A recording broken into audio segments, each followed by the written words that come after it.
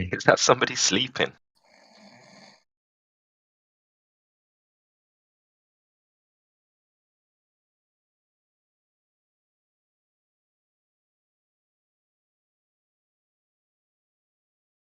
Good morning, Terry Tricks. Wakey, wakey. Wakey, wakey, hands off Snakey. He's straight up, he's snoring, isn't he? Yeah, he's out. We bored him to sleep.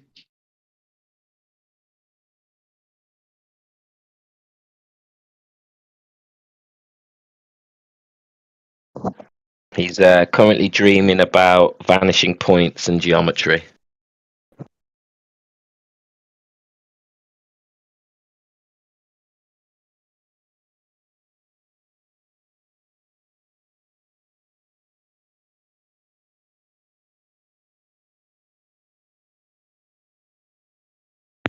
I just popped him on mute for now.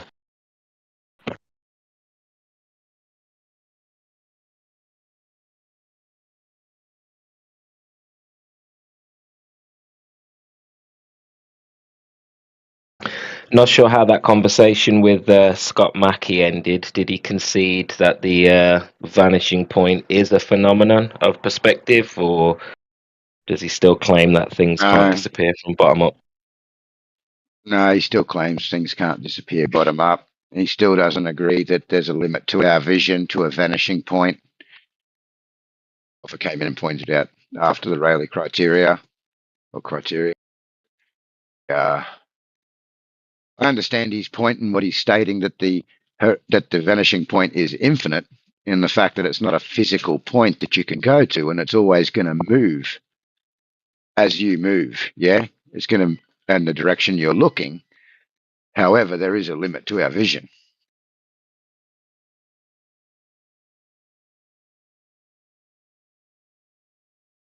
No. And then we went on to refraction again, and the answer we got was refraction is the, what was his exact words? It was something like, it's just the exact amount of light that bends around a ball. That's all it is. No further clarification on any of that. Well, how does the fact that the vanish point moves, how does that change what we're seeing on the horizon? Like, we all agree and all know that the vanishing point moves because we fully understand that perspective is a dome around yourself. So obviously it moves. I didn't think that would need clarifying. No, he double speaks, yeah. So what he tries to do is, when you claim that there's a vanishing point, he'll say to you, well, the vanishing point's infinite, right? But then he also claims that things converge to this vanishing point within our eye line, but it's also infinite, and he denies that it's got anything to do with our vision. Yeah, it's a big contradiction. It's a big mess. Oh, well, we can see a vanishing point that's infinite in distance. Yeah, but it's not closer than infinite, and it's got nothing to do with our eyes. I don't know. It's confusing.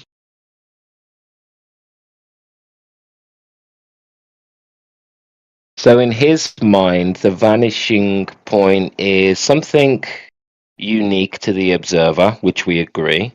It can make things disappear from bottom up, which he kind of agrees. So the only thing he disagrees with then is the whole atmospheric effect. You know, like things looking like they're not decreasing in angular size. Would you say that's fair? Yeah, he disagreed with that. He disagreed that things appear lower in the distance due to your angular view. Okay, yeah, also that, yeah. Right.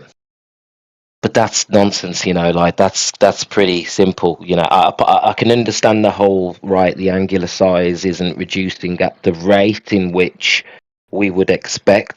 But like you said, the angle matters, and obviously atmospheric conditions. So he's denying part of perspective and atmospheric conditions in order to keep his belief that what we're seeing is going behind a physical horizon. And then he denies we don't have footage of pulling boats from beyond the horizon, which I find remarkably disingenuous. Or, am I missing something? Does he believe that No. when we do open the angular size, is he claiming that that is not bringing a boat back behind the horizon? Which it is, but I've seen that. I don't think it's bringing them back from behind the horizon. I think it's taking them from unresolvable to resolvable. And there's a few where you're like, oh yeah, that sun does look half set in this blown out lens. But what it needs to go is clearly behind the horizon to clearly not. And all it is unclear to clearly not. And that's not enough, in my view. And it's not what's asked for. What's asked for is it's from behind the horizon to in front, and it's from unresolvable to resolvable. okay. I'm just looking through some of my images that I have of boats going from behind a horizon. But the argument is, that's a bit of a weird argument, though, because our argument is that the reason why it appears to go behind a horizon is because it's unresolvable. So I'm putting an example in the chat. Yeah, I was just about to say, Eggshell, sorry, man, welcome to Flat Earth. I was running from the kitchen to get here. But it either way, it wouldn't all it would do is challenge evidence against flat Earth. I don't think it would, because it's some people's reason for thinking they're on a globe, but I wouldn't put it very high up in mine.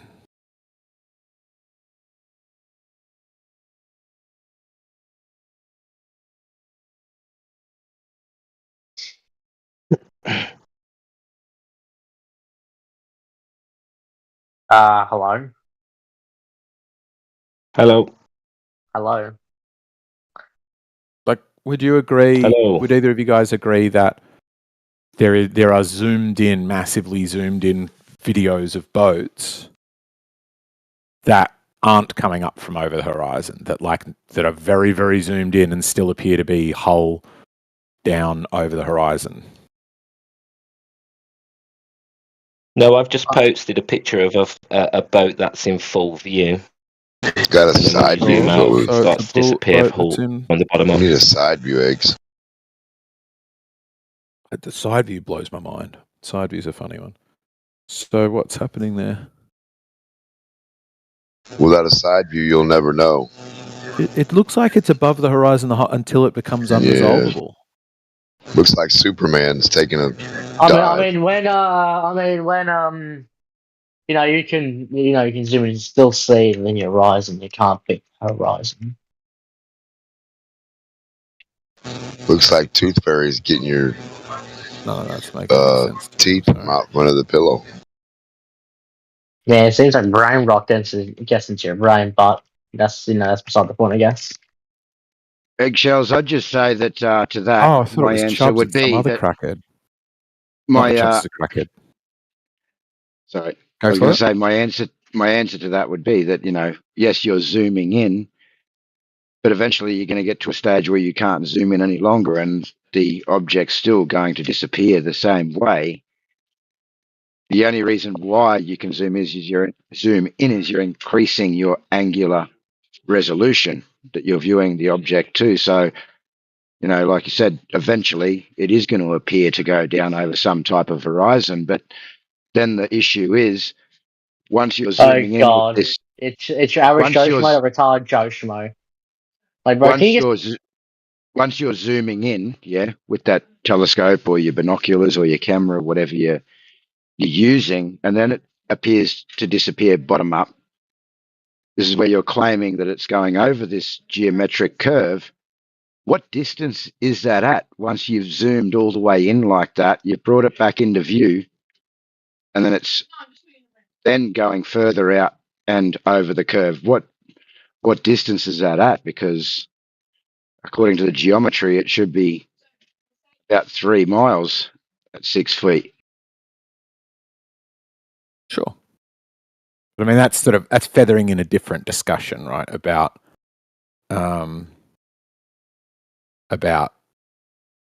refraction and bendiness and 7/6R. I don't think that's the same.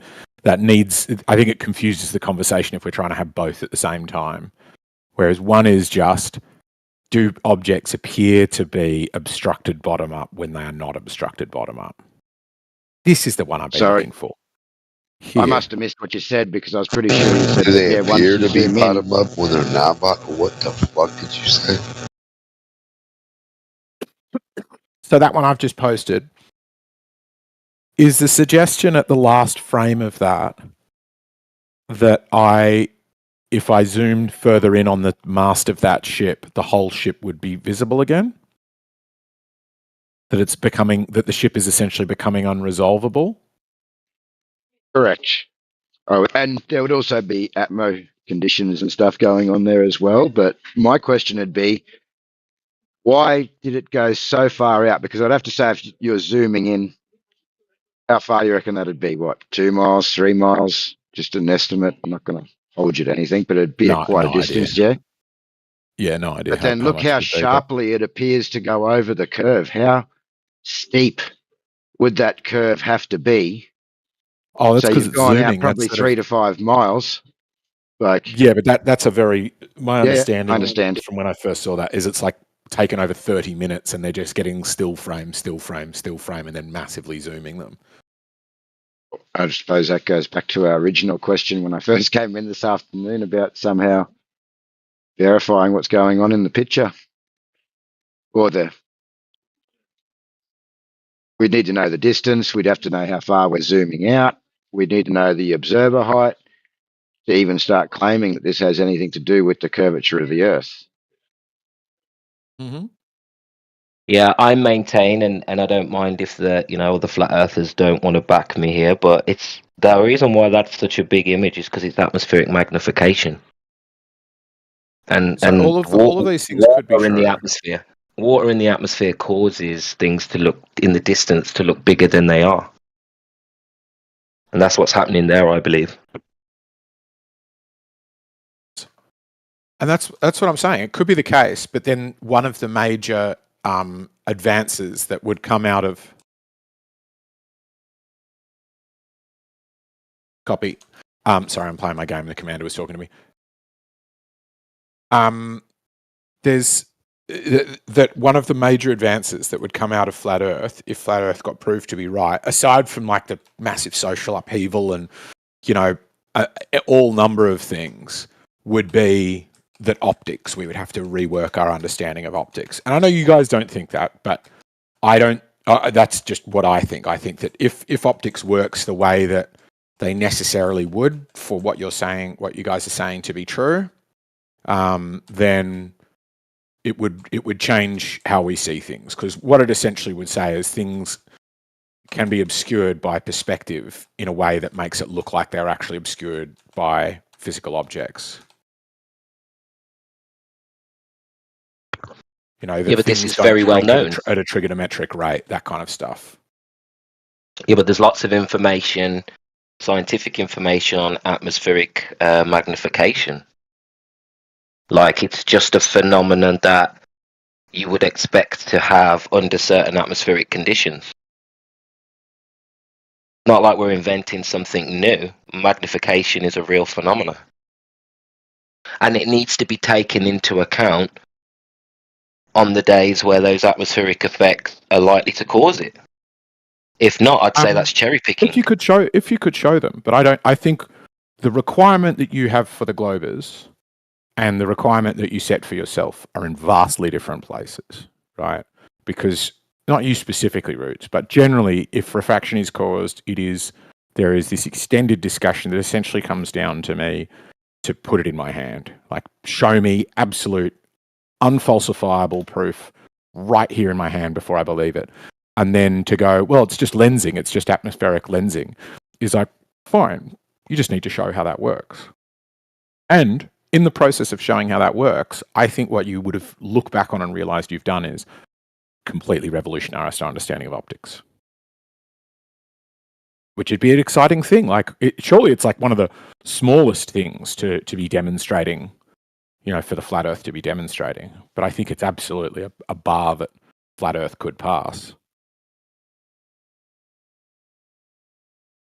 Yeah, but I can give you citations where it will tell you that objects are more distant can be magnified by atmospheric lensing, so they appear bigger, and that is addressing your one image that you've cherry picked, but you're not addressing all of the images. Don't say it's. We're bringing It's not boats cherry picked. over the I'm asked to horizon. demonstrate something, so I demonstrate it. It's as cherry picked as yours are, except No, yours but actually we're doing the show same. exactly the thing I said you would show me, which is unresolvable to resolvable.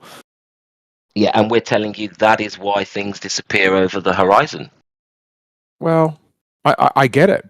And what I'm saying to you is, if you show me a text-based citation, I will be either quite confident that A, it disagrees with you, B, it's cherry-picked, and C, it doesn't show what we're talking about. That you can find some text that might be a little bit ambiguous, that lacking its full context might seem like it supports you. I wouldn't be surprised by that at all. I think that eminently could happen. But that you could find for me something that showed that this is, reliable and it is an issue of perspective. I don't think that's true. I think that would revolutionize optics.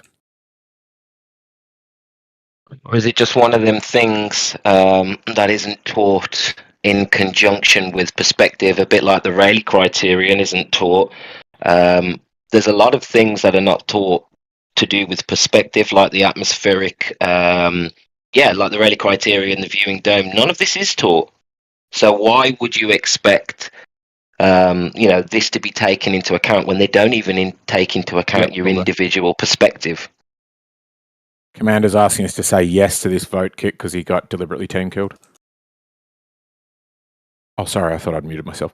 Anyway, I think there's an element of cherry picking going on when it comes to perspective in the mainstream. And although we learn about vanishing points You're and feathering stuff in into art, perspective that doesn't belong there. Yeah, but they don't teach you this stuff in perspective, so it's not a surprise that people don't know about lensing because they also don't know about the Rayleigh criterion. So yes, it is Rayleigh a common criterion. Rayleigh criterion, like there is no way to teach something in the way that you're describing. Right? You simplify things to teach them, and then you make them more complex over time as somebody understands something. And if what you're teaching is perspective, then the Rayleigh criterion doesn't come into play, nor does angular resolution. Yeah, but instead of teaching people that the reason why things disappear behind the horizon is due to the Earth's curve, why not teach people that also it could be due to the limitations of your view? But they don't. They allow this myth to become mythologized, and now nobody knows that there is a limitation to your view. In fact, most globers think you could see forever, and that's why they don't believe in flat Earth.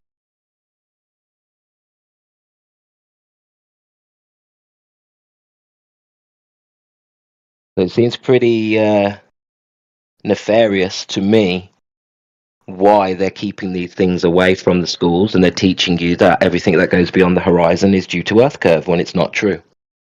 Well, that's the issue in contention, right? That's the question we're trying to answer.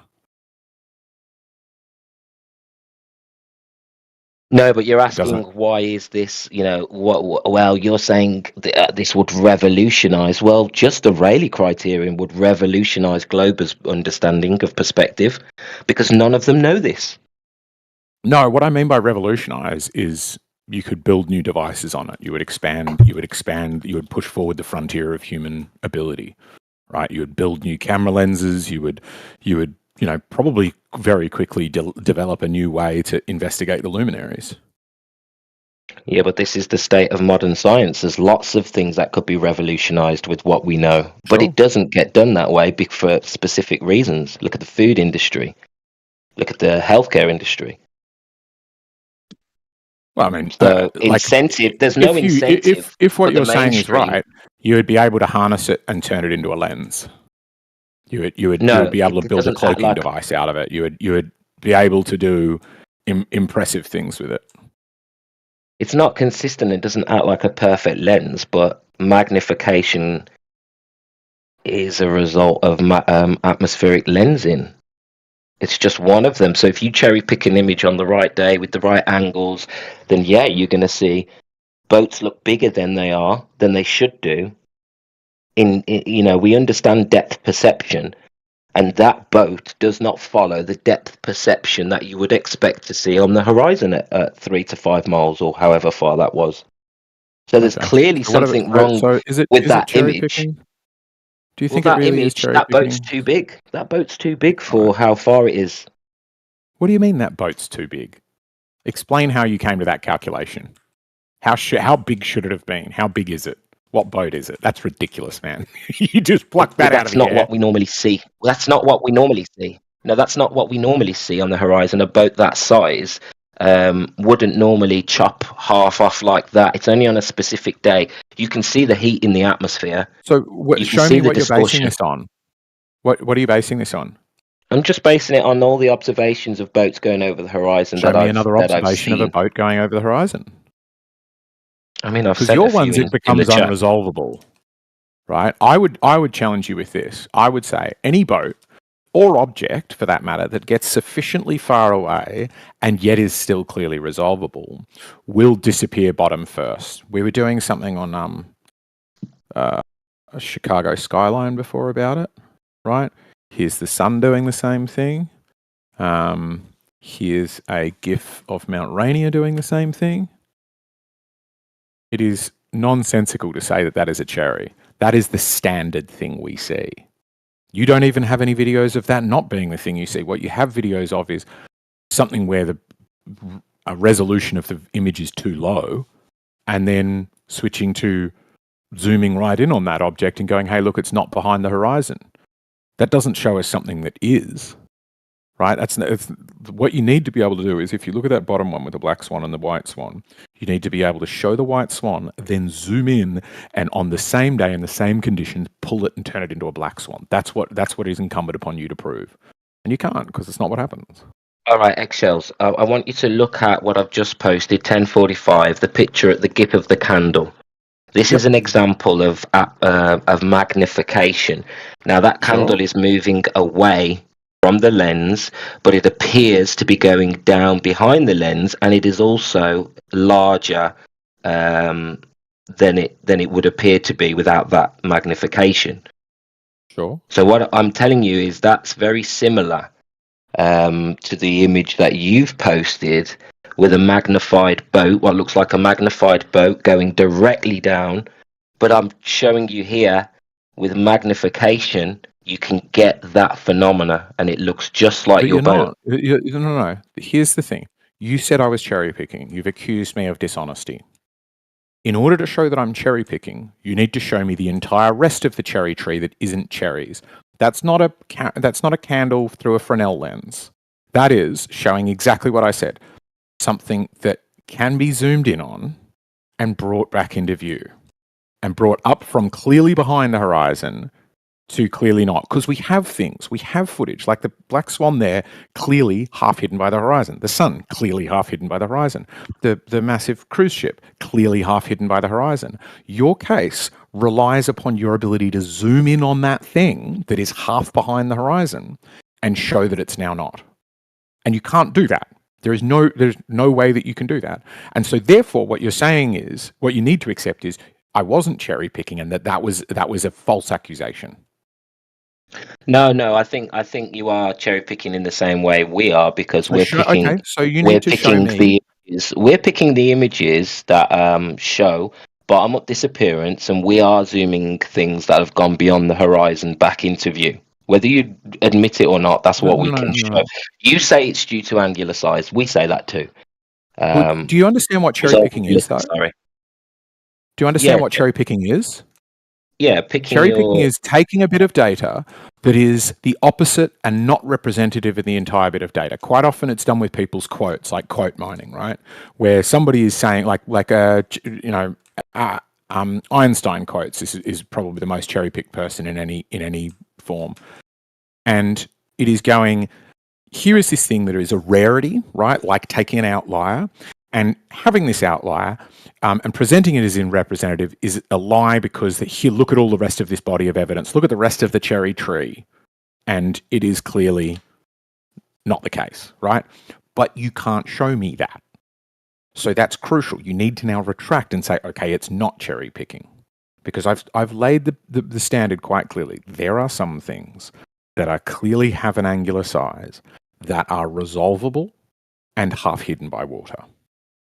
And your claim rests upon, I can zoom in and bring them back. So get something that is in that format, is resolvable and half hidden by water, which I've given you countless examples of, and zooming in on that thing and bringing it back. And then if you can show me that there's a significant chunk of those, but I've just picked the ones where that's not happening, then you can call it cherry picking.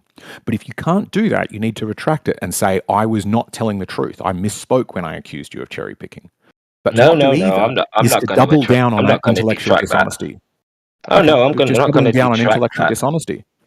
No, I Like, feel you're doing exactly what we're doing. There's no difference here except for I've accused is. you of cherry picking. Yeah, that's fine. But I'm not going to take it back Clear because difference, and I've made it I clear. feel that you're The difference ignoring is all of the examples of bottom-up disappearance. only one. Now you're looking for that specific one, and you know what? I'm going to go and really, really look for that. But you've got to Not a understand specific that one. It it's a doesn't need to be a very rare specific one. occasion. Like the one It just the needs one to you meet picked. a specific scenario, and the scenario is it Yeah, is let me finish what I'm observably saying, noticeably Eggshells. half Stop hidden. talking through me. Let me at least finish what I'm saying, because the image what you've picked is what a lot of anti-globers pick. That is cherry-picked by the anti-flat earthers. Sorry. So, to an Not what extent, that cherry-picking is. image, but to an extent, that image is only used because it's a very rare condition. That's Most not what days, you cherry-picking won't is. experience that. I don't Oh, care. that is what I cherry-picking is. don't care If you're saying whether regularly you that's believe not what cherry happens. picking is the same definition as me. I'm not really bothered. All I know is that what you've decided to present is what a lot of anti-flat earthers present, and is very rare due to atmospheric Okay. conditions.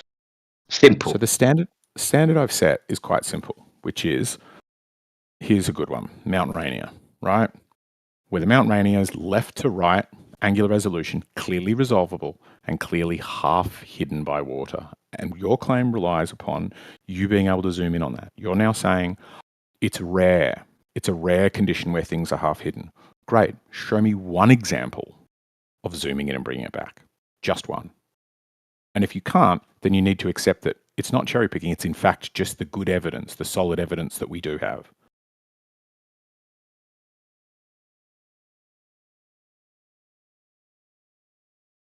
Right? You should be able to instantly just go, here, bang, here's one of it being resolvable but half hidden by water. And then when I zoomed in, it came back up over the curve, showing that the curve isn't real. The curve is just an optical phenomenon by perspective and blah, blah, blah, blah, blah. And it would prove you right. Yeah, you're not going to get the bottoms. You're not always going to get the bottoms in due to the angular size, due to waves in the foreground. There's a lot of distance you're covering there, and there's actual physical blockage due to the angle. So you're not going to see the very bottoms of those boats, Fine. even on a flat Earth. So Fine, let's not go with the bottom then. Let's not go with the bottom then. Just reveal any more. Reveal any amount that isn't currently visible.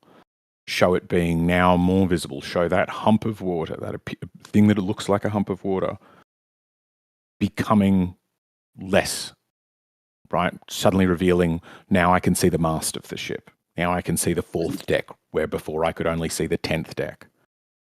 And you can't show one. So not only is this somewhat good evidence for the globe, it is incontrovertible. You cannot prove me wrong on this, that this is not cherry picking, right? So you like that you won't retract it is evidence of doubling down on intellectual dishonesty.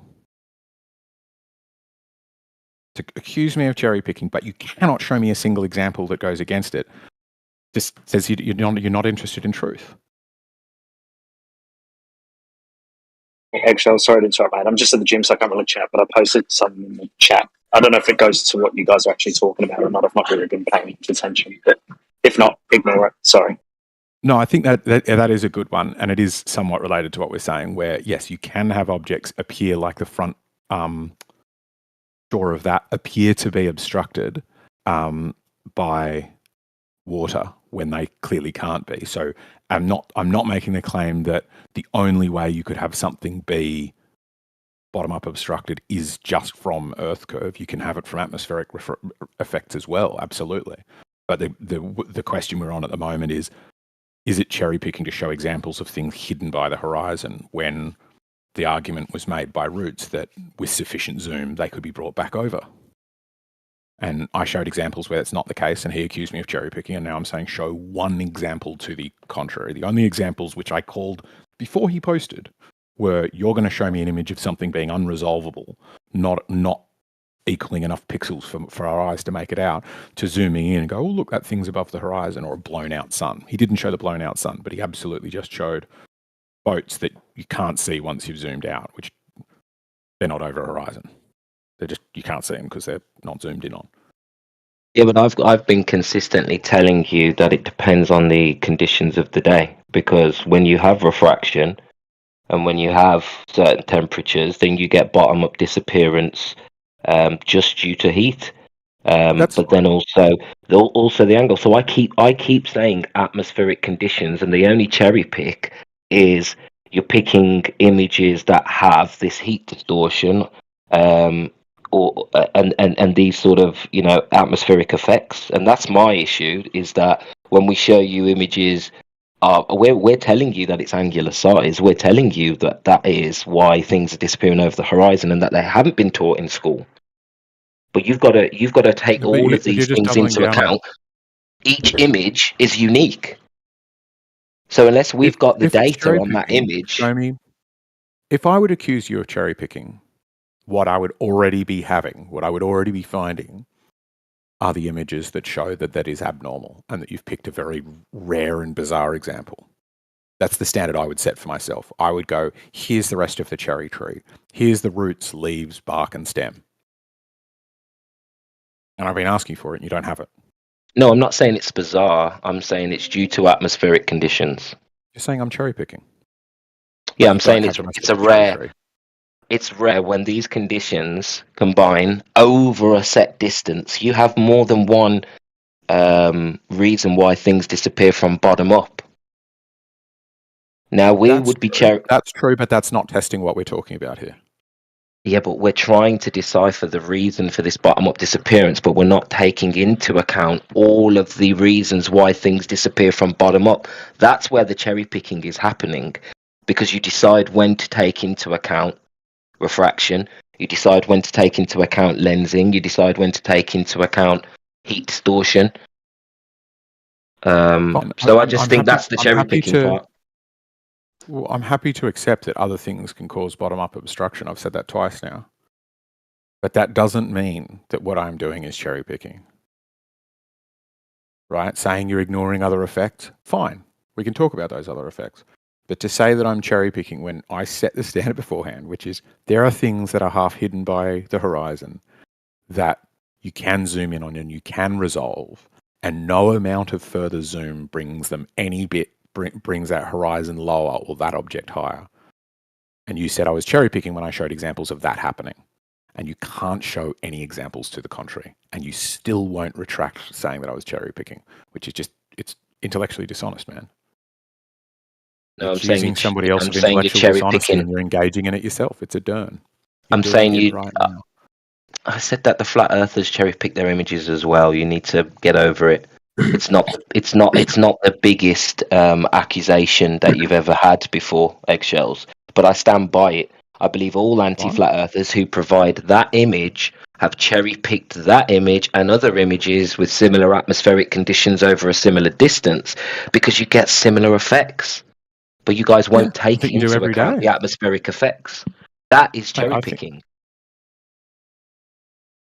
Well, that's not what cherry picking is. Cherry picking says on the weight of all of the available evidence, you've picked a few rare cases or outliers that are not representative of the entire thing, right? Quote mining is an example of it. Einstein's quote about that orbit of Earth cannot be proven by any optical experiment when it's picked dropping his next sentence, although it certainly is, or something like that.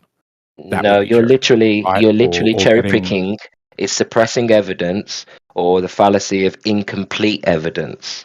So that's exactly what you're doing. You're not giving the complete. You're trying to show an image with atmospheric conditions and say, look, angular size isn't the cause of this completely because it doesn't match what we would expect to see. Yeah, because you're deciding to leave out or give incomplete data when you're describing all the effects that can make things disappear from bottom up. It is literally the definition of cherry picking eggshells, and I don't want to turn this into an argument.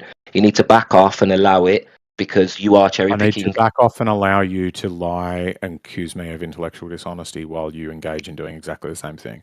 You are getting upset that I'm Cherry accusing you picking of is dishonesty. cherry picking is the suppression of evidence or the fallacy of incomplete evidence is the act of Yep. pointing to an individual case or data that seems to confirm a particular position while ignoring a significant portion of Bingo. related or similar cases or data that may Bingo. contradict that position. Exactly. Exactly as I said. You need to show me one So example of when this we not being show the case, and you you can't. So it's not cherry Yeah, so picking. when we show you things going over the horizon and zooming and back in, You you don't. decide to You haven't shown me dismiss a single example. those evidences. You You dismiss them, haven't. and you say, "Oh, that's angular size. That's not the same." Hang on. Which Hang is on. I've set the standard quite clearly. And are you under the impression that you've met my standard? no, I'm saying in general that image What's is a my standard? cherry-picked image. That image No, you you're presented saying is a no. cherry-picked You're image. keep jumping from point to point. Let's stick on this point.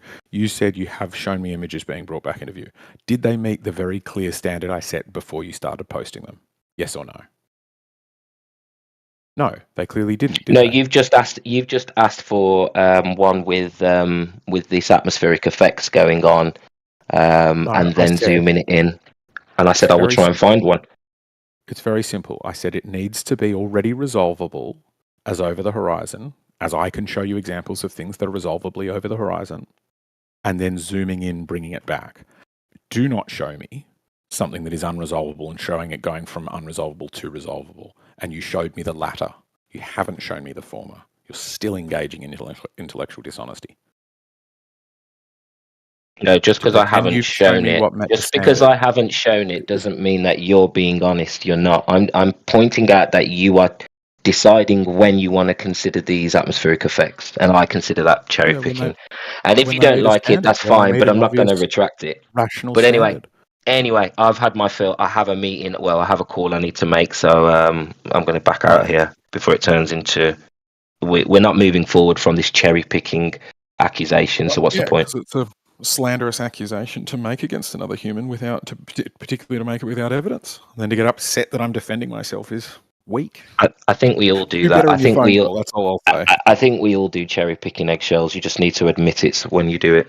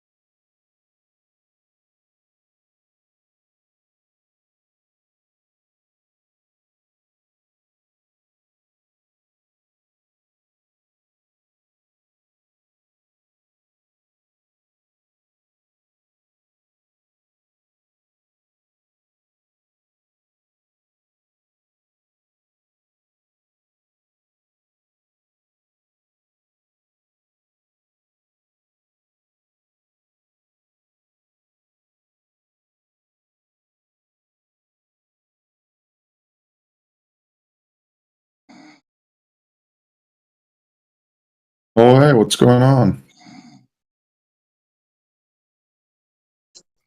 Listening to Terry's story. Ego, do you know how people who think the Earth is a sphere respond to objects being visible, even though they should not be according to the curvature?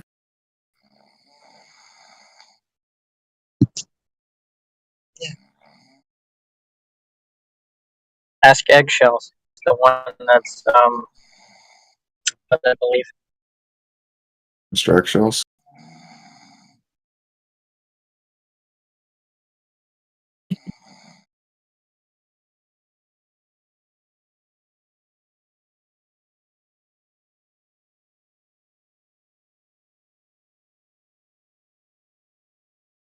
Maybe he stepped away because him and another gentleman got into a spat.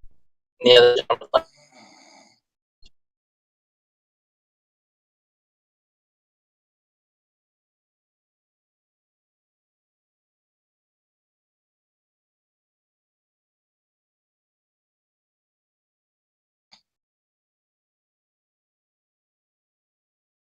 Ultimately, they would say something along the lines of the image of the object is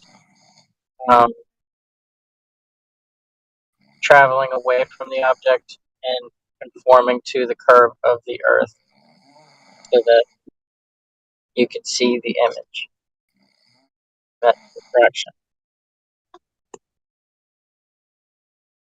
Sorry, what?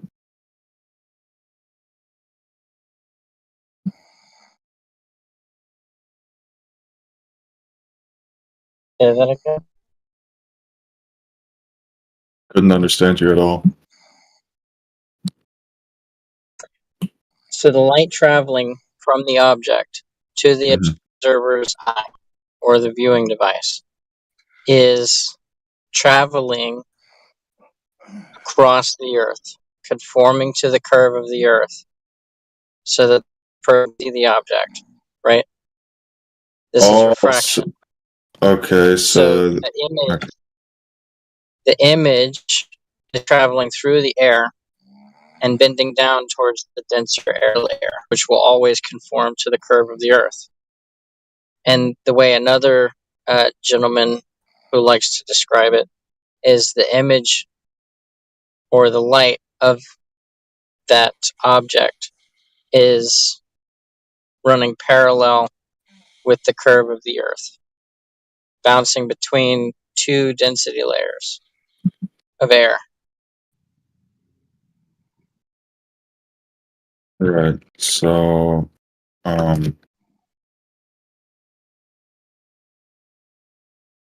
so they would believe it's basically a mirage, or like it's a projected image. Right. Basically like that. Okay. You're seeing the object, but you're not actually seeing the object. Right. And so is that a plausible explanation? You would have to, again, confirm that it's actually on a curved surface. Because at that point, your senses are telling you that you're seeing the image of everything in the distance, and it appears to be a flat plane. But it only appears to be a flat plane because it's conforming to the surface of a curved surface. So it appears flat, but it's not flat. Right, yeah, I understand that.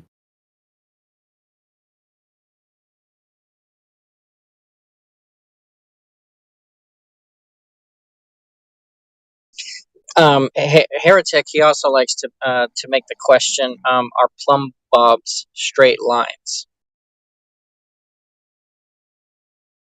Plumb what? Plumb bobs. You have a weight on a string. You hang the string from a point, like a hook on a wall, and you want to make sure that the wall is plumb, vertical, straight vertical, and it's not leaning to one side or another. You know what I mean?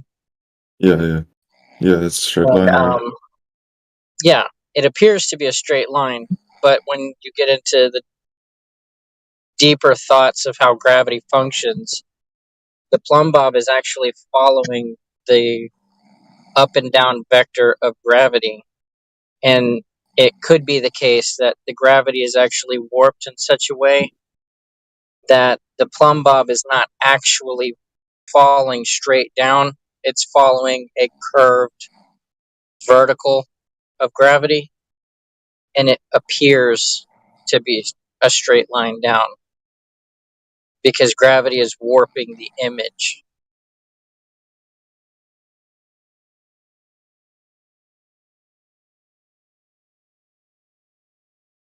I have no clue about that, man. I don't really understand that. But,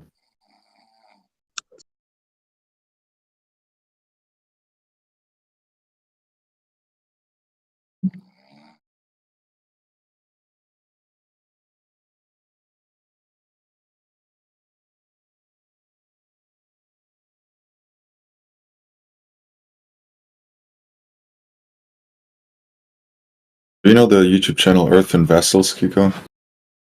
No, I don't. Oh, you should look into it. It's a really cool YouTube channel.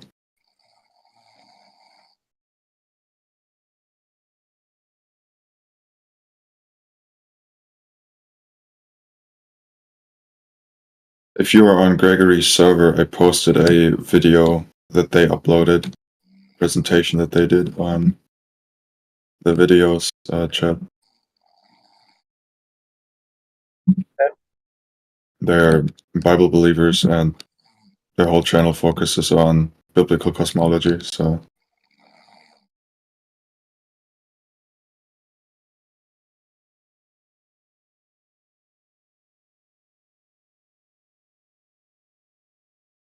Can you see what I posted? yes.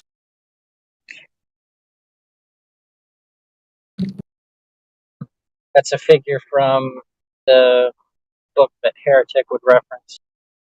That's the fastest saved image I've got. I'm sure Quad or somebody else has a screenshot of the PDF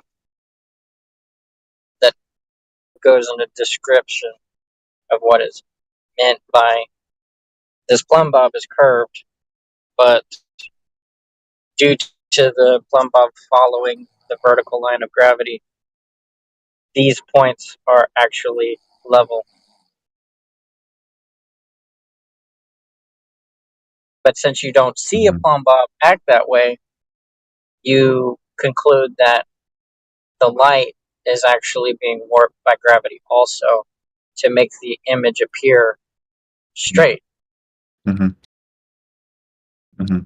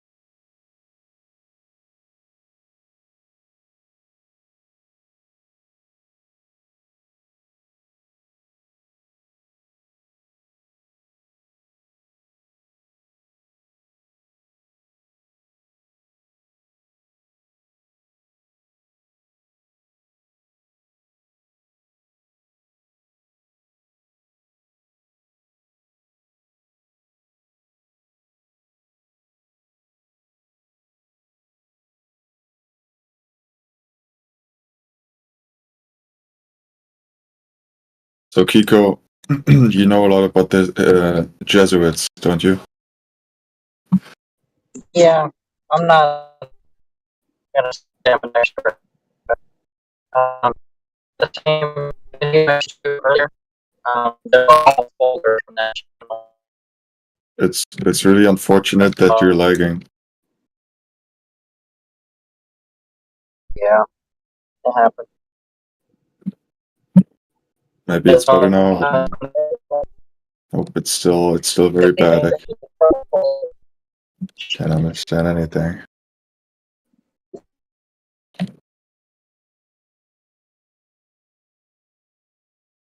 Testing. I'm saying things for testing. Yeah, I could hear that. The video I had sent you from the other channel, that video is in a folder from that YouTuber. And the whole folder is about Jesuits. Okay. So, so as far as I understand it, right, the Jesuits in the Catholic Church wanted to push the heliocentric model and then favored scientists that were heliocentric, that were not, really orthodox, let's say, not really holding on the word of God, and were, more free, more atheistic scientists, maybe even, and stuff like that, right? And then they supported these scientists and basically dogmatized the heliocentric model through that. Is that how it worked? The education system in that time was through the church, unless you were fortunate enough to be able to pay to go to university that's not run by the church. So whenever they're teaching, Still doesn't work. It's still lagging. Shit. Off. That's unfortunate, but I cannot understand anything.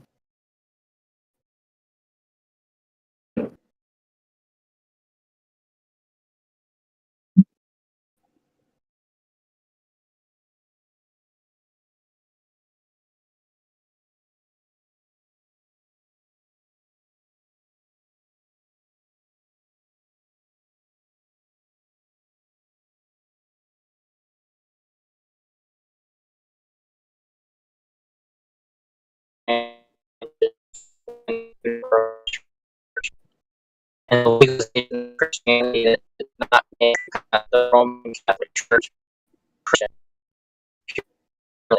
Kiko, it's unfortunate, but you're lagging way too hard. I can't understand anything.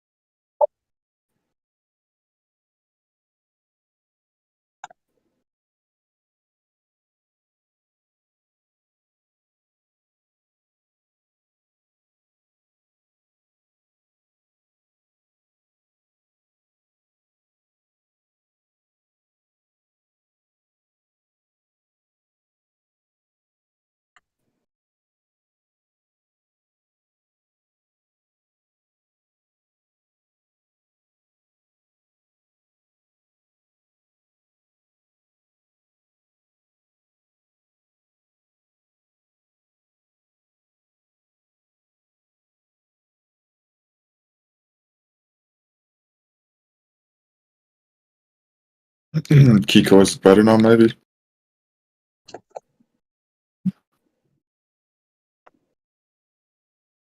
Maybe. I'm going to go through another. I'm going to have clarity for a little bit, and then it'll get foggy again.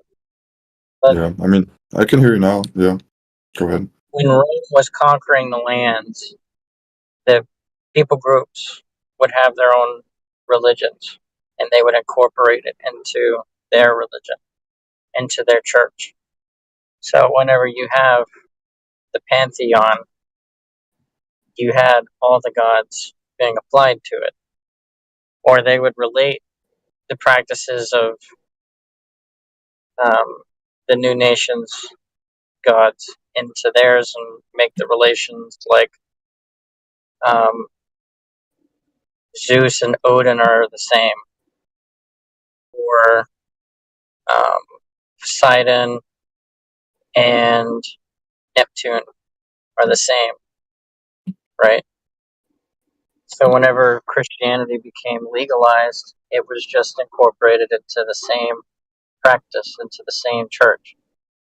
So then you had those who were Christian and were applying Christ's teachings, and then recognizing that the church was applying things that didn't need to be applied, like paying for your dead family members to go to heaven. That was a similar practice to the groups of people who would put coins on the eyes of the dead bodies when they bury them so that they could pay the god to let them into heaven, right? Mm-hmm.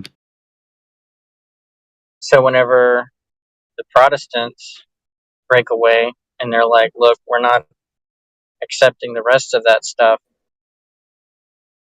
the Jesuits started so that they could bring the Protestants back into the universal church. And we're still going on the agenda to unify all of the world religions. So, and then you got Myron Fagan in like the 60s or 70s pointing out the what was it called? Um,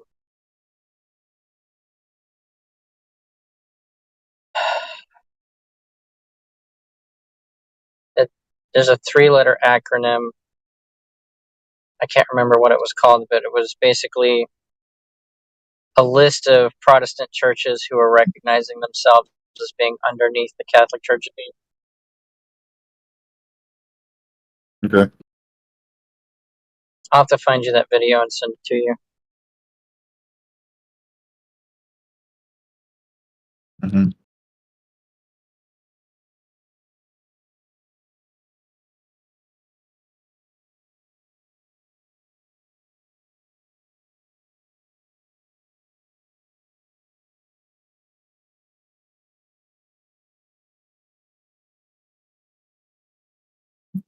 Oh, hey, Crid.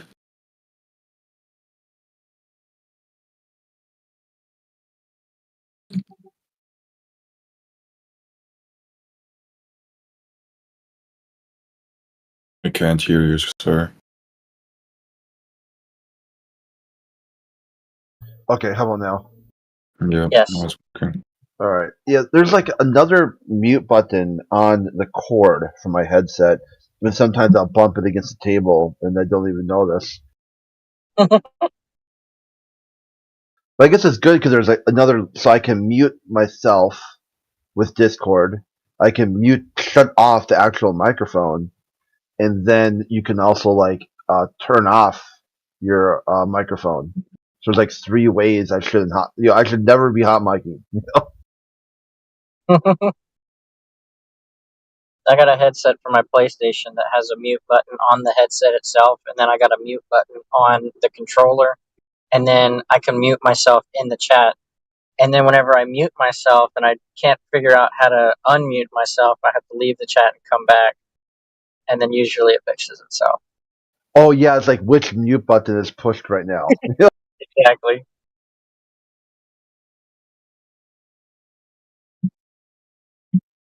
Yeah, I was playing Wildlands with my son over the weekend, and I had that happen to me.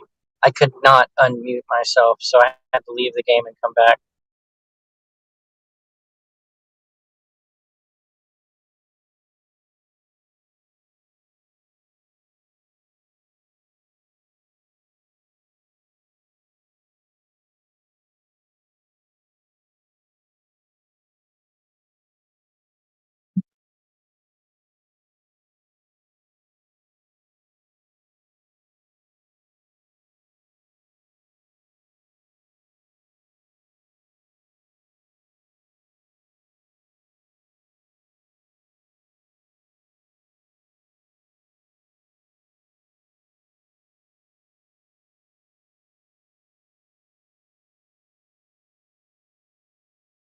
The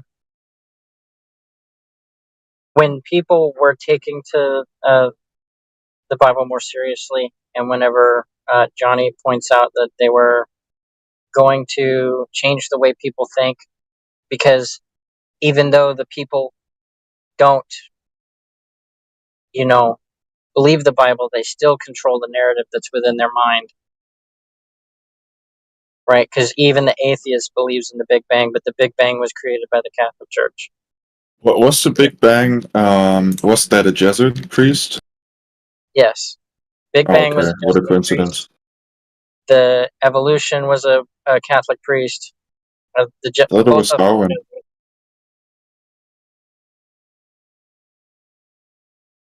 Which Catholic priest was related to evolution? Desjardins, I think. Yeah, I'm not sure. Give me 1 second. Tilhard Desjardins. I'm about to type that. But,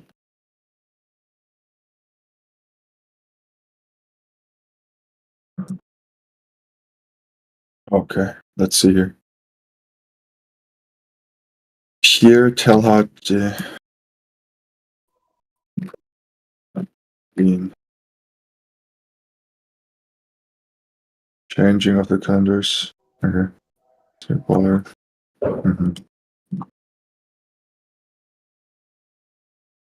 Interesting.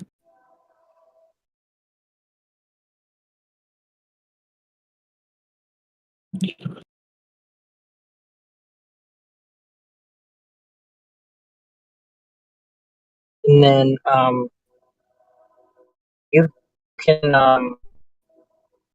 go to YouTube and find a video of the modern um, scientists or pseudoscientists claiming how the way that you Oh, we're and entering Lactown again, bro. yeah, That's unfortunate. Maybe you can, yeah, I don't know. You can DM me or something if you want to. Then I'll look at it.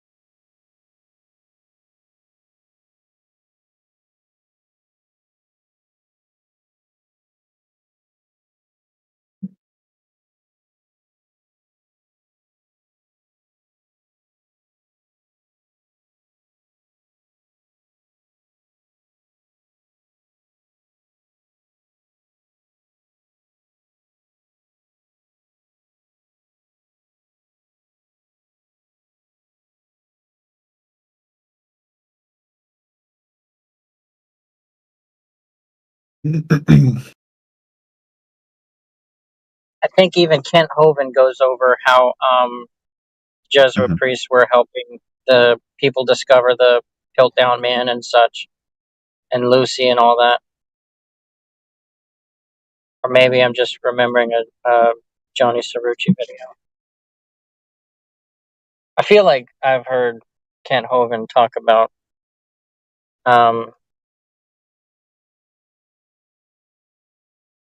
that connection with the church. But he What says it along the lines of it's the Christians who are the ones forging the way of science. You know what I mean? Mhm. What origin do the Jesuits have? The Roman Catholic Church. The Right. in that folder, that in the MIGMAG folder, if you go through those videos, it'll explain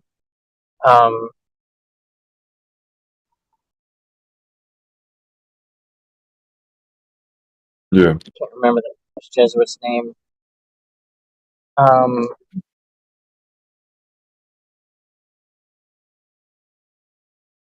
it's missing me right now.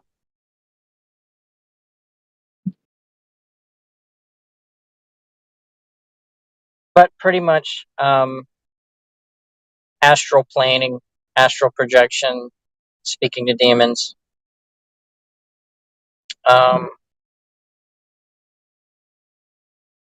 You can find the oath, read through the oath.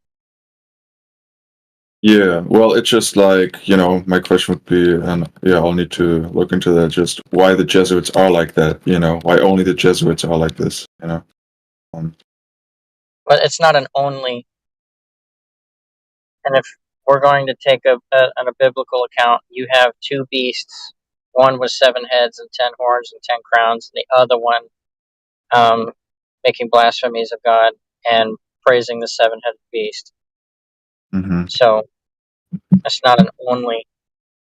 Yeah, well, I mean, when it comes to the orders of the Catholic Church, right? Well, I'm sure that some other orders also said problematic things, but you know what I mean, right? Like, apparently the Jesuits are really, when it comes to the Catholic orders, the ones that, always push the things that are problematic. And even Catholics say that, right? Like, traditional Catholics, they will hate on the Jesuits too, because they always push the world view, right? The zeitgeist and stuff like that.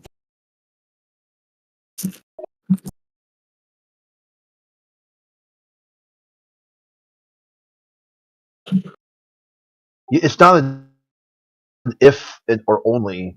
There are people who are using Catholic Church teachings in indoctrination to advocate for even an atheist position.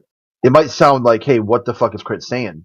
But you'll hear the atheist tell you they don't know it. The scientist does. That is no different than saying you don't know God. The priest, the father, has to articulate it to you. This hierarchy of keeping the knowledge away from the serf and the turf. That is why they are able to cement power. Power is knowledge, or knowledge is power. And this is how the Catholic Church method has been able to cement a wide swath of people all over the earth. For sure, yeah. And what I think is also in like a weird twist of faith, when you see these power dynamics, you start to see a lot of controversy. Like third wave atheism is almost a mirror image of the Catholic Church. Sure. Okay. They even they call themselves the 4 horsemen of atheism. They interwove biblical ideas into their talk, what they're talking about. Yeah. It was basically controlled opposition. It was get the rank and file atheist not to do anything, to sit back and consume YouTube videos, consume books, because you've got these scientist, atheist Right. speakers, Richard Right. Bennett, Sam Harris, Mhm. Dawkins, Richard Dawkins. They're out there doing the work for you. Mhm. They've got the inside track. They're out making it happen. You can sit back and relax, kick your feet up, argue with your uncle. Yeah, I agree. That's true. So it's not just so much exactly a 1-for-1 correlation. Like what you can directly, there are 7 degrees of Kevin Bacon when you look at the way they've used religious indoctrination.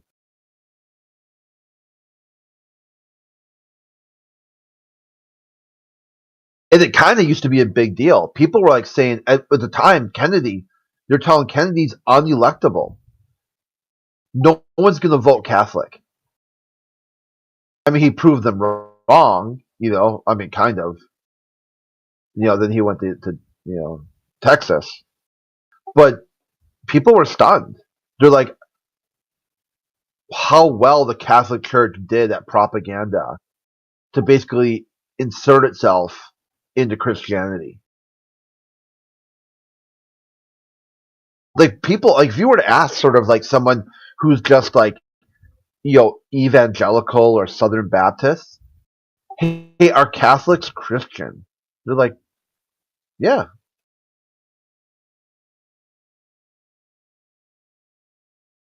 Mm. I mean, they are, but they're not, type of thing. They're not exactly just sort of, Episcopalian or Protestant. They've got like they're like their own sort of. They got their own stuff. They got their own thing going on, their own hustle. But that's not a problem if it's just church. If people can say no, thank you. But the issue is they've kind of entwined themselves so deeply in the politics that there isn't really a no, thank you. Yeah, of course. Sort of like how Utah has Mormons.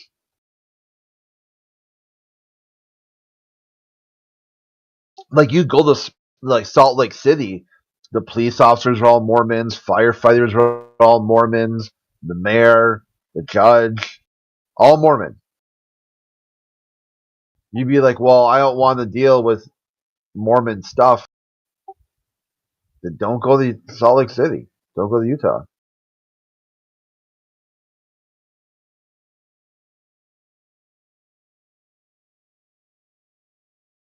Well, I have a question when it comes to like a certain experiment that somebody did. Maybe you can help me out with that. Oh yeah, the first thing to do is if someone says experiment, are they talking colloquially or are they talking scientific? Because those are 2 very different things.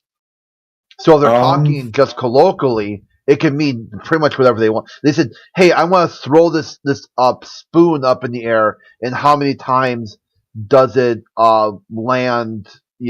Face up or face down or whatever." And then I'm going to flip it. Basically, there's a guy I made me think of it because he kind of practiced a muscle memory of throwing dice. And he experimented with different ways of throwing dice.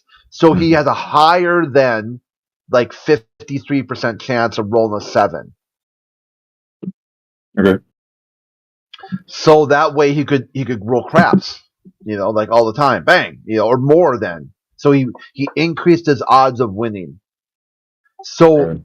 but if people say, "Hey, what's my experiment?" Scientifically, they're gonna need before anything else is they have to make a observation. They have to observe something. What did they see? What did they hear? What did they taste? What did they smell? One of their 5 senses has to input something from the physical and natural world. Then Yeah. they have to think about what caused that effect. Yeah. Well. Then they write out the cause and effect. and then also what would falsify that cause and effect. Then they develop an experiment that manipulates the cause to get a predicted effect. And then they give that experimental setup to other people so they can do it too, and you get repeatable results. And after enough results, you can then say 100% that that cause and effect is true or false. Yeah. Because you can also So prove the null. yeah, well, in this particular instance, I mean, I'll just post it in the side chat, because I'm basically new to all this. And so what this guy just did, so it wouldn't really be scientific, but I'm sure the same sort of experiment has been done in scientific ways, right? He just looked at something that would be under the curve, right? And as it turns out, you can see it completely, right? And so therefore, obviously, that there is no curve. So Kiko told me, like, the way they explain this is like, it's basically a mirage where, you know, you think you see the object, but you really only see the image of the object, which like goes with the curve or something like that. But yeah, what can you say about that? Like, what you say? Yeah, I'm kind of. So you're saying this is the curve of the Earth? So yeah, he looked at this Mount Taranaki, right? It's 230 kilometers away from that point at New Plymouth, and then he calculated, right, that the object must be completely hidden if there was the curvature, the supposed curvature, right? But in fact, when you zoom in, you can see the whole mountain. Therefore, there's no curve. Yeah, I'm not really keen on we see too far type of arguments because I mean there are atmospheric effects, atmospheric lensing and whatnot, and refraction.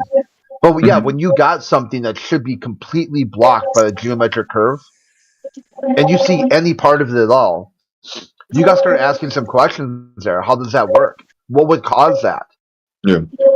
How often do you see this? See, I'm more interested in just take the mountain away completely.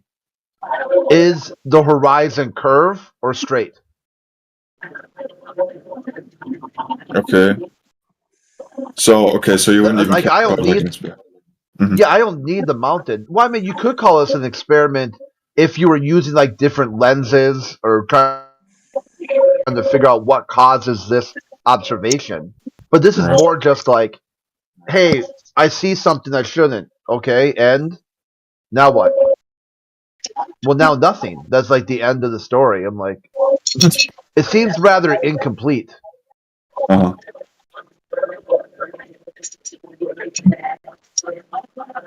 So, okay, and then when it comes to is the horizon flat or is it curved? How do you go about that? Yeah, what's it look like? Well, it looks flat. Okay. Now what? How can you tell? Well, that's it. It looks flat, right? So would something look flat and also not be flat at the same time? So you're like, what tool do you use next? How do you adjudicate what you saw? And if it leads you into a contradiction, the law of non-contradiction will tell you that it is what it is, instead of it is what it's not. Like a not that. So people will tell you the globalist side. They'll say, yeah, the horizon's flat. It's level.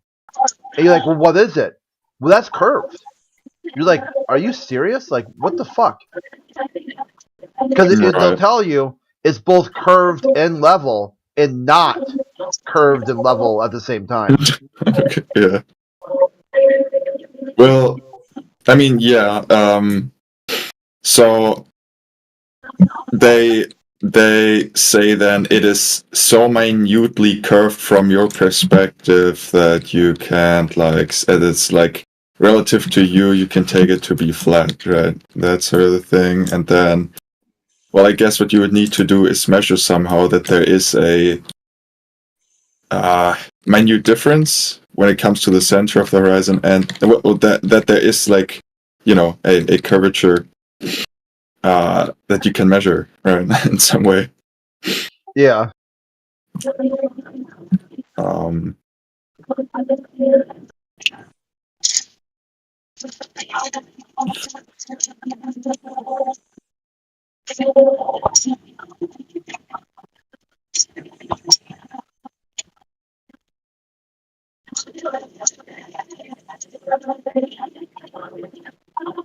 So that shadow of stars, I think you're hot micing.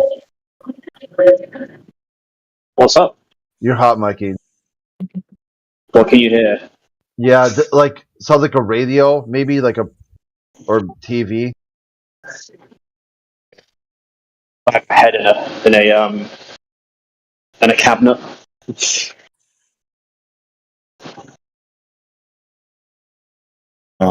Someone also pointed me, someone who thinks that the Earth is a globe. He pointed me to the experiment by Eratosthenes, right?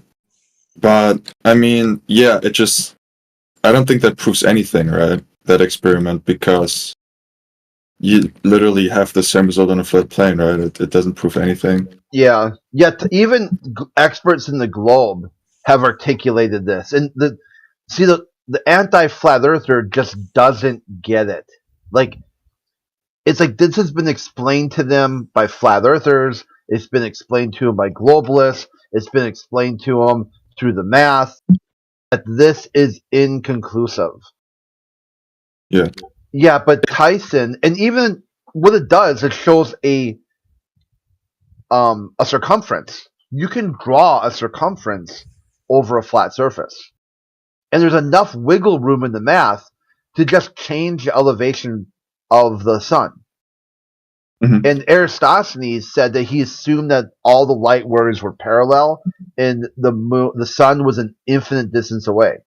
Well, those two assumptions are like unscientific. They're just why? How do you base that on?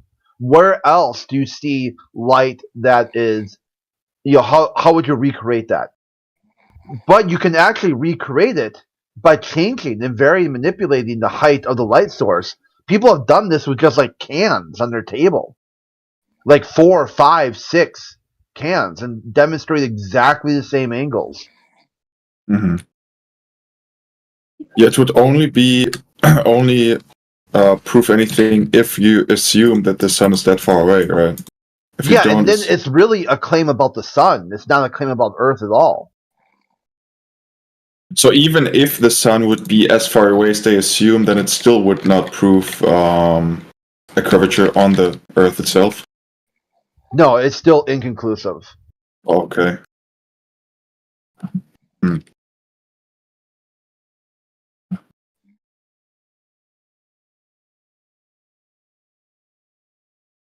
See, someone's snoring now?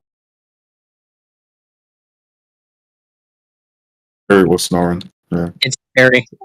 Oh, did you take him off mute? I muted him earlier. He's been asleep for hours.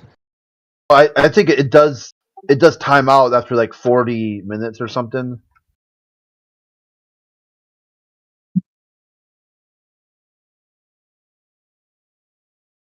Yeah, he's in deep sleep now. He's been asleep for hours.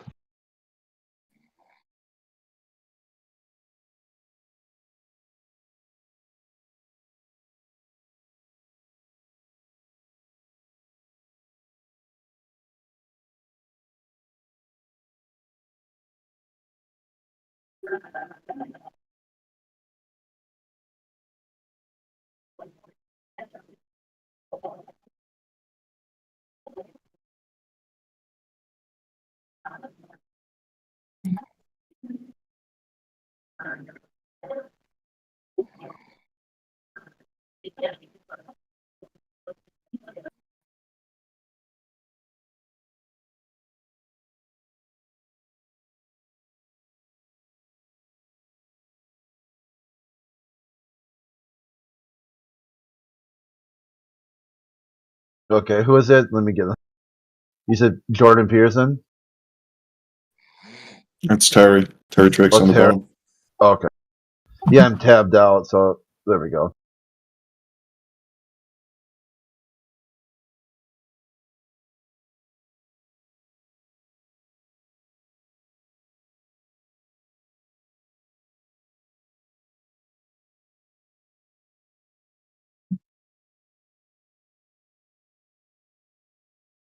Or You know, do a you lot of thi- stuff too. yeah. I'm not trying to convince you. Okay, this is just my take. You look into it yourself. You like start a place to start. Be like, okay, where thanks for the bone or whatever the bread trail. But I see this as me just sort of giving you a pass. And what do you do with it? Do you catch it? Do you take it to the end zone? Use your own epistemology to Mhm. go through it. Yeah. Sure. Yeah. Because there's a lot of the globe. I'm not saying this is you, but there's a lot of globalists out there who are just extremely offended by flat Earth. Mm. Like, Yeah. how do you deal with that? With someone, see, in my worldview, offense is taken, not given. If they're going to come into this conversation knowing we're talking about the flat Earth and be offended by it, they're offended before I even said anything at all. Yeah. Yeah. Like you see this with Professor Dave. He says that flat Earth is an insult to all of humanity and all of science. Yeah. And Well, I he's just a haven't, redditor. yeah, I haven't said anything yet. And this is how badly atheism has damaged science. That type of thinking made him, adjudicate. He was able to adjudicate himself as a professor of chemistry, YouTube star, who takes offense to things that people haven't even said yet. I mean, think about the cause and effect. He's so bad at science, he can't even think of things he does that he did that. The cause of himself is somebody else. It's Whitset's fault. It's Jernism's fault. It's someone else's fault for what he does. Mm. Yeah. Yeah. Yeah. I'm very aware of this phenomena. Scientism worshippers. How can the Earth be flat? It measures flat. Because it is. Yeah, it measures flat. It's observably flat, and it's practically used as flat. And here's my reverse ask: how can the Earth be a cartoon? If the Earth was flat, then gravity would crush us in. Why would it? The weight or seriousness of a person, place, or thing isn't going to make you be crushed, nor will the lack thereof cause you to float off like Peter Pan. What's the word?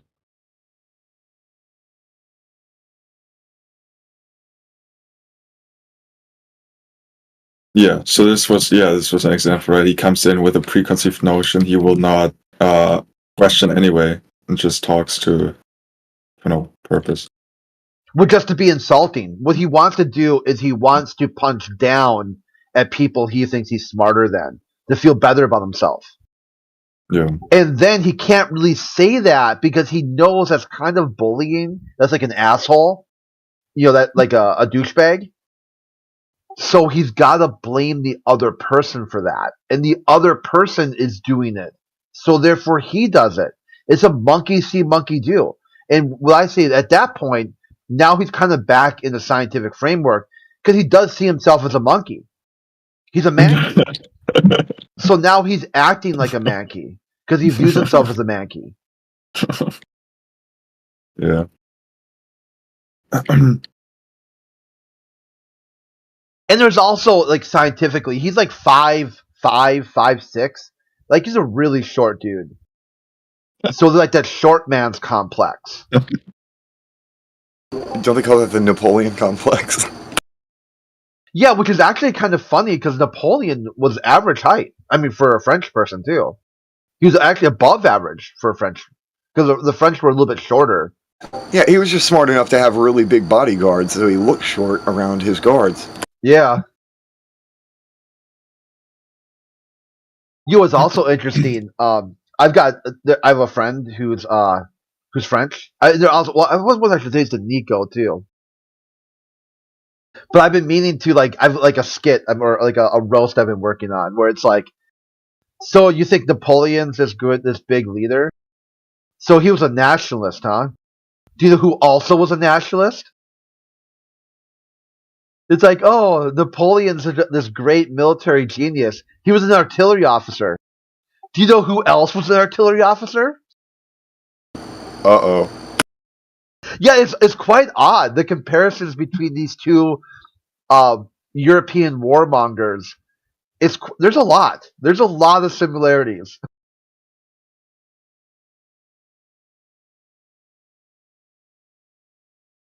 The support of the ideals of either or is strictly dependent on which wing is flapping at what time, but both wings fly the same beast.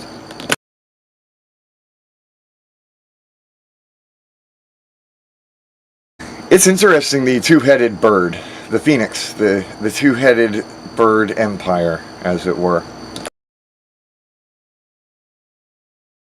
Flat Earthers, what is your profession? Arr! Arr! Welcome, Veritas. How's it going, bro? Howdy, friends. Globus, what is your profession? Refraction? Yeah.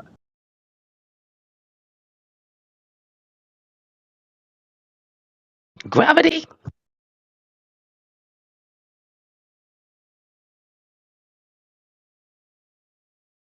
So I've been doing some research into the sacred Pope Ball thing, because that's connected to the cult of Pythagoras. Dude, investigate the holy Pokeball.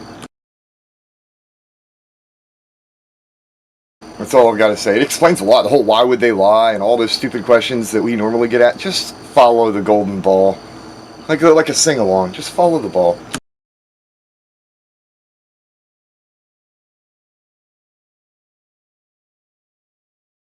Another way I think I could put it is, it's always been... Share some nuggets, bro.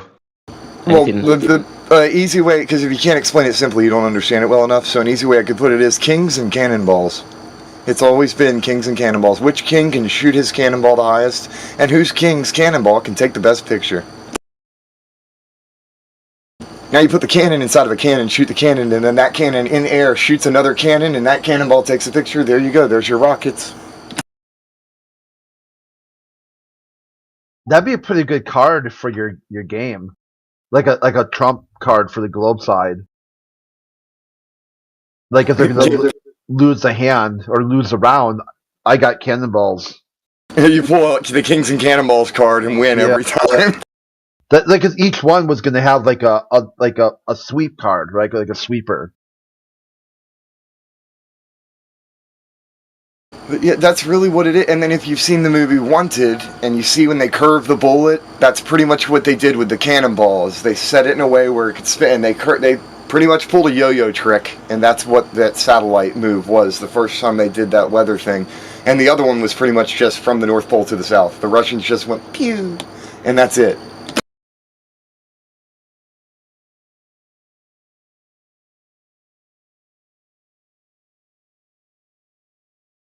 To me, it's not a mystery anymore.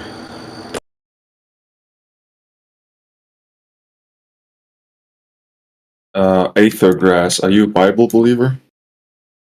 I'm a non-believer in anything any man has to say about anything. Oh, okay.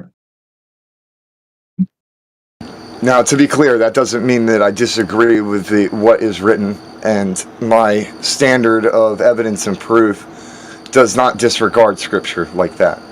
It's just that I don't care about anybody's opinion about what's written within there. That's not my problem. Well, my question was just related to what you talked about. Yeah, and I get what you're saying. It's just that it's more like I'm not going to submit to the mentality of some dude when I'm not supposed to lean on the understanding of any man. I lean not on your own understanding, but in all your ways acknowledge him, and he shall direct my paths. Why would I lean on the understanding of some other dude then? It's kind of full circle. We had started that about how the Catholic priest keeps knowledge away from the surf and turf. Yeah. So I'm confused. Are you a God believer? Do you believe in scripture? Or, because, like I said, it would just be related to what you said. So. Dude, this is not... Honestly, you don't want to have this conversation with me here because it's non sequitur to the flat earth, and my stance on things is direct. Like, very direct, as in it is what it is. I don't have beliefs about it. Okay, yeah, it would have been related to the occult topic, but yeah, never mind then. Yeah, well, I just don't want to derail the flat Earth topic too much because Yeah, sure. I'll get into talking about the pan-Semitic deity of fortune and other stuff like that from of old, and then where the origin of the 33-degree Mason rites and stuff. I don't feel like talking about that here at this time. That's all I'm saying, bro.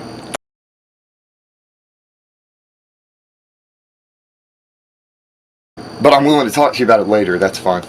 That's cool. It's just I don't want to derail the subject matter too much. Yeah, I get it. Sure.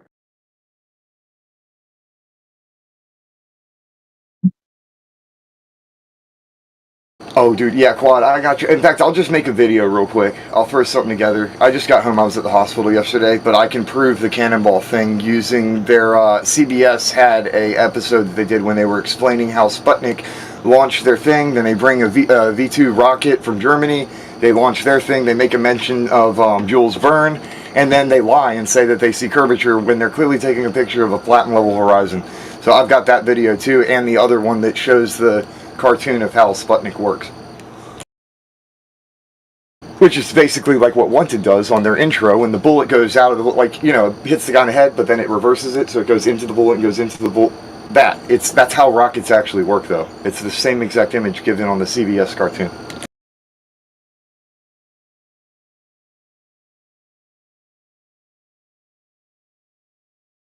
But yeah, I'll go do that now, Quad. I'll be right back.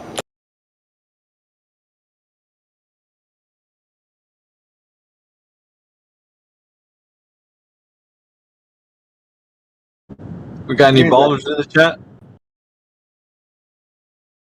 I hope so. I'll be back in about 15-30 minutes. I'm going to refine it.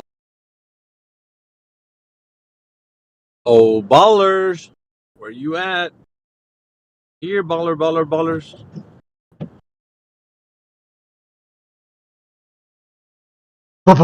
Ball. Oh yeah, and like a year ago I claimed that I could actually produce a optical illusion functioning artistic model that covers both the flat earth and concave in the same thing using NASA's graphics, and I did. So now what? I basically proved the point. It's all optical. Alpha, it's all optical. I proved it. And you know what was cool yesterday? Last night, a few hours ago. Scott Mackey was on here, and they were arguing. Callie was bringing up like the horizon being like the optical phenomenon that takes place in the distance. And Callie, that you know, the guy that comes in here has got like a little black avatar with a little gingerbread man or whatever on it. And isn't he here now? I don't know. He might be. Yeah, he is. And he was talking about that the type of optical phenomena that takes place that brings the, you know, ships that we see like bottom up, like disappearance, like that's looming. And I knew that Scott, if he co-signed it, he would have been dead in the water. And Scott fell for the trap like hook, line, and sinker, because because Scott usually keeps saying that it's just refraction, and I was like, yeah, but what type? Because you're saying refraction is a very generalized term. You got to be specific. What type of optical phenomenon is occurring?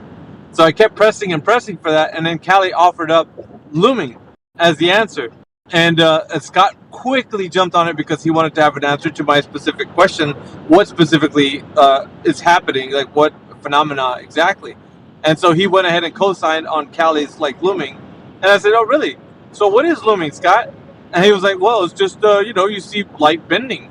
I was like, no, that's not what looming is, the definition. And Callie was like, yes, he did. He said that's the definition. I was like, nope. Read out the definition. So I got him to read out what looming is, and totally like egg on their face, man. He basically was saying, because he was saying that's what when we see ships over the horizon, that it's looming, because he co-signed for it, and he was completely wrong, that that's not what the phenomenon he was describing. It was so glorious, dude. It was amazing. And he's just like, dude, Alpha, why do you gotta be such a dick? He got on his feelings because he said that the optical phenomena that's taking place is called looming. When the horizon, we're seeing things beyond the horizon. Oh, it was glorious, man. It was crazy good. Loved it, every minute of it. He got on his feelings about it, but got him. If I ever hear somebody use that word looming when describing the moon, I'm going to ask them, so looming, huh? It's moving slowly and becoming weary? It's going to take a nap now, it's getting sleepy? Yeah, let me show you. I think I have an image here of it. I'm just talking a little crap, but I dropped some etymology in the side chat too. Yeah, oh yeah, let me show you what I looked up. And this is what it shows to be right here. That's looming. Can you guys see that image in the text chat?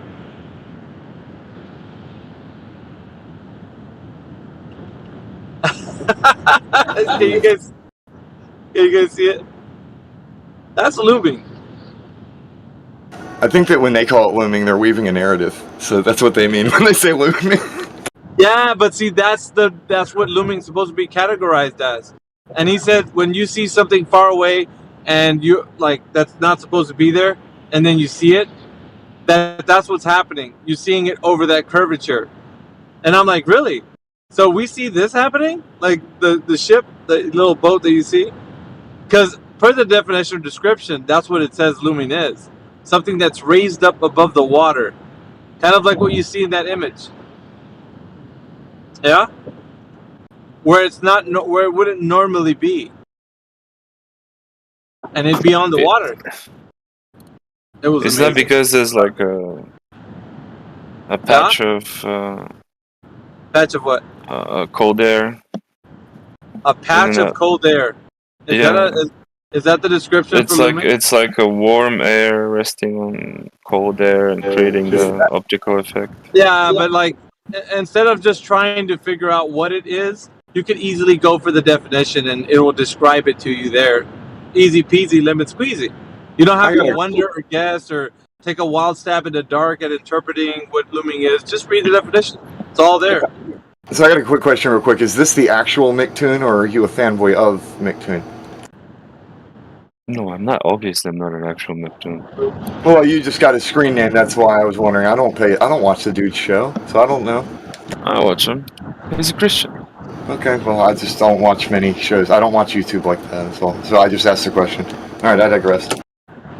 All right, back to looming. So if you wanted to know what looming was, all you got to do is look up the definition, right? Mm-hmm. Okay. Sure. Problem solved, huh? Sure, I'm just saying. I think that's just an optical illusion. I've seen this on the road. Optical illusion? No. I've seen this on the road. It's an optical phenomenon. No, you've never seen looming on the road, dude. It's what like you when... What you've seen on the road is called heat haze. It's an inferior mirage. Everything has its categorization. Everything's cataloged in a very specific manner. You can't just say, well, it's all one thing. No, you haven't seen this. Looming is very specific, right? Maybe. I'm not saying it's the type of optical It's not a maybe, illusion. though. Brother, it's not a maybe. These things are understood, well defined. Right? Sure. I'm not contesting definitions. I'm just saying. Yeah, it's just similar effects of hot and cold air create like on the ground. They create like illusions like that. Well, they're not illusions; they're phenomena. Illusions have a very different connotation. So I know what you mean. Optical phenomena that occur when cold air and hot air meet. That's different. And then each one of those phenomena are categorized differently. So they're not all the same phenomena. Like looming doesn't describe every type of optical phenomena. It doesn't do that. Yeah, probably. It's very specific to a particular type of phenomena.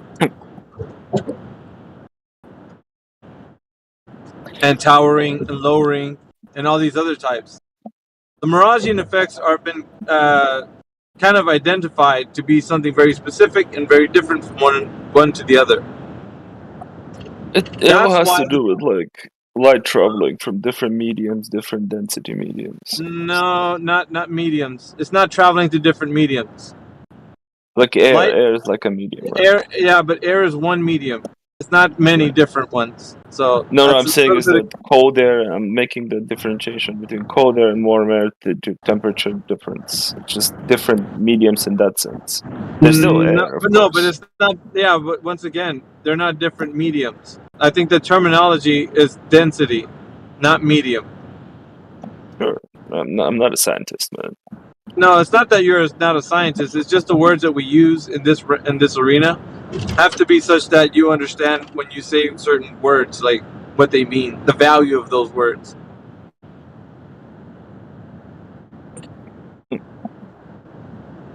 Yeah, it's very difficult to have a conversation in this room if you're not careful with what words you use. Like the word experiment gets tossed around colloquially, but when you actually look at what experiment means, it has a different connotation than what people are throwing it around.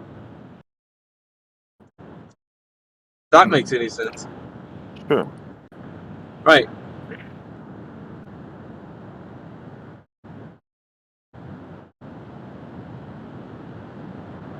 Yeah, it's just there's different types of optical phenomena. And now what surprises me is that the Glober doesn't realize that and then just walks right into it thinking that they know how to answer it with one specific type of phenomena. That's why I always ask him, you say refraction, but refraction is a generalized way to say that light is bending through the air, the medium of air. What's interesting about that is that you didn't specify what type of refraction. If you think it's refraction, what type of refraction it is specifically. Is there a miraging effect happening? Because there are different types of optical phenomena, and you haven't said which one you're describing, which is interesting. Oh, I wouldn't know. I don't know the different types of mirage. Yeah, all it would take is an easy search to kind of remedy that, though. Let's see.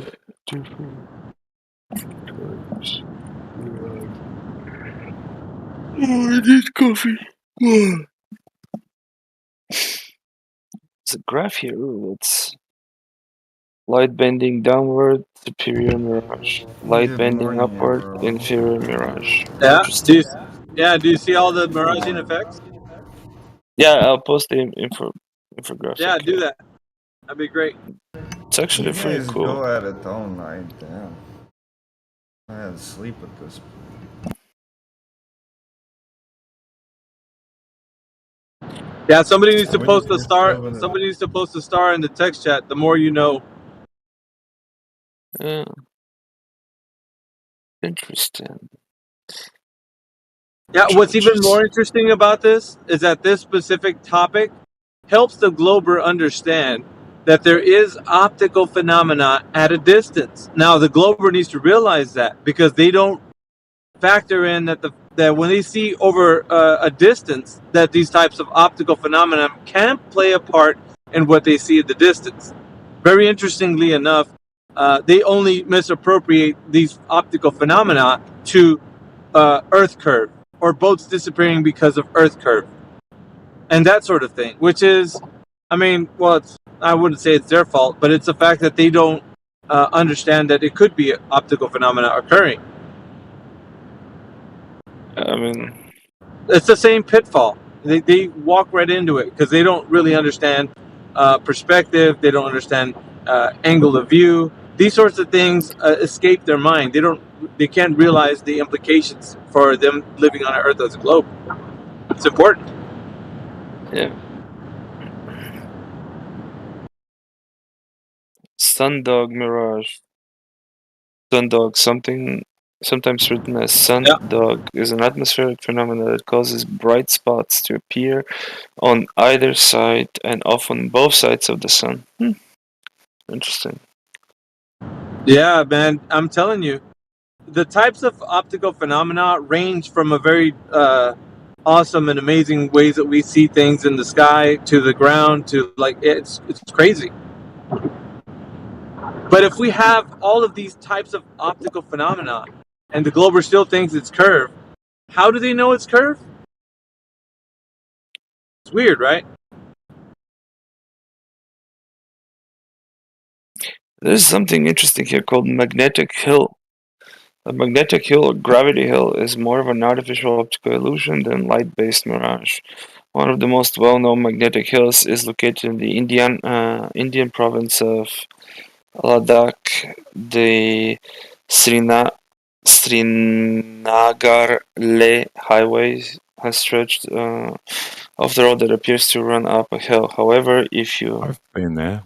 put your vehicle in neutral, you will actually continue to move forward instead of rolling up a hill. Oh. Oh, like it looks like the road goes uphill, but it's actually a straight line. It looks like it's going up. Yeah, there's one in Australia too. Looks like it's going uphill, but it's just a straight line. Yeah. This illusion has optical effect rather than actually a car rolling uphill. Yeah, they say that this illusion has nothing to do with gravity or magnetism. Instead, it has to do with landscape surrounding the road. The adjacent hills are sloped in such a way that it appears that the road goes up an incline. However, if you were able to block out the surrounding visual cues, you would see the so it's just the environment is like making your eyes like play tricks on it. It's crazy.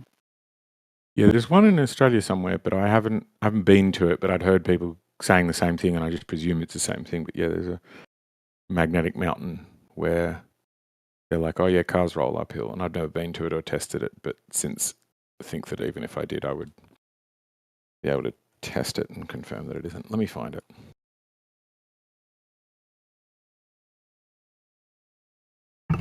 We are in Rwanda, as I recall. Say again? Good morning. We are in Rwanda, as I recall. We're still continuing our flights. Now you need to brush up on your pilot speaking abilities, man.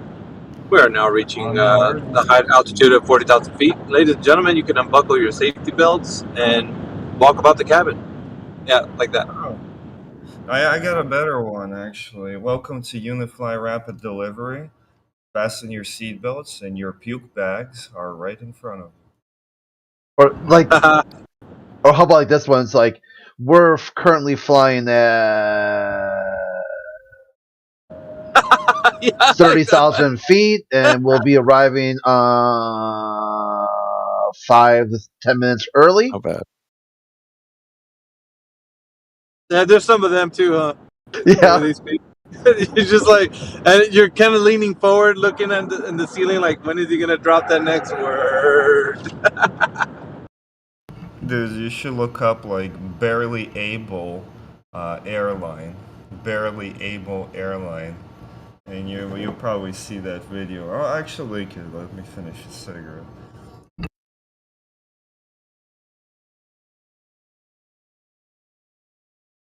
Yeah, there's another magnetic hill near me. Is the claim anyway? Yeah, they usually get Plumb Bobs to be attracted to them and such. We heard about those. I don't think it's true. I think that it's probably like I said, just an optical effect. I think if you brought a proper like auto level or something, it would show that it's not, that the Plumb Bob's still pointing down. What study was it? I think there was some guys that did this. I don't know what. There's a bunch of claims. You can't ever know who's doing what these days, but there are people that are saying that, you know, you got stuff curving towards a mountain or some shit. It's not magnetic. It's the gravity of the mountain. I don't know how real that. Everybody's talking shit, to be honest. It's hard to tell who's actually doing something that's worth any value to look into anyway. It's like the claim of the cannonballs landing back in their barrel. Who was it? Somebody was like, cannonballs landing back in their barrel. Who said that? I've heard it from quite a few people, but where was it? It came up the other day, and it was Lou, I think, said it the other day. And has anybody ever done? Can anybody repeat that, like in a test? No, it's wild. That's ridiculous. I reckon if you fired 4 trillion cannonballs, not a single one would ever land back in the barrel. I think it's an insane claim that nobody's ever done that. No, if somebody's saying that, I need to see that. I really do. Lou or somebody was talking about it the other day. If the chat didn't get deleted, I would be able to find it. But the chat gets wait. Do we got video of it? Like, and we're talking about not just leaving the. We're not just talking about like a few feet or something. We're talking about like an actual cannonball shooting out of the Yes, because the original thing it comes from is something that is was just a thought experiment where they were talking about the Coriolis effect and the idea that the ball on a spinning Earth would lag behind, would sort of move position to be behind the cannon, and then it would catch up again to come back down. And really, somebody had taken this. I've got to remember the other people that did it, but Lou was talking about it just yesterday. And yes, and at some stage in a bunch of flat Earth things, it got mistaken for this has actually happened. To the point that Sunny on the Plane or somebody was a few months back, was saying this debunks flat Earth. No, not Sunny on the Plane. Trinity. Somebody, I don't know. I'll shut up until I'll come back to you. But they were saying what? That the cannonball went back into the barrel? Yeah. Saying the existence of that happening debunks the globe. Oh wow. Okay. I don't think I've ever heard of that happening. You haven't even heard people talking about it? I mean, usually when I hear something that it sounds that outrageous, I'm like, yeah, go ahead and show a demonstration of it. I would like to see it. Like, wouldn't you? Oh yeah, I mean, I think that's a fool's game. I don't think you're ever going to see evidence of that being true. I don't know. Somebody's admit or claims that it does. And I don't know who's done it, but let's just consider the numerous stacking improbabilities of that happening, right? Like in the world in which we live, in which such a claim could be believed. Like you couldn't believe a claim of that happening from 1400 years ago, right? If you heard it happen 1400 years ago, you'd be like, bullshit, no, it didn't, right? You would only really be able to believe it if it happened in modern life because it had been filmed and recorded in some robust way, right? And you could probably control for things a little bit better or something. Exactly. I don't know. Like, right. So you could only do it like in modern life with very high amounts of precision and recording and stuff. But the more modern you get, the fewer cannons you have. And how many times you have to fire a cannon before it lands?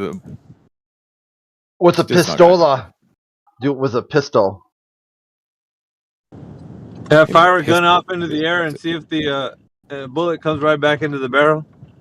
Well, at one point, was done somewhat by the Mythbusters, where they were sorry, actually, I didn't mean to interrupt you. trying to test how fast it came back down, because there was some myth about somebody essentially getting shot through the top of the head on 4th of July or whenever it is, the day when all of the gangsters and hillbillies in America fire their guns in the air. Hey, how dare you? That's every day. What are you talking about? Just for Exactly. How dare you? Good on you. It was good. No, but I was going to point out that at one point or another, the king started basically putting the fuel inside the cannon. Then you shoot the cannon, it has you know what I'm saying? That's where the rocket comes from. You shoot the cannon. Then the cannon shoots another cannon, then shoots the ball, which is Sputnik. So you launch the cannon that shoots the cannon. I like that. That's pretty good. And then you can reuse the cannon you launched. I mean, if you do it right. Just go pick them all up. Yeah, well, I mean, Elon's working on being able to make reusable cannons so that Kings and Cannonballs goes better. Upgrades. For me, it'll never be more than Kings and Cannonballs. Pictures taken at higher altitudes, because whoever has the cannon that shoots the highest is the tallest king.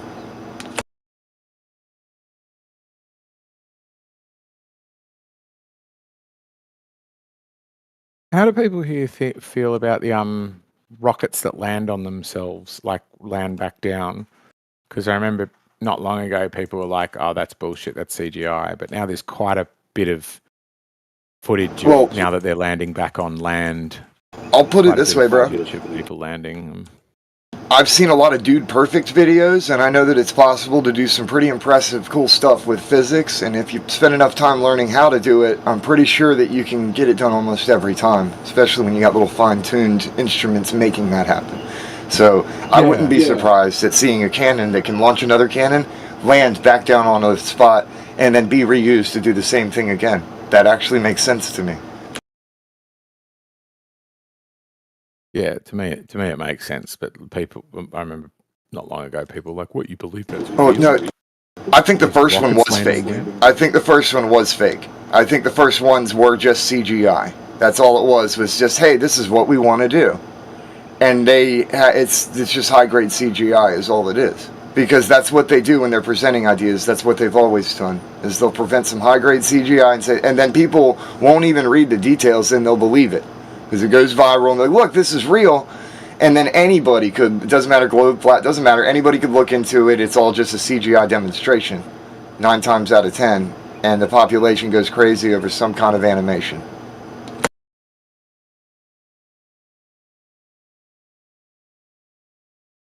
That's pretty much our main point here, is that people need to stop believing in animations that aren't real when the stuff, while it's in the realm of possibility, yeah, maybe, but it has not happened yet, and there's no proof thereof. But people still believe in the cartoons. That's kind of the key point here.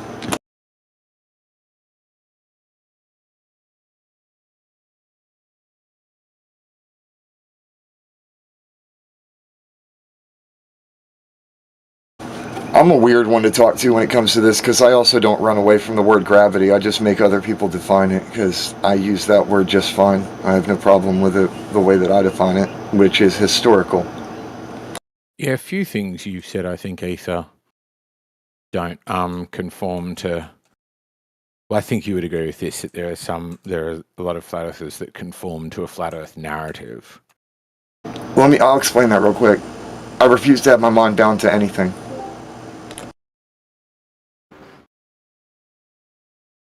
I know that I can go in any direction and keep going, and at the end of my journey there will be something. And I refuse to be told that there's at some point I must stop and cannot go any further. That sounds like some other dude imposing what they want on me. So if I want to keep going, I'm going to keep going that away, or that away, or that away. It doesn't matter. Seems like that would imply that either you're on a ball or a toroid or some sort of like 3D shape that you could end up being. It's more like this, bro. Yourself, or none of us know what's beyond what has been shown to us, and I want to see what's on the outside of the Truman Show. That's the best way I can put it. I don't really care about where people are orienting themselves in their worldview. Like, that orientation doesn't mean much to me. I just want to go outside of the borders.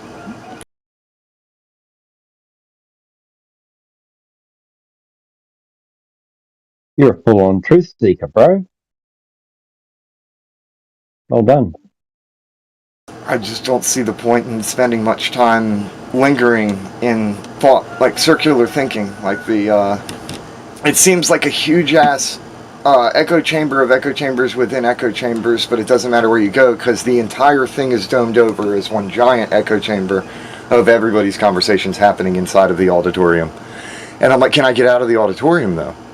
You know, and just have a little bit of thoughts of my own for once.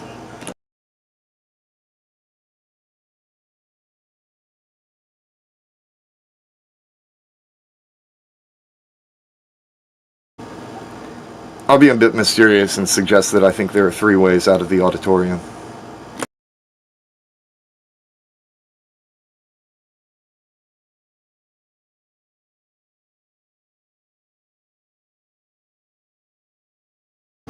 Though one of them likely leads to death, so I digress. I was going to say that one must be... Yeah, I don't want to do that one.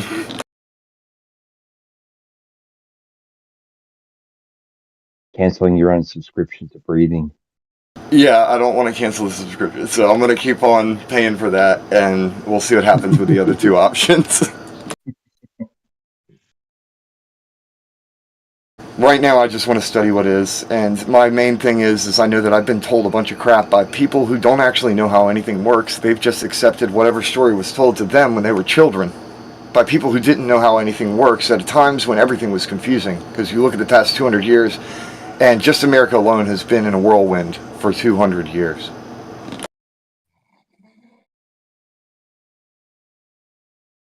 How can a man get his head straight? How can one get their bearings when they're perpetually thrown into this?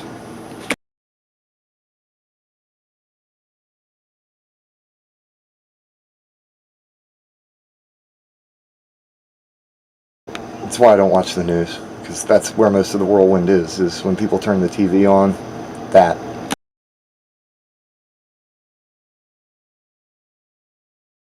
Yeah, the news is designed to make you angry and helpless.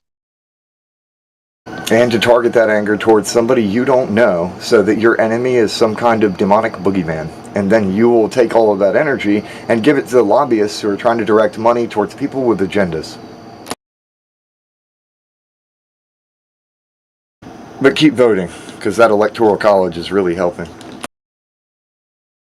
Someone said that they tack on sport and weather to the news because you can't really lie about the sport and the weather. It's just as it is, but all the other stuff is just made up crap. But they tack the weather There's on some. so people think, oh yeah, the news said it was sunny and it was sunny, so I might just believe all the other stuff. It's slightly similar to the thing that he says in 1948 or whatever it is, 1945, where he's like where he's like, I jump straight to the sports page because that's the only thing I know that they can't lie about anymore. Even then, I couldn't put much faith into the winners of anything at the end of it. You know, their grand finale. Yeah, their grand finales. I can't put any faith into the grand finales. All of their practice things and all the games in between, like, yeah, okay. But once they get to the grand finale, the way that certain things operate, I can't really put much faith in that because money talks, bullshit walks. Sure. Like, I certainly agree that there's like dodginess in whether people won fairly. You know, whether the refs are bought off or, you know, even what? Yeah. Well, another thing I like to remind everybody about everything, dude, is this show that we are seeing is actually not for us. There's higher echelons up in the auditorium watching this thing. Those are who are really being entertained. If we laugh, that's just kind of a benefit to the show. But the entertainers of the world are not here to entertain us. Who do you think they're actually entertaining? The people who are actually watching and the ones who have money.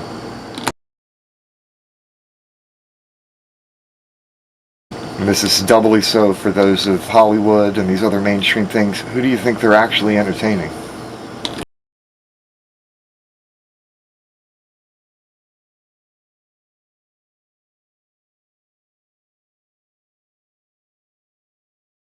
I'd like to point out that the history of this goes back to opera. So we would have to go to a history study of opera and how it transited from there to film, the audio and then the silent films, and then we get here. It's opera, political opera.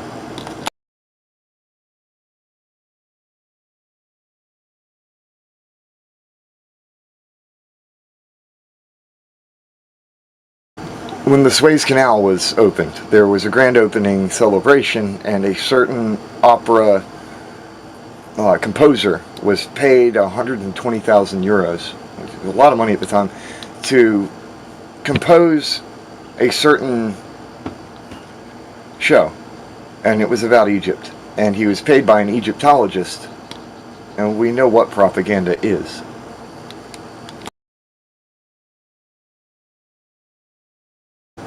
It's just good business.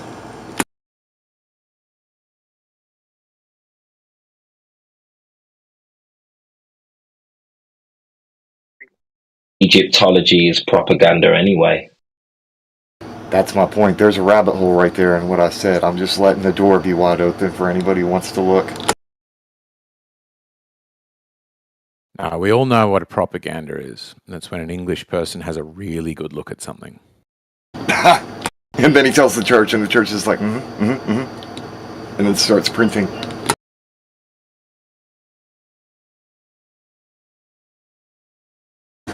The printing press, the origin thereof, and then the holy cards prior to, the wood block printing, the documentation, and the way that the information is distributed, all of that.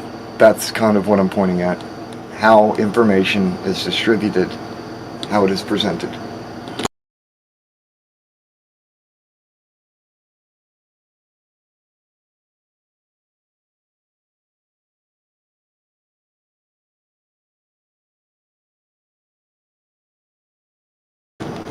A lot of the way that information is distributed and presented changed when the Pokemon Master Pokeball thing started going around the Earth.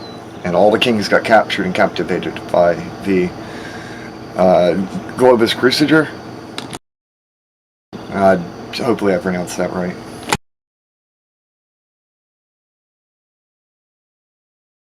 Are we the Pokemon and they're trying to catch us all? Well, the kings especially. I listened to the theme song of the original Pokemon show, and then just apply it to the Crusades.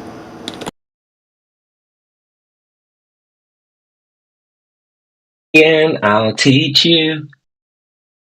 Is the idea about the sphere or the moon being physical, I just realised, must be at least 1,500 years old. Because Muhammad claimed to have cracked the moon in two. So unless Did he turn into a Pokeball or something? Not of Muhammad's stories, but that people thought it was physical, must be at least 500 AD, right? A lot changed between 400 and 500 AD, actually. Like, the history gets really weird, but it's best to go back to about 150, like start with kind of Marcus Aurelius, and then see the transition from there to 400 AD. But I've been starting at 0. I just find that to be the easiest. You start at 0 and then follow the Holy Roman Empire to now.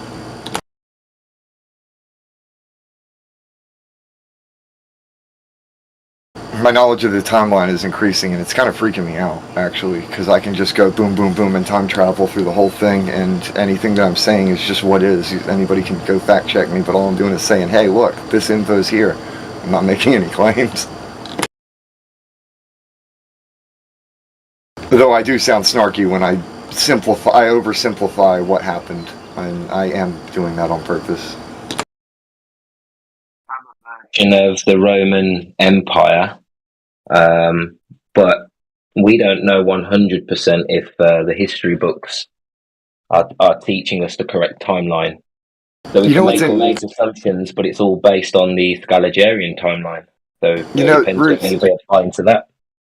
I'm holding a coin from the Byzantine Empire. It's one of the first coins minted with like kind of the holy Jesus looking image on it. Has the circle around in the background like an aura. And it says 1 cent. It has the 1 and then a cent symbol. Because the number 1 and then a C with a line through it. Which I find to be really weird. I'm not really making any point with that other than just pointing out that I see 1 cent on this coin from the Byzantine Empire from 1,000 years ago. Or more. I don't even know where it's from. It's from a long time ago. I just know that they claim it's about 1,000 or so. But it's probably more. Maybe less. It just says 1 cent though, and I find that weird because of the way our money works. So this is equivalent of a penny? What is this? Anyway, I know I'm chasing a rabbit. I should take a picture of this actually. I'll show you what I mean. I'll take a picture real quick. Does it say cent as in C or cent as in the word C-E-N-T? But I mean, well, no, it's just they come from Latin, don't they? Yeah, and I'll show you what I mean, so you know what I'm talking about.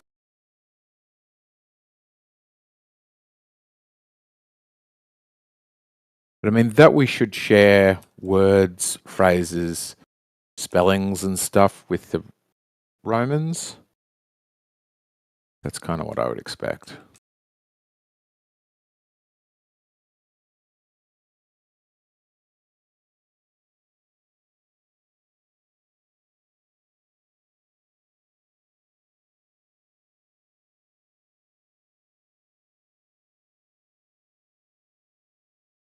You know, like the 360 degrees and 12 hours in a day dates back to Samaria. Like that's a long time. Yeah. Oh, dude, and there's this stone like sculpture thing that has numbers related to that too. That goes back to like this pan-Semitic deity of fortune.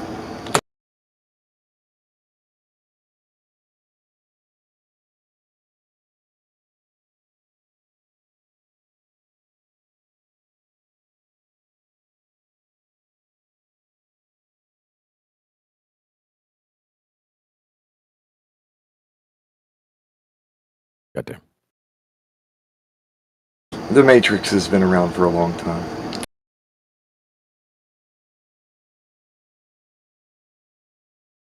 For sure, there is no consensus between, let's say, the 6th century AD right to the 1500s, 1600s. There is no consensus here. It's all guesswork.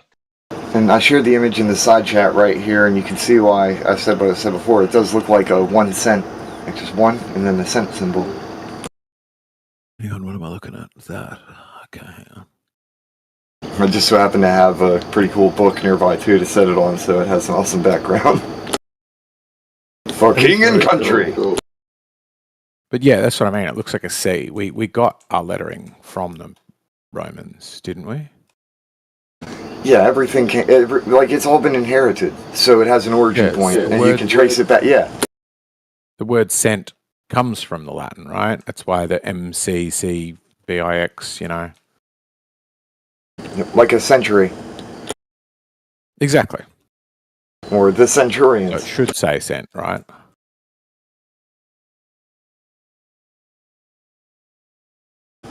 And you used to be able to buy a lot with a penny.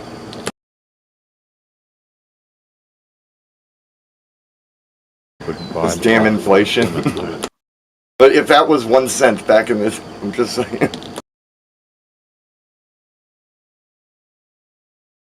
The pennies used to be bigger and the dollars used to be gold.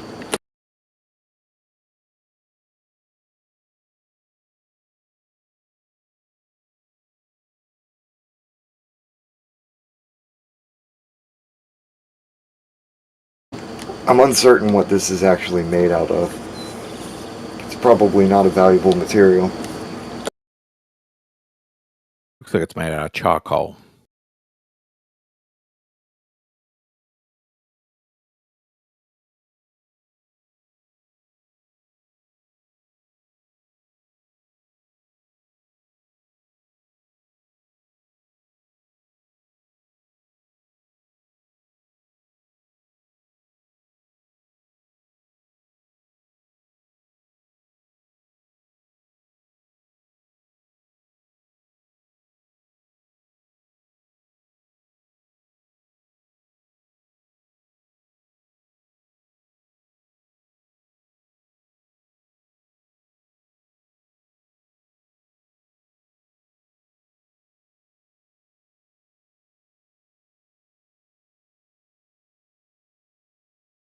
Yeah, it's probably iron. Check it with the magnet. Iron should be ferrous. That's true. I'll find the magnet later. I don't feel like getting up right now, but yeah, I'll do that later. The thing, I don't think it's steel, but it does line up with like some Iron Age type, so the probability is greatest that it would be iron, because it's not gold or silver. Well, here's an interesting thing that I learned. So the like Stone Age, then the Bronze Age, when they learned to make bronze, they got really excited by it, and it was very expensive because while copper was somewhat easy to find, tin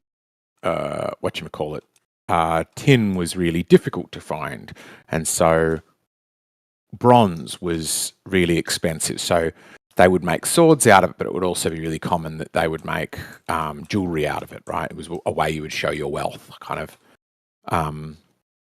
I think I have even heard them say considered more expensive or more valuable than gold, even. Then when they go to the Iron Age, iron you find just in the ground, and they'd been finding it for years, but the problem was always just how hot you could get your fire. You could find this metal, but you couldn't do anything with it because to forge bronze, you'd need a lower temperature. So you can forge it just with a single set of bellows, whereas they calculated they needed the clever bit of bellows where both the upstroke and the downstroke. Oh no, hang on, sorry. I think iron you can do with just a basic fire. Sorry, bronze you can do with just a basic fire. With iron, they need bellows, and they need these fancy bellows where both the upstroke and the downstroke are blowing on the fire. And then you can get the fire to a sufficient heat that you can melt the iron. So in order to melt it, you needed just more labor. And the other way to go is just keep hitting it really hard. You just reminded me about, I don't mean to interrupt you, but I actually saw what you're talking about. Like, there's a house that my granddad was working on, and we helped clear some of the stuff out there. It was a very old house, and in the back was that, exactly where they had because a blacksmith used to live there. And the guy across the street who owned that house, he was telling me his family's history kind of thing, and he showed me exactly what you're talking about. It was like, I should take pictures of it, because it's effectively an archaeological location at this point. Yeah, right. And yeah, so one of the interesting things about it was there's this idea that or what they notice is when the Iron Age happens, people they don't all switch. They don't all suddenly find iron really impressive. They use it for making swords and stuff, but still the jewelry. If you're going to give your jewelry to somebody and say, "Hey, I really care about you," or demonstrate that you're of high value, you would actually do that still with bronze, because tin was still hard to get, whereas beating iron just took a lot of effort, so it wasn't necessarily highly prized. And it didn't advance until you got into more of an industrial type age where these things could be automated, because using humans to do stuff like that on a mass scale is not, what's the word? It's just not very efficient. Yeah.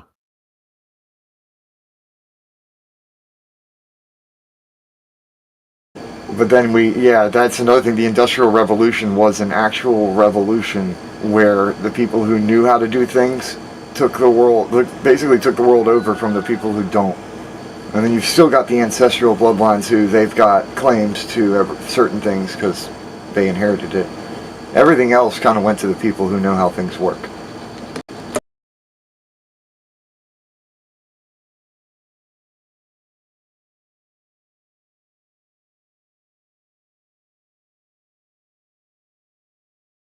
And that competition was kind of brutal. Like, you look back in history, those corporate giants got vicious with one another. Cannibalizing company. So how's it? They go like when you guys talk about the different ages. Mm-hmm. Like, so I've always like something I wanted to look into. Like, so it was like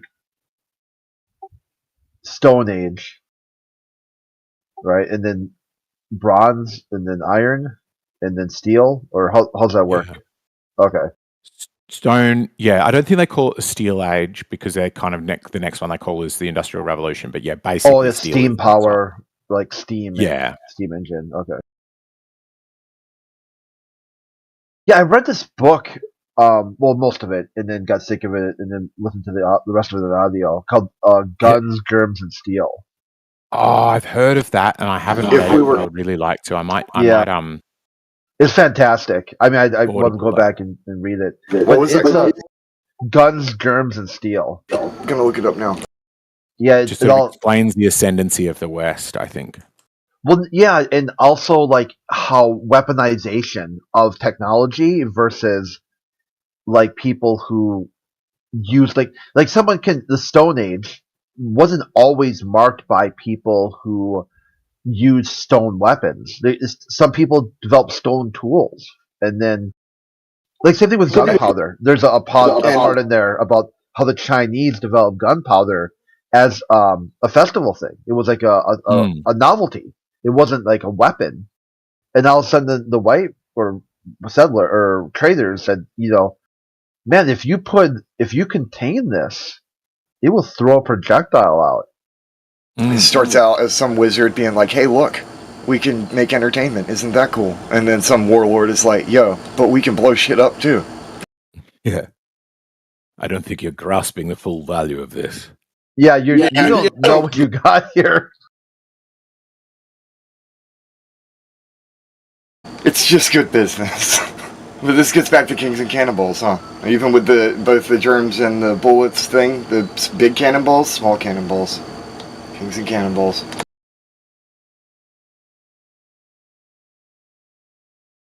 The other thing too about like hygiene and European immunity versus like other cultures that were more spread out. I mean, there's like some talks about how America was more populated than people portray that, modern day. Yeah. But it was also pretty spread out too. It wasn't like huge cities that Europe had. Like it's kind of like you could say, yeah, it was occupied, but people there were hunter gatherers. They were nomads. They traveled the area instead of like kind of followed the weather and followed animal migration. They weren't like mega super structured castled walls and like. Well, they would fortify locations if they found something that somebody abandoned for a long time ago. Be like, hey, this is cool. We'll chill here because it makes sense. Yeah, or they find something new or find whatever. Yeah, and so they said like the communicable diseases, just the flu. I mean that they were exposed to different strains of germs. Bacteria. Like microorganisms. Like the way I look at it is getting infected. Like your body's a house, getting infected with tiny bugs that you can't see. But the word flu, though, is interesting to me because the etymology, it basically just implies fluid. And if people don't know how weather works or how microorganisms work, they can build up a lot of fluid in their lungs and die. So, but science has given people a lot of knowledge. Scientific is the production of knowledge. And people have produced a bunch of knowledge on how things work, so wash your hands. You do agree with the wash your hands idea? I've heard people say they don't. Hey, I'm just saying, if I got dirt on my hands, I'm not going to go pick up food and put it in my mouth until I've cleaned whatever's on my hands off. I'm not completely uncivilized. Yeah, that was like the guy who invented modern hygiene was rejected. At his time. Yeah, I don't know if you knew that story.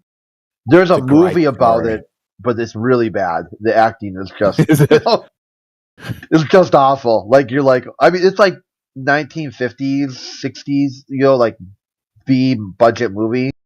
Like the guy just comes off as a raving lunatic right from the very beginning. Like the method acting is just like, oh god. What, the guy proposing germ theory comes off as a raving lunatic? Yeah, and he's not like at the time of medicine was considered to be like Weiss, that's it. Yeah, Samuel Weiss. Yeah, he was basically like people who didn't want to comply with his experiment. He called them Neanderthals and butchers and murderers and Yeah, he did not hold back. He says, "Hey, I want you guys to wash your hands," in this very caustic, like it was like sand in I don't know. I'm trying to think. Not bleach, but something like bleach. I want you to scrub your hands with sand and bleach, and they're like, painfully. The fuck are you talking about? Right? Like, I'm literally peeling the skin off my hand. He's like, you keep doing this until your hands smell like bleach or whatever. He didn't use bleach. He used something like it though. And then if they didn't want to do it, then he's like, "You fucking murderer!" I mean, he was right and wrong at the same time, because they were killing women. Like, even the people who like people would say like there's Ward 1 and Ward 2. Ward 1 had this crazy amount of death, during childbirth. And they were the same ones that the doctors in between deliveries would go perform autopsies. Yeah, that's right. They found that wasn't it that he found that doctors had a far higher mortality rate of delivering babies than the midwives did, Yeah. and they were ignoring it for ages. And then when he pointed it out, they were like, "Oh, it might be the feminine touch or something." And he was like, "I think it could be there's these invisible things on your hands," and they were like, "This guy's fucking insane, invisible shit on your hands." But they were also talking about invisible cosmic disturbances, like a high pressure system could roll through. Yeah, and like sort of like how fragile the female body is. That pretty much anything could affect it at any time, for any reason. Oh yeah, remember when they were starting rumors trying to act like if a woman got on a train that it would mess with Uterus her would fall reproductive. out. Yeah, it'd turn things inside out or some bullcrap. I do love those things, and at the same time, I'm like, "What crazy shit are we going to be in that era when our grandkids are like, Granddad, you didn't really believe that, did you?" Like, I guess for you guys it'd be simple. You'd be like, "Yeah, it's the flat Earth, it's the shape of the Earth." But for me, it's like I'm like, what is that one where they're going to be like, "How did you not get this?" I think mental health and a lot Reefer to do madness. is, yeah, true. Yeah, like how were you not aware of the medicinal qualities of blah blah blah? Yeah, all the historical evidence, like natives, a peace pipe, all these things. You really let government just completely railroad 50 years of and you kind of started like decriminalizing it, but the stigma remained for another blah blah blah. Thank you for reminding me of that movie. I'm gonna get that now. More source material to work with. Oh yeah, the one I don't know I can't remember the name of the movie is called, but it was like the Doctor Who Knew or something like that.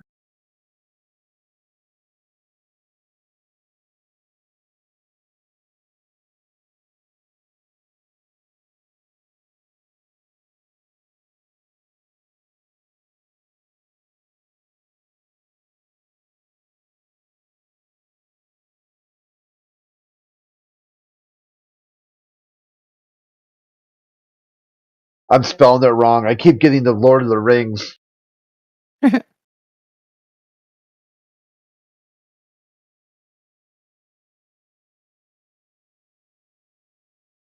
1936, Reefer Madness was released. Oh, that one. Oh, I thought you were talking about the Sam Wise one. Oh no, I'm looking up that too. I'm just Yeah. multitasking, but I went back and I was reading the stuff related to the original initial launch of Reefer Madness. Now I'm going to look up who made that movie and who paid them to do it. Yeah, I saw it in high school, and it was like comparable. I mean, people compare it to that episode of Saved by the Bell where the one girl is addicted to caffeine pills, and she has a complete thermonuclear meltdown. That's Crit, I love that you don't sound like you're as old as you are, because when I'm talking to you, it feels like I'm talking to a time traveler or something. Oh, I think both you guys would like this. I was just thinking about this watching yet another episode of The Orville, as I've kept telling you about it, Crit. Yeah. And so I developed this theory a while back where I'm like, I would love to test this. So the original theory was like, I got obsessed with and still am obsessed with cognitive biases, right? As I think all of us here are a little bit to an extent. And then I got interested in the idea of moral biases, like that somebody who harms me, it is okay to harm them. Where I'm like, it's not so much a cognitive bias, which is about facts, but much more about what's okay or acceptable, the difference between an is and an ought. And that got me then interested in biases that we might get that could be cognitive or moral that come from media that we consume. So I'm trying to think of a few examples, but one of them is like,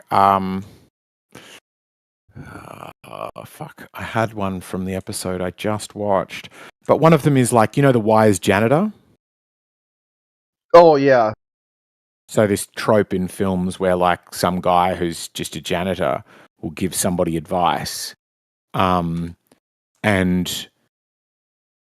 he will be like, you know, he's just this sort of semi-mystical being that's pushing a mop, and then, you know, gives you some incredibly prescient life advice.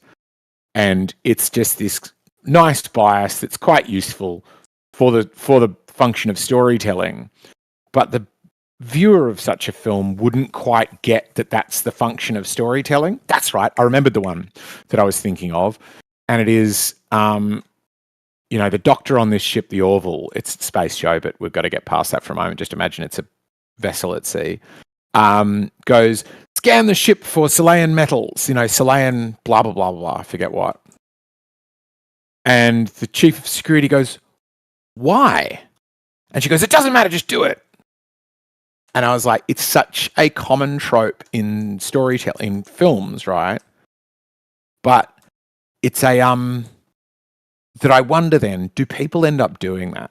Because I feel like I've worked for bosses like that, where they're like, you know, restock the fridge. And you're like, why? It's nearly the end of the night. Like, we're going to restock them once at closing time anyway.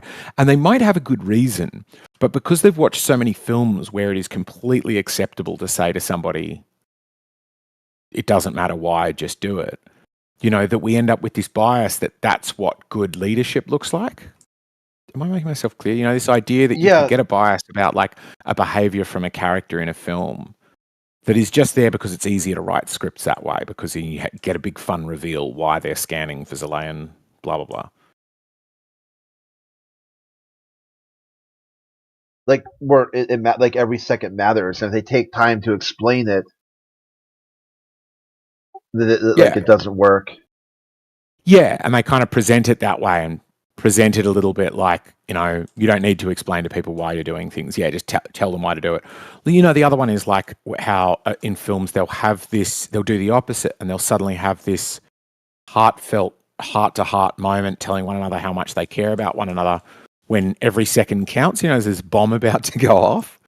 And you're like, if you just went and defused the fucking bomb, you might not need to have this come to Jesus moment where you know, talk about how much you care about one another, because you could just not both die and then tell them about it over a beer afterwards, you know, or the, you know, the villain explaining what he's doing and why he's doing it.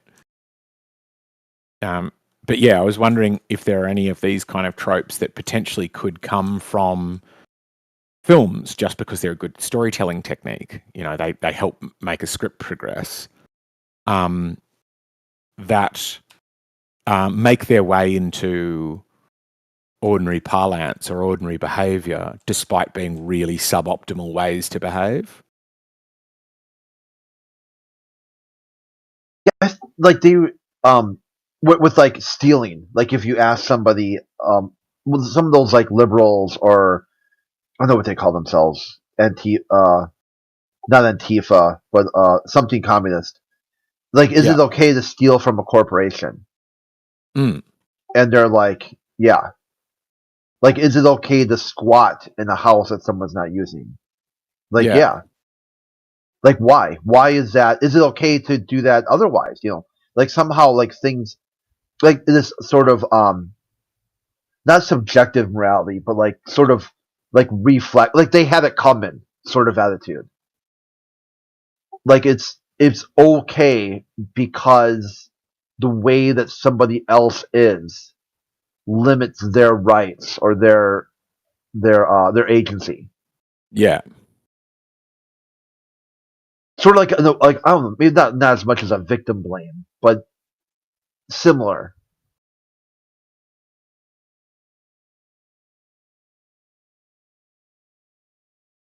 Yes, I think exactly. Yeah.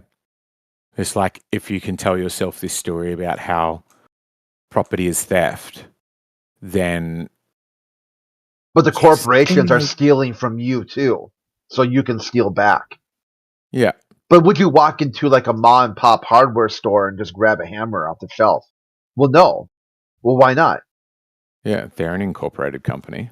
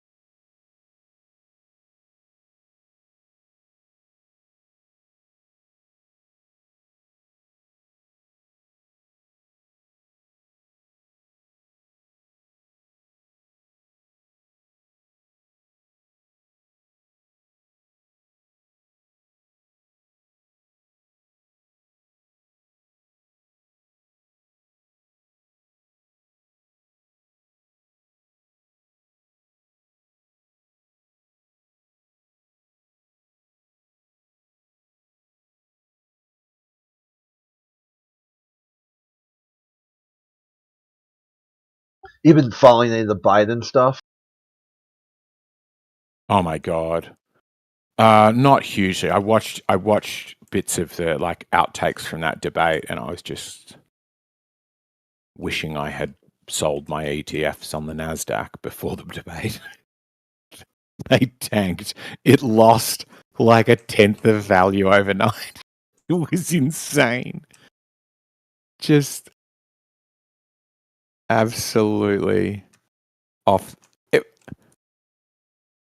But I think it is. I think you were saying this before, or somebody was saying, put it really well, where the Democrats have just like that they pathologize Trump winning like it is some sort of mental disease is indicative of what the problem is, where I think Trump is a ridiculous solution to a legitimate problem. Like, the legitimate problem is the general people don't feel that those in power are working in their favor. They don't. They think that there is dodgy shit going on, that there is a swamp, you know. And many of them would have voted Bernie, and then the Democrats got caught scuttling Bernie's chances, you know, conspiring with one another to subvert the democratic process in favor of a candidate, you know, in favor of Biden, wasn't it, at the time? Yeah, Hillary. Hillary's, that's it. And they got caught doing that, and they had an opportunity to go, we really need to take a long, hard look at ourselves here, guys. You know, people are so upset with what they saw us doing with this legitimately revolutionary candidate that they voted for the absolute opposite. Like the stats on the number of people who went from Bernie to Trump is insane. Like, because they are on almost all issues apart from being anti-establishment, as far apart as you can possibly get. Like what that shows is these people were voting for something that had absolutely nothing to do with their political platform. So it must have had everything to do with something else. Yeah, like a protest vote. They're voting against Hillary. Yeah, it's more about it's clear that it's more about what you're voting against than what you're voting for. And when one guy is saying, I think we should have universal basic income, which I think is it's a novel idea, but it's a pretty big fucking gamble and a very expensive gamble. And I think there are very strong cases to be made either side of UBI. But when one guy is saying that, and then the next guy's basically like, burn poor people, and they're like, fuck it, I'll go for him too. It's just like, it's clear that they just, to me, it was like throwing a grenade into the White House. And they could have really like gone, we need to have a long think about what happened there. And they didn't. They're just like, no, it's, you know, that's Principal Skinner quote. You know, is it me who's out of touch? No, it's the children. They are who is wrong. You know, like that to me is just what, I don't know. Sorry, you asked, what are your thoughts? I was just going to kind of yes and what you were saying by saying it would seem to me that the best way for one of these rich people who talk about universal basic income to put their money where their mouth is would be to go put out free food vending machines. You just go put them everywhere. That's what you think. You think it should be. Go do it. Go pay for it. You got the money. Do it now. I think many would consider it. It's just that thing of like, if it's voluntary, I kind of agree with you. I get what you're saying with that, but I think if it's voluntary, then it has a problem because it disadvantages you disproportionately, right? You make 100% sacrifice for 1% of a difference, whereas what they're more saying is all of us could make a 10% difference for a massive, you know. This is Mr. Batman. Yeah, I think what comes down with the election is the Democrats represent everything wrong with politics. Do you support Brent Peterson? Because he looked like him. Tommy, you need to sort your mic out and be a bit clearer. Who's Brent Peterson? Brad Peterson is running for an election. You're coming. It sounds like you're talking through a tin can. You're coming in really fuzzy, man. Hello, brother. I'm not trying to bust your balls or anything. I'm just being honest.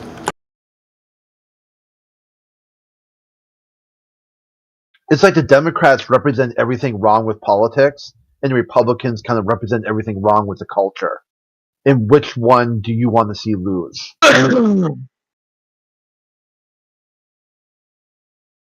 Welcome, James. Hang on, Republicans represent everything wrong with what?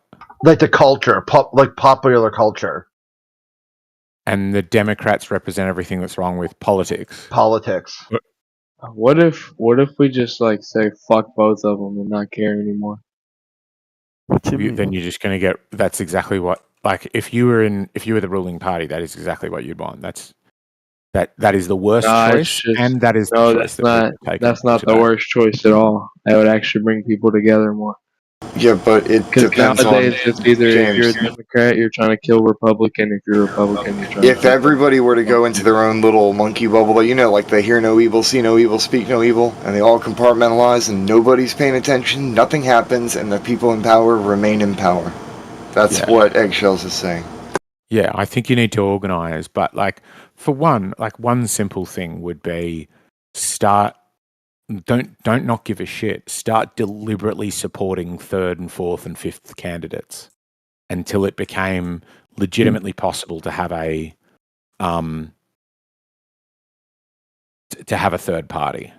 Because then you force people into coalitions, and coalitions in my opinion, demonstrably yield better results. I would personally argue that can't just run roughshod over the populace. If we level their platforms down to ground level, then they will yield better results based on what seeds we plant in that level soil once their platforms have been leveled. What do you mean? What does it mean to level their platforms? Got to break the gears in the machine. Just a little bit. What does that involve? That sounds a little bit like start a revolution.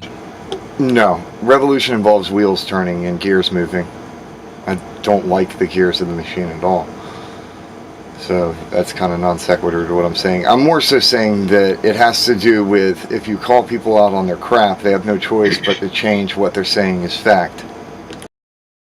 I think there's a bit of truth in that, particularly if you can get a few people listening, right? Like if Trump had, I was disappointed that Trump. Also, I wasn't just disappointed. I think that Trump is experiencing cognitive decline as well.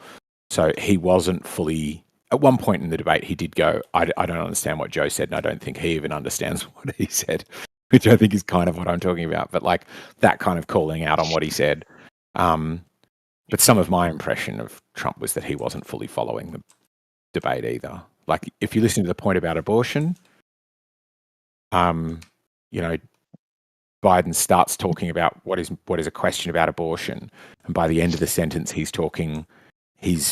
rebutting a point that Trump didn't make about migrants murdering American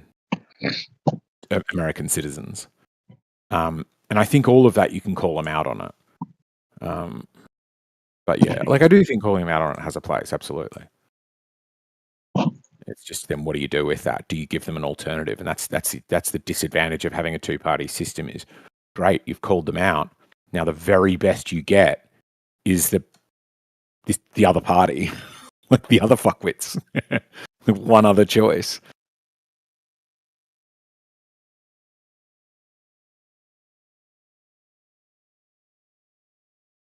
Which to me is, it's like it's a non-choice at that point. No, what was it, Carlin's? Like left wing, right wing, it's still the same bird? Is that dang, Carlin? I was talking and I had myself muted on this end. Dang. Dude, I agree with you. That's honestly why I walk on eggshells, no pun intended, on certain things. Because if you don't offer a replacement and there isn't one, that can trigger stuff like war type emotions. Like if a paradigm is shattered for everybody simultaneously, then the logical conclusion for confused people is war, and war never changes. Yeah. So I would suggest that there's certain things that should not be spoken about or revealed to people just yet, if they're not ready.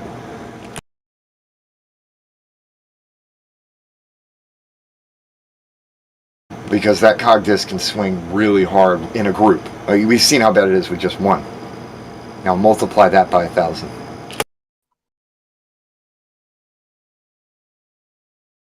And instead of online, it's in person. That is war.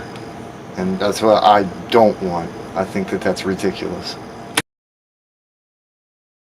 Yeah, I think violent revolution is just you're going to suddenly switch to a system where you've gone from the best ideas should win to the baddest motherfucker wins, like the most violent. And that's what the warmongers want. The dogs of war want that same crap to happen again because they've done it before and they make a lot of money when it happens. And there is some legitimacy to it where I don't agree with it, but I think that's what they were doing with Trump. Is like it was an attempt at a not like a non-violent revolution, but a kind of like I think a protest vote. You said it well, Crit, which is like they're not trying to. They're not trying to. They don't want to fight. They don't want to murder people. But do they want to let it be known that we're not going to put up with this shit anymore? Draw the line. Yeah, sort of that. It's that. Yeah, it's that bit. You know, whenever you look at the revolutions in history, you're like, I can see where this was going long ahead of time. There were small unrests. There were little rebellions. There was protests. There was attempts to do this and attempts to do that, but the people with the power, who were too few in number, were still too keen to hold on to it, so they just couldn't let go. Well, and then they ended up all getting their heads put on spikes, and then we replaced those rich people to see how with a those different little rich person. protests build and end when you're standing in them, right? Like, it's always looking backwards. It's easy to see what leads to these revolutions, but True, very true. Yeah, I think who knows where this stuff was going to lead? Like, ugh. Yes.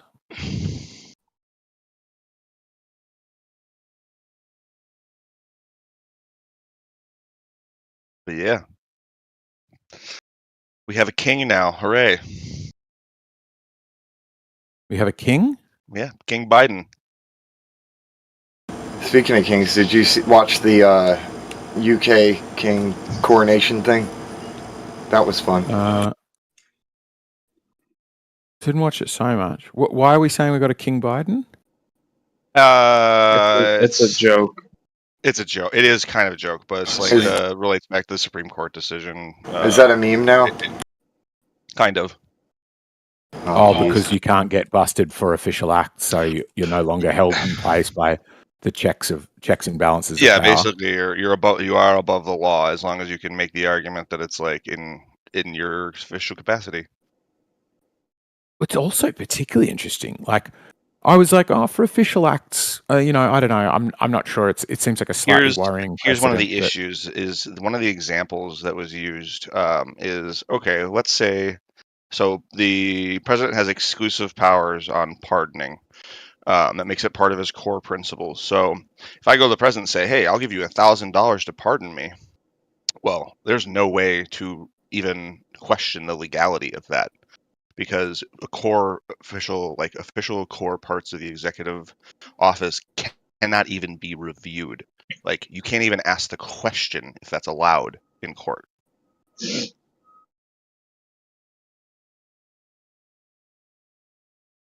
Yeah, it's because I was thinking like, for official things, that's why I'm doing. And then when they said they've postponed the sentencing of Trump explicitly because they're not sure if this was an official act, I'm like, paying hush money to what is effectively a hooker may or may not be an official act. We can't quite tell. Are you fucking kidding me? Like, what at this stage? What is the definition of an like? Well, that's the thing. They left it so broad that that it's like, so even when you like look at the January 6th stuff now, it's like, well, let's assume everything the worst that's said about Trump is true, and that he basically tried to coup. Well, that's all legal now um, because he's like a part of being the president is you do get to be involved with the election and the elector slates and stuff. That is a part of your duties. So I mean, it can't even be reviewed. We cannot legally question it even.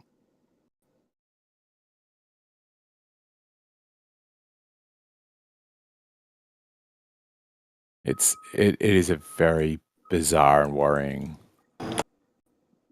It does not please the crown that you question things. Well, it's like when you look back on those things of like, you know, then they gave Napoleon Bonaparte, you know, basic the powers of an emperor. So you go from this guy who is like liberté, égalité, fraternité, like all about the people should govern themselves, and then he's saying, and then you turn him into an emperor. Like it's one of those bits where you're like, you must have at this point thought this was insane, you know, or you gave Hitler these powers. Yeah, like I've always been like, oh yeah, you know, no matter which way the political winds blow, like America's institutions are strong, and like that will be able to overcome any individual bad actors in the government.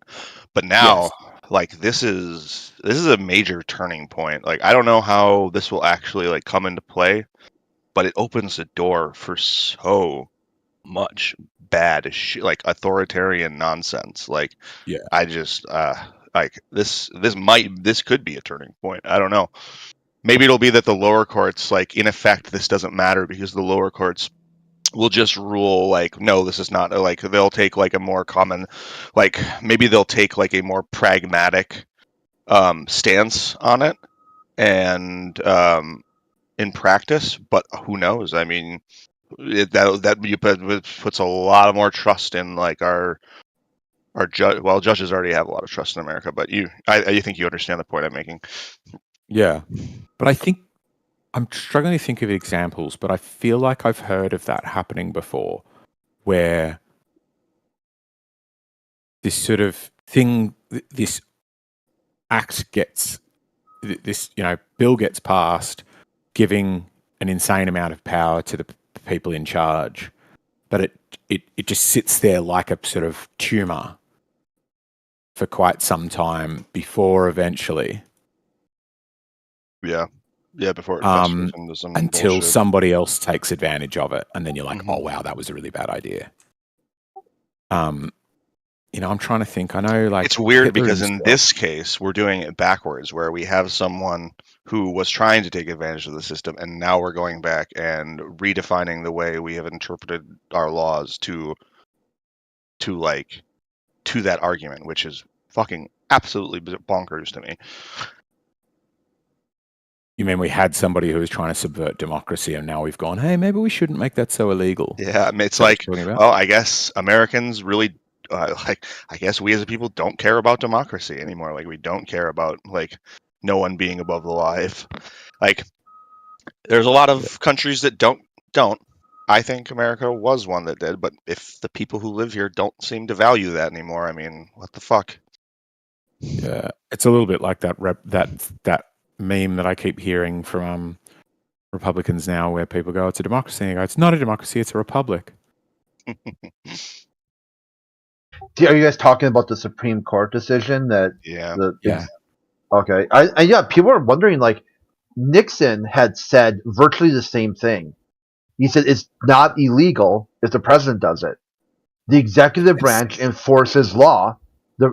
Whatever I'm doing is therefore enforcing law, not breaking law. And that's kind of what the Supreme Court said. It is basically, yeah, like he has complete control. The president has a complete control of the DOJ. Like if someone's investigating him, there's no reason why he can't just fire that person and replace them. Like even fuck the legality. It's just like what the president is allowed to do. Like they have complete control of the DOJ. Yeah.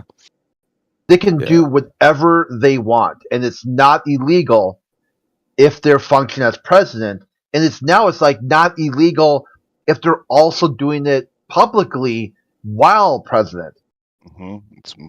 Well, and it's a blanket so now immunity. the only recourse against a president abusing their power is impeachment at this point. Which, yeah, or voting them out.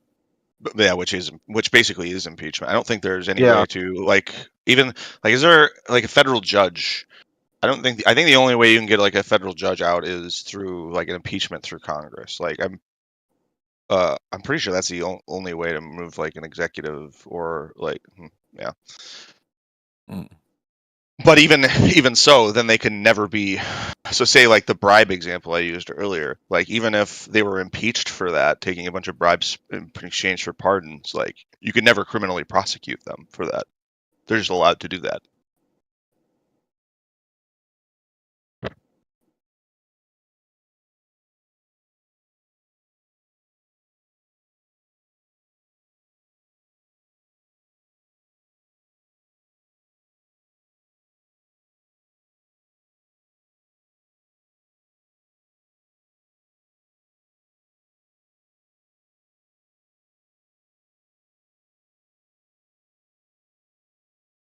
But is absentee ballot farming really democracy? Morvis wants to know. Is absentee ballot farming? You know what? I would say you need to substantiate that claim. It's been tried in a bunch of different courts. All the courts had found nothing. There doesn't seem to be much evidence that was an issue. No, it didn't. Particularly like it was from people who were like they got so owned on it, in my view, when they went into court. Because they were like, yeah, the difference. They were doing dodgy shit. And they were like, okay, please explain the process. And they were like, well, I don't fully understand the process because I was meant to turn up the week before to have it explained to me. And I didn't do that, you know, and they're like, they were trying to explain it to the judge and they couldn't. And then the actual ballot, you know, overseer, whatever they're called, officials were trying to explain the process. And the judge is like, it sounds like it is a very confusing process. And it sounds like a very confusing process that you don't understand. So how you could say that a process you don't understand was done the wrong way, I'm not finding good evidence for that.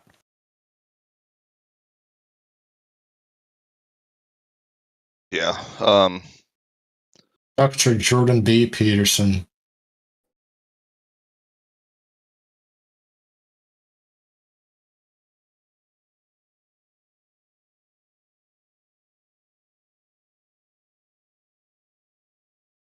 Okie dokie.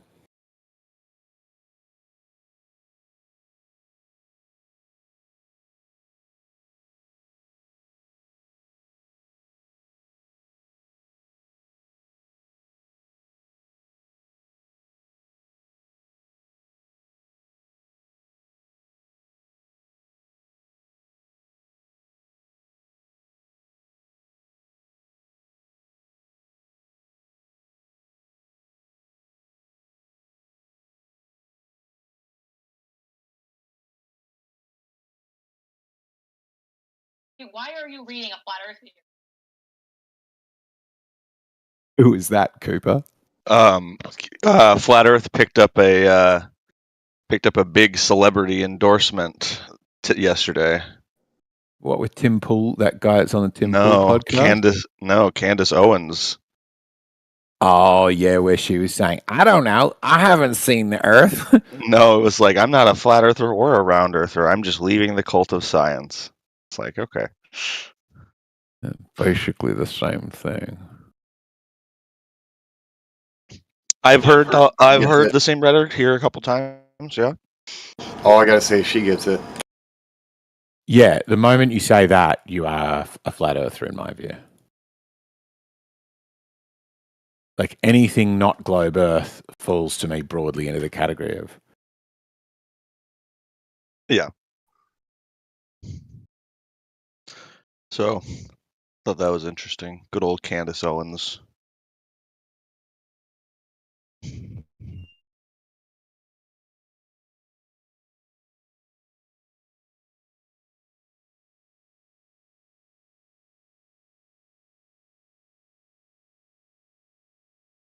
Yeah, goddamn.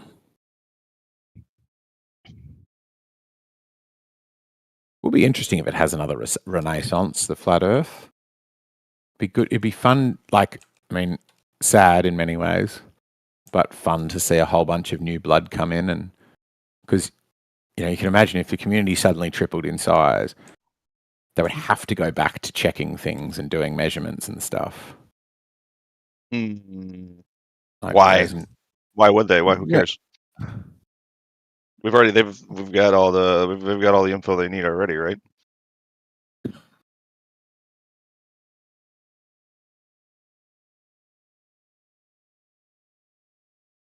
No, and you know that. What I'm saying is if like it feels like that well, maybe you're right. Actually, maybe you are right.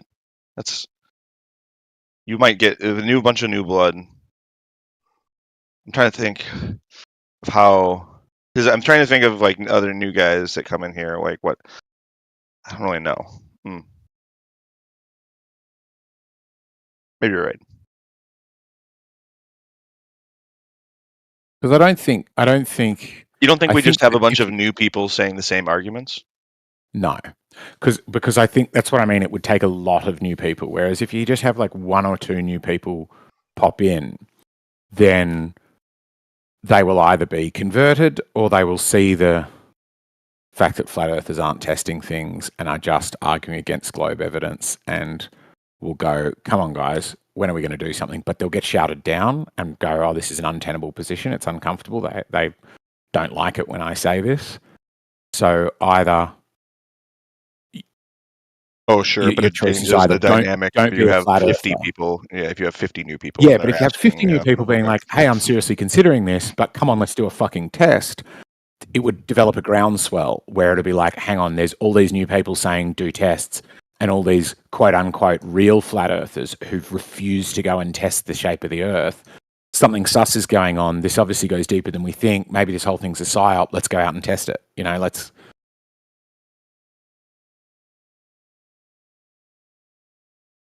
Yeah, that's interesting. It's kind of a neat social question. Is like when you have like what's the limit? What percentage of new people fluxing into a group or like a club like immediately do you need to like wash over the orthodoxy currently in place within that group? Yeah.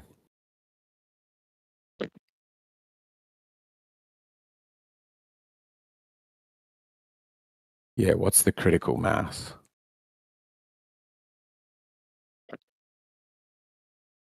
All right. I got to make some calls. I love you. Bye. Yeah, that he loves me. You guys all said I was unlovable. That was nice.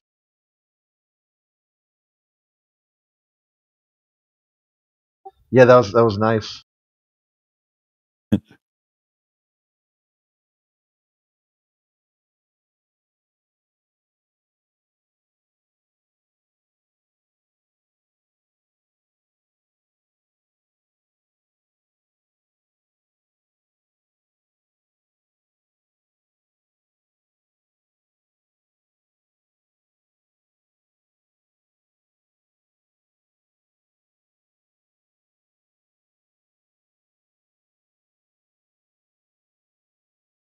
What did you think of Candace Owens' thing?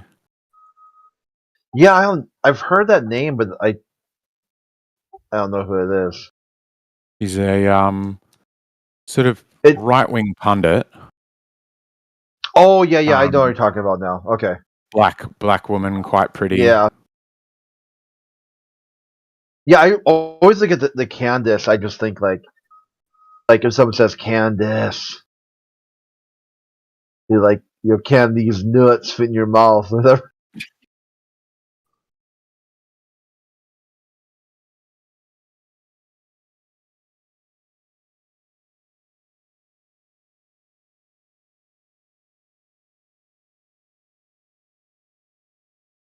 Yeah, political commentator.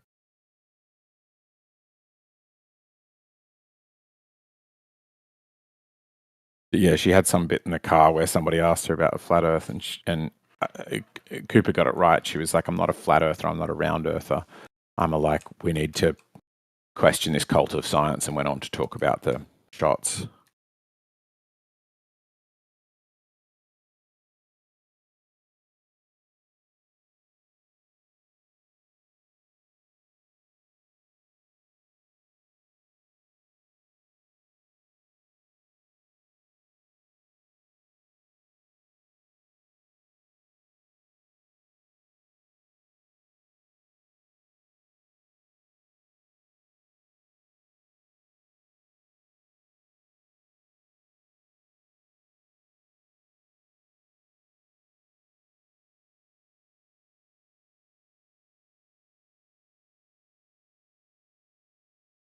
Looks like she's wrote some books.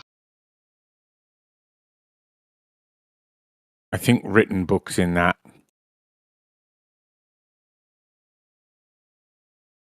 way of like, once you're famous enough, somebody will pay you to write books regardless of the quality of them. Oh yeah, it's well. The one I'm looking at here is called Blackout. Why African Americans should stop voting Democrat. Oh, that would be an interesting book to read, because I have noticed much more of a swing that way.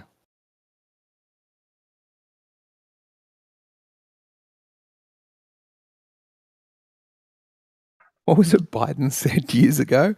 If you don't vote for me, you ain't black. Wasn't it something like that? Yeah, something like that. I know because Chocolate was like really in on that quote. He had mentioned it a lot. He's like, who the fuck's this like lily white boy talking about I am black? You're like, fuck him. Jesus.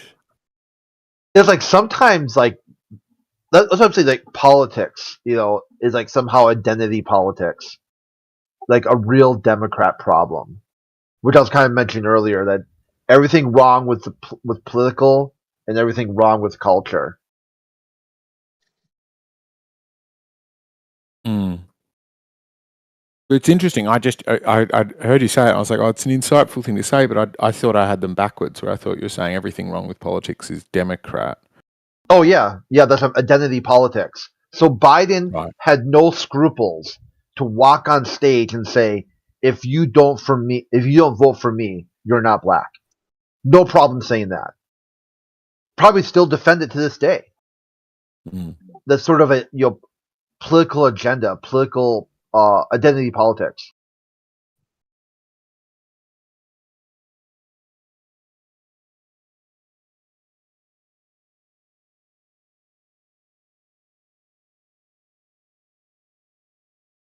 It's pretty funny. She's got, was it something I said? Candace Owens breaks from that little dude, Ben Shapiro. They're no longer associated together. And what he said, she said, is it something I said? Yeah. Yeah, so like March, I guess they separated. Candace Owens is out of the Daily Wire. Oh yeah, I've seen her videos before. After I saw another. She does used to be with this other guy called Dennis Prager. PragerU, right? Yeah, right. She was involved in that PragerU. They had a Discord server, but it was just basically farming your email and phone. It's like you joined it. It's like enter phone number, enter email address, and then nothing. Then nothing would happen. There was no channels. There was nothing. It was just basically to get you on their mailing list. I'm just grabbing a drink. I'll be back in a second.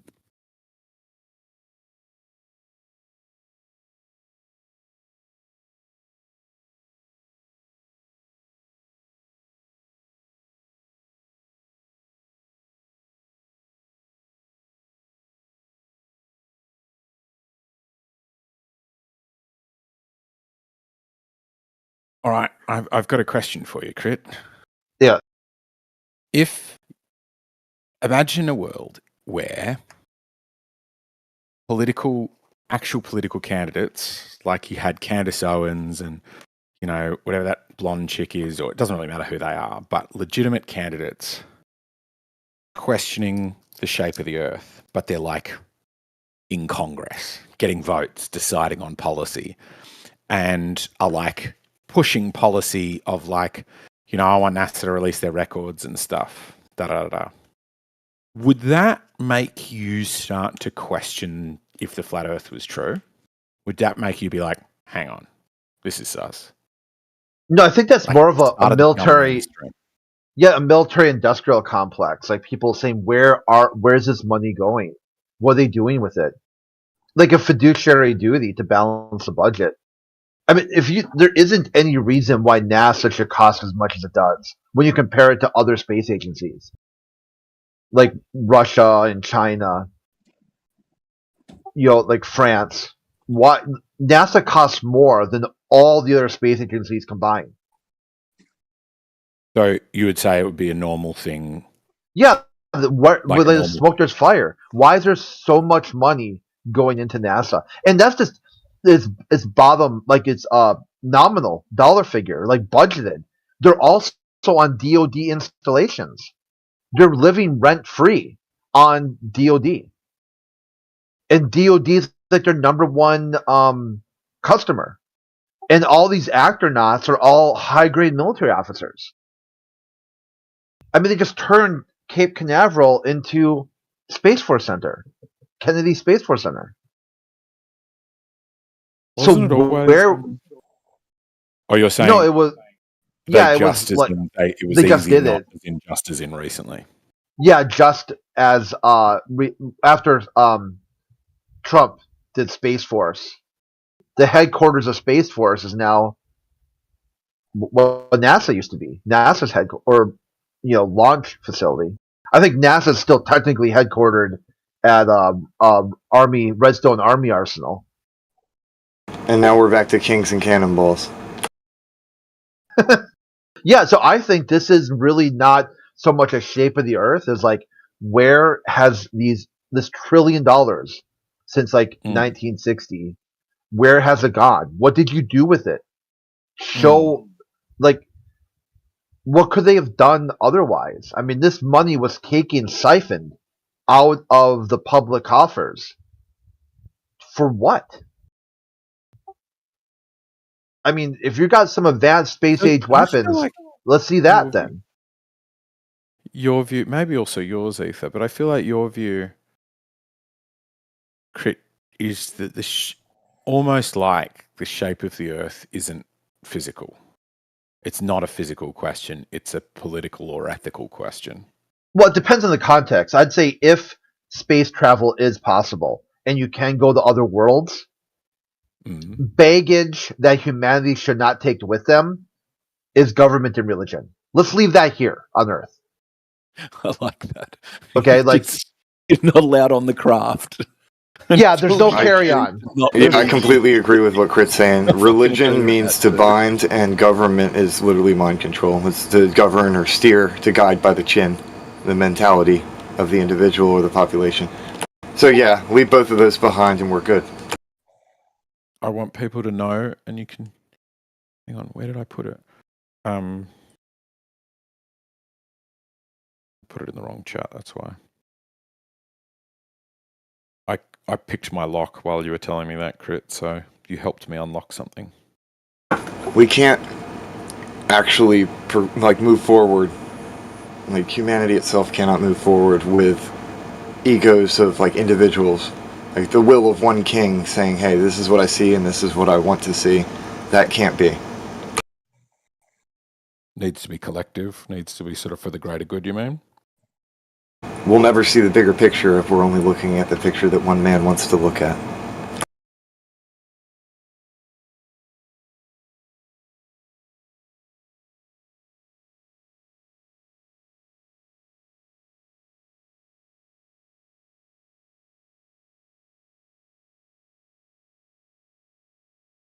And I'm going to digress from chat, and I hope that somebody wants to come in and talk about the whole globe ball, spinny space ball thing at some point. I'm gonna sip on some coffee and wake up. I think about the spinning space ball every day I come in here, which is pretty much every day nowadays that I don't have a job.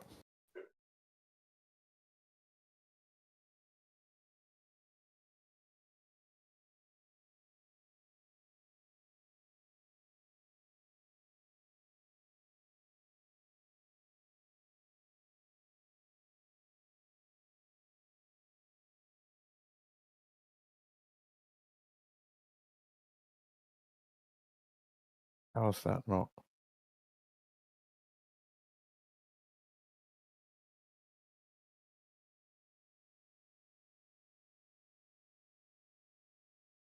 How's that?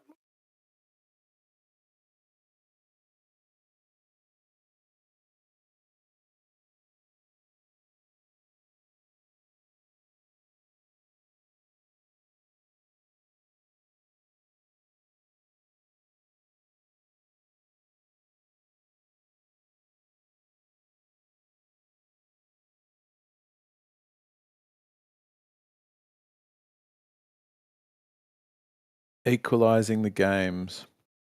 He streams on Rumble and Kick, gaming and listening to podcasts, North America. He has way too much information in his feed to be a flat earther. Richard, you need to come and tell us about your earth shape thing. We'll challenge your epistemology. Straight-based Hindu.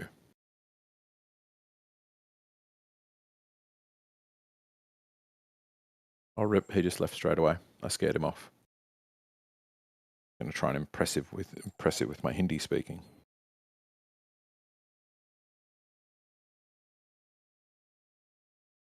So let me get it right again, Crit. The Democrats' morality is broken, and the Republicans... Which way did you put it? Which way around was it?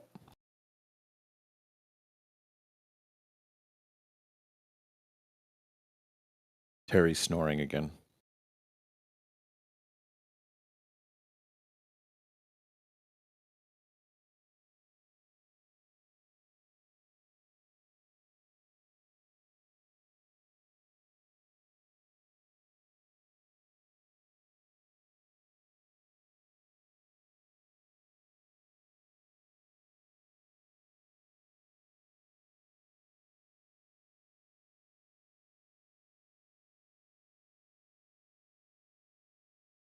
Welcome, newcomer. Tell us about your Earth-shaped thoughts.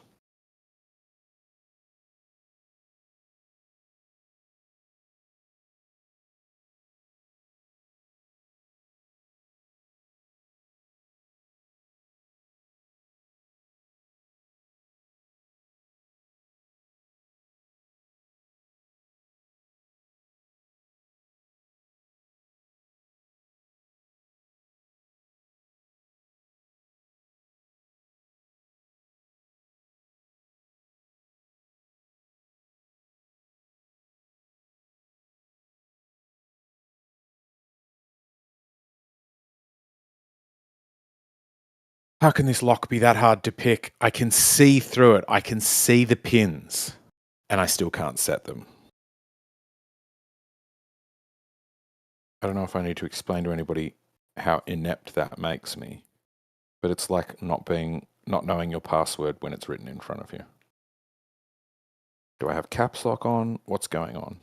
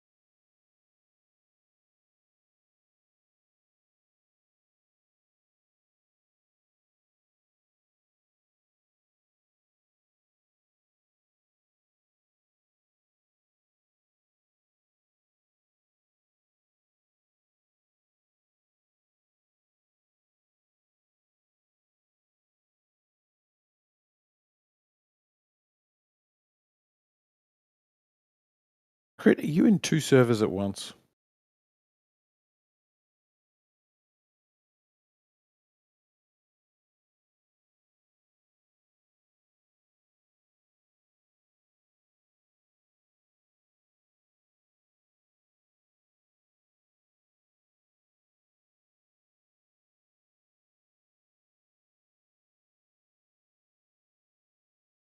Oh my god, I just saw this video. It's like these people were in the front yard of their house.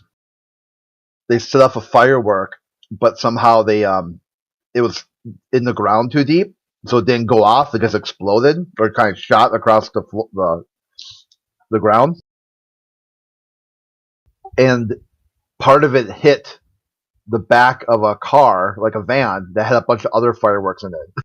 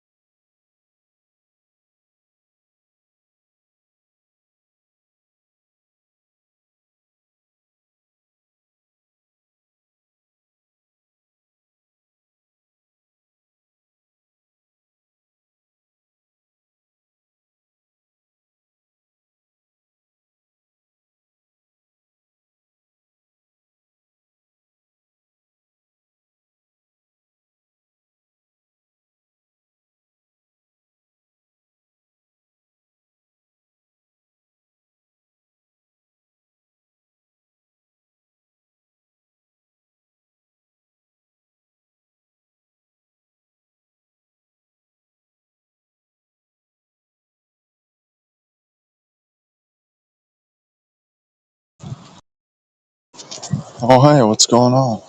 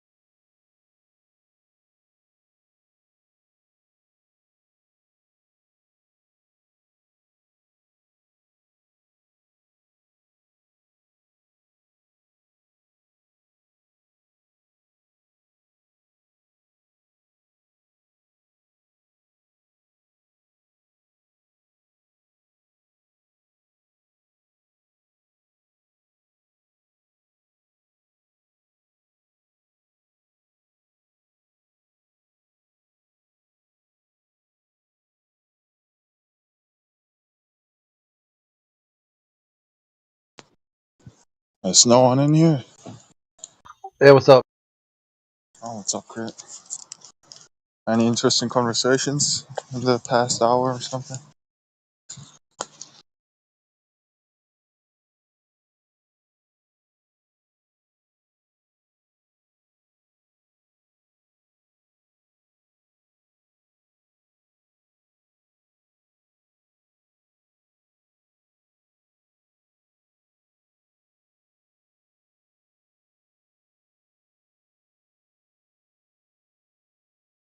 Yeah, on and off.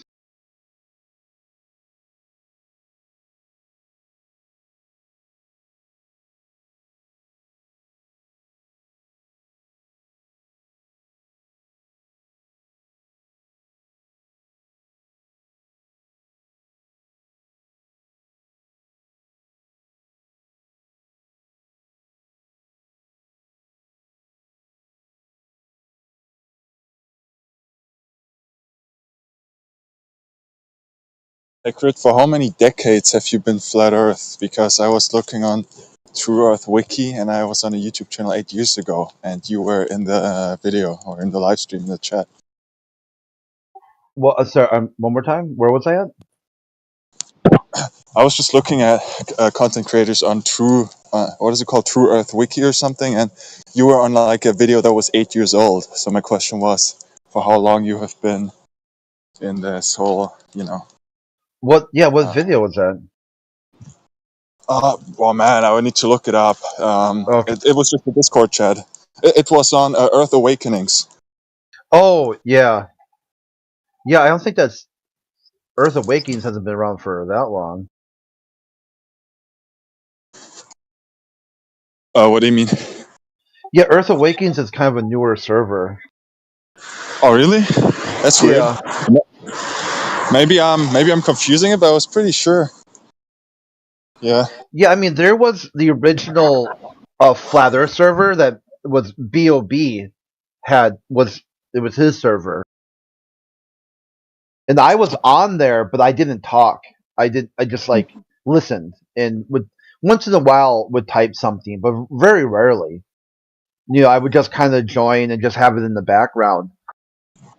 And then Oh, the okay. server just disappeared because there was like some drama with the owners. And then when they found the new server started up, then I got more involved. Like it's like once you lose something, you don't value it until you've lost it. Then you're like, wow, I kind of miss having a flatter server that I could go to. Yeah. So I started like, yeah, when I first joined it, I'm just kind of like, whatever, like let's see what people are talking about. Yeah.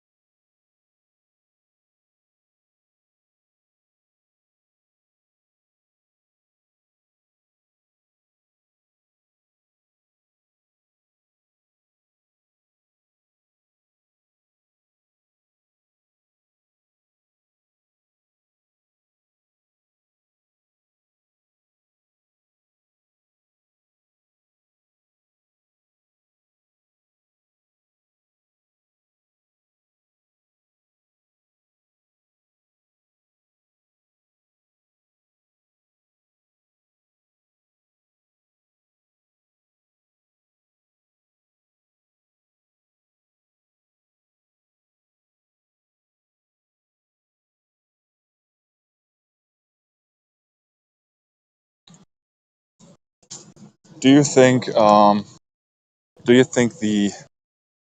railroad and tunnel argument is a good one? One Comes more to time. the Sorry, Do you believe got a that lot of the background noise right now. Oh, okay. Yeah, no, I was just So asking say if you think one more that time. if you think that the tunnel or railroad argument is a good argument, that they don't calculate the supposed curvature. Yeah, it goes into this concept of locally flat, and then so they'll tell you that railroads are kind of built one section at a time that's flat. In the tunnel, tunnels like are short, and the long one, the Eurostar, that they said they did account for curvature, but they didn't account for curvature. But they dug from both ends or something. So yeah, it kind of what I like using those arguments, those superstructures, is I go with the Suez Canal, the Panama Canal, and the St. Lawrence Seaway, because that has literal water finding its level for hundreds of miles. I see. Okay. Yeah. So there is if you go through the Panama Canal, I think it's 70 miles. It lifts you up to a lake in the mountain. You sail across that mountain lake, and it drops you back down. You're Pacific Ocean to Atlantic Ocean, the whole way. No curve.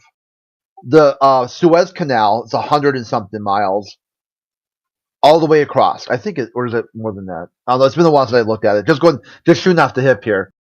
No curvature, complete flat water, flat horizontal water all the way across.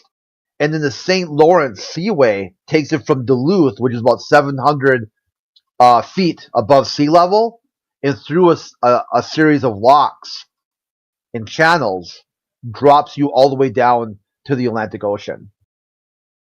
No account for curvature or rotation. And they say, oh, So the that's tunnel. because it's built in sections. No, that's what they say for the railroad. The railroad's got sort of tolerances that are built in sections. So the curve of the Earth is hidden inside the math. The railroads kind of bounce up and down, and there's a little bit of wiggle. The railroad itself has flex. So when the train goes over it, it's got a little bit of give and take, a little bit of bouncy. And they say that bounce or that flexing is more than the curve of the Earth, which is 8 inches per mile.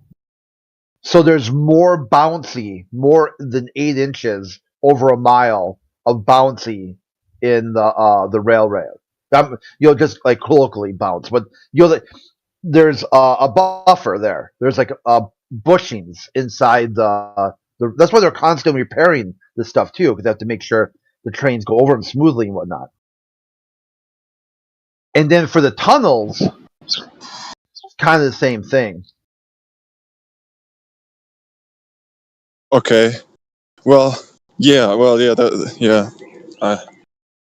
Yeah. I mean, yeah. I don't understand. Yeah, I don't know what they would respond. With the tunnels then, because obviously, if you have a tunnel that long, How long's well, the tunnel for the Eurostar is long. It's 12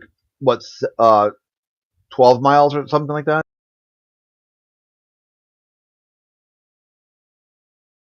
Yeah, and I mean, if you don't calculate, 31 miles. The Eurostar's 31 miles. Mm-hmm. So apparently that's not enough distance to get. Oh no, yeah. So yeah, length 31 miles. Okay.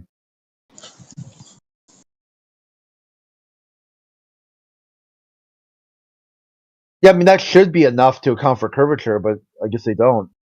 Or what they also too, the Golden Gate Bridge and whatnot. Some of those the tunnels that are around, in the Appalachians and stuff, they're pretty short. I mean, some of them aren't very long.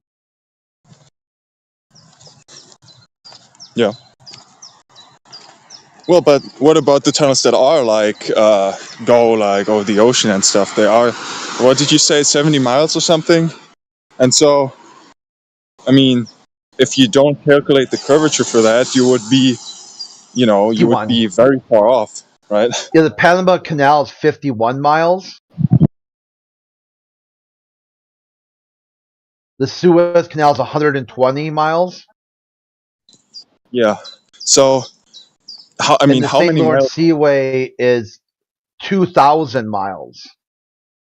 Oh, yeah, okay.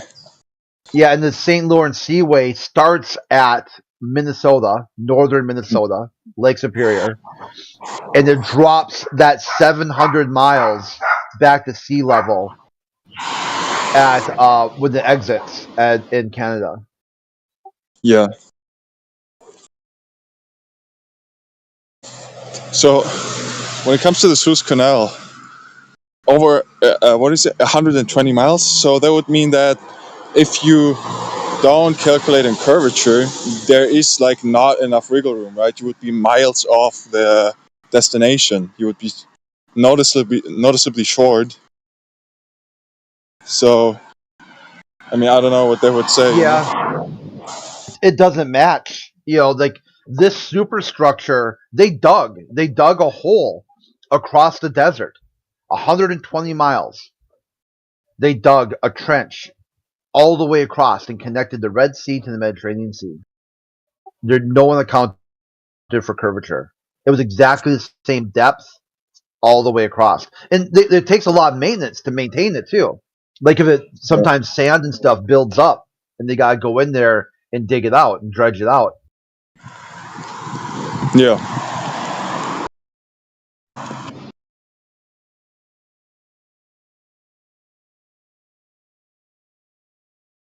Well, that just reminded me of this new megastructure that they're building in Saudi Arabia, right? Where they are, where they want to build. You're right. Yeah, the desert city, whatever. Yeah, which is just a straight line, and so they would need to account for curvature as well. Sure. Yeah, I've kind of looked into that. It's like a humanitarian nightmare. It's like workers are getting there's no workers' rights. There's all kinds of safety violations. Yeah. People are getting injured. I think people are gonna look up at that, or not look up at it. They're gonna look back as one of the most humanitarian crises ever happened. People are gonna look back at that and say, "This is what happens when you've got really no safety protocols." People literally just working themselves to death for what? Yeah, and they drive away these people who have lived like in their villages for hundreds or thousands of years. They just drive them away there, and we all know that they will never finish it anyway. It will just be a half-finished project. They will never do it. I think one thing needs to be pointed out though about Saudi Arabia, as I have, and I will happily tell everybody and anybody, even if the subject is tangentially related, I rode my motorbike through Saudi Arabia. Ain't no fucking villages. It's desert, so it only ever had Bedouins who would move from waterhole to waterhole, and the permanent dwellings that are there now, like Riyadh and those kind of places, are very new cities. There's not like ancient stuff like that. Beyond that, though, the line or whatever that city is the stupidest possible design for a city. It's unimaginably retarded. It's like, look at any city across history, and with the exception of ones that are on coastlines or on rivers, even when they're on coastlines or on rivers or on cliff faces or something limiting how they grow, they always grow in a really predictable shape. And the shape is circular. It's like a spider's web. Like, why you would try and, imagine you've got to visit somebody who's over the other side of a circular city. The furthest you would ever need to go is the diameter. Same thing in a line. and you would have to go from one end to the absolute other end. It's just insane. You would very quickly, you'd build that line, and then you'd find a guy made a tea shack 10 foot outside the center of it, because the center would be where the hub is. That's where all the political buildings would be. That's where all the rich people would be. Nobody's going to straight away voluntarily move into one of the outer extremities, right? So those are going to be ghost towns for the first decade or so. But if you've got no money, you'll just start a little coffee shack 10 foot outside the line. You're like, yeah, if you're willing to take that door out, I'll sell you coffee cheaper than you get it inside. You very quickly find there's a shanty town in the shape of a circle around this ridiculous glass line.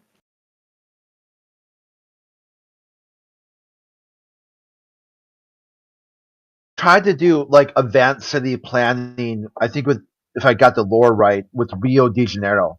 And they wanted to make it like when viewed from above, like space or whatever, it would look like a thunderbird. Like that mystical creature from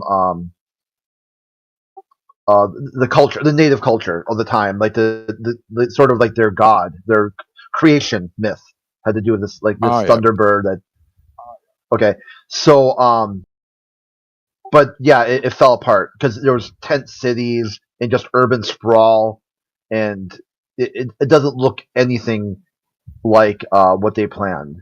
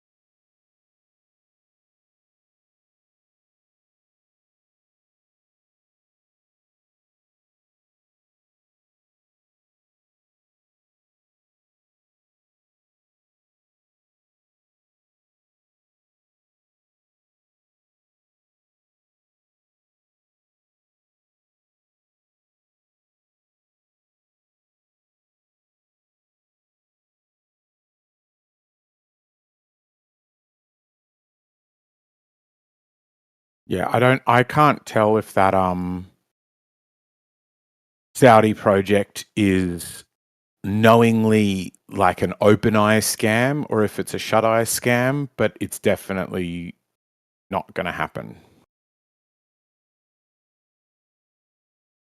Yeah, I had thought it was, when I first heard about it, it was like one of those viral sort of troll things, or whatever, where just some weird like thing that someone had said, like some sort of crowdfunding, like check this shit out. But I started hearing globalists talk about it, how this was going to be like the method to building on Mars. This is what like a mock version of how you build up for some reason. I guess I'm not really sure I get it, but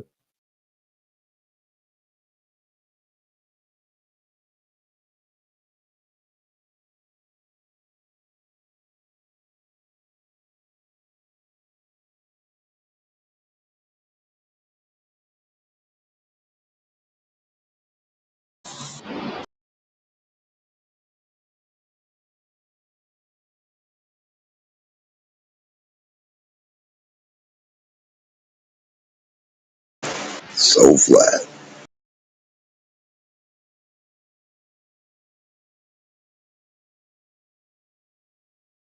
I'm flattered. Latter-day Saints. I'm flattered with the flatulation.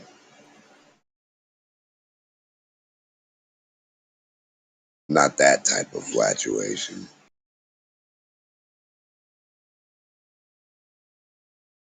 The Globers are infatuated with the flatness. Infatuated.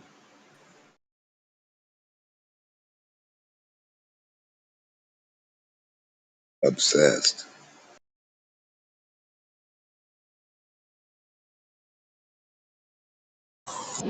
Hey, Denmark, will you be part of the SpaceX Mars mission?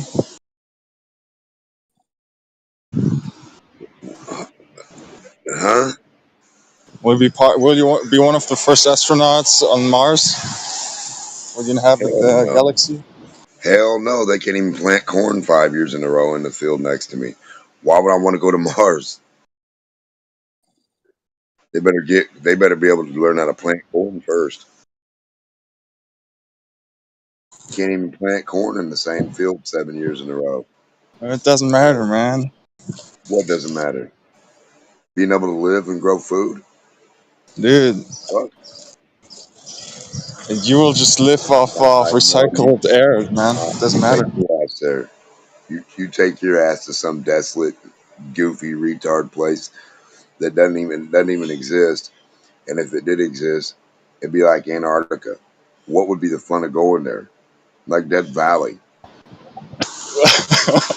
Well, we're gonna terraform it, man. We're gonna turn it into Earth 2.0. Nah, I want you to terraform Antarctica and Death Valley first.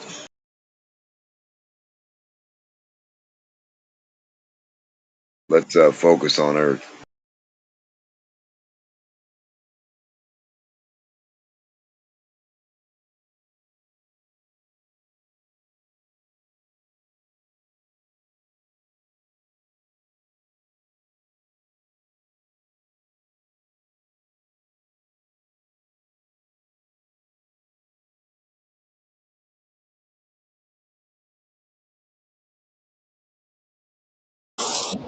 Yeah, it really is totally retarded.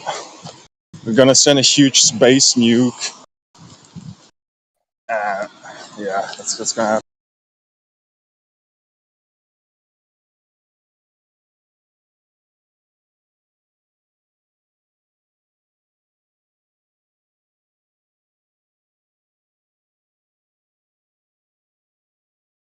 What would a space nuke consist of when all you got to do is send water and it becomes the sun?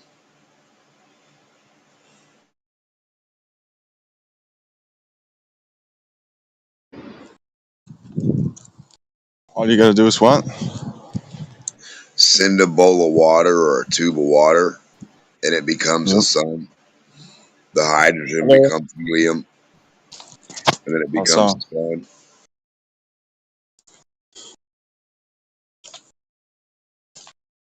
no, that's fake. That's fake science, man.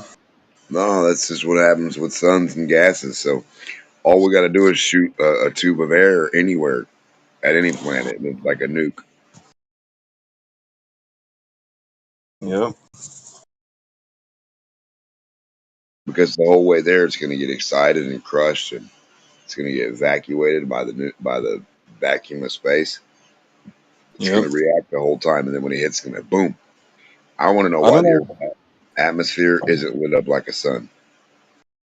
Well, I don't know if you do know this, Demok, but I actually created a whole star system in my vacuum chamber at home. I put a lot of dust into the vacuum, and it started spinning, and it you know it started compressing, and it formed a planet. And then I put gas in the vacuum chamber, and it formed a star. And did the So, star orbit around the planet? well, I'm not going to talk about that. I mean, what happened is that the dust compressed into a Stage inside the disk, dust. into a sort of disk form, and then the sun orbited over the dust disk. So, Oh goddamn! Wow, sounds like you actually straight up proved it. Proved the globe. yep, Did you hear that, Demok? yep. I don't think he said he proved a globe. I think he did though. No, I think he just said sun disk. I think he said it flattens out to a disk, and then the sun goes over it. I don't think you heard correct, eggshells. Well, we Maybe don't have you to might be talk right. about that part. Some bits it sound like he couldn't talk because some bits might have been military secrets. So Yeah, he's going to keep a secret from us. Yeah. I work together with the CIA, but An Illuminati. He works with the CIA to coalesce dust and the biggest vacuum. He's gonna mop your floor and vacuum your carpet.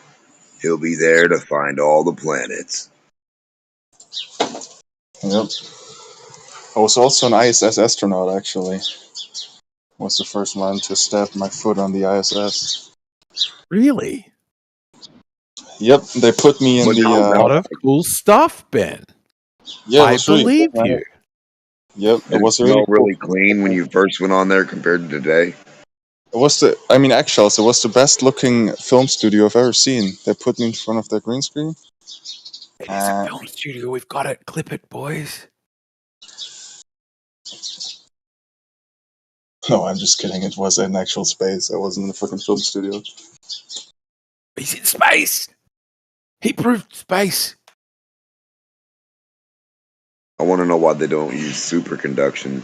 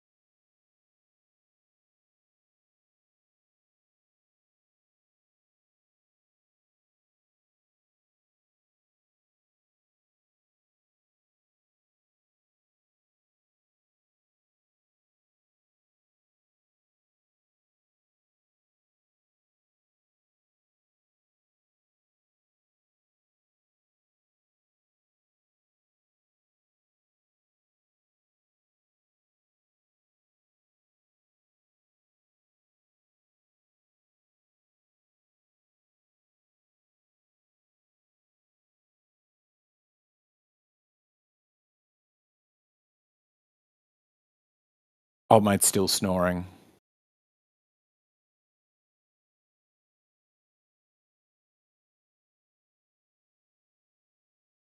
Brenda got really mad the other day when she couldn't prove the Earth's curve. She couldn't find out where to put the Earth's curve dot next to my dot. I love Did that. she? I love that. Just imagine you got a 24,000-mile horizontal line, and it stops at the wall in your room, and then you write one more little line in the corner of your wall. It still represents the Boom. continuance.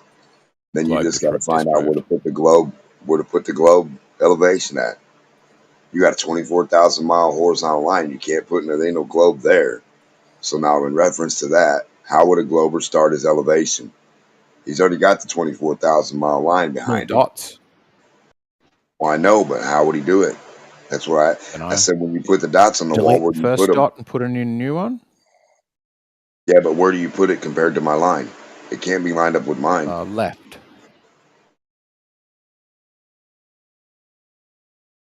Left what? No. To the left. No. To the left where? Above it? Above it. No, if I'm standing on a sphere and I got a horizontal line as my feet, Yeah, to the left. where do I put the dots at, eggshells, for the curve? To the Below left. that line on my feet. Below. Oh, So if I below got it. a Below line it. on the wall that's 24,000 miles and it's horizontal, the globe line has to go below that. Below it. I got it. I Yeah. got there in the end. Below it. Yeah, you're standing on top of the curve right now. You're on top of Earth. Your little guy is the bottom of your feet are pointing to the center radius of Earth's curve right now. I mean, Earth's center. I'm sorry. You're pointing to the center of Earth right now with your feet down there somewhere, imaginarily. So you're on top of the ball, right? So if you as a human drew a fucking horizontal line and it ended at your wall in your room, how would you start the curve? You'd have to put the dots below. Yeah. Below. You're right, yeah. I missed it the first couple of times. So my point is, no glober has ever done that, and they're never going to do that. They're never going to put a little horizontal line on the wall representing flat Earth, because that's the same everywhere. That's fucking common sense. Any dot you put on the wall is the same elevation for everybody on flat Earth. There's no fucking guessing game there. So now where does the globe start? It cannot start the same as mine. And it can't continue the same as mine.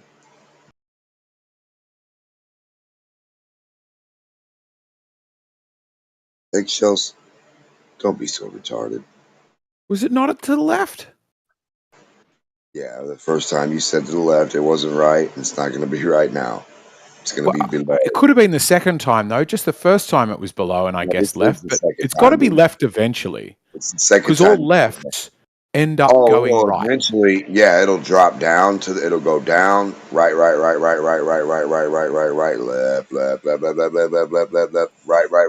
right. Yeah, that's what it'll do.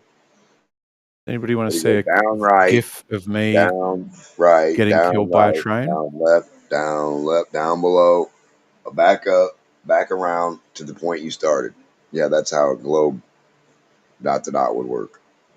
Well, I want people to know that at 44 minutes past the hour, I posted the funniest meme that anybody has ever made, and it was made by me.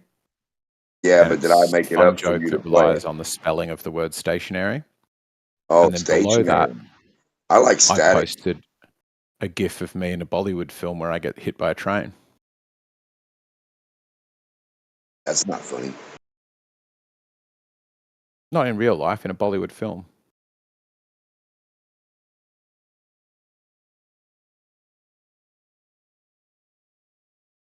Look, I've sent Terry to sleep, but I think action sequence in a Bollywood film is worthy of more than just snoring.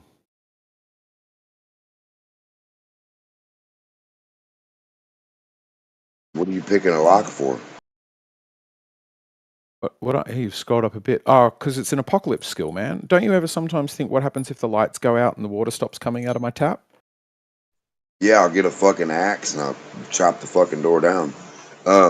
Yeah, look, so that is legit. Look, I'm not going to lie. That will work at opening the door, but then you won't be able to lock it again. And people will know that you've been there. I have a very good set of skills at locking doors back. After chopping them down with an axe. Yes. Look, I'm going to press doubt on that one. I'm going to press doubt. I think if you chop my front door down with an axe in front of it, and I go to sleep. Yeah, see, I think lockpicking is still going to be a useful skill. So you've reminded me I should go back to practicing it. Nah, you ain't going to need to pick no fucking locks. Ain't nobody going to have no locks. Where are they going to get the locks from if no locks are being made? Well, they're still going to exist, right? I think the last lock on Earth will long outlive me if an apocalypse comes around, and it's just a fun skill. Just need a torch. It's a fun thing to practice. A couple torches, a couple cutting tools, some bolt clippers. Tools, not bad. I'm doing a bit of archery as well. I'm getting good at shooting with a bow, so I can do some, Shit, just learn how to make you a log cabin. You ain't got to break into nobody's anything. Grow some food, you'll be good. Go to the seed place. I might need to go to a pharmacy, and I might not want to have to noisily hack down a door to a pharmacy if I can just pick my lock into their cabinet to find their penicillin. Don't go to a pharmacy, you drughead bastard. You're supposed to go get seeds for food. I'm going to presume I've got food. I'm going to presume I've managed that bit, but somebody's got a cut that needs a little bit of antiseptic. In an apocalypse, we see Eggshells running for the pharmacy. He's like, where are you going? He's like, Walgreens. I'm like, oh shit. If you don't see the value in going to a pharmacy in an apocalypse, then I got to tell you, you're not in my crew and I'm not in your apocalypse crew. Don't go to a pharmacy, you drughead bastard. You're supposed to go get seeds for food. Then I got to tell you, you're not in my crew and I'm not in your apocalypse crew. Brother, you're gonna be the highest motherfucker around. I see the I'm not value. saying to get I'm with high. you. I mean, sure, I'll take some recreational drugs if I find them. But I'm saying to get things like bandages, antiseptic, penicillin, Eggshells. I know antibiotics. what the hell you're talking about. I know. You know I'm kidding. Shut up. Don't be so stupid. I'm being funny about getting high on Walgreens pills or fucking RX or wherever it is. Come on, if I came back with Walgreens pills and I was high and I was enjoying myself, are you telling me you wouldn't have some of that? You saying you No, wouldn't be I'm like, all saying right, give I'd me a go bit of with that? you. I'd go with you the whole way. I'd be Exactly. like, "Where's the And fucking you'd have your Walgreens? axe It's out, down." you'd be ready to chop down the door, and I'd be like, no, wait. Oh, If you give me a you're good right. 15 to 20 minutes, I might be able to pick this lock. I'm gonna be in there getting stuff, but while you're picking the lock, I'm gonna be coming out with shit. Look, there's a good chance you'll have It's like hacked the how door you down get in the already box with an axe, and be and like, I'll "I still just be trying drove to a pick the car to lock. the building." I'll just put a brick in a car and let it go through the building, and I'll be in. I don't really care, man. I'm not trying to save shit during an apocalypse. I'm trying to tear it down. Look, you might be right. I might need to. I've always done single pin picking, which takes a long time. I might just. You're speaking to me now. I'm going to try raking. Yes, yes. Rake the lock. It usually No, takes 2 not hits. breaking it. Raking it. Rake, yes, like Yeah. a rake outside with leaves. I know what you're talking about, brother. I play Yeah. video games where you got to pick the lock. This one mostly. Zig, zig, zig, zig, zig, zig, zig.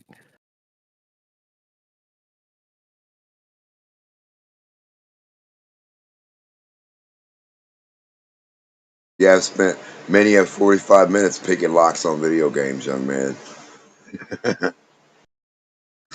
My dad used to pick locks with a fucking knife with a tip on it. What?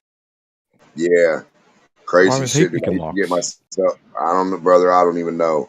I used to get myself locked in shit, and I'd be like, "Dad, oh man, I'm locked in these things, handcuffs, anything, dude." And he'd be like, "Oh man, what the fuck are you doing, man?"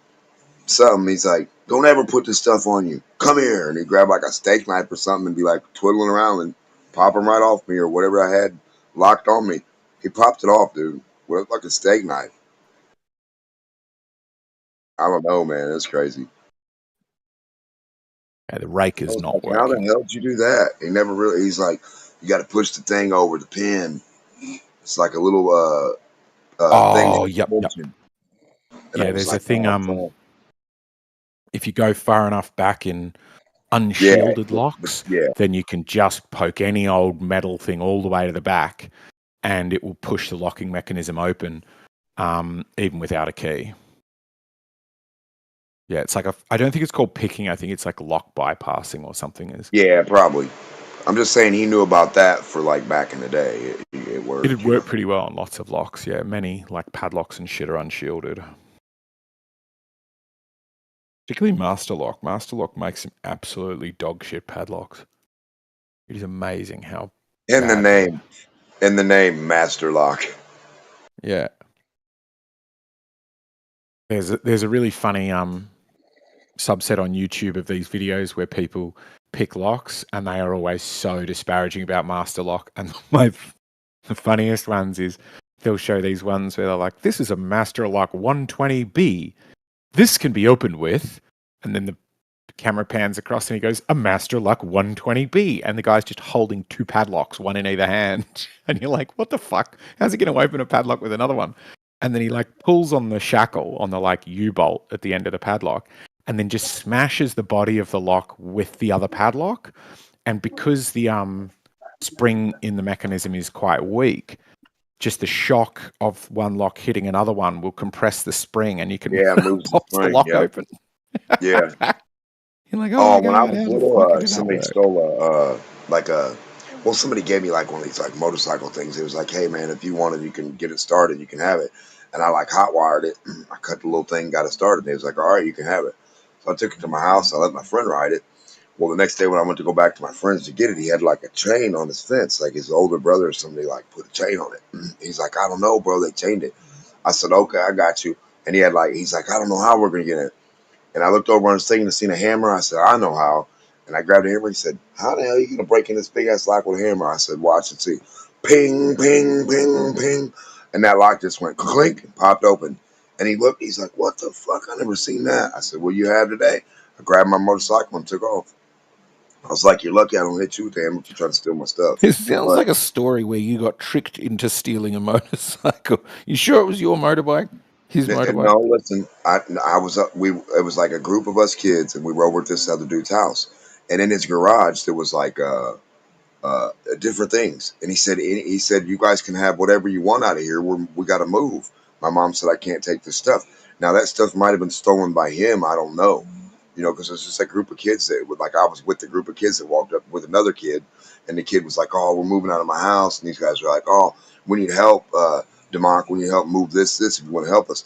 I said, "Well, I don't want the go-kart. It looks like it's broken. It won't work." It seemed like a little bit of the battery wasn't, or the motor wasn't there. But the motorcycle looked like a whole motorcycle. And I was like, he's like, "If you can get it started." I said, "Does it got gas in it?" He's like, "Yeah." I said, "Fuck it, we'll try it." So I just hot wired it. And then later on, I wasn't, it wasn't like my motorcycle until that second. So it wasn't like it was something that I held dear or anything. It just, dude said, "You can have it." So I let the other dude ride it that went over there with me. And when I let him Mm-hmm. ride it, he rode it home. He's like, "Oh, I'll be back tomorrow," because I kind of knew him a little bit. I knew his name and everything, where he lived. So I was like, "All right, you go ride it home because I don't want to take no lawn or no motorcycle to my dad's house. That ain't gonna be cool." I already knew the gist. Yeah, I mean, I didn't steal it, but they might have. So Did when he I give get it over back to there, you? Did the other guy ever give it back to you? well, when I went over to his house the next day, and me and him saw that it was locked up by his big brother or whoever, they tried to steal it from him. Basically, is what happened. They tried to lock it up so he couldn't get it back from him. And then, so I broke the lock off. Yeah, and got it back. And then I just sold it to the next random group of friends I seen for like 40 or 50 bucks. Because I already know it was going to be a lot of trouble. I couldn't take it home. Like you said, somebody probably stole it. So, but it was just a fun motorcycle for a couple days to ride. Kawasaki like Mm. 750 or something. It was badass for as old as I was. Yeah, you can get yourself in big trouble on a 750. Yeah, I asked him. I said, "How'd you guys get this?" He said it was on a trailer. I said, "On a trailer, like on the back?" They said no. A guy parked it in the front of his trailer. He tied it to that little metal hitch that comes out of your trailer, that little pyramidal little hitch. And they just went up there and took it off the chain and took it. But they had it for like 2 years in the garage, so you know. But like I said, I just had it for like one day or so, joyriding, and then sold it to somebody for $40 because it wasn't really mine anyway. I didn't really care about it.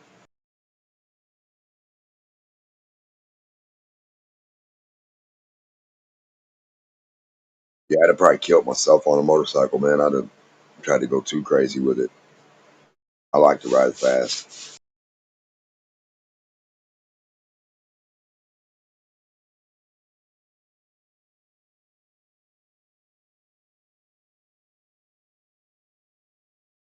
Car, much more sound advice to be going fast and have fun and do donuts and shit. Now, bike's okay. Feel the wind through your hair. Feel like you're flying, but don't wreck into nothing, man. Oh man, don't wreck into nothing. Yeah, I'm my major. I just ride off road now. Where if I go out for a day's riding, I'll crash like 5 or 10 times if I'm having a good day. If I'm having a bad day, Oh I yeah, might only crash once. But yeah, you'll wreck a bunch of times. But every time you just have a laugh, pick yourself up, get a new bruise or something, and you're fine. Whereas if all you're right, on the long as road, it ain't too you bad. fucking Yeah, die. yeah. I just some people go crazy with cheese whiz on these little street bikes and stuff, man. They'll be going 40, 50, 60 miles an hour through intersections. It's going in the nighttime, and then sure enough, a car comes out going to turn or something. Man, it's not good at all. Yeah. There was I know what I'm doing, and I'm like, A, no, you don't, because you wouldn't be riding that fast. But B, it doesn't matter if you know what you're doing. You've got to bank on every other driver not being drunk, not having a 100%. text message, not all the millions of things that will make a driver become an unintentional murderous psychopath. Yeah, that when I first started driving, I didn't want to drive on the roads with the other cars with just the line. I used to think, "Man, this imaginary line is not going to save me from this guy just veering over and smashing my life away," you know. And the teacher or whoever's like, "Oh, that's right, but you just have to trust that they know how to drive. So then I'm driving and I'm like, it's a barrier. It's like a cement barrier wall. Don't worry, nobody wants to cross this line. And then 2 minutes later, you see somebody with diabetes, like, or somebody have an attack or something. They swerve right across, kill everything, just run through a building and everything. You know, it's not like they're trying to. It's just life happens. You know, like somebody has a stroke at the wheel. You know, somebody's diabetes kicks in. Somebody has narcolepsy that shouldn't be fucking driving, or you know, it's anything. Somebody's drunk, an accident. So you never know what the other person's gonna do. Never.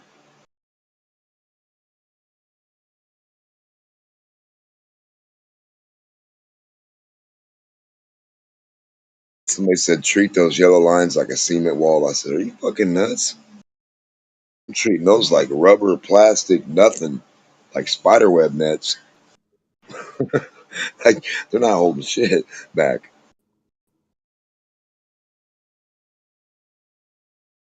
Yeah, because I was always nervous. Like when I'd be riding down the road and the next line of the cars are coming past this way. You know, we're driving at each other across that center line. I never thought that center line was enough. I always thought they needed a thicker center line or some kind of medians. They should have like fucking each way to get in should be like its own lane, like little tubes or walls or some shit. You know, not necessarily, or maybe tunnels. You know, who knows?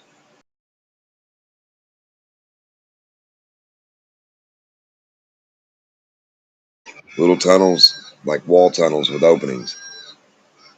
That way the exhaust don't build up too much in there.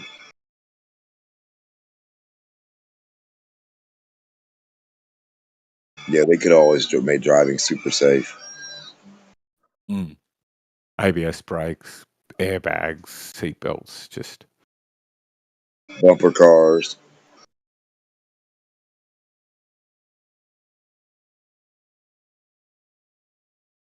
Big rubber tires all around your car like they do for the boats when they dock and hit the boom, boom, boom.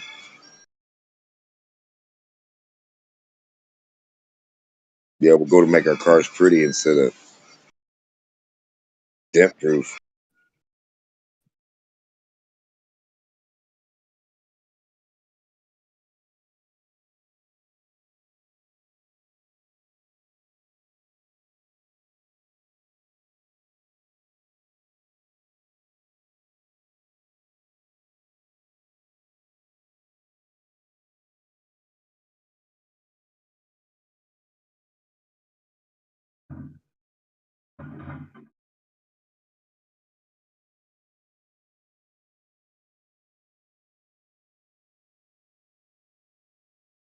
Yeah, our whole street could be ran like bumper cars with the little plate and the wire thing, and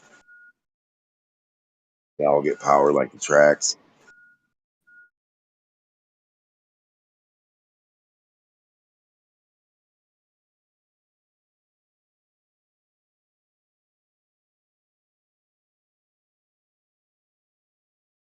Little trolley cars. Ride your miniature trolley today. Trolley bumper cars.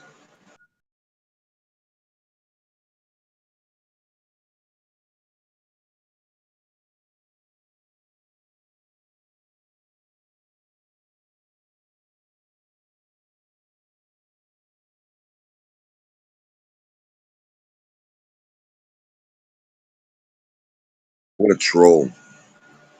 Trolley cars. trolley car problem.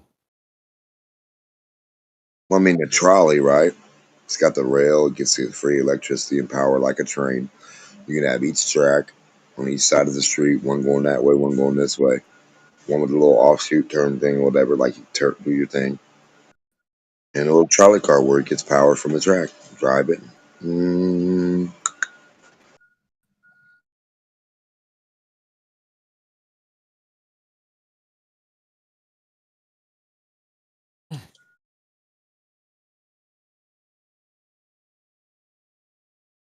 yeah, to where just like a little wire stuck down against the street and like made contact, and that's what gave you your power. And can, yeah. Just be powered by the grid. Same way as a bumper cart. On the bumper cart thing, you got the top thing and the bottom thing. I don't know if you necessarily have to have the top thing, but the bottom thing, you just get the power just like the trains do. They get the power from the track when it connects left track, right track, positive, negative.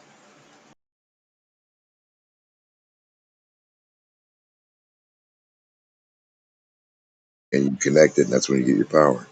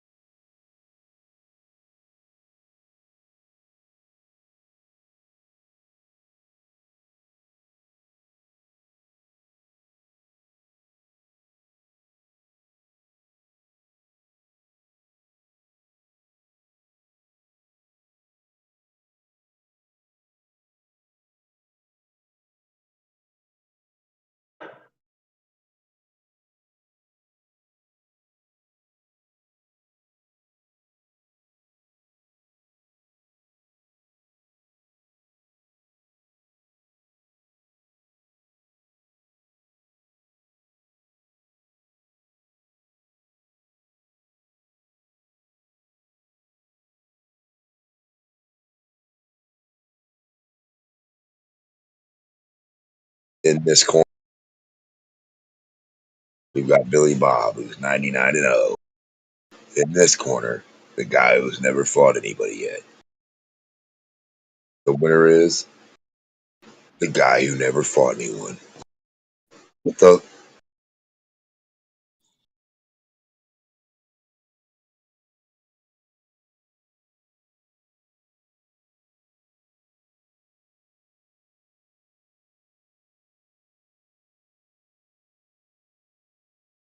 You ever wonder how they get all these boxers that are like 45-0, like every one of them and shit? And you're like, huh? How are they all 45? So every time they all meet anybody, they just beat them all up. And then you put those two together, and then one beats the hell out of the other one. Like, it's like, I don't even understand. Where did you find the 45 guys to get beat up by that guy? That had to be a hard thing to do.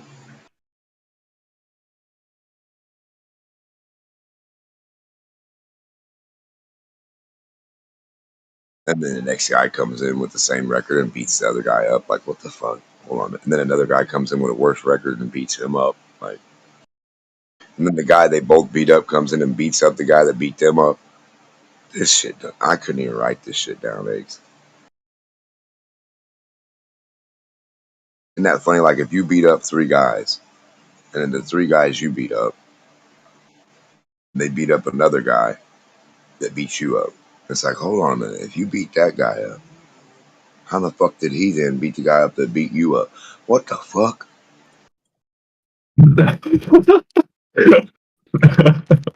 Isn't that crazy?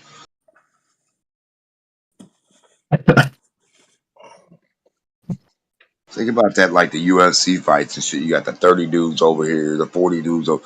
Yeah, and they all fighting, talking shit. And like this one beats this one up, and then this one beats this one up. And then like the one over in the corner beats the top dog up, and then the gets beat up by a punk, and then beats up a top dog. Like, it don't even make no sense. Like,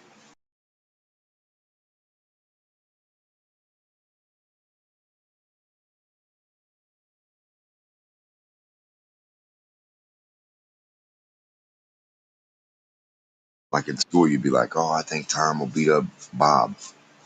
And then Bob beats the shit out of Tom.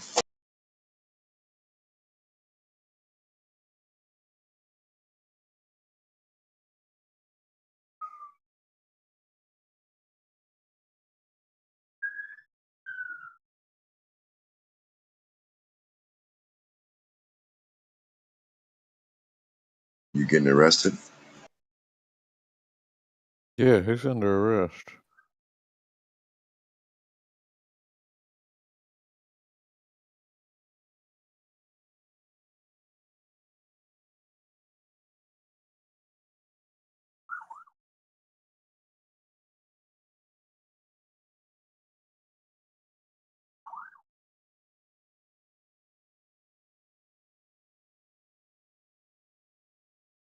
Somebody's in a city.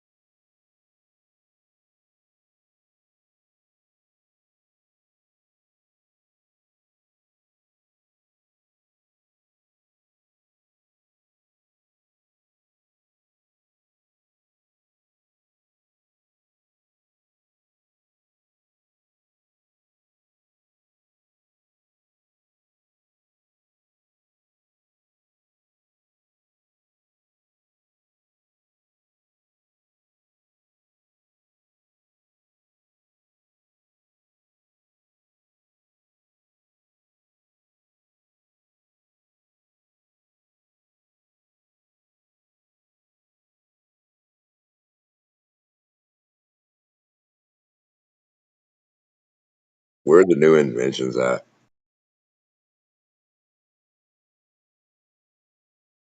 Where are the room temperature superconductors like helium and hydrogen and nitrogen?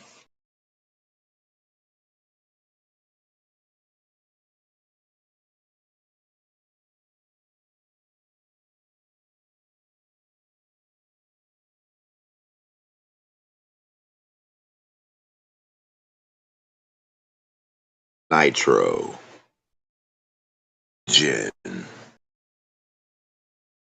oxygen.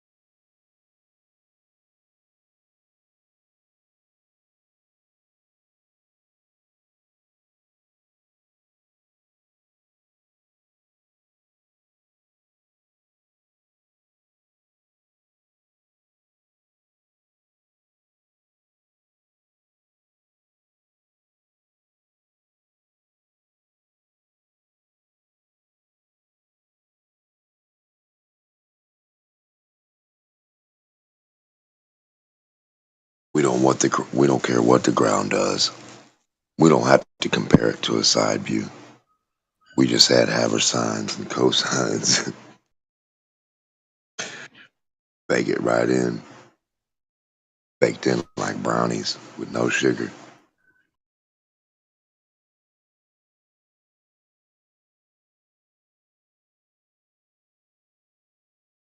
Sugar-free fudge. Get yours now.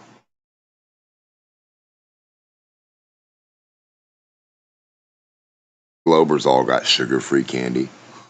Like, this candy is so good. It tastes like rocks. I'm like, it's rock candy. What do you expect? Yeah, Globe candy. It imaginarily it's sweet. You know what I mean? Not one fucking ounce of sugar, honey, anything in it that's actually sweet. And it smells quite weird.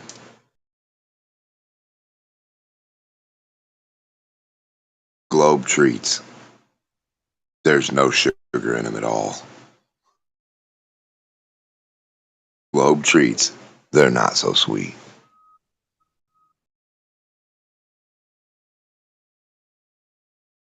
What's that over in there, Glober? It's like, oh, that's fentanyl. Like, oh shit. What's that over there? Well, that's lead. Lead candy? No, no, we don't want that.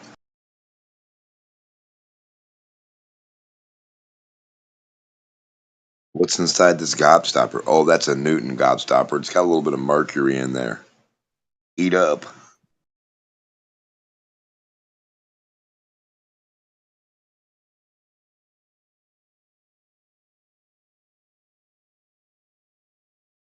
There's a marketing scheme, eggshells.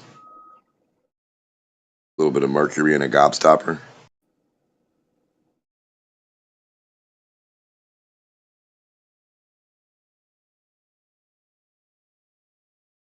Just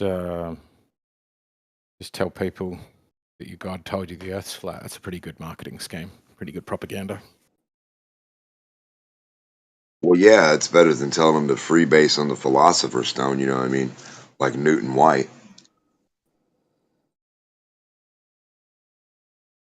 Yeah, they scare me, all the dudes back in the past, trying to think they weren't trying to get high.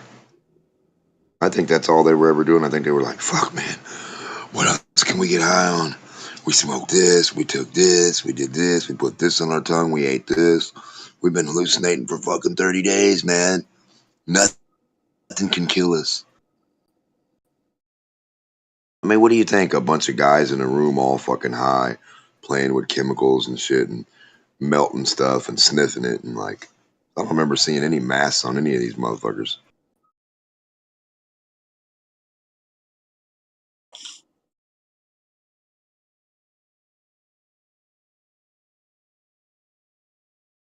How can we sell the story that they were all just alchemists of drugs? They were all just trying to be the next drug dealer, or control people's mind, or hypnotize you, or voodoo. So our alchemy people were not doing anything different than an old voodoo priestess lady, or somebody you would call a witch, or a magician, or like a gargamel. Come here, Smurfs, I'm gonna boil you up and get gold. You know? I mean, think about this. To be a psychotic motherfucker and to be thinking and imagining all the stuff you can make from stuff that's not that, how the fuck did they come to the conclusion what was even gonna do what if they never even knew? This is weird to me. Oh, I'm gonna make alchemy and do this, and I'm gonna live forever, and I'm gonna freebase this shit and drink it and inject it into my veins. And then where'd Newton go, and did Newton really exist? So, like, these things are weird to me, man. Government puts out that the guy that supposedly leads the pack for mathematics and all this shit was a mercury drinker. Isn't that weird? Why would you even put that out there if you weren't trying to get somebody somewhere to secretly drink some mercury?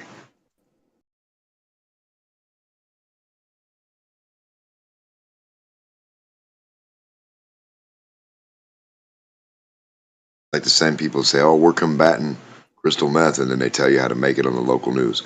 Well, Bob had the cleaning solution. He had this and this and this and this. And this. They show you the fucking ingredients right on the wall. The lady with the mic in her hand, she looks over the wall and says, these are your ingredients that you would see for making household meth or whatever. You know, it's like, hold the fuck on. You're telling exactly what you need, but you guys don't want this to happen. But you're telling people right now on national TV, every household of every human, how to do it.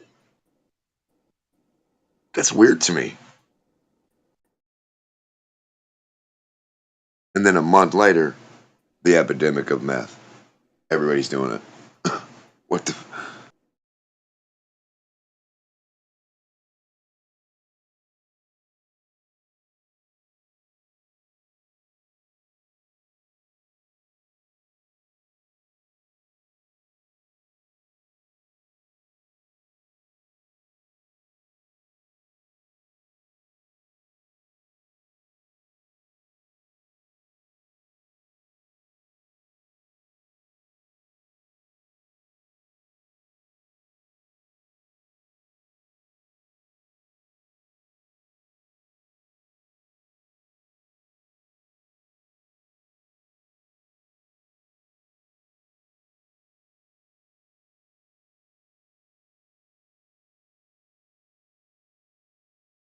One time on the news, they said people were smoking bed bugs, lice, getting high. I ain't never heard no shit like that in my life. National news, they were like, be warned, kids these days are smoking bed. I said, where the fuck do you even get a bed bug? What? Hold on a minute. Who even wants that? And then why would you? Hold on a minute. I never. Yeah, that's just crazy. But basically, they're promoting the shit.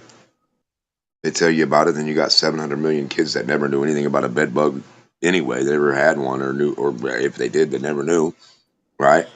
And then they tell them to smoke them. Go get high. It's like, why would you? The news, man, crazy.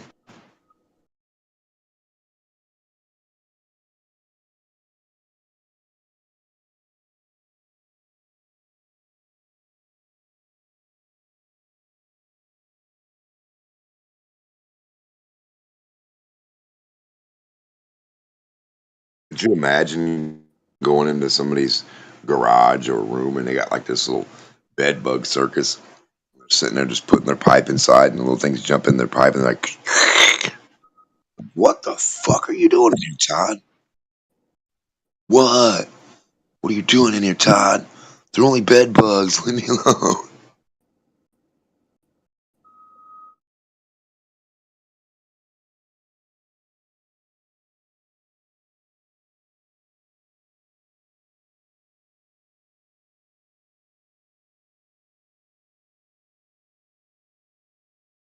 And couldn't that start a lot of diseases on its own? Like, what the fuck?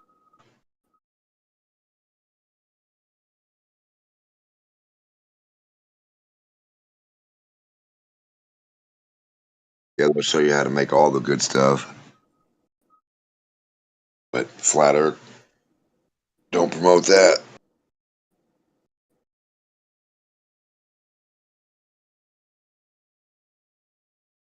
They'd rather tell you about smoking bed bugs.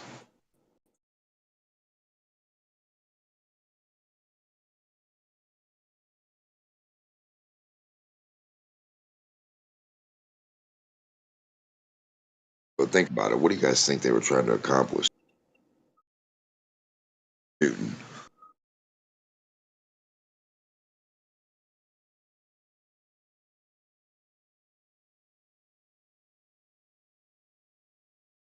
Hermes Trismegistus. Hermetically sealed. Hermetically. Does that mean like ambiotically? Hermetically? What? Was that a pressure sealed chamber or a vacuum chamber? Either way, it'd be pressure sealed, right? Pressure's pressure, right? Under pressure.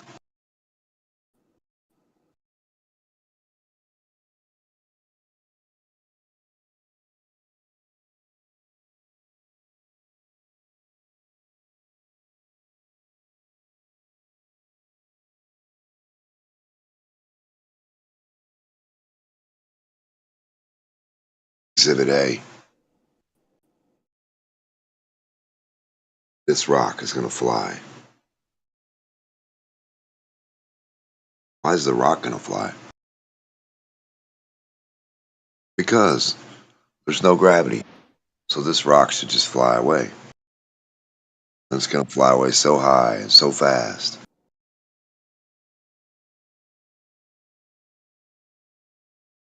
What's terminal velocity versus 9.8? Is terminal velocity 9.8? Everything falls at the same rate. Terminal velocity is 9.8. Squared is great. 9.8 meters per second. Like, how fast does that get eventually? So, like, if you fell at that rate for a year, how fucking fast would you be going? It'd be too fast.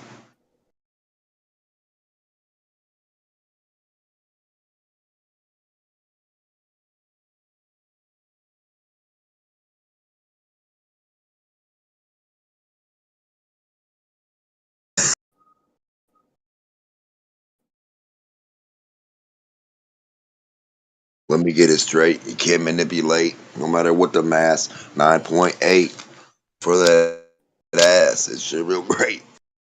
You fall so straight. What? You don't fall horizontal, you fall vertical. You don't float horizontal, you float vertical. Welcome to Flat Earth.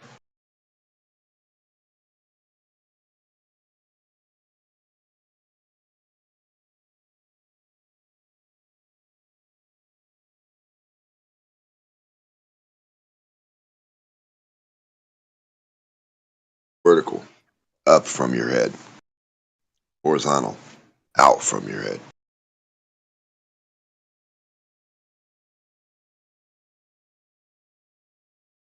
Forward.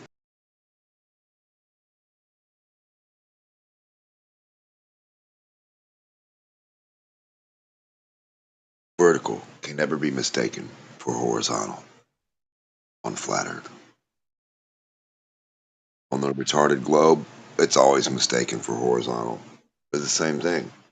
Vertical is horizontal on a ball, but not on Flat Earth. Retarded mofos.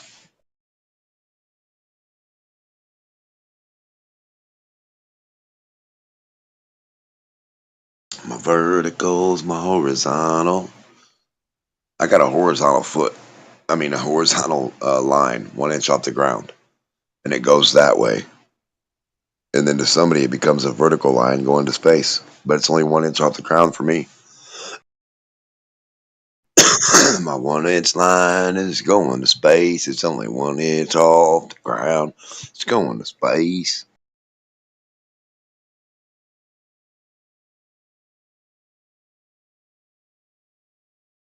Yeah, my horizontal line will touch the moon, and everybody on that part will see it vertical like.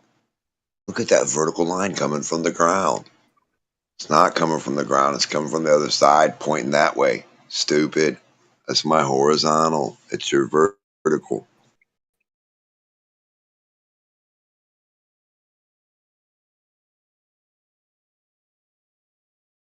Apparently, I like to watch the news.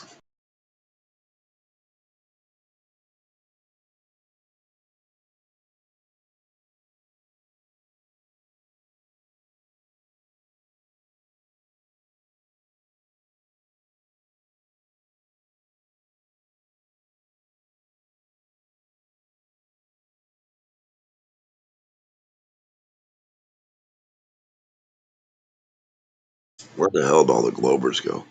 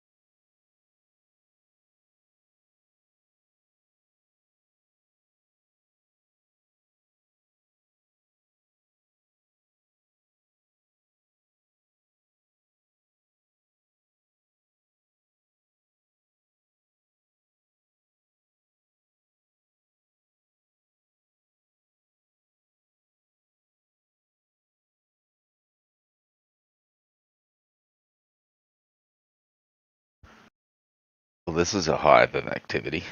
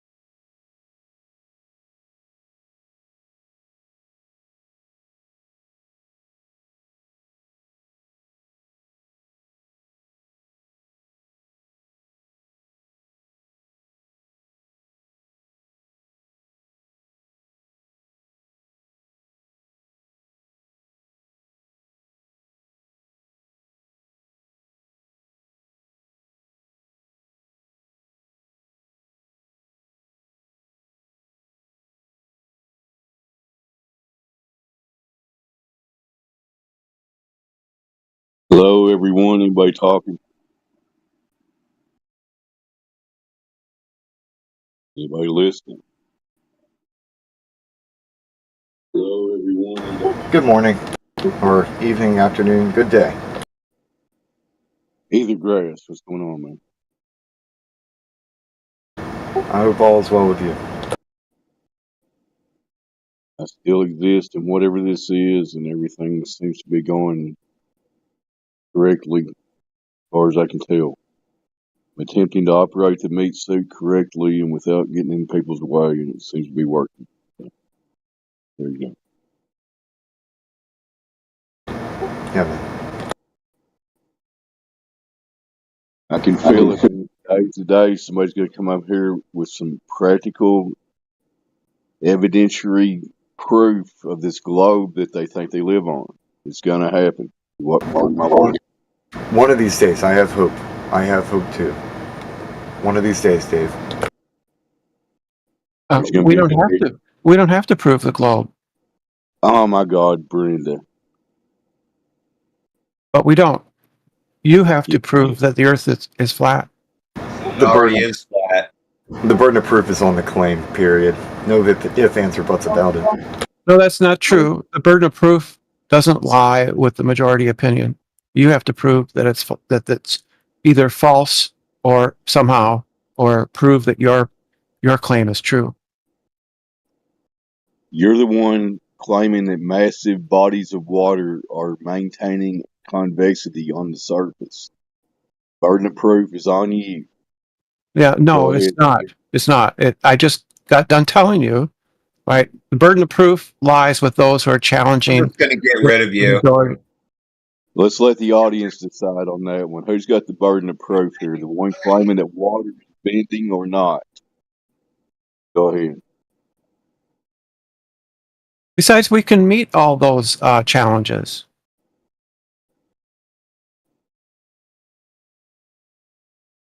You know, I've been listening to you for the last almost 10 years now, Brenda. It's the same old bullshit all the time. You have nothing.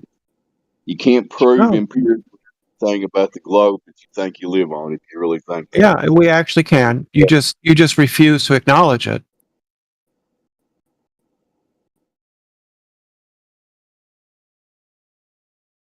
Somebody else feel free to take the reins there or mute them, whatever. If I demonstrate a logical argument why 2 + 2 = 4, and you just say nah, I've met You're my a burden. dumbass. You're a dumbass. Did I say nah, or did I point out that you need to prove that a body of water can Yeah, but we did. We do. We've done that. Yeah, we've done that. You know what the answer is. I've not done that. Prove it. But you know what the answer is. The answer is convoluted bullshit about refraction and blah blah blah blah blah blah. No, it's not about refraction. It's not refraction. You know what the answer is. Excuse me, Brenda. What it never is an actual demonstration of the actual drop over distance on the physical Earth. Now, somebody else go ahead. So you know what the answer is to why water sticks to the globe. You know what that answer is. So go ahead and just say what the answer is, and then tell me why it is. That wasn't the question. I'll say it. Gravity. That was literally his question. Well, no, they're different questions. He was asking for evidence that bodies of water curve over distance, and then you're talking about why water sticks to a bit of the wall.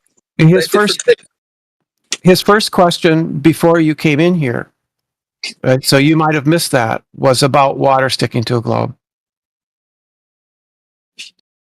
Okay, but they're different. You recognise that they're different, right? Just to clarify, real quick, I didn't say anything about water sticking to a globe. I asked for an example of convexity of water over a distance. That's what I asked for. Okay. Yeah, that's measured. Yeah, you could measure that. How? Right? You would measure it by setting up, by doing geodetic surveying. Oh, not right. And no, we don't agree with you, so stop saying right. Optic and maths, right? Okay. We're looking for measurements, not optics and maths. So saying right is just a sort of a verbal kind of tick that people use in common I speaking. told you to Right? stop using it. If it's a tick, take some medication. It's hard to stop, right? It's like and ah and oh. It's just like those things, right? And Earth is globe. It's very hard to stop. Right. So we've shown that water curves. We can show Yeah, that. How have you done? With geodetic surveying. Yeah, so I'm not looking for optics and maths. How have you shown it, like measured? Surveying isn't optics, it's physical. Yes, it is. It's optics. No, it's not. It's physical. Yes, it is. No, optics would be something like lenses, right? The reason I can see because I'm nearsighted is because I wear glasses. Those are optics. They bend light. Yeah, We're not talking about... So there's two types of optics there. They're both still optics. No. Yes. The fact that we have to see doesn't mean that it's illegitimate. I never said that, but I did say that. You dismissed it because it was just optics. You dismissed it you dismissed it because it was just optics. But you have to use your eyes because you have to use your eyes to see. That doesn't mean it's illegitimate. It's not measurement, those are it's optics, maths. Right. So we can measure, and we have to use optics to measure, right? Yeah. Yeah. You have to use optics to measure things, right? And so you can measure the curvature using the appropriate equipment. Yeah, I'm looking for something better than that. Oh, well, I don't know if you get. How about ships go over the horizon? Is caused. Huh? Optics again. Okay, cool. That's not optics. That's not optics. Yeah, it is. No, it's physical. It's physical. Yes, it is. It's optics again. No, the fact that you use your eyes to see doesn't delegitimize it. You believe in optics, doesn't it? If you you're believe using in your eyes optics. to see something, it is optics, isn't it? So you believe in optics, don't you? I believe in optics. Yeah, you believe that what you see is how things are. Well, you believe that when you see too far, that's proof of flat Earth. That's optics. You believe in that. You believe in optics. What a bizarre question. Do I believe in optics? Yes, Of course I believe you do. in optics. Yes, Yeah, of course I do. yeah. That's like a measurement of physical curvature, though, does it? You believe, so you can't delegitimize me and then cherry pick and legitimize your own optics. You're just making shit up now. No, you believe that you see too far. That's optics, isn't it? That is optics. Yeah. Oh no, I'm just gonna deny what you say because it's optics. I never said it. You are putting words in my mouth. So you're not a flat earther because you see too far? Do you think that we see too far? You are putting words in my mouth because you don't like the fact that you have nothing, and so you're trying to give me something to attack. I'm showing your hypocrisy. No, I've made no claims. I'm showing your hypocrisy. You're clearly not, because I've made no claims. Oh, okay, then I don't have to reply to you. Well, you can just stop talking. That'd be absolutely fine. Yeah, you could just shut up. That's an option, Brenda. I'm just making sure you're aware of it. Yeah. Well, this is a debate channel, so I like to debate. And so you have nothing. Everyone in the channel knows you have nothing. And so now you're no, they don't. They believe I have nothing. They don't know I have nothing.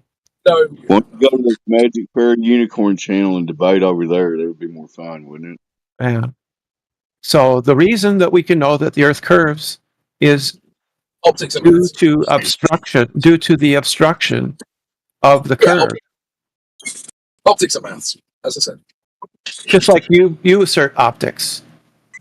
I haven't asserted anything. Yeah, you do. You're a flat earther. You believe that we see too far. Yeah, okay, again, putting words in my mouth. I haven't asserted this. You've asserted that, and now you don't want to defend it. Right.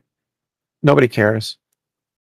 Yeah, I agree. Nobody cares. So, see you later, I guess. Yeah, cry. You just cry. That's all you do. Point of That's agreement. Nobody really what cares. you're doing. Sorry, Crypto. Go. No, you go ahead. Right. I find So we can see too far. That's a demonstration. again, Photographs, you put words in my mouth. photographs from You know, space, if you put words in my mouth, photographs from maybe try orbit, maybe try and do it a seventh time. Try and do it an eighth time. Maybe it works. geodetic surveying, photos from space, spherical excess. All of these things demonstrate a globe Earth. Yeah, when but you're all of going to understand, Brenda, that the globe chanting doesn't work. It just all you're doing is chanting the story over. Yeah, you can just go nuh-uh. That's all you do is nuh-uh. I gave reasons No, for why I believe. Point out to you that you're not curving. Go ahead. I gave you reasons based in evidence. No, you didn't. Yeah, I did. Yeah. Photographs from space, photographs from low Earth orbit, ships going over the horizon, geodetic surveying, spherical excess. All of it. None of it a measurement of anything. I can't hear a lot of what you're saying, but those are all examples of reasons to believe that the Earth is a globe and not flat. I can falsify flat Earth. You know, Jaron falsified the flat Earth. And that's just a lie, isn't it? No, it isn't. In that documentary, when he said interesting, that was because his hypothesis was falsified in front of his eyes, and he hasn't acknowledged it yet. Do you really think we have heard these talking points before? I can hardly understand. You have clipping so strong, I can hardly make out some of the words that you say. You are breaking up a little It's bit. compressed. Your audio is really compressed. You're breaking up a little bit, Crypto. Maybe drive to a better satellite zone. Right. So Jaron, old bullshit with Brenda. That's all she's got. It's the same old globe bullshit for 10 years.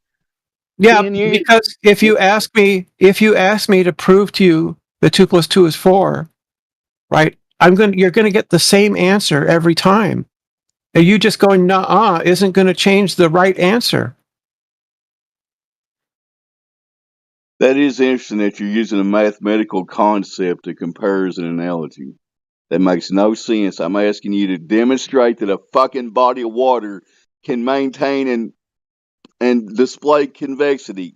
And That's gravity. It's gravity, and we can measure the convexity of the Earth. We can measure it.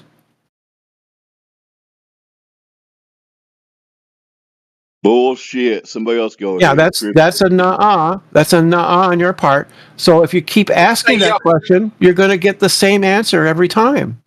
You're just saying yaha. I mean, what do you expect if you just go yaha? No, I didn't say yaha. I gave evidence. I gave reasons.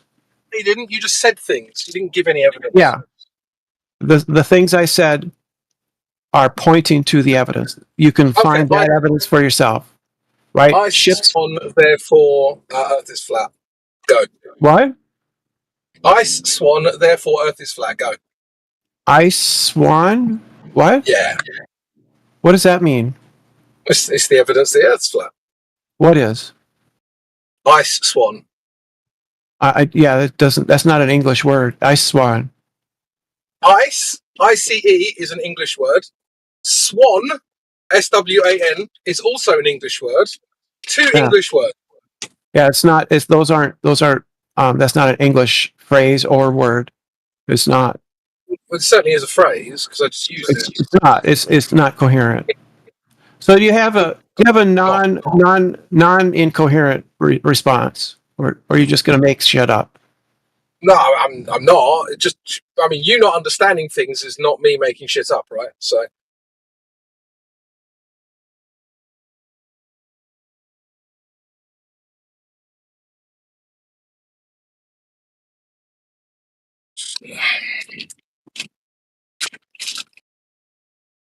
Real quick, Crypto, while my mic's working, is there anyone on here that's genuinely interested in this subject and maybe just stumbled across it? You think it's stupid, whatever? I'm genuinely interested. You're generally interested in wasting our time. What you're generally interested in. No, I'm not. Anybody else? I'm asking anybody else. I didn't ask you to answer, did I, Brenda? Well, Can you I think I'm the only glober in here. So I am check it? genuinely interested in giving reasons why I think the Earth is a globe and why I could know that the Earth cannot be flat. I'm checking to see if there's anybody in here that maybe has the ability to actually think for themselves about reality. Your inability to understand, simple elementary school science isn't my problem. You shut up for These are- 10 seconds so These the are new elementary school problems. Why are you talking over me? I'm going to give 10 seconds of dead air to a new person on here if they are here that wants to ask a question or something besides you. Now I'm off here. This is Dead Air Dave signing off.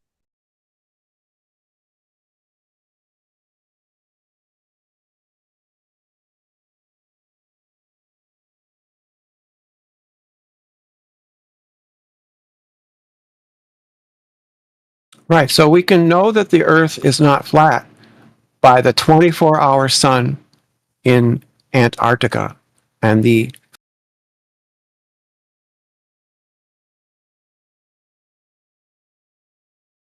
Oh, good. Somebody got that thing.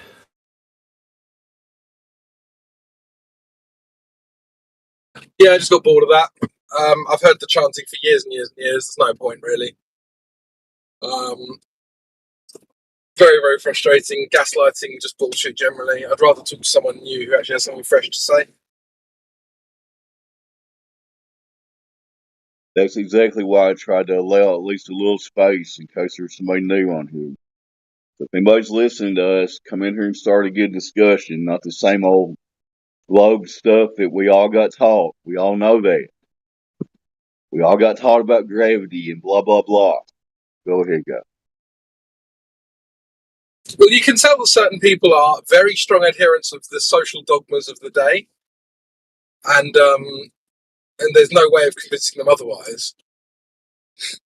And I don't need to go into. I think you all know where I'm going with that. When people are so convinced of the current social dogmas that they will literally change their own identities to fit in with them, well, there's not much you're going to do in a conceptual space like this.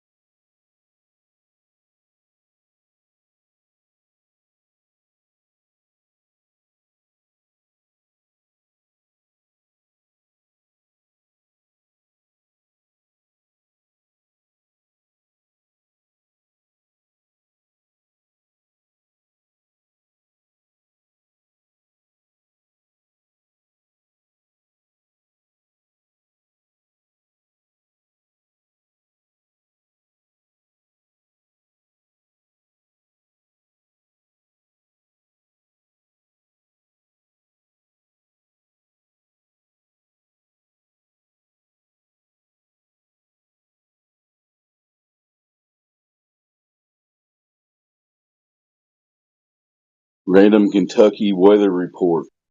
102 Fahrenheit, 70% humidity. Nobody cares, and it's still no vault. Next or silence. Go ahead.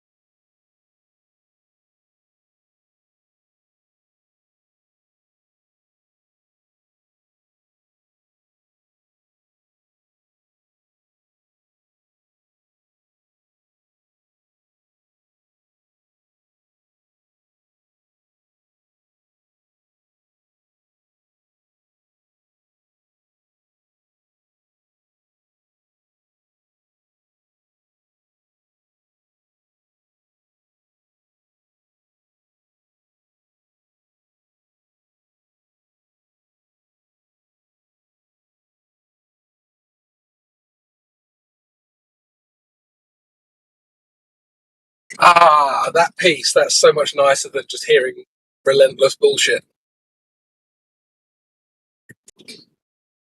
Totally agree, Crypto. So I suppose seeing as there's no flat earth topic, we can talk about other things for the meantime, but obviously if a Gover comes in, the priority is going to be flat earth. Don't know if anyone's got any subjects they wanted to bring up and chat about, other than the obvious flatness of the earth, of course. While my mic's working, it's just wishful thinking, but I hope a sincere, curious person comes in that will actually engage with the subject matter and Yeah, that'd be nice. accept reality as it presents itself. It's the Yeah, that'd be good, wouldn't it? That was a left turn in England by Crypto. It was. All 100 right. points for you. I think I'm 100% on calling them. Yeah.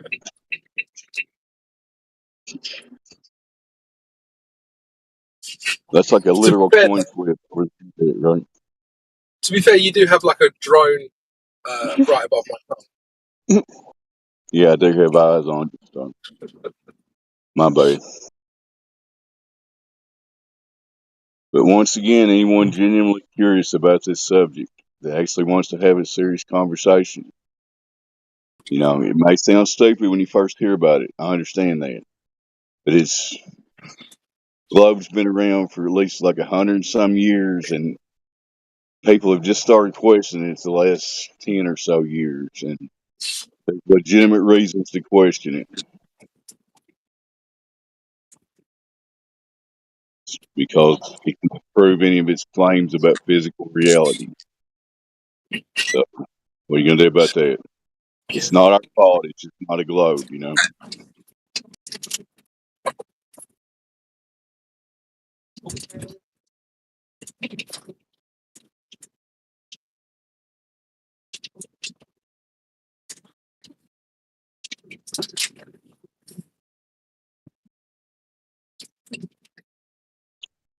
So while I have a chance to engage an English person, do you guys celebrate July 4th when we gained our independence from the bloody British?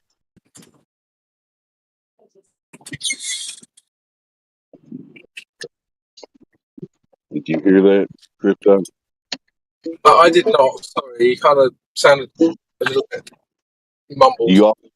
You, as a nation, does England or Britain celebrate July 4th as we gained our independence from the bloody British? Yeah. No, not really. But we're not like. I don't know. We don't. We just don't think of it really as a day, positive or negative. Like we know that you guys think of it as like a big deal, but we're not that Well, bothered either way. we celebrate the fact that we're free to do as we're told. Credit to some comedian on that line.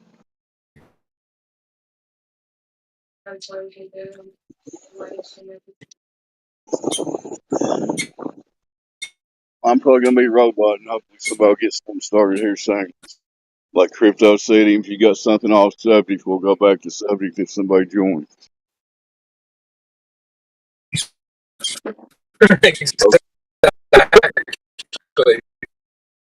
Hopefully something related to the subject matter.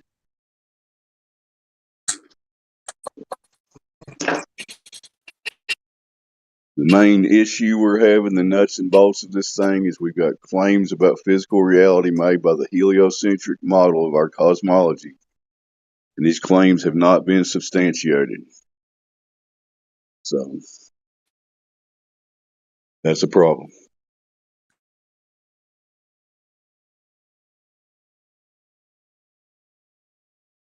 The very foundation of the problem.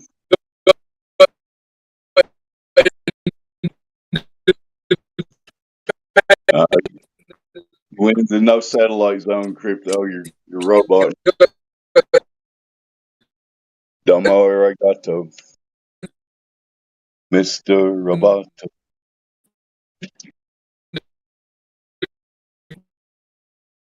I don't know if you can hear me, Crypto. You need to hear me probably.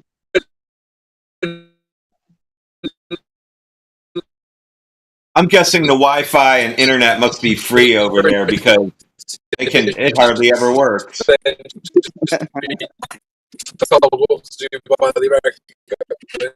He's coming back a little bit, but we lost most of that Crypto. Whatever you're saying, I'm sure it's pretty eloquent and profound. It was lost in the ether, or whatever you want to call it. The satellite screwed up. Damn satellites, those pesky satellites that ping off of cell towers, but they're really satellites. Hey, Dave. Yeah, I'm not sure no. if we've ever spoken before, but I figured you might want to, a different perspective than than just sitting around with a bunch of people who agree with you, just to kind Is of this keep your Charles? thoughts exercised. Oh. Is this Charles, the math teacher from 10 years ago with the same old globe stuff? Well, Mm. I'm coming up Oh, with new stuff Charles. all the time. Like, for example, I've No, never done eclipse predictions. You think the sun proves you're on a ball somehow? Blah blah blah. Does The anybody want to ability hear? to predict things is pretty indicative that I'm on the right I track. already showed you I can do it, and I live on a flat Earth, so that's the end of that one. No, you didn't show me anything. Could you share it?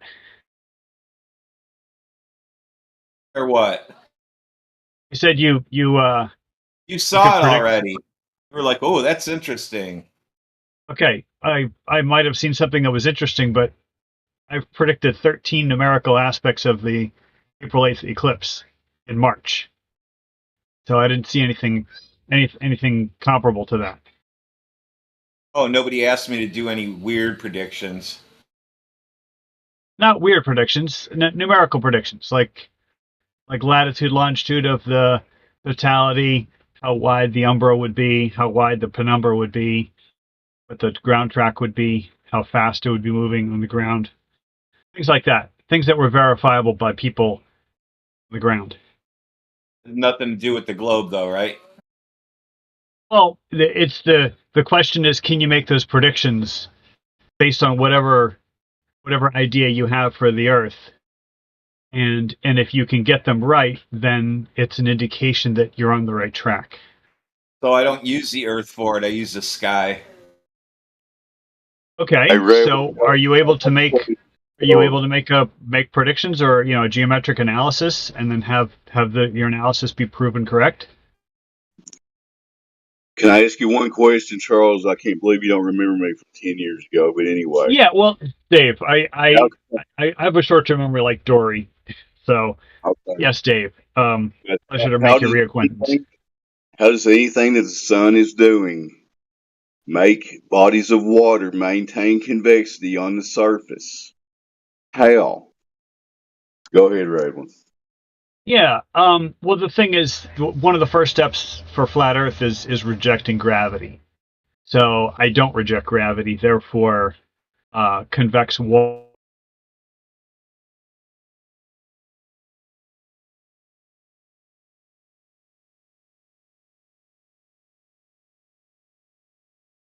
You can't reject something that has no evidence of it existing, i.e., gravity.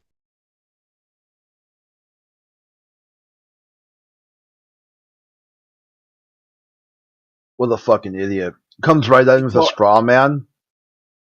Well, he told me yesterday that he's got his own channel, Flat Earth Math or something, where he makes up his own flat Earth model and then debunks it.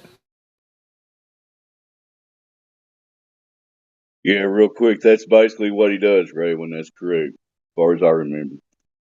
He's been around. He's definitely one of these guys, for whatever reason he's doing, he may either really believes this globe shit or he's whatever. I'm So not he's not talking convincing himself of his own bullshit. How about do that? Step one, convince yourself. Step two, try to convince other people.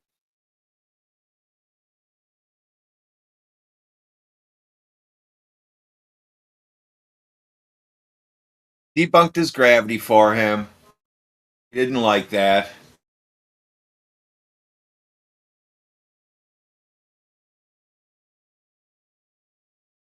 I mean, they were predicting eclipses long before heliocentrism came about. So I don't know what their argument is there with eclipses. They think they can do it better, but they fail to actually show that. They just kind of claim it. Yeah, look at him squawking now. Okay, the echo chamber must be maintained. Dude, I'm not going to sit here and entertain you telling flat earthers that the first thing they did was reject gravity. No one's going to entertain that level of nonsense. That's like 2016 talking points. Like gravity turns shit to balls. What shape would the Earth be without gravity? Dude, no one wants to hear that that crap. Even you don't, because you're just repeating yourself over and over again.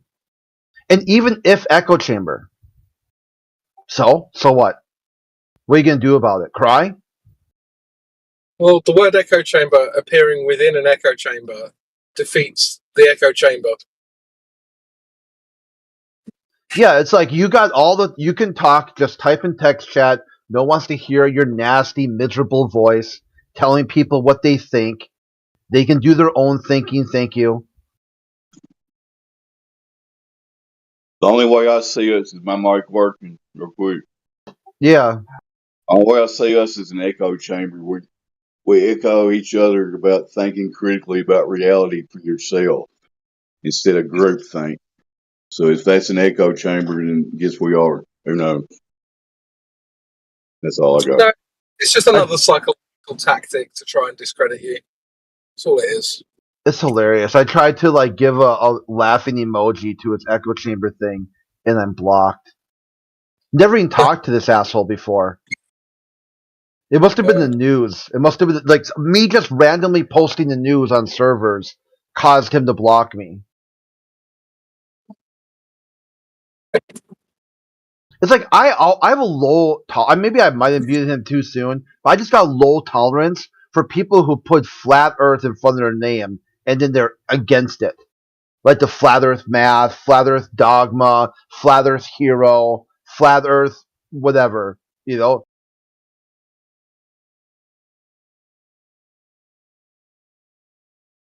Fight the flat Earth. Well, that's a little bit different, but yeah, along the same vein. He doesn't give a shit about the globe. What he cares about or cares about is that someone else thinks it's flat, and he's going to fight it. And when they tell you, deep thinkers and philosophers said, when the shooting starts, when the fighting starts, the first casualty is the truth. He's just confessed. He's not in it for what truth is. He's in it to replace it with some alternate form of reality that advances his political, social, or whatever agenda. Ethical, religious. Social media agenda.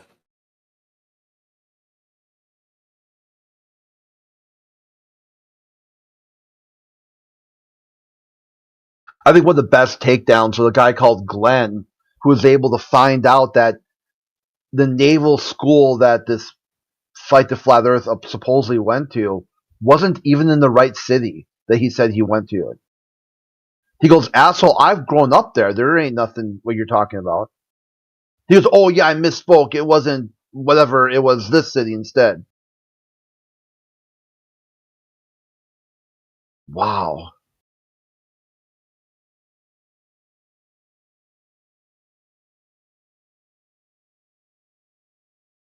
I just missed Brenda, huh?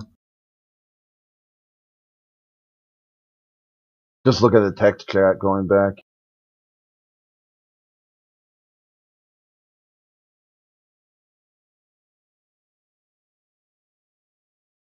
Yeah, that one started with gravity holds water to a ball. And then this other dude, gravity. Everybody wants to talk about gravity.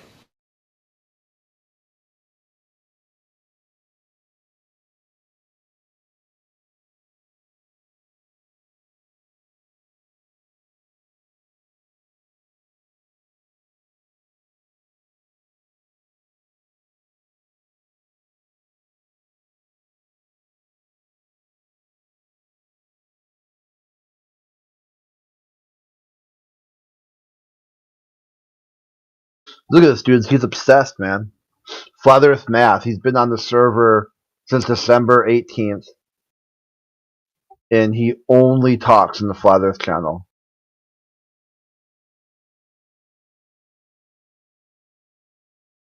Posts about 3 messages a day. Just squawks, flips out, says a few things, blames it being an echo chamber, runs away. The classic squawk, block, sock, block. Bok, bok, bok. Except for I don't think he socks, but he kind of does by just labeling himself a Flat Earth Math. Are you?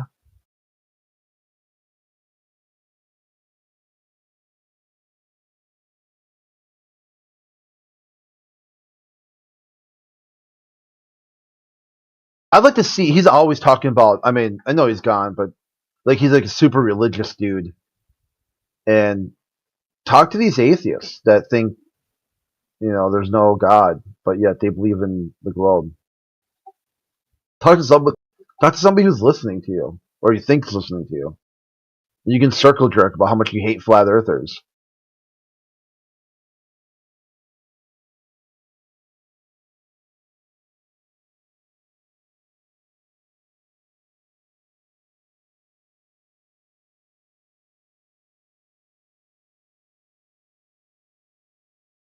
Imagine like going into a globalist server and being like, "Well, you guys all think aliens are real."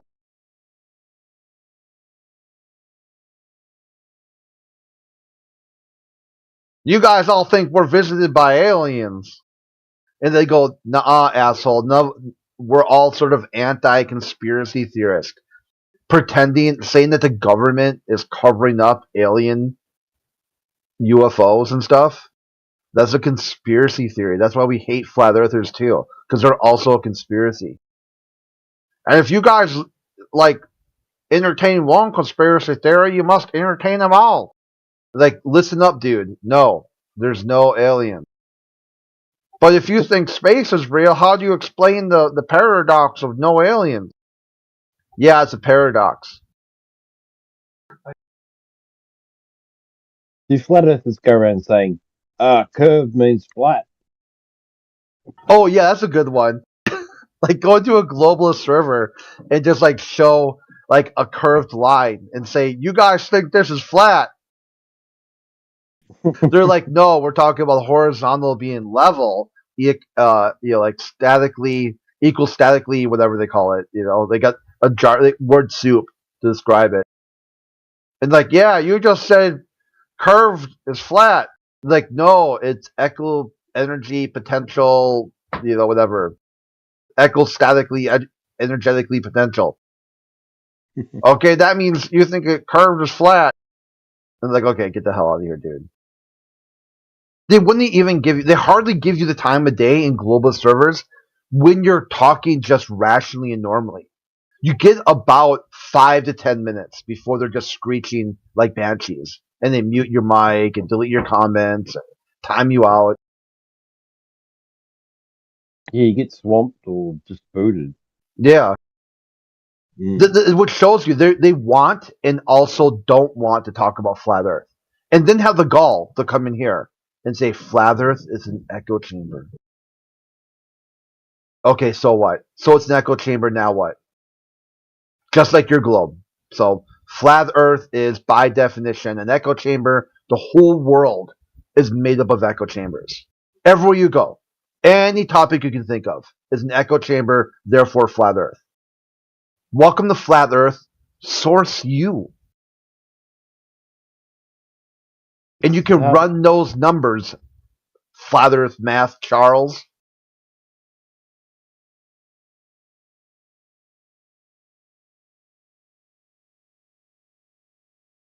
It's not exactly an echo chamber because I've heard globers in here disagreeing with other globers. and every flat earther's got a different opinion about something. So, yeah. There are some, good echoes like Earth's measured flat, whatnot. Yeah, imagine like, hey, have eggshells. I wish eggshells and flat Earth math were here at the same time. Eggshells was on Nathan Oakley this evening, and yeah, got obliterated. Oh, I mean, but eggshells playing the roles of flat earther. Because he'll do that when you get them stagnant globalists in here just saying a bunch of shite. He'll like switch sides. Yeah, someone if the Globers don't agree with the anti-flat earthers. They just go, "What are you talking about, man? That's just nonsense." Yeah. Yeah, a lot of globalists have explanations for flat earthers baked into their model. So when they hear another like anti-flat earth globalist saying flat earthers can't explain shit, they're like, "What the fuck are you talking about?"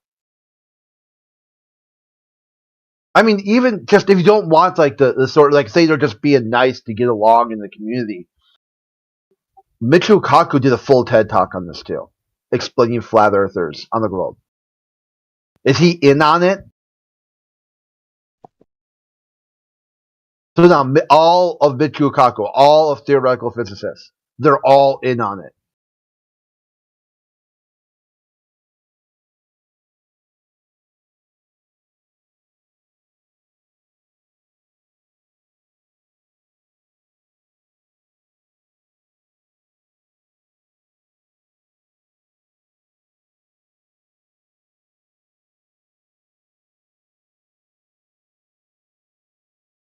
I don't know. I guess to see what happens when you're not in on.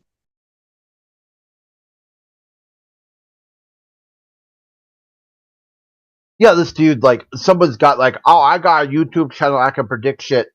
Did you post it? Did you publish a paper? What did you do with it? You made a YouTube channel to shit talk flat earthers. Bullshit. Like George Carlin. Well, he sounds reasonable. It's like, he's making sense. Ha! He's full of shit.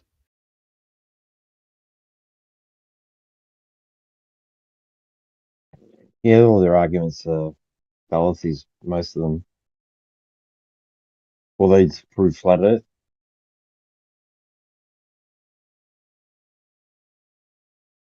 Well, you see, the first thing you did was you denied gravity. Holy shit. Really? That's the first thing I did?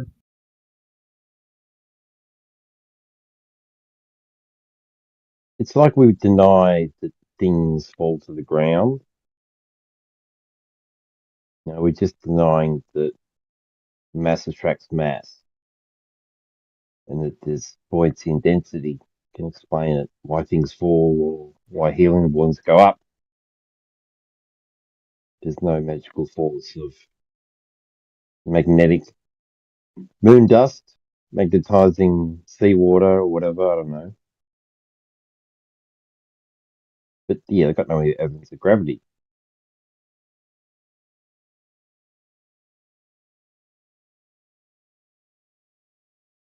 Well, it changes it to bending space time. It sounds a bit more more theoretical than physical force.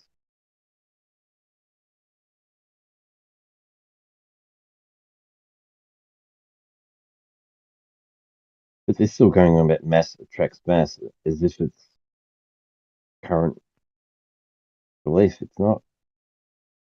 Yeah, they're like 100 years, whatever, 300 years behind. I mean, 15 was replaced by Einstein with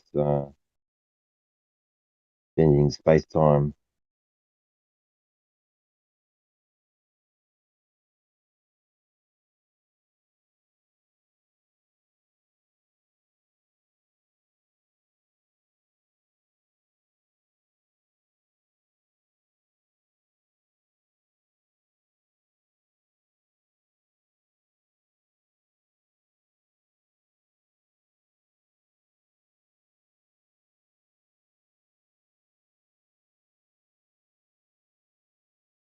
But yeah, some of their claims are quite humorous. What's his name? Scott was. What did he say? Oh, I saw the sun below 0 degrees, and someone's like, "What did you measure that with?" There's nothing, just my eyes. Yeah, He goes, can you explain that? And that was his whole thing. That's what he started with.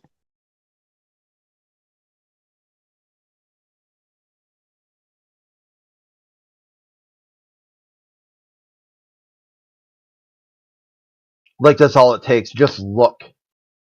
Just look at something, and there it is. And they're like, but that's what flat earthers do. Flat earthers just look. So you're a flat earther then. Okay, let's. You said flat earthers do X, then you did X.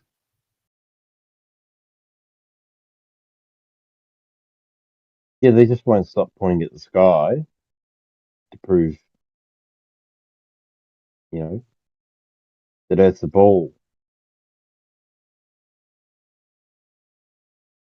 There's no actual proof on Earth that Earth is a ball, so they've got to look in the sky and down in Antarctica or wherever.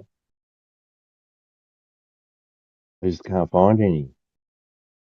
You've got to go into space and fourth dimensions. And, yeah, Antarctica.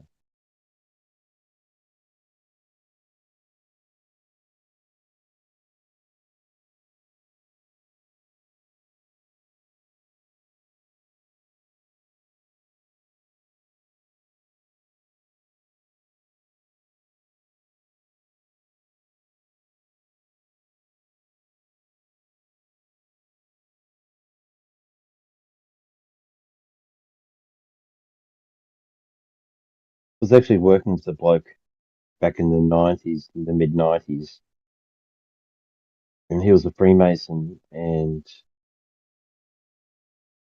he didn't say Earth was flat, but he did say that Earth was a grid.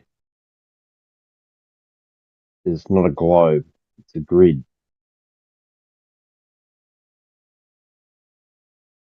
I was like, right. But immediately I pictured the Earth as a grid.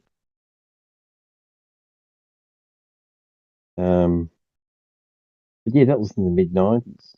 So when it came back around in the 2015, I'd already had a little seed planted from years ago.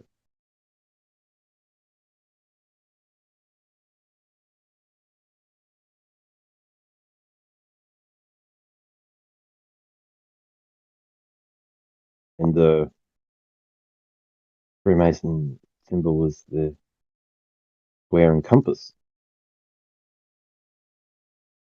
It's like your circle of equal altitude and your right angle.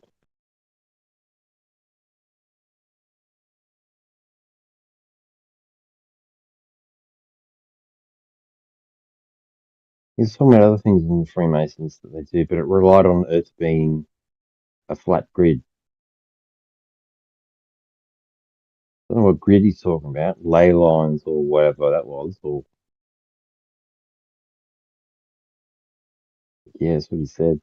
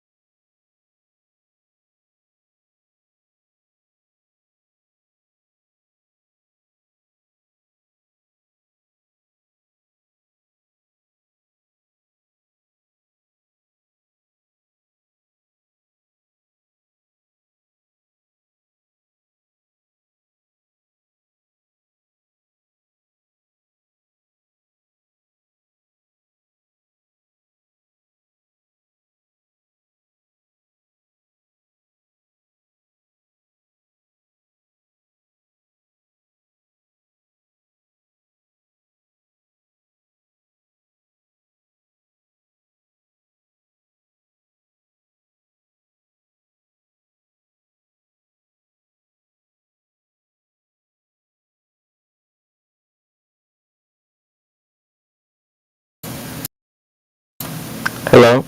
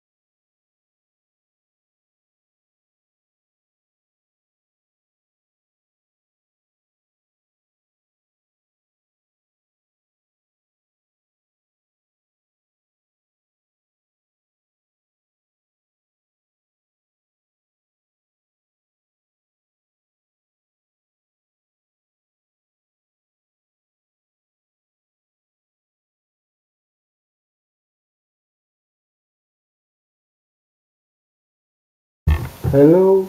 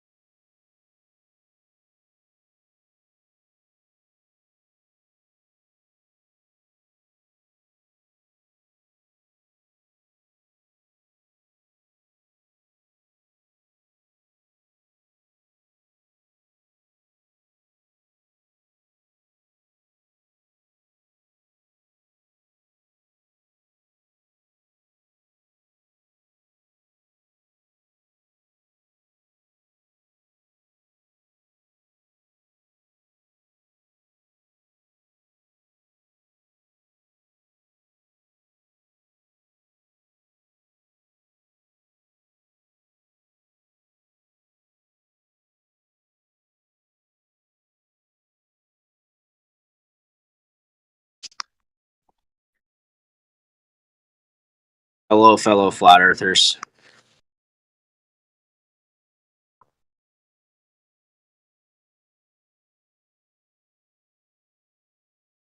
Good evening. Hello.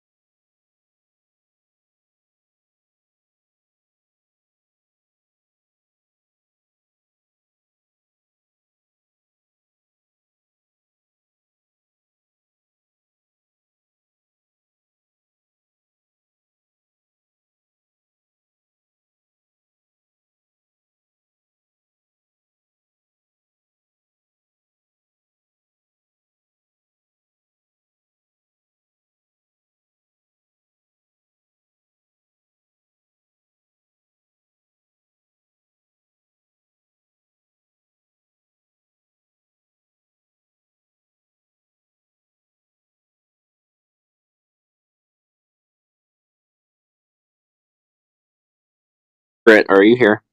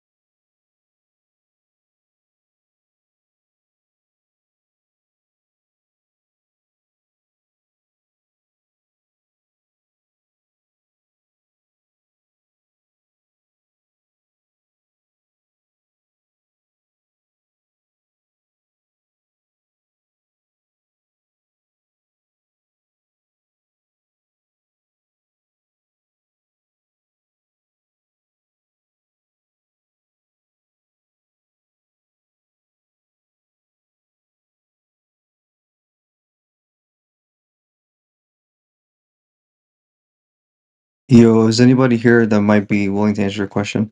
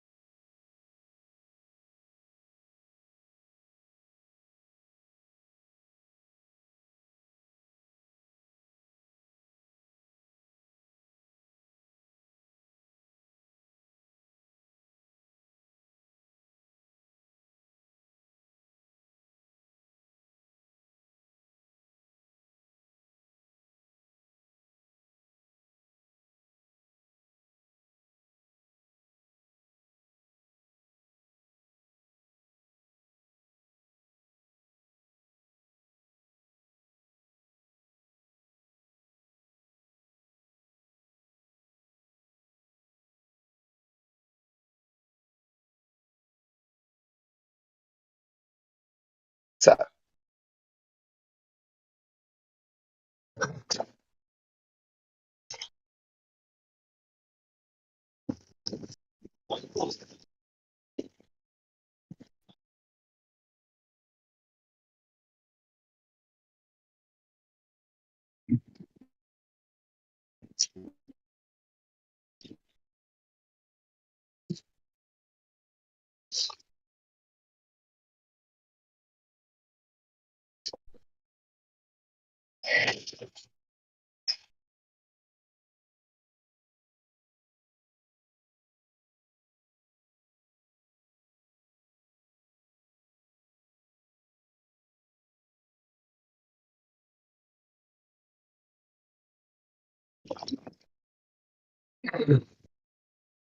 yo,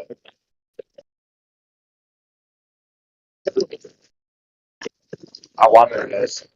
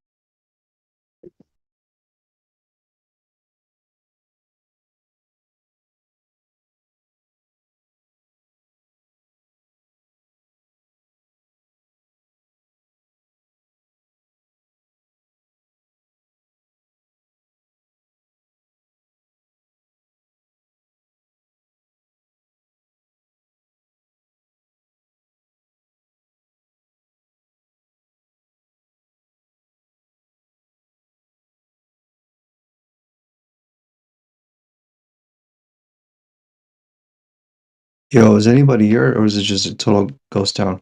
Crit, are you there?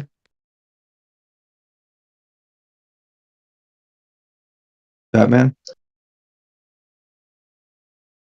Yo, Oh, well, I'm looking for Flat Earther. oh, okay. I'm looking for a man in finance, 6'5", No, no flirt from the VC right now. got fun, blue eyes. Crypto's here. Any? I want to ask Crypto something too. Oh god, go on. Okay, so if what gives birth to the quote about reality, right? Like, is it truly contrived from evil minds?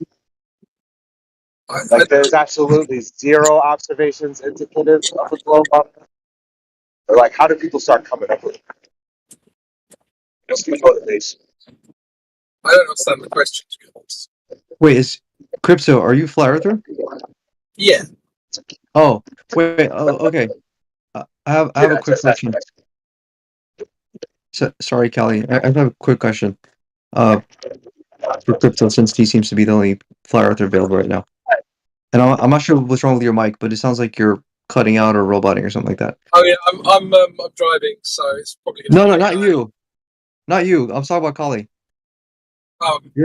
Your audio, your audio is clear. So if so Crypto, if the what do you call it?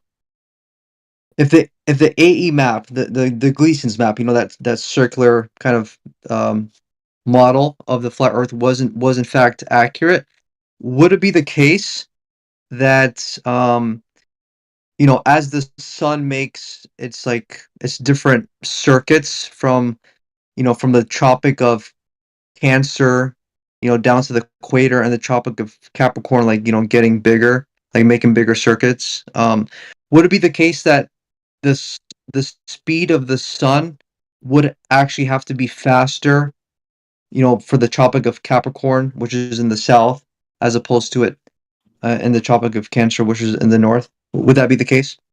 Yeah, but that's just the nature of a toroid, isn't it? So I don't really. If you think that's a gotcha, I mean, it's just the nature of a toroid. So No, no, I'm a flat earther, so I mean, I'm not trying to do any gotchas here. I'm just trying to be honest with the implications of the model. Sorry, what were you saying? A toroid? What? yeah, it's the nature of a toroid. A toroidal field works in that way. What that like are you affirming that yes, the sun would have to be traveling at a faster rate in the south if the, you know, the azimuthal equidistant map was in fact the accurate model of the flat Earth? Right, but I don't believe that it is. So Okay, where'd you go with that? fair enough. But how about if you think about it this way? Um, you know, like if you look at the if you look at like the minute hand of a clock, right? A clock is circular. Um, and like the I mean, is it not the case that the minute hand of the clock, as it, like, you know, sort of goes by every minute around the clock for the hour, that the, you know, the extreme edge of the hour hand that's like near the border of the clock is in fact like, um you know, traveling a further distance, but we know, but despite that fact, we know that the minute hand of the clock is still going the same speed as like, you know, the innermost point in the center, right? So It's the same angular velocity, but it's not covering the same distance. okay, right. So why can't that same principle be applied to the to the Gleason's map, where, you know, there's a different amount of distance being covered, but it's still the same. Well, you said angular velocity. How does that differ from speed? I'm not really too familiar with the Well, difference. one is angle over time, and one is distance over time.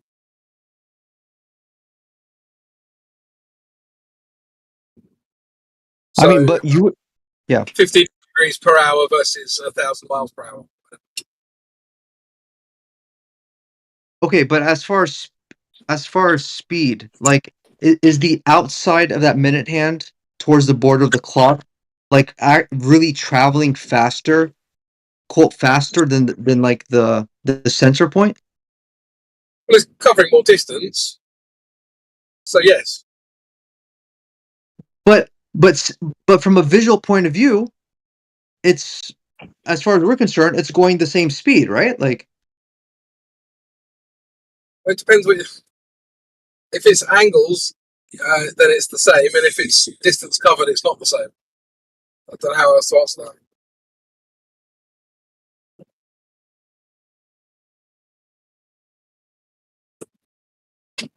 okay, all right. Well, I yeah, thanks. I appreciate the answer. That's all right.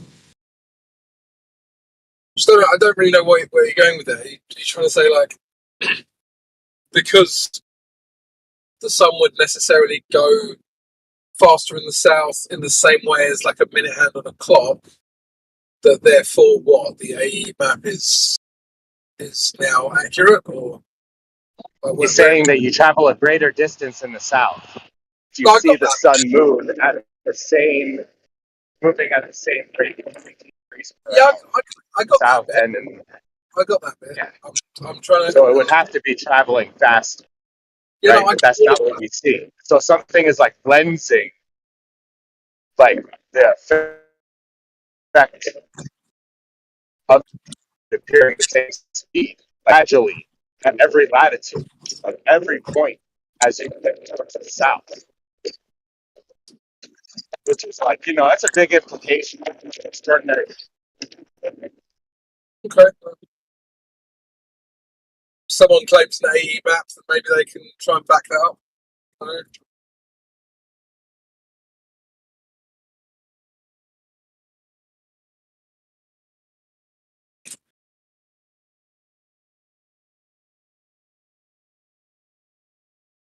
Wait, I just kind of like did a little like chat GBT thing asking the difference between speed and angular velocity. And at one point, I mean, it gave me like a bit of an output, but towards the bottom, it talks about differences, and it says speed describes linear motion, i.e., movement along a path, and angular velocity describes rotational motion.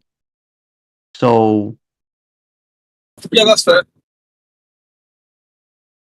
so on the AE map, is the sun traveling in a linear map fashion at all, or is it all rotational? No, but you can still transform it into a linear speed because it's still covering X amount of ground. So that's why I said distance covered rather than linear motion. Mm-hmm. Okay. It's just maths at the end of the day. It's nothing special.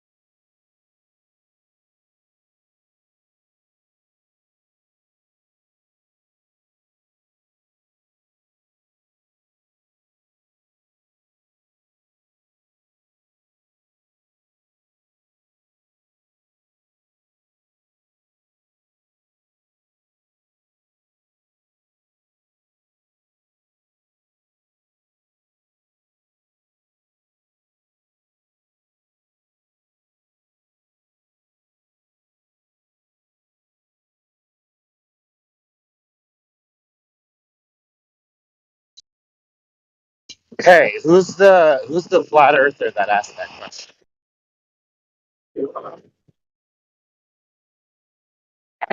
Who's Still here? The one talking to Crypto? Hey, do you think the sun is a sphere? Wait, was Who that gives a you fuck? calling? Yeah, who gives a fuck what the sun is? Hey, crypto. I'm just asking. I'm not asking you, Fred. I'm asking the dude. Yeah, who gives a fuck what the sun is? Go to a sun server. Okay, that's your response. That's great. That's Yeah, funny. Dude. Yeah, hey, crypto. I read something I thought you'd get a kick out of. You still there? Or Yeah. okay. So I was looking up just by chance, like YouTube algorithms and whatnot had popped up, like Battle of Midway, and I was like looking at the different stuff and just kind of like I know I've heard all of it before, and there's like a play by play where the fighters were located, where the aircraft were located, who detected who first and whatnot. And one of the things they had said in that video was that the Japanese were they didn't know exactly how to carry out the attack. They wanted to attack Midway, but they also wanted to sink ships. So they did a lot of swatting at flies, rearming and unarming, torpedoes, bombs, back to torpedoes again. They ran out of fuel and stuff. And they had to ditch a bunch of planes. So a lot of the planes that Japan lost weren't due to combat. They're fueling issues and words to attack. So I was just kind of Googling stuff to say like, hey, like, show me like some more information about this. Japanese pilots, how many were rescued, and the biggest mistakes that Japan made. I did this. Is what I was going to tell you. One of the humorous ones here is that this like Quora post that says the biggest mistake Japan made was attacking America in the first place. Oh, brilliant! Yeah, I thought that's pretty savage. Oh my god! I mean, that might be true, but framing it like that is just so arrogant. Yeah, it's like, wow.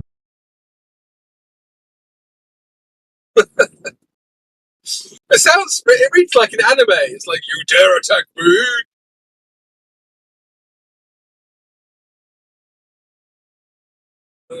Anyway.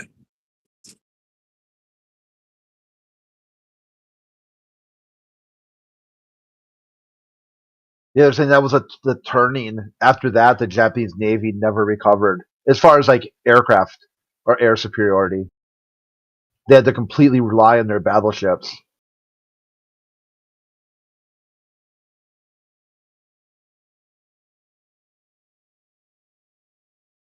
Yeah, the sole surviving aircraft carrier from the Battle of Midway was severely damaged and took whatever a lot of time to repair.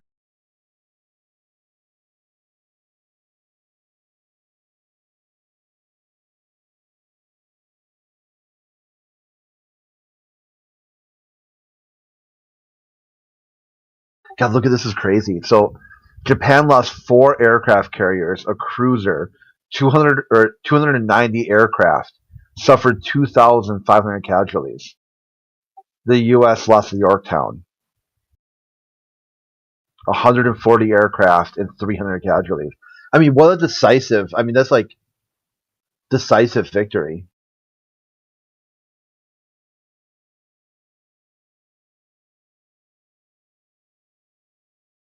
Yeah. Wait, Crit, do you mind if I ask Crypto just one more question about what I was inquiring about earlier? Oh yeah. I Okay, just wasn't thank going to entertain like Callie's meth-fueled symposium about what the sky is. yeah. I get that. I've got 8 minutes though, so yeah, I've got much longer. No, it's all good. I think it's pretty much just one more question. So given the fact that on a AE map, the sun would be covering you know, a further distance in the same amount of time in the south, what if that is the case?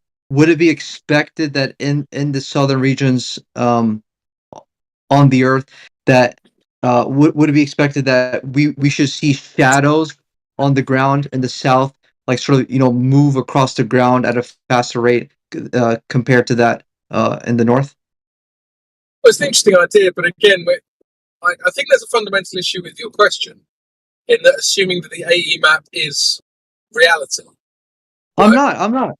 No, but you would have to be, because if you think that the AE map is representing reality, and then you would go and check in reality what would happen on the AE map, they would have to be conflated, right? And if they're not conflated, then there's no reason to be checking what would happen on the AE map in reality. Right? And the other thing that you probably need to understand about the equator and the tropics is that they're actually conceptual lines on the ground. So when you talk about, say, the south, southern hemisphere, whatever, this is just a point on the ground where the sun is at a certain point in the year. And the equator is just a point on the ground where the sun is overhead at a certain point in the year. That's all it is. They're not physical locations. They're conceptual locations. So, I mean, they're all important to, like, when you're asking these questions, to understand what you're actually asking. Right. I mean, well, to be honest, like coming from a biblical cosmology point of view, and where there's scripture that talks about the circle of the earth, that God has inscribed a circle on the face of the waters, and encompass the bounds, and this kind of thing. It does seem to suggest some sort of circular nature to the earth. So yes, maybe to be completely clean, yes, like I am maybe in some way or another biased towards that model, but without even like subscribing to it fully, I'm really just trying to ask you in a hypothetical kind of way, trying to make like an honest internal critique of the implications of this model. That's Yeah, I've got a problem with any of that. You just need to understand what you're actually asking. So, I mean, if you come from that biblical cosmology where they're talking about the circle of the earth, I mean, I think it probably is circular in nature. That would make sense to me. And I'm not coming from a biblical perspective. But when people talk about the equator, they seem to think it's this like physical place, and you cross the equator, now you're in the south. All these things, they're all concepts. None of them are actually real. So it's just important to be aware of that when you're thinking about these things. That's all I'm interesting. saying. Yeah. No, I get you. That's cool, bro. Thanks. Anyway, I must dash in a second, so you guys have fun and a lovely afternoon, and I'll speak to you all soon.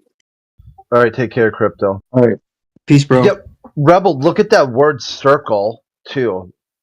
It can also mean a series of events that start and end the same point. Really? You mean if I look into like the original Hebrew definitions of the words, or Yeah. Huh. A beginning and an end. Like a cycle in circle. I'm not. I've looked at.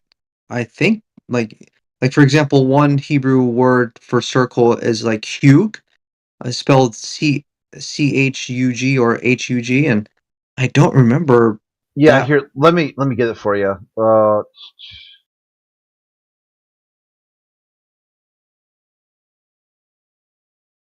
right, here we go. Drop post in chat.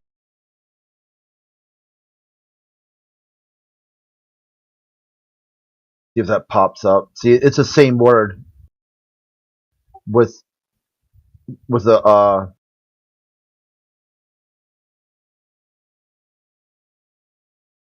yeah, look at the one I posted. Okay. What's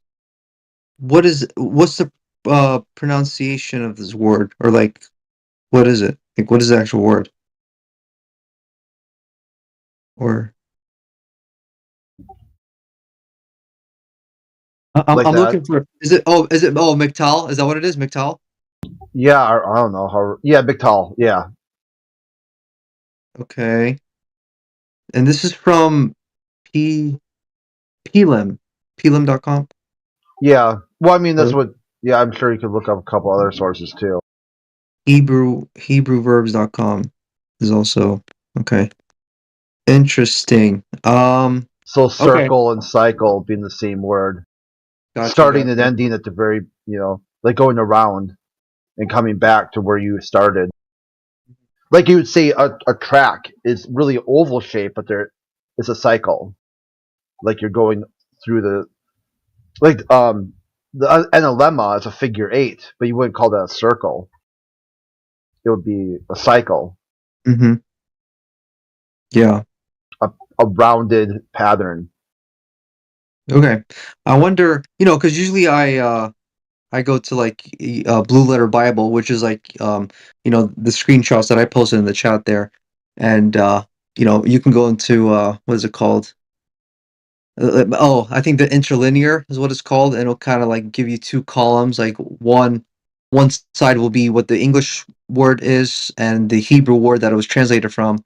And so when you look into the verses that talk about, you know, the a circle in the context of the earth, usually the Hebrew word used is hug. I don't think I've seen McTall before there,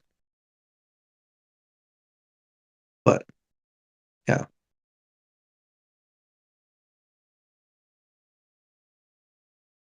Yeah, on the Jewish calendar, I guess from the Bible, they had a 50-year cycle. I'm looking to see if they had circle in there too.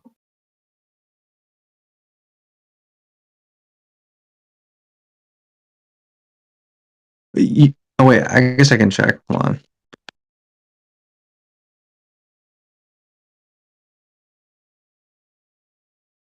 The sun cycle. Okay, here it is. Wikipedia for what it's worth. Mm-hmm. Wait, by the way, remind me real quick. Did you get banned from Modern Day Debate server? I don't know what happened. I mean, it's Okay. like probably. I guess I'm not sure. Yeah. Does this? What they would do is they would every so often they'd just clear everyone out, all the flat earthers, and then they calm down, invite you all back. And after like the fifth, sixth time of that, I'm like, you know what, fuck you, fuck you, Yeah. dude. Either ban or don't ban, and stick with it. Okay, if you think I violated server rules and all this stuff, but yeah, I'm really still on the server. They've got some emojis and gifs that if you just type in crit, they pop up. Really? Yeah, so it's like rent free. I can be on the server without being on the server. Huh. That's funny. I don't think I've noticed that. Is that like a Nitro exclusive thing or like? Yeah, maybe. Gotcha.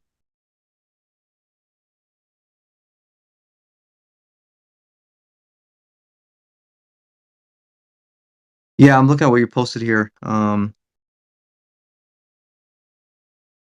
is for smalls or Maxor Catan small cycle. Maxor Gadol great cycle. Interesting.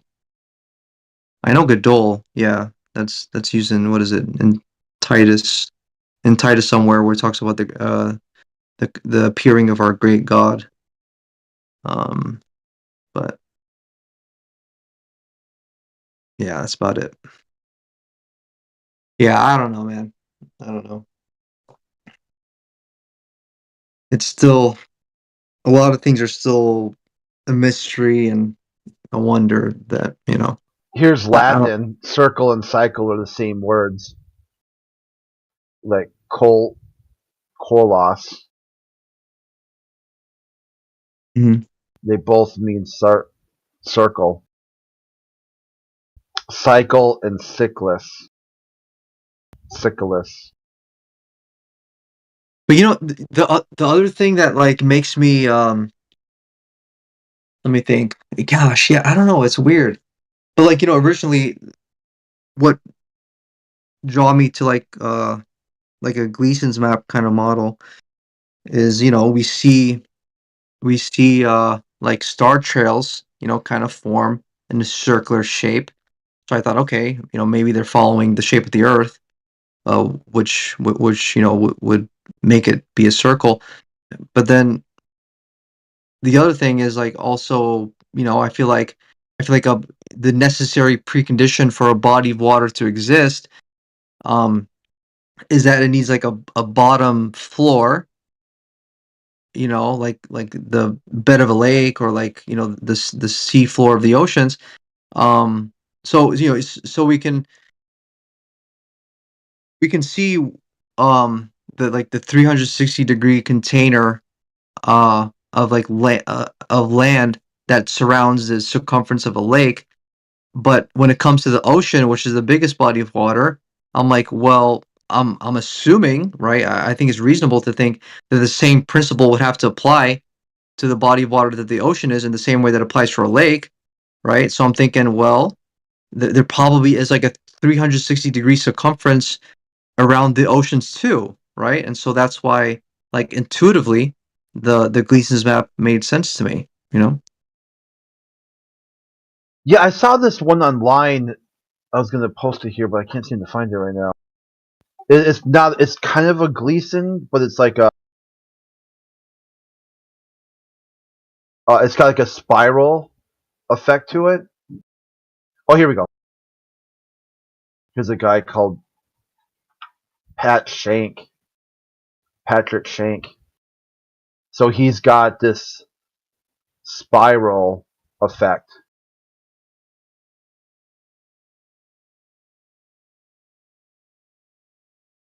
Interesting. Whoa.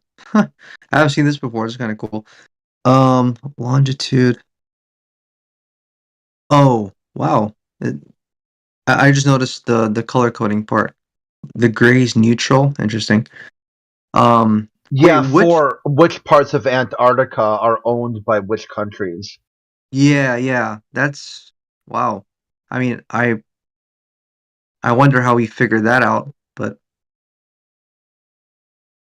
um, and Argentina seems to overlap with Chile and United Kingdom. Um, and then France got a little portion there. Yeah, I think But that what? it overlaps. Like if you were to Oh, look on the globe, like somehow they don't overlap, but they do. Like so, I think that's showing like sort of like the contradiction there. That depending on how it's mapped, he's got one for time zones too. But I was gonna ask what you meant by spiral, but I noticed it from like the very center point there. yeah, you see it.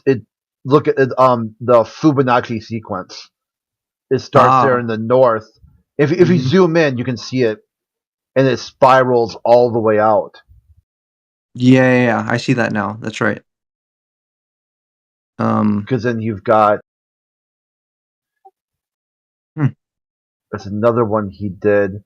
It's like what this. I've been trying to see where this guy's at. Oh, here we go. This was also on his website too.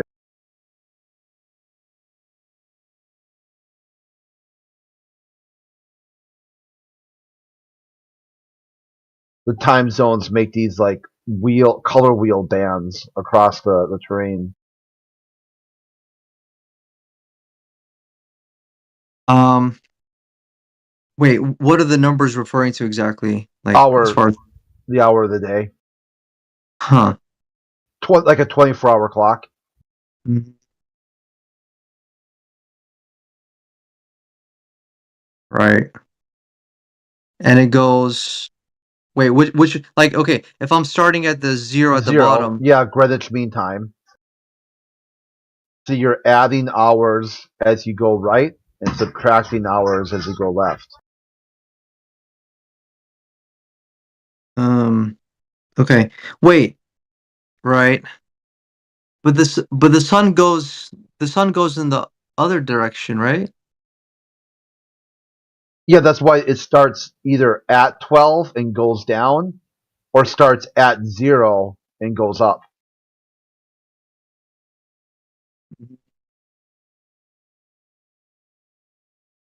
But if I'm To starting at zero, convert, yeah, so yeah. GMT plus 1. Do you see that? You start at 0, GMT plus 1, GMT minus 1, minus 2, minus 3, minus 4, minus 5, minus 6, minus 7, minus 8, minus 3, 2, 1, minus 12. Okay. Yeah, I'm not that great with Do you see it now, though? yeah. Okay. Yeah, for sure. Gotcha. Yeah, that's interesting. So this is all from this Patrick Shank guy, Yeah, Patrick Shank. Well, that's the name that was listed on it. right? Yeah, I It's never right heard of him. here. Flat Earth map, Patrick Shank, territorial claims by country. And then he orientates a compass, and then longitude creates a spiral, and latitude is straight lines.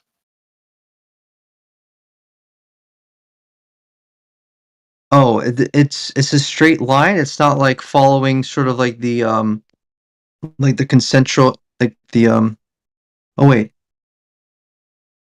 Like the Yeah, hold on. spokes of a tire. And what you do is like, if you Oh. look there, Oh, the okay. distance between each latitude is also curved because it spirals out from the longitude. You know, I think I always get those two mixed up somehow between longitude and latitude. So has it always been the case like on sort of like an AE map, like the straight line spokes is referring to the latitude and longitude is like the concentric circles? Yo, that's yeah. Well, longitude is going all the way from on the globe north to south, and then latitude is where you're at east to west. So he draws it when you measure it, you're doing the opposite. Your latitude, your longitude would go all the way around. So you'd start from the center. Okay, do you see that? And say if I want to find out where I am longitudinally, you'd stretch out all the way out to where you're at. And then see where it says 90, 60, 30, 0? Yeah. Okay. And then latitude, he has it listed as a straight line. So 90, 60, 30, 0, 30, 60, 90, 120. Ah, okay. That's what those numbers are referring to. Yeah, it also lines up with the way the compass is. See how the compass spins around? Mm-hmm. So think about that when you spin it, the longitudinally, it spins around as you move it. Yeah, it's a different conceptual idea than what is Yeah. normally presented. Right. Because you see, like how it goes north is always pointing center, and south is always out. So if Yeah. you can picture it on your mind's eye, rotating around. Yep. Okay. Yeah. That's a concept I'm familiar with like how a compass would work on a Gleason's map kind of model. How east and west are like, sort of like consistent perpetual circles around the northern center point. Thought I had one. Oh, here it is.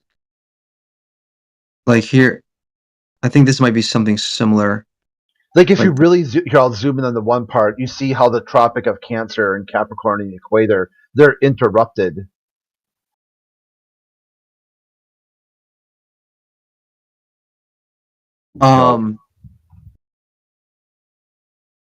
Why you mean because like of the spiraling kind of fashion, or Yeah, see how it starts at one point and ends at another. yeah, I noticed that.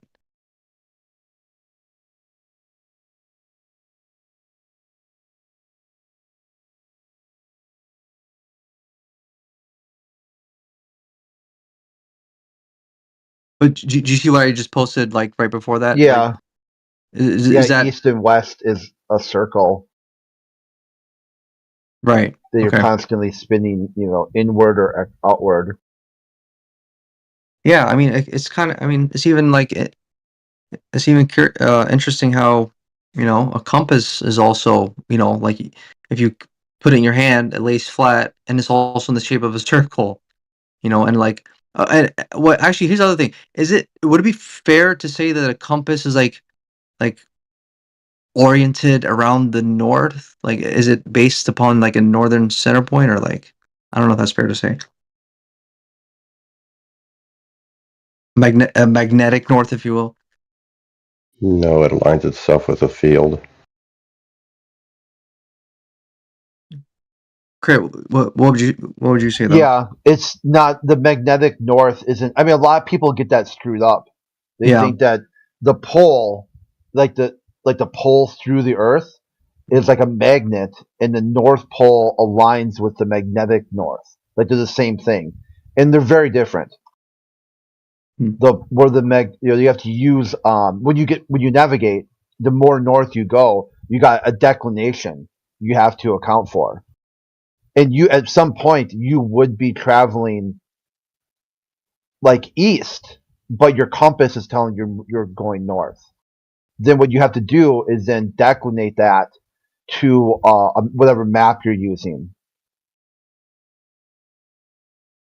Huh. It's Okay. kind of like the way people get lost and walk in circles because they're thinking they're just heading due north, but that creates like a circular pattern. Gotcha. And that's why people get lost still to this day. People go out in the woods and really not know what they're doing, and not know how to read the map in a compass. I probably would be one of those people. I'll be honest. Yeah, you gotta convert. You gotta convert each thing. And the same thing if you're using the sun too. and you like a sun tip method where you could use sticks and put a stick in there and where the shadows are. All three of those are going to give you different norths, different east, different, and from that, east, west, and south. So you got a way of being able to convert them from one to the other. Right. I got you, brother. Here, I'll show you a picture.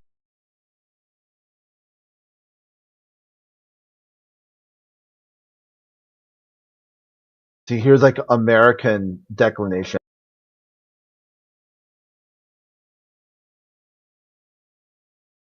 See, if you were to draw just your polar north and you were right here, like in Washington, you're 20 degrees off. The only one, like the one there that kind of goes through,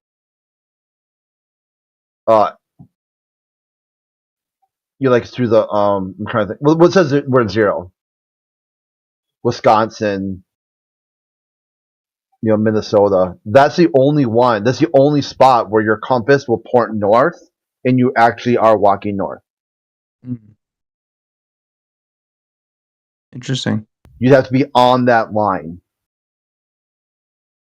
Every step off that line, you either have to do Lars or rails, left add, right subtract, or right add, left subtract, depending if you're going from map to grid or grid to map.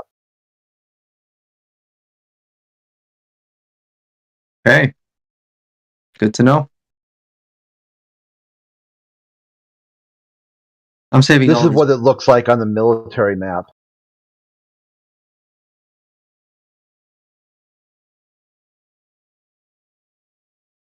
So here it's that star that's telling you direction to Polaris, grid north, and magnetic north. So if you're going to convert if you're using the map, you got to convert to the North Star 0.5 degrees or 16 mils. If you're going from magnetic north from your compass back to true north or Polaris, then you're at 15 and a half.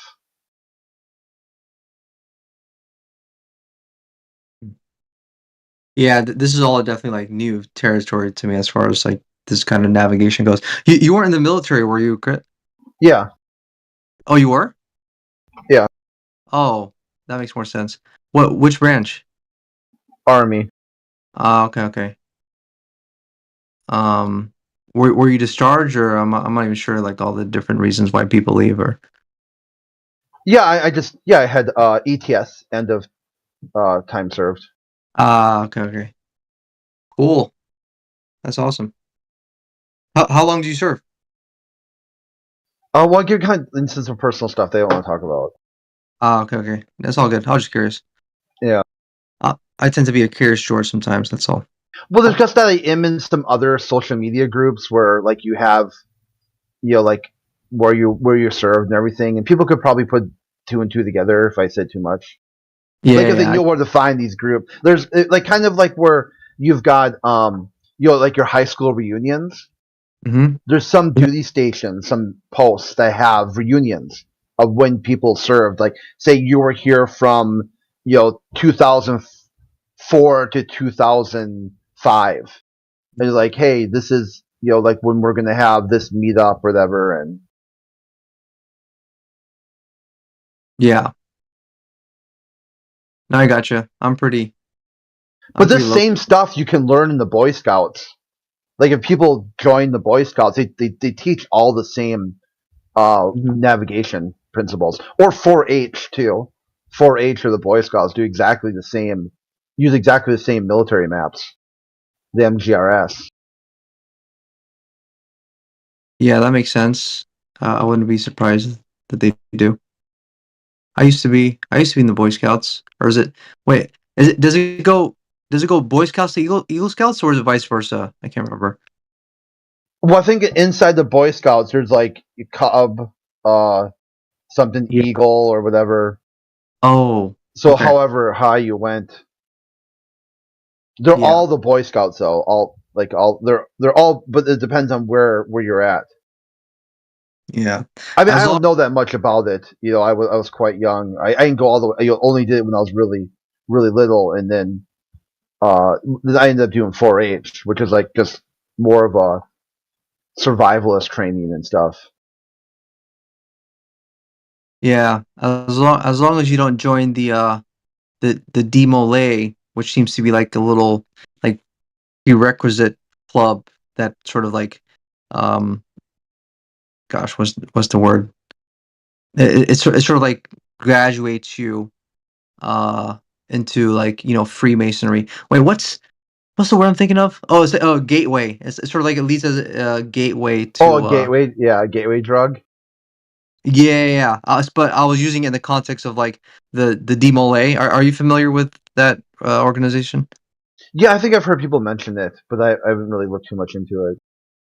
Yeah, apparently it's like, like a certain sect of boys, like some, like it's very similar to Boy Scout. Like, they have the same kind of like uniform and stuff, but apparently it's like, associated with Freemasonry, which of course, if you do any occult research into that, it's like, it's like Luciferian at its like, deepest esoteric doctrines. And of course, a lot of your astronauts, like the Apollo moon mission ones, were in fact 33rd degree Freemasons like Buzz Aldrin, that he was so proud to flaunt with his Freemason rings and this kind of thing.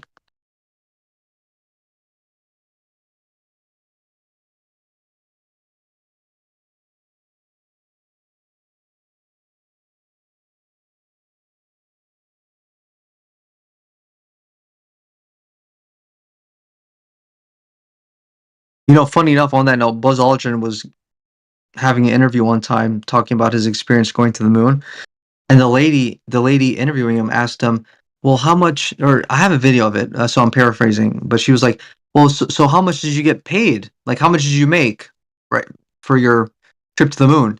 And he was like, "Oh, not much, not much. This is all like, just for the, for the mission and the goal and like sort of like a, patriotic kind of, achievement, right?" And he was like, "Yeah, so I didn't get paid much. I got nothing but $33." I mean, can you imagine? As a Oh, like a wink and a nod, yeah. Yeah, it's like it's so blatant. I literally have a clip of it. Yeah, if you see Cortico, he comes in here. He was pretty toxic towards flat Earth, and his flat smack was looking up what Buzz did with the rest of his life. He was like, "Holy shit, what a hot mess!" Because in his mind, he had viewed that being like this amazing pinnacle of human endeavor and human experience. Like the rest of his life would be like, you know, um, just speaking tours and other scientific and religious or spiritual endeavors.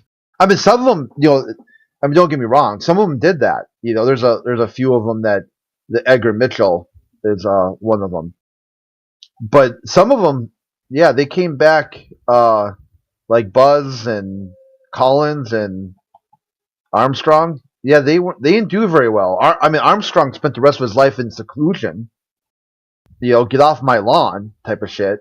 The old like people in the neighborhood had no idea what the fuck even happened. They unless they knew the lore prior to. For them, it's just like that weird shut in.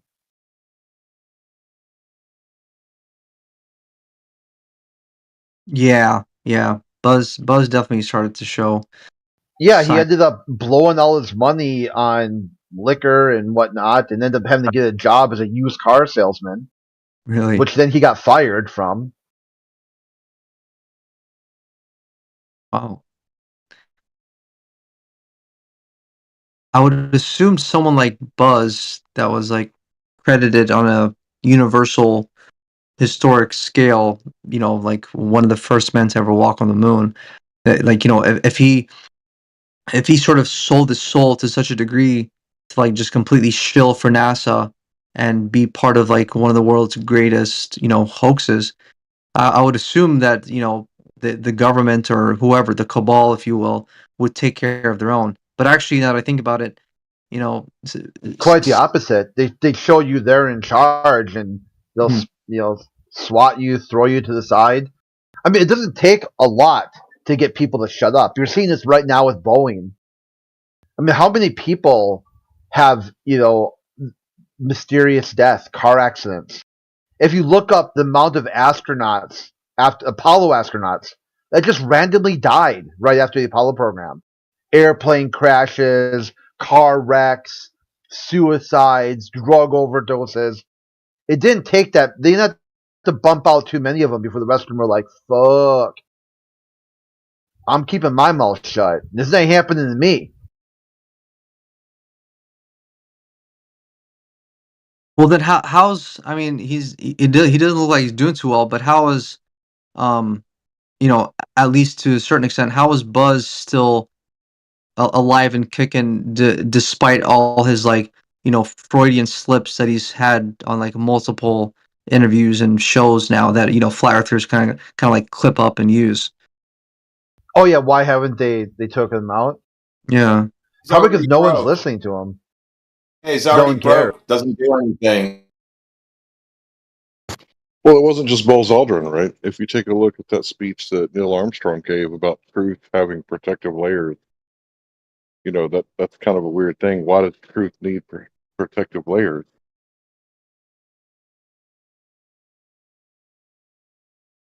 I haven't heard Armstrong say that. Yeah, the one Yeah, time he came out of seclusion, he gave this really weird, like, uh, coded words. But I want your generation to peel back those layers of the onion. Find the truth. Like, it's going to cause you to cry. There's going to be a lot of tears. But just keep working till you get to the truth. yeah. The only way that Well, you they're would going to wrap release that. truth They're going to release in that layers. movie now, so we'll see. They faked the moon landing. The only way that you would wrap truth in hidden layers is if you were trying to hide the truth, right? Yeah, that has like a Gnostic twist to it about like this whole idea of like special knowledge that is only like accessible to a certain special amount of people that can like actually get to it.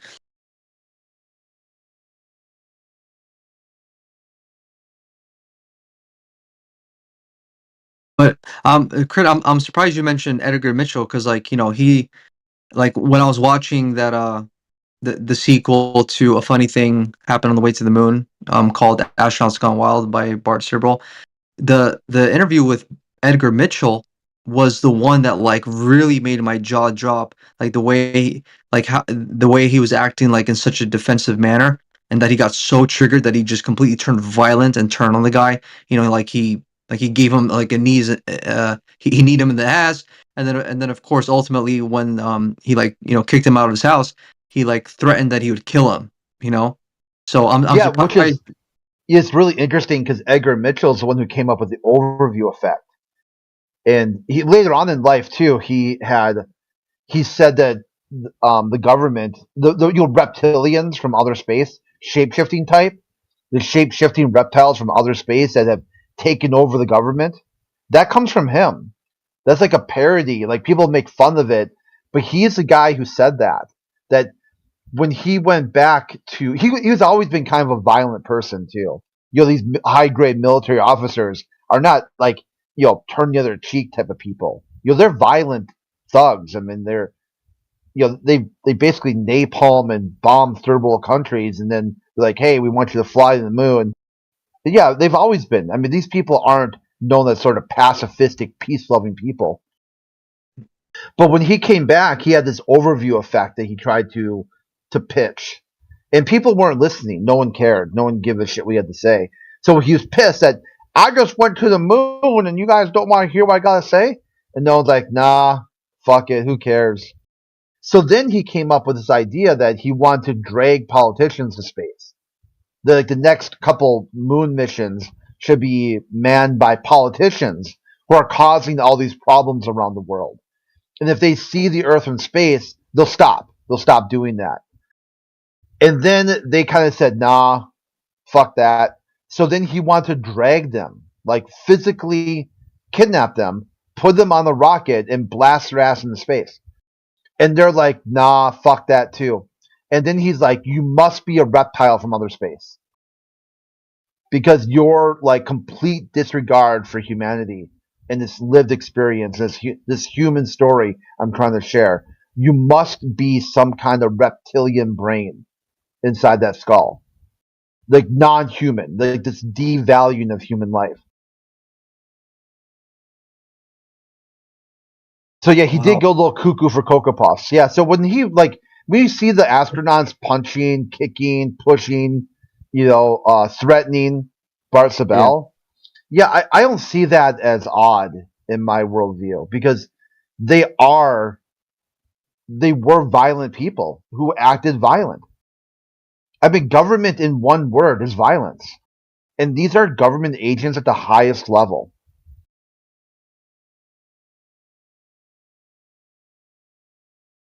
Right. So of course they're gonna a media person asking questions would invoke violence because that's the language they speak. Their language is psychopathic use of unrestricted violence. So when you ask the government questions, be prepared. You can see it like First Amendment auditors. I don't know if you ever check out those videos. How many times do you see a guy holding the camera and the police officer just starts swinging? Close hand head strikes. Yeah, look up Carolina and Fort Worth. She was talking to some cops recently and asking like what's going on. They were just towing vehicles. And she was asking, how do you know who's paid and who hasn't paid? Like, how do you know which one's the tow, basically? And the cops were like, get over there, go stand over there. They didn't say she was detained, which a cop telling you what to do if you're not detained or arrested is kind of like a preacher telling you what to do. Yeah, just a suggestion. You can say no, thank you. How about no? So he was like, I'm only going to tell you again. And then he grabs her arm and face plants her into the concrete, knocks her out. She starts snoring, literally. And while she's snoring, he says, stop resisting. She's knocked out. Anyway, go ahead, Crit. I'm sorry. Yeah, that's an interesting one, too. Like, you see those cops telling, like, a dead body to stop resisting. And you're like, I told it to put its hand behind. They'll call you it, like dehumanizing an object. It didn't put its hands behind its back. And during the deposition, you were tasing a dead body. It refused to comply. That's what you're dealing with when you're dealing with these people at NASA and the space program. George Carlin said it best. Nassholes. A special type of social criminal. If space travel is really about the betterment of humanity, when the fuck is that going to happen? It's been 50 years. Where's this betterment? Where's this all these great things that NASA's 5 done years. for? Yeah, 5 years In away. 5 Just years. wait. 5 more years. It'll all come together. You know what a mammogram is? It's how they detect lymph nodes in people with cancer. That technology got discovered by NASA. And don't forget to credit NASA for the invention of Velcro shoes either. Very essential part of society. I mean, if you look up those inventions, there's always somebody else who did that. There's like I saw one thing where I was stunned. I was like, here's the one I found where NASA somehow credited. And that's those like divots on the side of the road when you fall asleep, they wake you up. Like some country roads and stuff with no lights and everything will have like cuts in the asphalt. So when your tire hits it, it goes like a loud noise. Apparently, NASA invented that for the shuttle program. Because the shuttle's coming in so supposedly at a screaming amount of speed, some 30,000 miles per hour, and they said, how did you slow it down? Oh, we put these divots in the road. and it like bounced around and it slowed down that way. Because normally runways are smooth. Because they want as much grip as possible. The tires on the airplane are smooth too, because they want maximum amount of grip. But apparently, if you got a space shuttle, you do the opposite. The least amount of grip is more grip. Hey, Crit, isn't it Yeah. called a rumble strip? Yeah, something like that, like a rumble strip. Yeah. Yeah. So I looked it up, and that's the first thing I ever saw that NASA actually invented, apparently. Because if you look up anything like, Tang, Velcro, power drills, thermal blankets, all that stuff was invented by somebody else, and government took the credit for it. So I kind of feel like anybody who says NASA invented X, I would hope that maybe at some point in their life they invent something and NASA steals it from you. And you have to go live the rest of your life knowing that you got yoinked. That shit got yoinked. I And mean, it's NASA your fault. NASA pioneered like weather satellites, observation satellites, internet like communications, TV. Yeah, Al Gore invented the internet. Yeah, I heard that too. Al Gore invented the Internet. internet. I said pioneered. I didn't say invented. I said pioneered. Like explored the industry itself, made it a thing basically, but not invented. You can't invent stuff like that because Soviets did it basically at the same time. I wouldn't say NASA invented anything. The guy at the mattress store told me that NASA invented my Tempur-Pedic mattress. Yeah, it's fucking epic. That's one of the most funniest ones there are.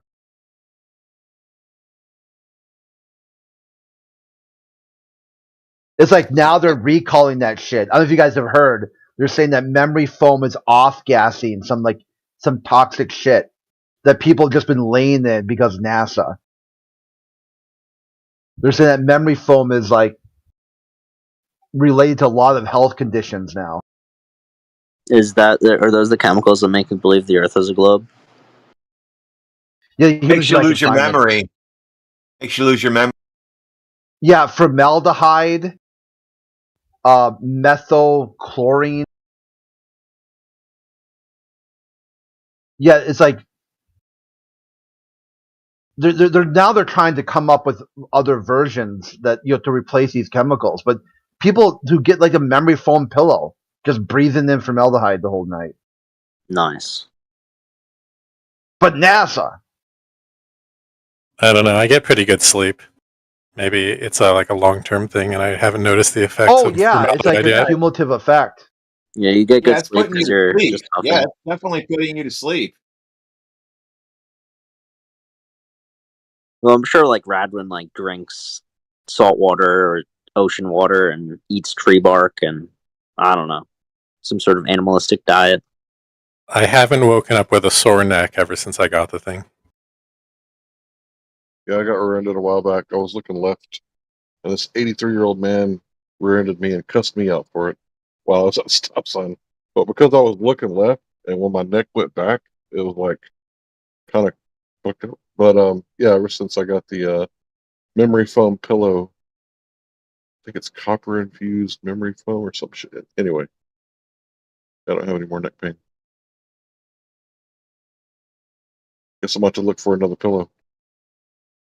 Yeah, here Charles Yost invented memory foam while working for the North America Aviation Incorporated. But they'll say NASA did it because they were under contract with NASA. So NASA actually did it. I don't know. I don't really care about who invented memory foam, but Well, some people do. Some people think that therefore NASA has been a net benefit for all. So I mean, if America, the public, invented memory foam, where's our royalties? Oh, you don't get that. yeah, that's a pretty. I mean, it's a pretty weak argument. I mean, NASA shouldn't exist. I agree. Yeah, here, look at this one.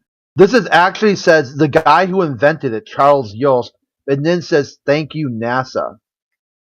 Like this double down. Like this poor guy invented memory foam, and government just stole that shit. Hmm. Yeah, I mean, any government agency is a scam, right? Yeah, NASA tends to take credit for stuff when they're just like the financiers of the No, thing. not just. It's not just NASA. It's every government agency. Okay, they're all bad. They're all thieves, liars, Exactly. crooks, Right. violence. Yeah, they have a Yeah. meltdown If you violence. don't pay me like 30% of your income, I'm gonna lock you in a cage. Negan. That's basically Negan. It's, from Walking Well, Dead. Give me half your shit. That's just normal, bro. That's how society works, apparently. I mean, it makes sense to me. What, really? Yeah, like what if we couldn't like pay the military and the Chinese just came over and, I don't need the military. We sexually don't need the assaulted military you? in the United States. We don't need the military here. Let anybody come over and see what happens. Yeah, right now the Chinese aren't even remotely as powerful as the British were during 1776. And farmers, Minutemen, repelled them. That's the problem. There isn't a militia anymore. They've basically have watered down the Second Amendment so you can have your pea shooter inside your house, and that's it. Oh yeah, we need civilian tanks and man pads and RPGs, 100%. Tanks are illegal. You just can't have the cannon, I think. So then they're not tanks. I mean, that's just like government cuck behavior. We'll give you Just a the vehicle. bobcat. Here's your bobcat. Call it a tank. Basically, yeah. Track hoe with nothing on it. I mean, if you just even look at Ukraine and Russia, it's not like dudes with their rifle out in their backyard. It's like totally mobilized state funded by taxes, military shooting missiles and shit. War is expensive, right? They got to have like Federal Reserve banks in order to print that much money to be able to do what they're doing. Like, do you think that war would still be going on if, the American dollar wasn't over there, like, not only, funding the war, but also it's lucrative for businesses like BlackRock and Vanguard because they're basically funneling money, laundering money through that Ukraine. That's the only reason that's still going on. War is the lifeblood of the state. Yeah, none of that would be possible without Federal Reserve. Yeah, war is expensive. Only is possible because of states. Does anybody notice how much the price of butter went up? Your living cost. We're paying for it, right? So if we can afford to pay for wars in other countries, then surely we wouldn't need to fund a military. We could just fund ourselves. Well, we're not paying Ukraine per se. We're just giving them old shit military hardware. I'm pretty sure we're giving them some really good stuff. Yeah, we already paid for it. I mean, like, it's not like we're giving them more money than we already paid. I'm not saying this is a good thing, but we're but if the we rise just of gave cost all of that, goods. if we just gave all that military stuff to them, how come Trader Joe's couldn't have like supplied them over there? Afghanistan, Trader Joe's. Unfortunately, Trader Joe's doesn't have tanks and RPGs. I wish they did though. No, Trader Joe's is Afghanistan. All that military equipment we left behind. Yeah. What about it? Yeah, I mean, all that stuff could have went to Ukraine. Yeah. I'm not supporting Ukraine or supporting any state-sanctioned war. Okay. Yeah, I'm also anti. What? I'm also anti-war. Yeah. That makes sense. Logical. Yeah. Everybody's anti-war. Says Really? nothing much. Yeah, really. The neocons anti-war. Yeah. Yeah. Okay. Well, they are. I mean, I don't think everybody is, Scott. You're all just virtue signaling. That's all you're doing. What's Biden anti-war? Yes, everybody's So, anti-war. Nobody wants war. Analyze this. You don't think that I've been anti-war ever since I was 9 years old and learned about Desert Storm? You think I'm just waited till 40 years after being born? It's like, oh, I'm going to virtue signal so these guys think that I'm virtuous. Is that what you think's going on? No. What I'm saying is everybody's anti-war. So you saying you're anti-war says nothing special about you. Dude, No, Scott, we're not talking about everybody's. the people who are profiting off war. Wait, so Is was BlackRock Nixon anti-war? was Nixon anti-war? Was he anti-war? Yes, nobody wants war, even Nixon. Really? That's a shocker. That is a So weird What position to about hold, Dick Scott. Cheney? Does Dick Cheney not want war? No, he doesn't want war either. I think there's a pretty strong What inference that about he does. Halliburton? Does Halliburton like war? What about PNAC, Project for a New America? Do they like war? Nope. Didn't Dick Cheney make like $1 billion They off of a war? No, he didn't. Yeah, That's he just owned another myth. Halliburton. He did not. This is a weird position. Okay, He was He long did. out of Halliburton. He was long gone from Halliburton by the Bullshit. time he got to That's just VP. for TV. That's just for TV. okay. Okay, So let me so get Scott, this you know straight. you don't reality have to doesn't like matter. Okay, mandatorily take The the United L. States has been at war nearly nonstop since the conception, and you think that everybody is anti-war, and we're just doing war because we don't like it. no, we're doing war because we think it's necessary for our very survival. I don't agree with Oh, them always. I don't agree with them, but that is the motivation for them doing it. Wait, so you're saying I had to pay for the Afghanistan? Like that was endangering? They were endangering me, so I had to send like troops over. Was I in danger? Yes, because I they was. harbored the people who flew 2 jets No, into we did. You're We an World harbored the Trade Center. people. fucking crazy nut. Yeah, we harbored the people. I don't know what you're talking about. We gave the weapons. harbored Al Qaeda. Yeah. Yeah, Scott. Dude, learn What the something. fuck? There were so no wait a minute, planes. Scott. There Scott, were by no your logic, planes. Oh my god, there were no fucking planes. You're a young man. You Okay, got hold some on. time, Euclidean. We're You gonna got pretend time. there were These other planes. people are too Okay. far gone. No, You're they not. took their flying lessons here, Scott. No. so let me get this straight. Nobody's Oh my God. nobody's pro-war. So the Nazis and Hitler, they did it for their survival. Is that what you're saying, Scott? In Hitler's mind, yes. Like I said, I don't agree with them. Yeah, I don't think that's a good example. Why not? In his Well, I mind, think the Nazis, Scott. were like, "Yay, let's go to war." I think they thought it was like some necessary thing that they had to do. Yes, the Well, I Treaty mean, of the communists. Treaty of Versailles was strangling them, and they had to blame somebody for the massive inflation that they were suffering, and so all the people just rallied behind a scapegoat. Yeah, but policy of appeasement didn't change it. But I do think that Dick Cheney wanted a war. I think Yeah. there are oligarchs and people in certain positions that do want war. Of course they I've did. seen no Of course evidence they for would. it, but Why else would they have gone there? I mean, the spread oil and democracy. Just people in a cave They are were no true threat. believers. I know you're afraid of people, but people in caves that live somewhere else are not threatening. You guys don't understand. Well, it's ironic because you should understand what true believers are because you are them, but you don't understand what true believers are. It's weird. It's a paradox. Scott, do you believe in any quote conspiracy theory? The paradox is fixed that Scott doesn't know what the fuck he's talking about. There we Do you go. believe you Spoken live like on a true spinning ball in believer. a vacuum? Scott, do you believe you live on a spinning ball in a vacuum? Yes, I've concluded that we live on a spinning ball in a vacuum based on 60 years of evidence. Beliefs. Which is very different from just saying, I need to believe something. Just a true belief, isn't it? Wait, so if it took Scott 60 years to figure out the Earth is a globe, how many years do we have to give you guys to make it up? It's Oh, it's not probably an 60 automation years. for the How many? It's been 60 years of confirmation. Yeah, how many years That do we when I have? was like 12.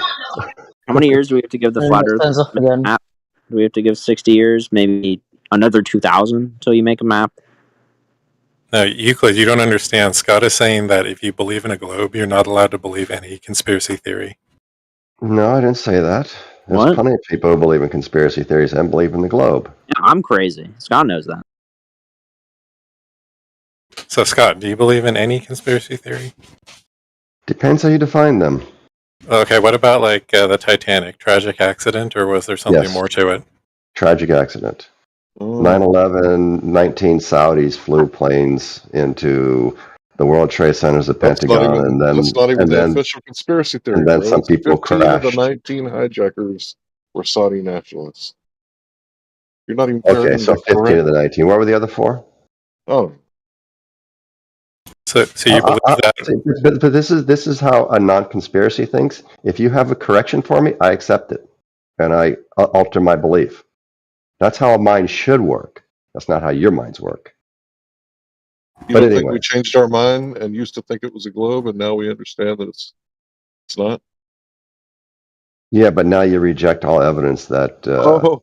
So we did the thing that you said that you Well, do. see, there's You're an not example of actually. it. But there's an example of how you cut me off right there Oh, before I go was ahead. allowed to say, but now you reject all evidence that disconfirms your current unsupported belief. Well, yeah, they're scared of seeking knowledge, right? That's why they Yeah, don't attempt to make yeah. maps or. And so when anybody shows you a picture from space, your first reaction is to deny it and to look for any excuse you can to not accept it. And you do this with Okay, all contradictory information. That's how a true believer behaves. so he said that we Now we don't have ever attempt to make a map. That's actually not true at all whatsoever, because and there have been Scott went to space with attempts. Space Picture. No, I didn't. I never claimed to. But see, this is exactly what a true believer does. You will come up with a reason to convince yourself that you're reasonable in not accepting evidence. And you're not reasonable.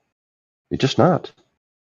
So, like, We should when believe the person on the everything television then. told you that the plane exploded and then one of the hijackers' passports flew out of the plane onto the ground and they found it, you're like, that's reasonable evidence.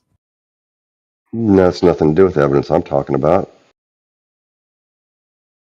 Oh, we were just talking about it 1 minute ago. Did you live in New York City I'm on talking about the 9/11, 100. Scott? No, but I know people who were. Did you live in Washington on 9/11? No, and I don't know anybody who You live was in personally. Pennsylvania? Well, I was Nope. in Washington on 9/11. Yeah, there was no plane at the Pentagon. Now you have to change that part of your story. No, I don't. I There lived in was a Falls Church, plane, Virginia. but this is just you trying to deny evidence. And I going past it, and there's no airplane there. I mean, I should say yes, that's an airplane, but it's not really there. I have no idea what you're talking about. I don't think you do either. Let's be more specific. Can you be a little clearer on what you're saying? Did a plane crash into the ground in Pennsylvania and completely disintegrate into dust? No, it did not completely disintegrate into dust. There is all kinds of wreckage around that place that you refuse to look at. I mean, Yeah, I've actually been to the memorial site. Yeah, I've seen pictures of the engines at the Pennsylvania site. I've seen pictures of the wings and the fuselage and parts of the tail. There's all kinds of pictures. But you guys say, nope, doesn't exist. It does I didn't exist. see any. I know, exactly. You didn't see any. Your mind is not capable of seeing things you don't want to see. No, I want to see it. Show me. Psychology doesn't work in here. That's clear. Hey, can you show me? But the psychology is not intended to change your mind. It's an attempt to Psychology explain only your works on behavior. people with brains. So Hey, can I be heard? Am I not working? Is my Yes. mic Can on? you said can you show me? And I'm not going to be your dancing monkey. The images are out there if you look. I would like to see them. Then look. You will I've find looked. them. No, I Yeah. didn't. I looked. Trust me. Then how have I looked for them. seen them? Do we I not don't have know. access to the same internet? No, probably not. Because I've looked. Can you show me what you're talking about? I don't save these things. I'm not a evidence hoarder like a lot of people are. Just find it again. The plane in Pennsylvania on September the 1st, 2001. You said you've seen it. I've never saw it. Well, sucks to be you. So you September can't 11th. back up your claim? Are you even going to attempt to back up your claim? I am not going to attempt to back up my claim, no. Okay, so any extraordinary claim without extraordinary evidence could be dismissed. So, Yeah, exactly. The extraordinary claim is the plane vanished or disintegrated into dust. That's the extraordinary claim. I don't think that's You're the the one claim who at should have all. to I think prove the it. claim is, I think what you're claiming there was a claim, so the positive proof is on you. I'm No, asking I've for seen the evidence of your evidence. claim. Okay, so you've seen the evidence. I have not. So Yep. I'm not convinced there was a plane. I know. But this is exactly what I'm talking about. Well, I asked for the It's like evidence. somehow. You said true believers don't want the evidence. I'm asking for Exactly. the evidence, and you're going, no, I don't have to give it to you. You find it. No, because what I know is that I've seen the evidence and I hardly even looked at all. And if you claim to have looked really hard for the evidence and you still haven't seen it, that must mean something about you. Or the evidence. Or it just means that you're lying about seeing the evidence in the first place. And until There we you're a go. liar. There we go. I'm a liar. Exactly. Spoken like a true believer. Well, just as the name goes, you gotta lie to glurf. Spoken like a true believer. Flight 93 does seem plausible. The Wait, one that I'm confused about is the Pentagon one, like the so impact.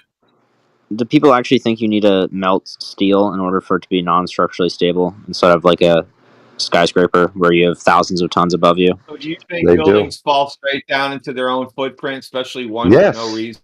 Yeah, Yes, yeah, they they do. do. Fucking both are Absolutely. hot. He said yes without hesitation, without even cringing. That's insane.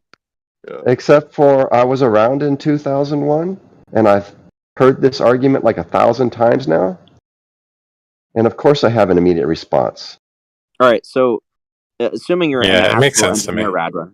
Assuming you're an actual engineer, Radwin, which I know you're not, so this might be hard for you. What happens if all the members in the bottom of a truss start to become dynamic, where the forces don't equal zero? So they're unstable.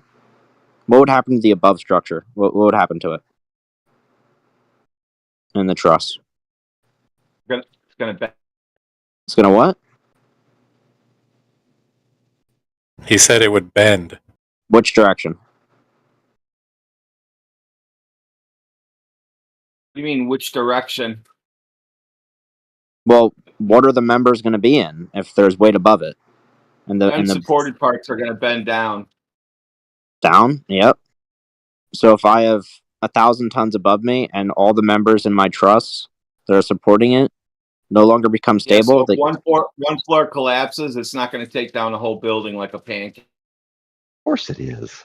of course it is. They stop supporting the above truss, so then they all collapse in on itself because the weight of the top of the building collapses down. Does jet fuel turn metal beams into dust? It And then doesn't need they to. just It does. disappear in the air? No, it does Oh my not. God. Well, what was like the skeletal structure of those buildings? Were they like 1 story high supports, or did they go higher? Skeleton was on the outside of it. It was like double and triple reinforced of the highest degree of structural integrity. I mean, here's the thing. I mean, whatever this No, it wasn't. whatever like Scott are like trying to Wait a argue minute. for the mainstream narrative of what happened on 9/11. I mean, essentially what you're saying is like for those buildings to be taken down in the way that they did, they just completely obliterated into like dust smithereens, just getting pulverized on itself, like stacking, from floor to floor, dropping down in free fall speed. Essentially what you're saying is like the day that 9/11 happened back in 2001, the entire demolition industry just went completely out of business because clearly there's no need for like very sophisticated, elaborate explosives to be put in buildings if you can just fucking send something through the top like 1/5 of a building and just have it come down demolition style. That entire industry should be completely out of business by now. Wow. That's Is it? some Okay, so I twisted want to make a reasoning. correction. It's near free fall speed. It's not No, actual it free fall wasn't. speed. It wasn't. According to Fairbanks, Alaska, the structural engineer college up there, it was near free fall speed. You can watch the video And yourself. And you can Bro, watch can the I stuff just. fall. You're complaining Go about ahead. being cut off, and there you go. Okay, so Building 7 fell at near free fall speed. The penthouse collapsed in on itself, and then the building crimped in the middle and fell in its own footprint. Now, Building 7 didn't get hit by a plane, so they're saying that this was a progressive collapse by fire, but the video evidence shows the opposite. So the narrative on its face is incorrect. You just need to heat the steel up to the point where it no longer becomes structurally stable. I sent a video in the side chat where a guy moves a piece of steel with his pinky when he gets it hot enough. Steel can do that. It doesn't have to melt something. All it has to do is just get it to the point where it can no longer withstand the structural loads of the above structure. When it can no longer do that, the above structure is going to come crashing down on it because the members inside of the truss can't support the weight above it. Okay, just ignore my argument. I I didn't heard your ignore it. argument, but I also know the other arguments and the other evidence with regard to Building 7, and that building was on fire. There are other views of that building which shows a quarter of that building completely gone and on fire if you go around the other side of it. But all the conspiracy theories ever show is the one view of the facade that hadn't collapsed, and then they watch it collapse and you don't realize the entire backside of that building is already gone. You're right. It was a facade. Oh my! I can't believe there's still people out there that believe the official 9/11 Commission report. Scott, have Even you though heard the about original head of it was Henry Because Kissinger. This doesn't some of us surprise me studied coming because from some him. of us studied engineering, and we know that all this stuff is perfectly reasonable explanation. It fits exactly what we expect, and that's what I was talking about yesterday. What do you expect out of this world? When you're looking at things, you bring an expectation to it.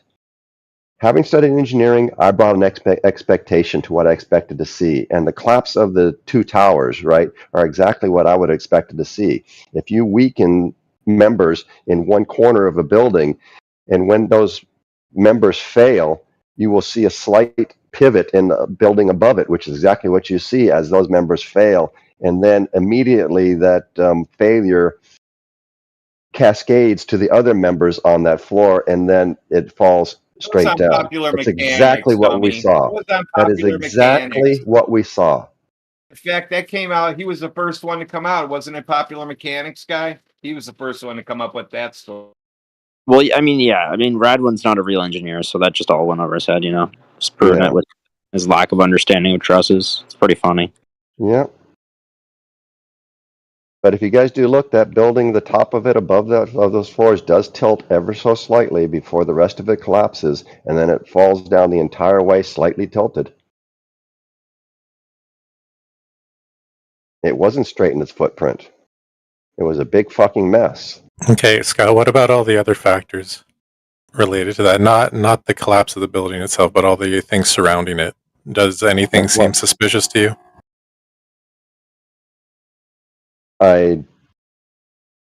No. Do you have anything in mind? Yeah, Saudi Arabia attacked us. Let's go get Iraq and Afghanistan. No. Yeah, the day before we lost $3 trillion.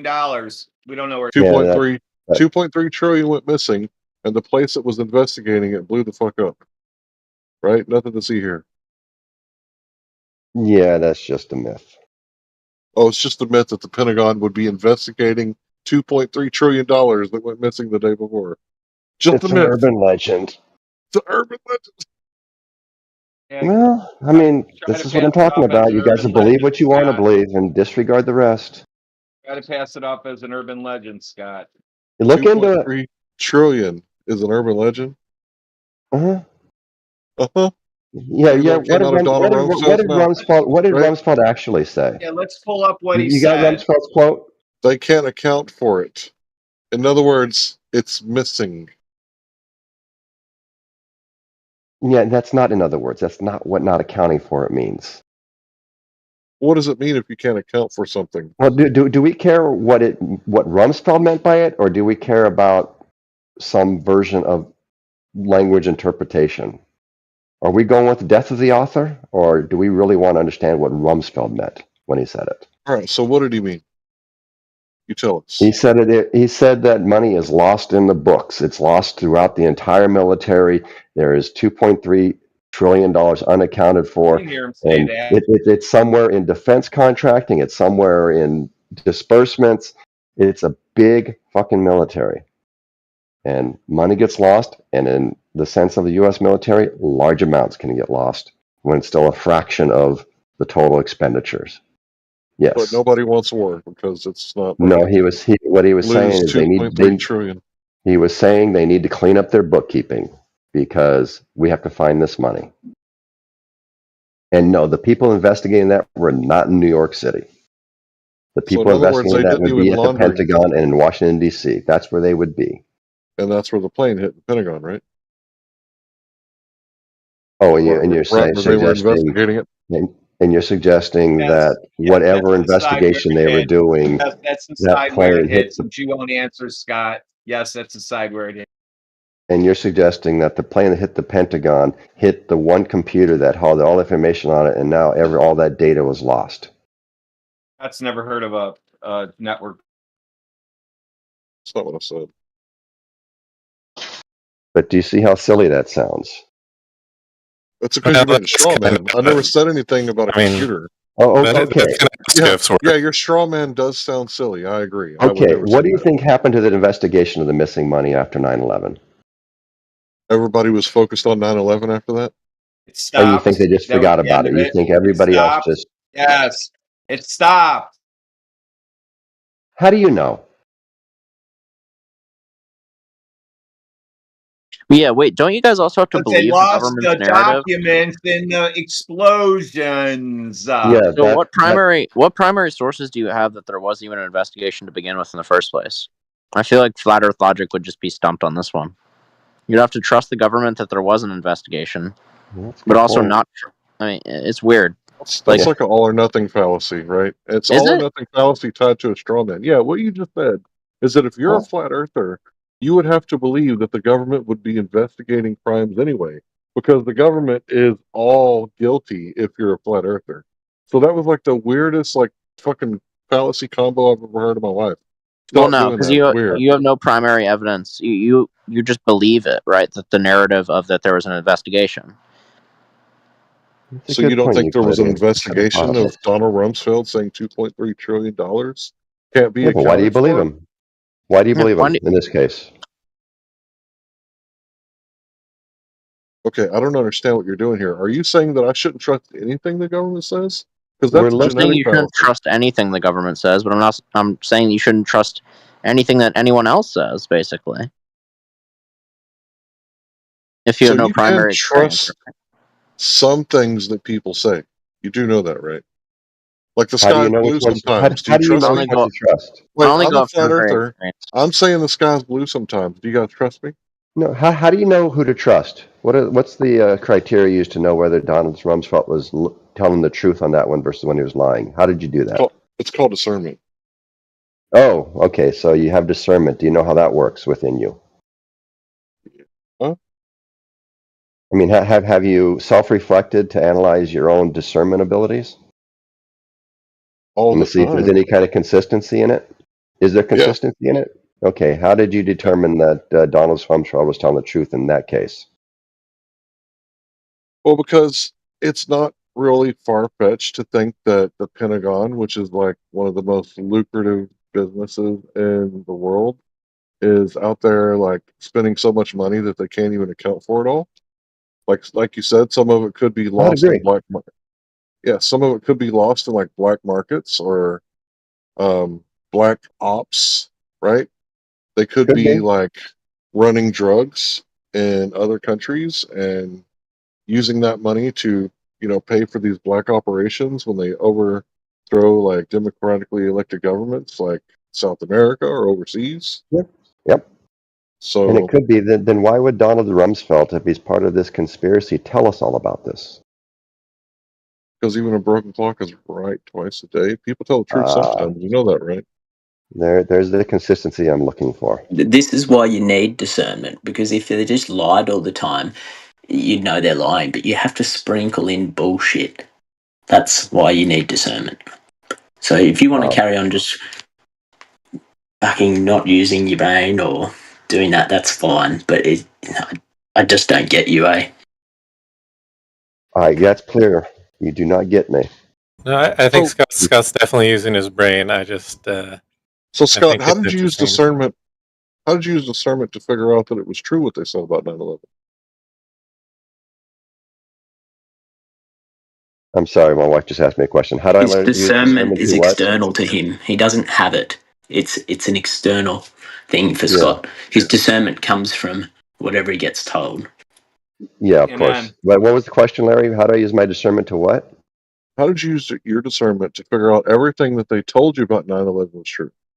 He's an Oh, engineer. I looked at all the evidence, and I have a particular educational background in engineering, and everything lined up. Everything corresponded to what I expected. I thought you was a shrink or a psychoanalyst. I was in school till I was 32 years old. I made a few wrong turns, but I was in aerospace engineering for 2.5 years, my first 2.5 years in college.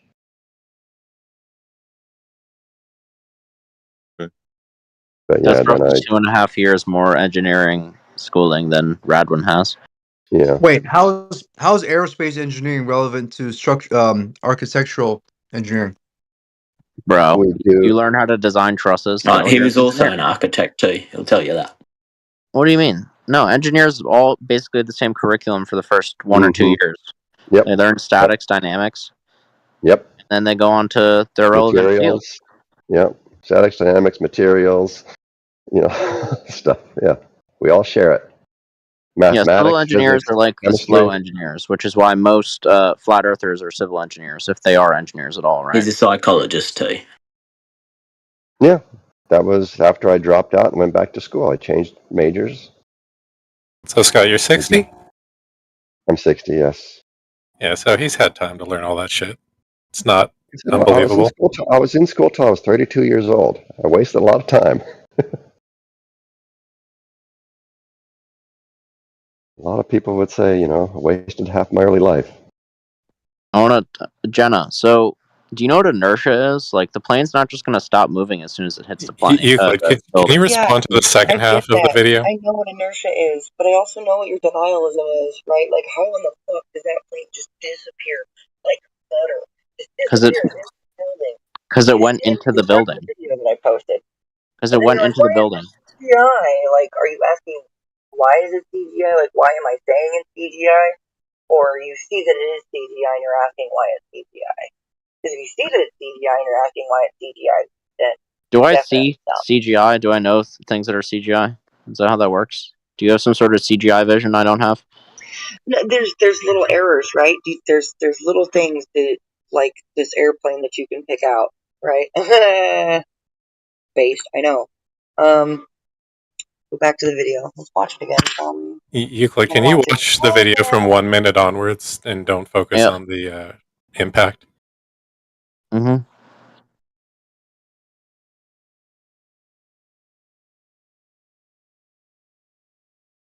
This again comes back to expectations. What do you guys expect to see when you're looking at this video?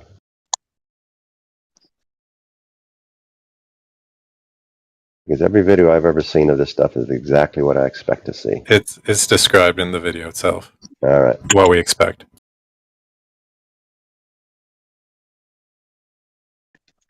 We expect to see the full plane up until it impacts, not the plane's wing disappearing behind a building that is behind the World Trade Center, or what we assume it's behind the World Trade Center.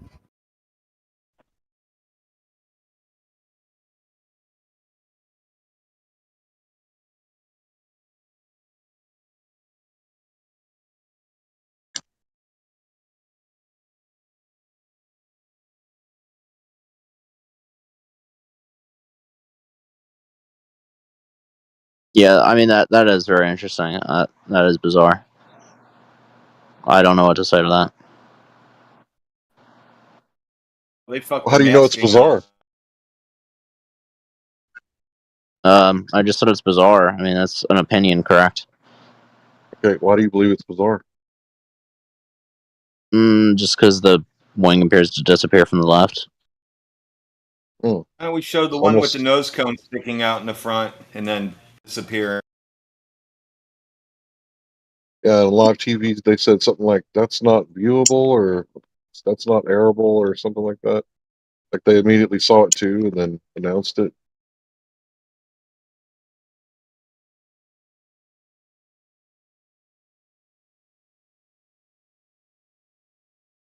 I mean, is that building? How close is that building? That's And from enough. what angle is this taken from? Good receipt. That's an The epic building clip. is the building that the wing disappears behind is further. It's behind the. So you see what I'm saying? It How do shouldn't. you It know that shouldn't. though? Can we like You can map it go out. more? I've already mapped this out. I've already looked at the layout right before it was all before the shit was leveled to the ground. Can I see the layout? Because I mean, like, I'm admitting that it's bizarre. I want to know more about the layout. Yeah, it would make more sense if that thing was in front. It Before might I be. That's what I'm saying. erratic decisions like a flat earther, right? Say something blanket. Oh my gosh. Yeah. Why does this guy keep poisoning the well? I mean, Redwin's not a Yeah, real calm your titties. architect. Yeah. The flood made the decision like a flat earther. Do you have to always Here's the poison the thing, water guys. hole? I do, yeah. Well, What are you I talking don't about? see. Well, what's wrong with him being a skeptic about this when we're all Oh, he can be a skeptics? We're trying to skeptic. be skeptics about everything. Yeah, It's there's okay to no be a problem. skeptic, but to poison the well and say shit like, "Oh, like a flat earther," right? That's poisoning the well. Oh well, just because you know it's true. Come on, you're a flat earther because No, it's you just not. accept things It's at their face, not right? true. It's not Poisoning the true. well again. You're doing it again. Yeah, how about you stop doing that or I'll put you on mute? How about you control yourself and act like a normal man rather than acting like a little I'm just bitch and stating being the tough? obvious facts, Larry. I'm Well, sorry. Okay, I'm so stating the obvious the thing facts about too. the Keep it up and I'll plane, mute your ass. Okay. I mean, I didn't know we were muted for speaking the truth in here. I thought that was right? No, that's not the something truth. as You're You're misrepresenting poisoning the it. So now well. you're straw Am I manning, which you're, misrepresenting it? yeah, you're allowed to straw man. You can do that, right? But you got to stop poisoning the well. Just Yeah, act like an Is it honorable man. poisoning the well if it's true? it's not true though. It was rude and it was disrespectful and it was not true. So it's Does poisoning it the hurt your well. feelings or No, nope, not at all because it you was snowflakes factually rude now? and disrespectful. I thought you guys were tough. Now you're snowflakes.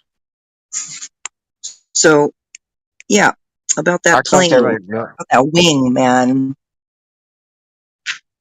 can you focus on the Okay. wing? Okay. If we take this video and let's say, for example, just to concede that this video is faked. What about all the other evidence? What about the people who saw the plane fly into the building with their own two eyes? And we have hundreds, if not Every one of thousands, of those people who people who saw it called because in they were were all looking producers or up. wives or husbands of somebody that worked at the news station. Every single eyewitness that called in. Yeah, what those are were crisis actors. Okay. Do you see guys what you're doing right now? You're explaining away data. No, I'm not You're explaining just away arbitrary. data. I'm You are. You explaining just said they're crisis actors. how it is fabricated data. Okay, Second. No, there's a lot of crisis actors. Okay, none of them. Nobody saw a plane. Yes, they Nobody did. saw a plane. Did you Yes, No, they they did. didn't. This did you is see the just you rejecting evidence you don't like. Was not You're at the just rejecting Pentagon. the evidence that you I don't saw like. it, Then and I why was is that? there. Why does the Which wing of the plane go behind that building when it's supposed to be I in front? have no Tell me. idea. I have no idea. I I don't know where this imagine video you came wouldn't. from. Like, you have no idea. Okay. I don't know where this video came from, but there's dozens of other videos that don't have this phenomenon. You're Yeah. saying all those videos are faked? Jenna, Every last one of them? show me the layout that you said you knew about in this video so we can verify it? Or at least like get a map view of like where that building was to see if it was indeed further away than the World Trade Center. You said you did the layout. Yeah. And also, have you guys looked at all the other videos? Are they all fake? Is that what you guys are saying? Yeah, we looked at them all. And they're all fake. Actually, 20 minutes before in London or something when they announced Building 7 fell and it hadn't fallen yet. Side red. I don't know if it's a red herring, but I don't know. Don't care. But do you see what you did there, though? Instead of just talking about other videos, you had to talk about something else. That's a cognitive defense mechanism kicking in. Bro, you said, are you saying all videos are fake? You're like Yes. trying to strawman the fuck out of us right now. Which No, cognitive no, defense I was asking a mechanism? simple question. Are all the videos of the airplane, and there are dozens of them at least, of the airplane hitting that Yes. building, are they all fake?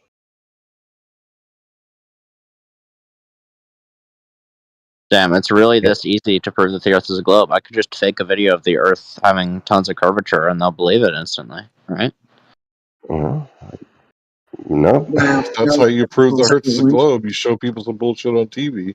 If that's how But you have to do it. do, Wait, do, do, you, whose do you side are you on, recognize your, Euclid? do you recognize your silence though when I ask the question? Recognize Jenna's silence when I asked the He question of where the answered layout you, is? Yeah. bro. What the fuck? No, she He's No, from didn't. New one of York. you did. I He said, answered Excuse yes, they're me, all that. I'm fake. muted out and I'm doing some research, the shit that you guys don't know how I to thought you said you do. already had it. What? Come on. Is that a I Oh, gotta lie? go dig it back. I Look, I wasn't gotta gonna go dig answer this because shit I back wasn't up there. because you Yeah. won't go look Okay. at the aerial view. You Oh, won't go look You at said it. you So already I've had gotta it. do You your already did fucking it. homework for you, just like I have to do for every fucking But glober. you lied. You said you already did everything, and then you knew the layout. And I said, okay, let's see it because I want to know the facts about where this was Yeah, go taken. And grab then it. you If lied, anybody can right? do it, you can look at. I've done it before. That's No, what I'm telling you. you I've said done it you did before, it. and I can do it So again. why did you I can lie, look at the Jenna? layout of where the twin towers were and where that building is. I Okay, can so look you're a at that liar. layout. Anybody can go to it and look at it and go, Okay, oh, you whoa, lied. whoa, whoa, that You doesn't lied. make sense. Euclid, chill, bro. Why was the airplane wing behind that building when it shouldn't have been behind Why that was Jenna building? lying? Is That my was a question. weird layered effect, right? And you're like, oh, show me. I was like, I've done it before. I can go do it again. Anybody can fucking do it, and that's the point. But here I am having to do your fucking homework for you again. So I mean, if you'll why give did you me lie, just a Jenna? few moments, I'm Euclid, going to chill. mute. Jenna, If Jenna, you'll why give Euclid, me did you just a stop. lie? few moments, That's my I'm going to question. Stop. mute out for just a sec Yep. so I can get this up to you on the chat. Thank you very much. Okay, for all you who think this video is faked and the wing, so what you're telling me is that whoever made a CGI building, I mean a CGI, couldn't do it well enough to make the wing go where it's supposed to. So this is another They failure masked that it out discerning minds can improperly. pick out. Yeah, they had the layers wrong. Oh, so they were incompetent. Yes. Okay. And you think that's the best explanation? Scott doesn't think people can be incompetent now. Well, if they're competent enough I to think pull off people this are major, not incompetent. but do you guys see what you're saying? That these people are simultaneously evil masterminds, but incompetent. Do you not Yeah, recognize the contradiction? no. But just because Interesting. someone is an evil mastermind doesn't mean they're going to be perfect and not make mistakes. But they're so imperfect, they can't make the wing go behind the building that it should go behind. Or in front of, I don't know which, Yes, Scott, depending. people make mistakes. Even geniuses make mistakes. They did And, the and overlay.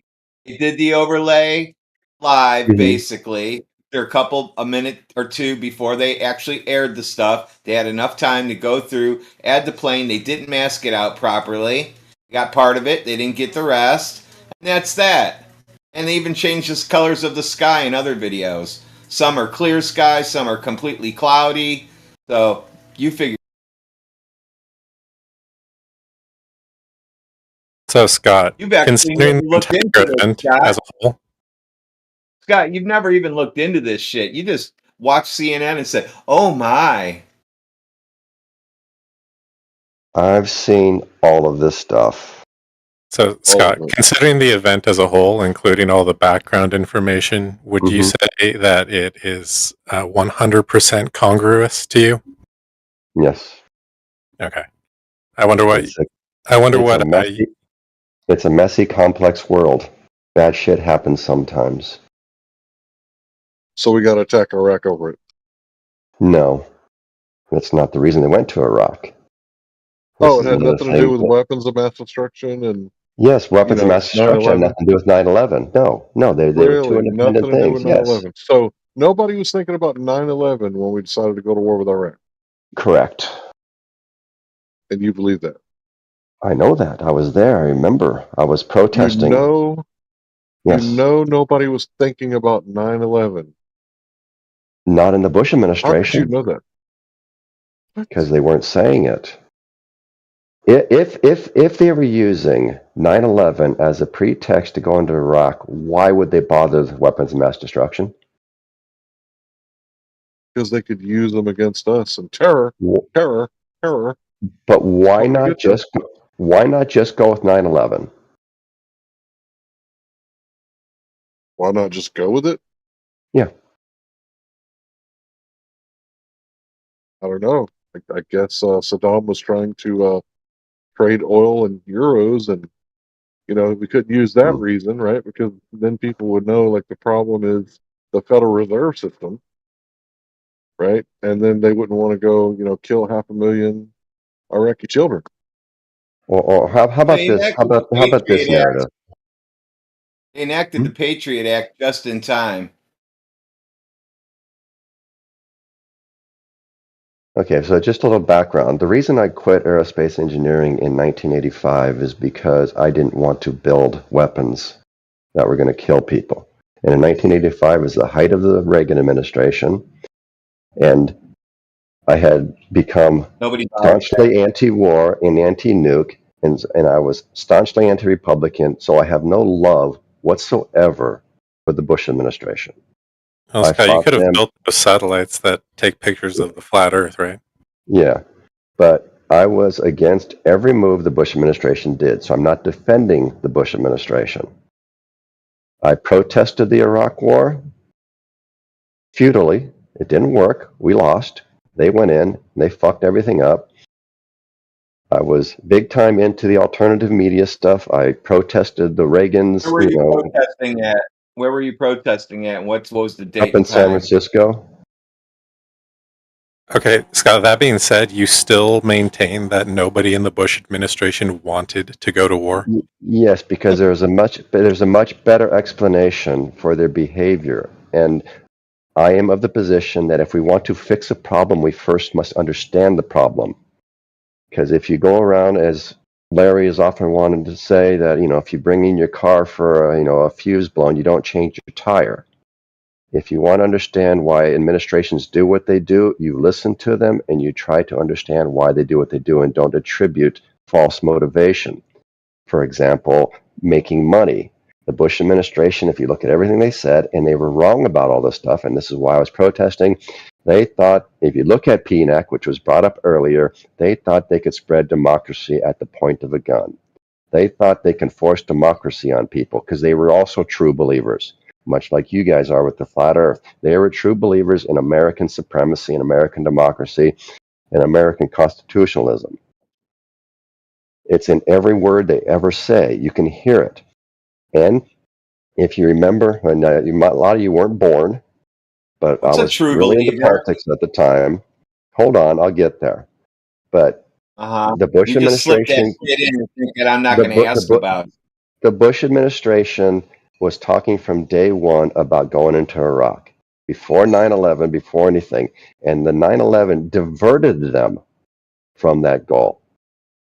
They were forced to go into Afghanistan, which nobody in the Bush administration wanted to do. They weren't talking about Afghanistan at all. They weren't concerned about Afghanistan, and this one totally caught them off guard. And they reacted, as a lot of administrations do, impulsively, and they invaded Afghanistan, but that put off their invasion of Iraq, which was their original goal, by 2 years. So they didn't want to go to Pipelineistan, huh? They didn't. They were forced into it. So the old Yes. tycoon president didn't want to go into Afghanistan and stop the No. pipelines from being put. No, they did not. The Bush administration wanted to Good go into motive. Iraq, and I'm guessing, and this is speculation, in retribution for threatening his father, George W. Because HW went into Iraq for the whole Kuwait So it had nonsense. nothing I to do also with the petrodollar. There's no such thing as a petrodollar. Okay, do you not know the agreement where anybody who wants to buy and sell oil, they need to do it in the American currency? You know about that? Yes, yes. Okay, so what are you talking about? Iraq Iraq was not going to change that. They were trading oil in euros. Yeah, so what? So you don't think it had anything to do with that? You think it was because you talk shit about my daddy? I'm going to come kill 500,000 children. Yes, this is, Yes. where we need. That's what you believe. Pretty Yeah, much, yes. They That's what didn't happened. think it. Yeah, they didn't think they were going to kill 500,000 children. They thought they'd be in and out, no problem. And then all of a sudden, we have democracy in Iraq. We We get now rid of know a how dictator. delusional That's. this dude is. But you We have to now know understand how how delusional you stupid are, Scott. George W. Bush was. He was a stupid man. You can hear it in everything he says. You can hear it in his policies. You can hear it in his, and also the PNAC people, profoundly stupid people. Yeah, George They're Bush wrong might have about been everything. stupid, but Karl Rove wasn't stupid, and that's how Karl he got Rove was a elected. campaign manager. He was not a foreign policy expert. I still don't get how you can say that nobody wanted to go to war, but then a minute later you say, oh, they wanted to go into Iraq the entire time. They just wanted to do business They wanted to remove Saddam Hussein. That is not going to war. They're not the same. Not the same thing. Like, if they could have done it without going to war, they would have done that instead. But it was a huge lie in order to do that. A huge fucking lie that Iraq was involved in 9/11, which it wasn't, and that they had weapons of mass destruction. Well, two big lies, and that they had weapons of mass destruction, which they didn't. You will not find George Bush utter a single word to anybody in the administration connecting Iraq to 9/11. But was it on people's minds in 2002? I can't speak for the entirety of the U.S. population. Yeah, you can't speak for the entirety of the U.S. population. Say that 9/11 wasn't on their minds in 2002. But when Colin Powell went to the UN to justify the invasion of Iraq, did he mention 9/11? No, he didn't. He held a little vial of white powder, which, he wasn't anthrax, but he said this much anthrax. And you look at Condoleezza Rice and what she was talking about, none of these people tied Iraq to 9/11. They just didn't. They didn't Take have away the that lie, but the other lie is still valid, that there were weapons of mass destruction, which there weren't. Correct, but that wasn't a lie either. They believed it. And you can tell, and I would say you can tell they believed it when Donald Rumsfeld says, yes, we know where the weapons are. They're just outside of Tikrit. And then they invaded, they went outside of Tikrit, and they found nothing. And that embarrassed the fuck out of them. So we went to war because of weapons of mass destruction, because NASA satellite photos? Yes. So NASA lies brought us to war with Iraq. The photos were accurate. The interpretation of the photos were wrong. And there was plenty of argument at the time. Even the CIA was contradicting the Bush administration. Well, can't they use spectroscopy to tell that these sheds had weapons in them? They could have, but looking. the Bush administration was doing what I'm asserting that you guys are doing. They saw what they wanted to see and disregard the rest. Like I just said, the CIA themselves had reports coming out at the time. I saw them at the time before they went in, saying that Iraq had no WMD. You had a Hans Blix, going in. He was the UN guy saying, no, they're not here. There was plenty of reporting at the time that's saying Iraq did not have WMD. And then you had George Bush doing the big threat that we can't wait until there's a mushroom cloud. Yes. Because they were, they took the aluminum cylinders. Yeah, but they saw that the purchase of the aluminum cylinders, which everybody who knows anything about weaponry says those are going to be turned into missiles. You don't know anything about weapons. Not me, other people. I read. I listen to other people. And the Bush administration says no. Those cylinders are going to be used for centrifuges to purify or whatever they call it for nuclear weapons. Oh yeah, news break. Jenna. I went into Google Earth history, and I went all the way back to like 1980. It will not change the layout of any of the World Trade Center. It will only stay with the current buildings and spots in the ground. You can't even pick the buildings up anymore. So everything else changes in the history around New York except for that.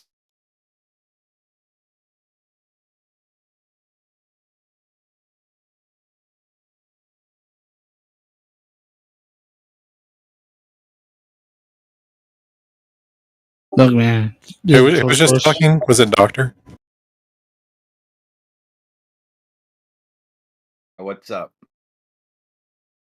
Oh, your mic is doing a thing where I think you're muting yourself a little too quickly, so you get cut off at the end of your speech. So if you just wait like a split second longer to mute yourself. Yeah, I noticed that too. Okay.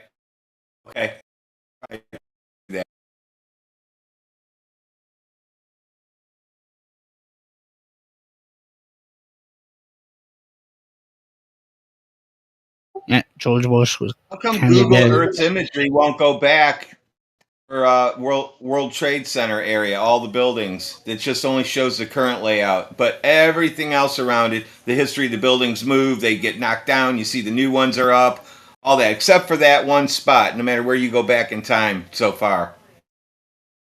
Anybody want to explain that? Is that just a glitch? What do you think it would demonstrate if it were true?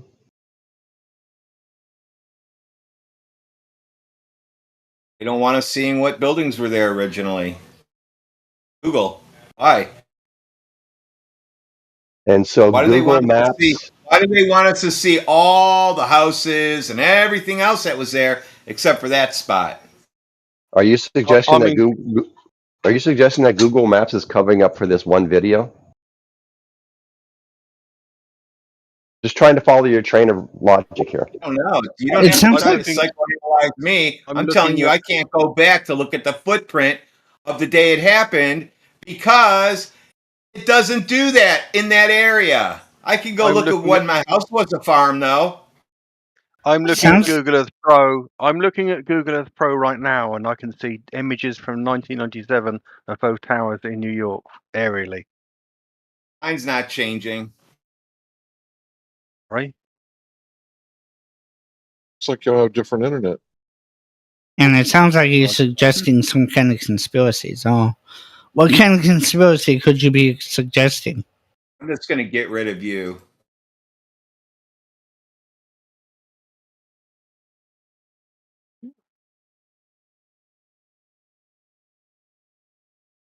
Whoever can pull those buildings up, pull them up and line up what building that is in that video. India? WTCs 1 and 2, I can see. So go ahead and go look back at the video where the plane goes behind the building, line up where that's at, and tell me what building that is. What am I looking at? I can't. Am I looking in chat?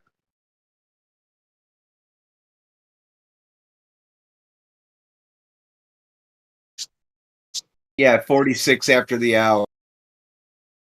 Okay, hang on then.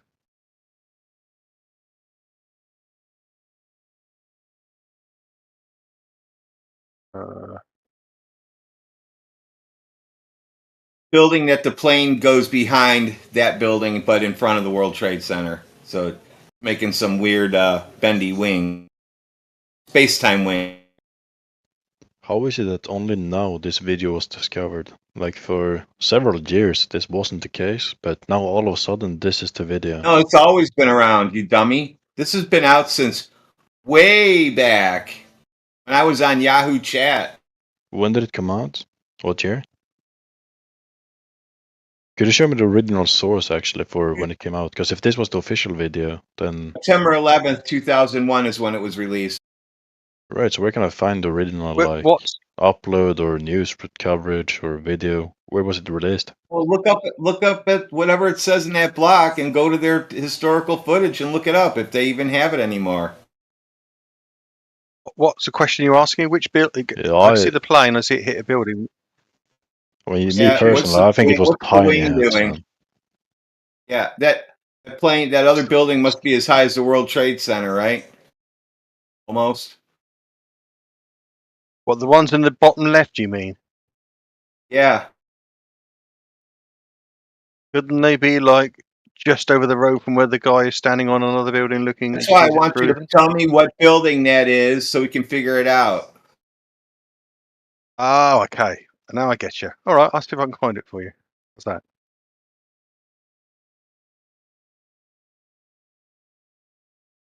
Give me a while, and I'll see if I can have a dig around.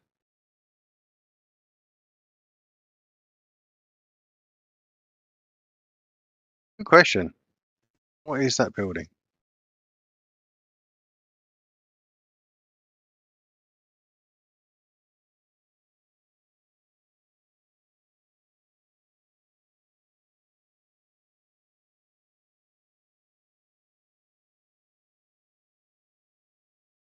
I got to be honest.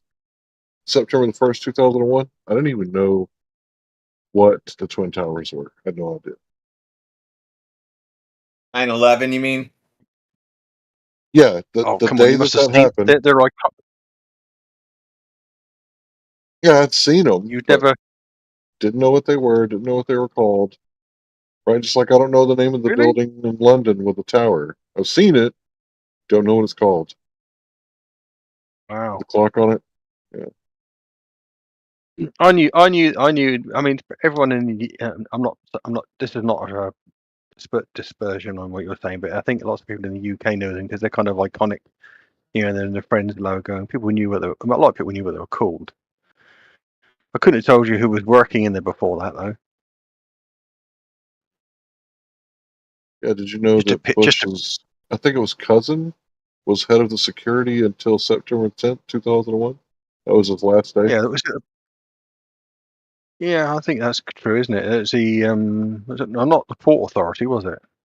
Or was it the Port Authority? But the thing Yeah, is, so for all you since this coincidences World video Trade out there, Center. is World Trade Center security. right, but since this video is They had the true, they and had we're the all about the bomb truth in sniffing here, dog. right? They had Where did the they video had the come bomb from? sniffing dogs people. Since we're all about truth in here, right? We're trying to figure out the truth that the mainstream media is lying to us, and the people at the top, right? The suits, they're lying about everything. not So everything. let's engage in where did the video come from, and how long has it been around? Look at the This video. logo in the corner and trace it back. I mean, you should be able to provide me since you already know where it came from. I mean, you should have this Look at knowledge, right? you're asking these questions. Do some research. That's not a very valid way to answer.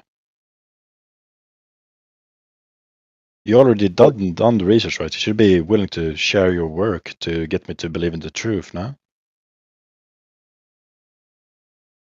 Well, you do seem to be open-minded, so I would agree with you that if you're asking for something and it is readily available, it should be given to you. Yeah, I mean, making a claim, and then when someone asks you, could you substantiate that? And you just hand wave it away and go, no, you do it. Like Scott Mackey did like 20 minutes ago. It's different for Glober.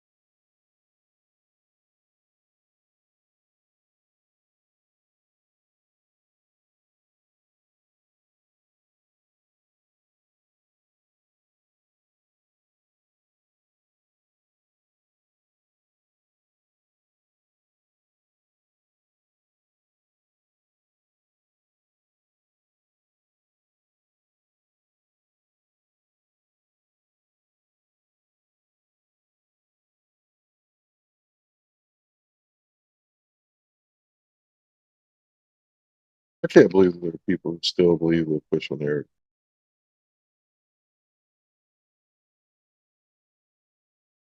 I mean, that's just crazy.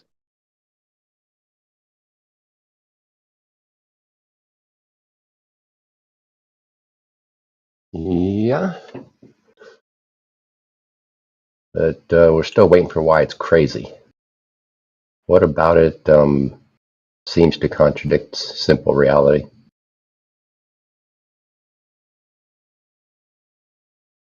I.e., what doesn't meet your expectations? And why do you have those expectations?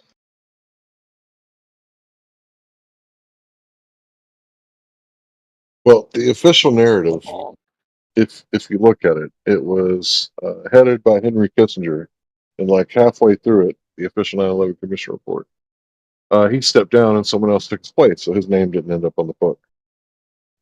But anybody who knows anything about, Henry Kissinger, quote unquote, the angel of death, and his involvement in the White House and the Pentagon and the Vietnam War and all this stuff, like it's very difficult to take him seriously if he's, saying something that's possibly going to lead us to war. So his conspiracy theory is that 19 hijackers hijacked these planes and hit 3 out of the 4 of their targets in like the most heavily defended airspace in the world history, not just in the world, but in the world's history. And that he was successful. And this Osama bin Laden guy, he didn't want Western involvement in his countries. So he did the one thing that he would, know that would cause Western involvement in Muslim countries.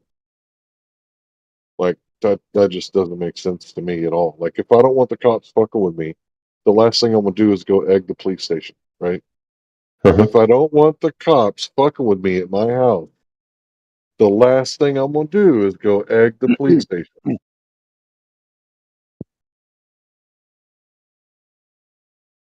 So is that the extent of your reasoning? Yeah, it's perfectly flawless reasoning as far as I can tell. Okay, if you say so. Well, I mean, Okay, so you what's assert wrong? Let's walk it backwards. What's wrong? If I don't want okay. the cops fucking with me at my house, Mhm. why would I egg the police station? You assuming Osama bin Laden's rational? According to the official 9/11 Commission report, he was tired of Western interference in the Muslim Mm-hmm. countries. Specifically what? Specifically, the country that he was from, Saudi Arabia. Uh-huh. And he was specifically upset with the bases that the U.S. established in Saudi Arabia, right? Right. So he attacked the World Trade Center and the Pentagon. Uh-huh. How does that help him out? You're assuming he's rational? Enough to know that you don't poke the sleeping bear. You don't Okay, wake the sleeping giant. Okay, so Israel, we'll bring up Israel, and I know everybody gets all batshit crazy whenever that comes up, but Israel has a long history of people detonating suicide bombs there. Do we want to try to explain the rationale behind a suicide bomber? Yeah, the Israelis wanted the British people out of that area, so they bombed the hotel. Okay, so you're saying all the suicide bombers are false flags? No. Okay, what are you saying then? Oh my So in gosh. the I'm saying you 80s, don't wake the sleeping giant. That's what I'm saying. okay, so just as another example of something that seems counterproductive, Hamas's recent invasion and taking of hostages. Why do you think they would do that? I have no idea, bro. They're funded by Israel. So I don't know. Maybe they wanted to go to war with Hamas Israel. Yeah. is funded by Israel? Yeah, they were funded by Israel. You have evidence of that? Sure, I'll get it for you. Hang on a second. Cool. This will be interesting. Should be, right? Hamas is funded by Israel. Yes. It's a new one on me. How come everybody's saying they're funded by our... Go ahead. No, it doesn't make a lot of sense, does it? Unless there are people that want war, right? Unless you want war. Why is everybody else saying they're funded by Iran? Well, that could both be true. They could both be true at the same time. Let's see. I guess the Washington Post isn't going to be good for you, right? Washington Post is fine. All right, let's see what it says. I call it the Washington Compost, but since you're a leftist, you'll probably like this, right? Hang on a second.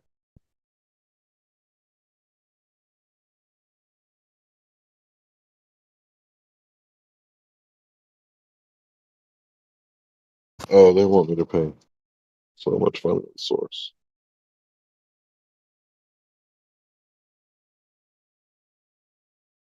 But if they want you to pay and you don't have access, then I guess can we safely assume that you didn't get your information from there, and now you're trying to find evidence to support your... Dude, I got my information from a 3 or 4 hour video by the Last American Vagabond, and I'm pretty sure you don't want to watch a 3 hour video, right? Okay, now it was from a video. Okay, all right.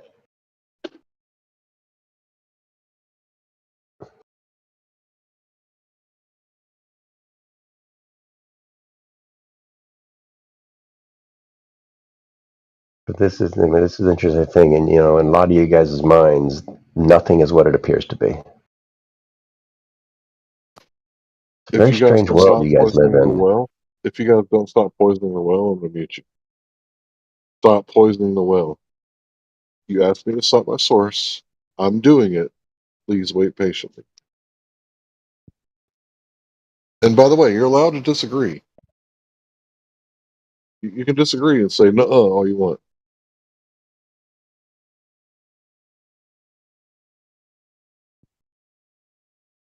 Oh, okay. So, can I ask a question about poisoning the well? Because I didn't think I was poisoning the well. In your guys' mind, this is how it works. That's a stereotype fallacy, right? It's nothing more than a procedure that you guys do to tactically take advantage of the narrative to make yourself look superior, virtuous, and all these other things. All you have to do is say, hey, I want to see your source. Let me take a look at it. Then we can discuss the topic, right? We don't have to talk about my mind. Can we agree that everybody else thinks Iran funds Hamas? That could be true. Can we agree that nobody other than... No, I don't read everybody else. I don't read everybody else's newspapers or watch everybody else's TV. Do you? I know that, but I do. Can we agree that nobody other than you and possibly the guy who made this video thinks that Israel is funding Hamas? No, that's not true.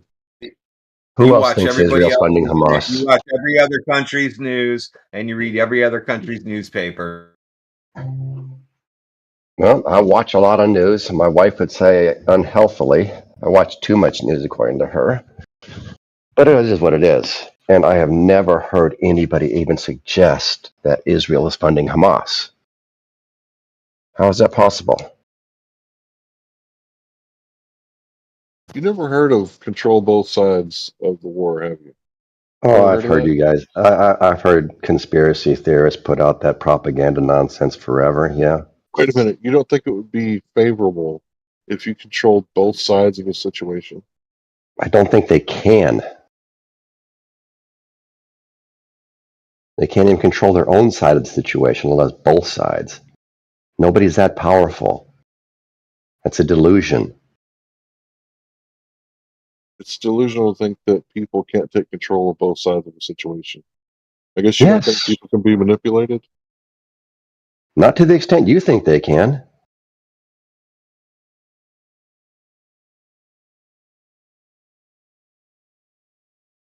If people can be manipulated, why did George W. Bush leave office with a 27% approval rating? Tired of illegal war. Well, why couldn't he just manipulate everybody to think it was a good war? People can see the bullshit. Oh, so can they or can they not be Stop manipulated? talking to me. Stop talking. Stop talking. Stop looking at this. Okay.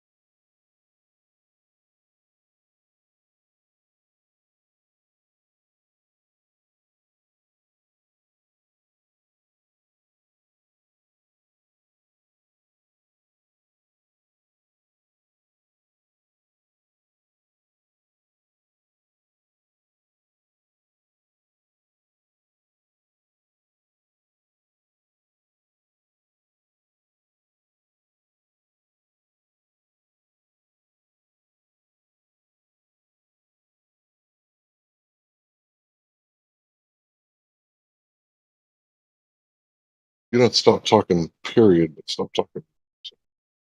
I don't think anybody else wants to talk to me right now.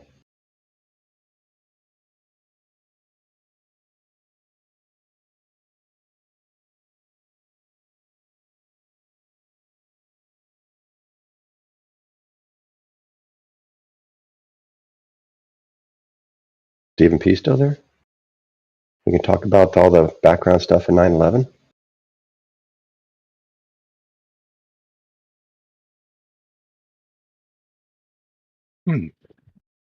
I would be curious, I know you guys thought, I just accept the mainstream narrative, and then I just rambled off all this counter-narrative stuff to you and how I was against all this stuff, and I wonder what you guys thought of that right at that moment.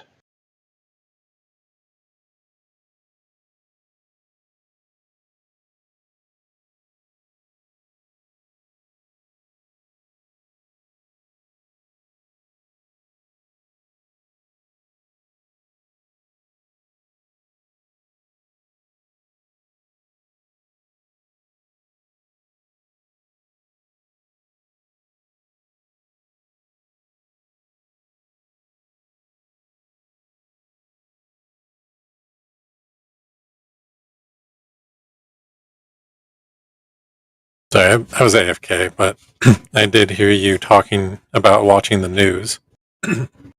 So I'd like to ask you, let's say that the United States news, reports on a story, and the Russian news reports on a story, and they reach different conclusions. What would you think about that? What would you draw from that?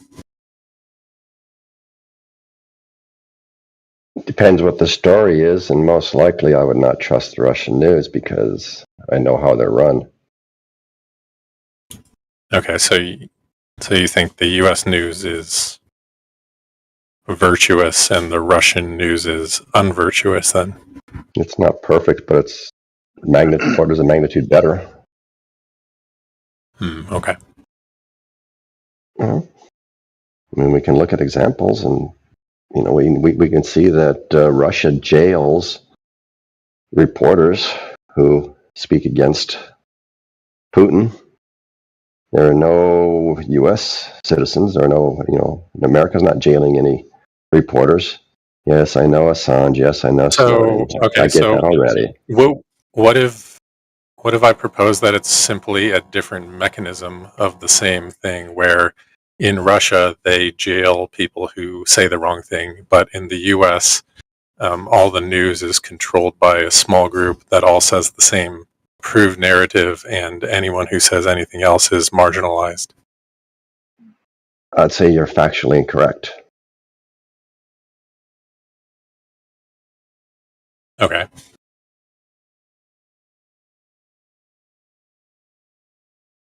And we can find all kinds of evidence of people who are offering counter narratives, even in the mainstream media, that go against the government.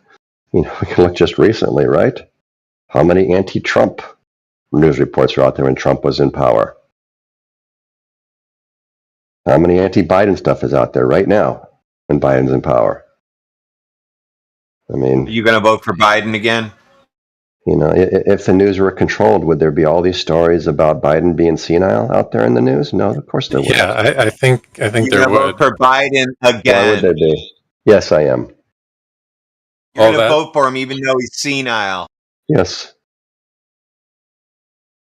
So the conspiratorial view of the United States politics is that both parties are just controlled by the same oligarchical group, and they're Uh-huh. pitted against each other for, the public show, so to speak. Why?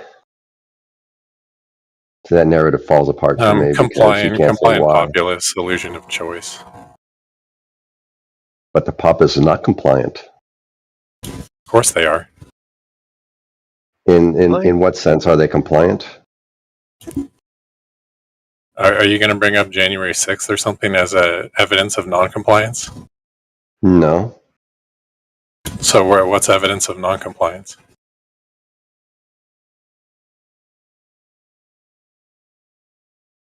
The fact that people are out there, much like you guys, saying all kinds of non-compliant things. You go to a Trump rally, right? And there are people out there who just deny reality itself. It's not And compliant the government is what are you guys saying? I Anything say that short of it's not revolution is compliant. compliance? Okay, Did I say that's not compliant? maybe we need to come to an operational definition of compliance. What is compliance? I might Well, you have have a to different admit idea. that the people in this room are like a very fringe group, and that most people are very caught up in the red versus blue dichotomy back and forth. In so much as they believe that it's real, they believe that it matters, they believe that their vote matters. Most people aren't caught up in anything at all. They're not paying attention to politics. Most people. I'm gonna get then I'm gonna get the what's that? My stupid charger. I would have plugged in my earphones.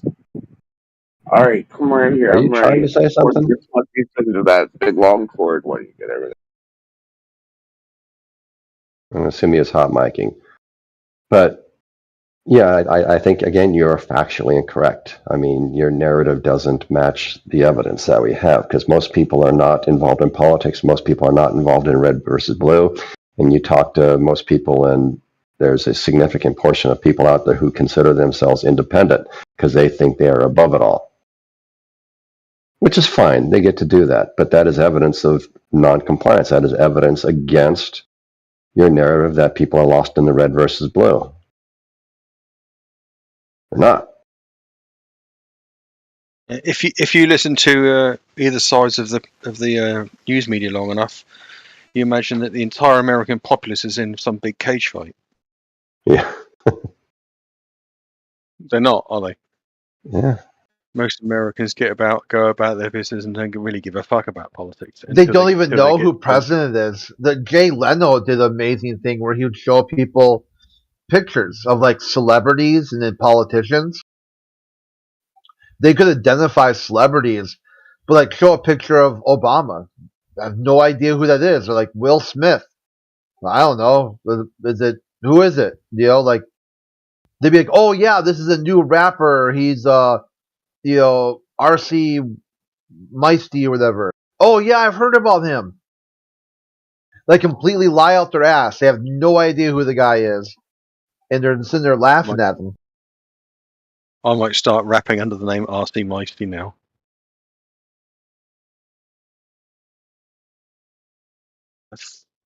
But yeah, back to what I said earlier. If you want to fix the problem, you have to understand it first.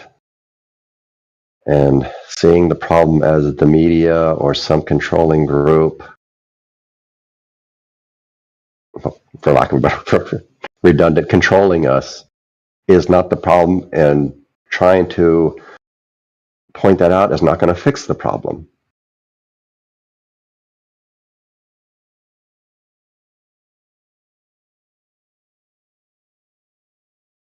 But yes, there is a serious problem in all democracies, and it has to do with the nature of people, is that it's possible that democracies move towards authoritarianism because too many people, not all people, tend to want quick fixes and easy answers to very complex problems. and they will latch on to the person who says they have the quick fix and the easy answer. But inevitably, once that person gets into power, he has no quick fixes or easy answers, and he usually ends up fucking things up. And the only ones we have to blame is ourselves, not some controlling entity. We are the problem and we are the solution. And once we understand that, then we can possibly work to make ourselves better. We live in a republic, by the way. I know, and we are the problem. It's a constitutional republic. I understand that. Why do you keep saying democracy? Oh, God. What's the difference? Mob rule is democracy if 51% of the people vote to put all one group of people into a gas chamber, they can. It would be legal.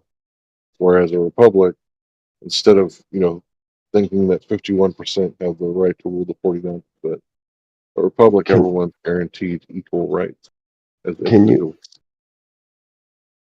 Can you point to me one person who's ever spoken about democracy or democratic theory who says that thing that you said is what democracy is? Democracy is mob rule. 51% of the people vote. No, it's not. Okay. Why is it not?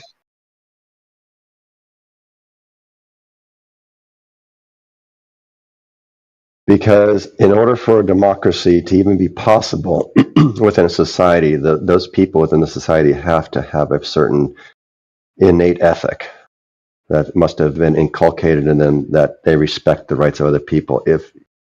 If you have a group of people who don't already respect the rights of other people, you cannot even begin to try to even pretend to form a democracy. It just doesn't work. Mob rule and democracy are mutually exclusive.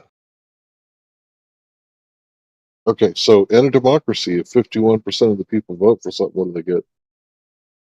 Do they get the thing they voted for or the thing they didn't vote for? Yes, but you also get that in a constitutional republic. No, that's not true. There's separation of powers in a constitutional republic. And No, there's not. Not Not You're always. telling me? Just in Well, ours. in this one there is. Yeah. The separation of powers doctrine, because it's a constitutional republic. So try to follow along.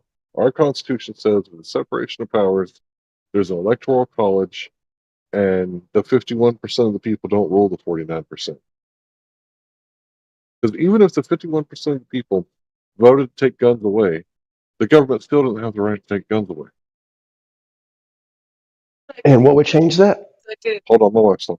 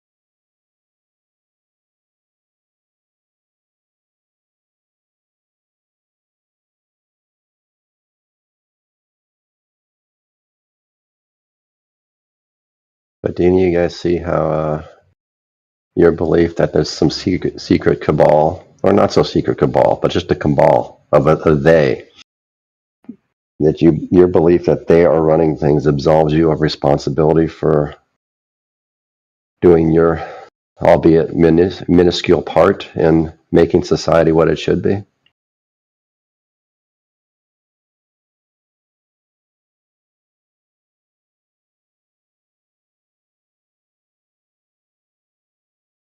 What's she doing about Willis? It means whatever we got is what we deserve, because we were either incapable of doing enough or didn't know what the right thing to do was to make it a better place. But we built this world, and we'll make it better or we'll destroy it. But it's all of us.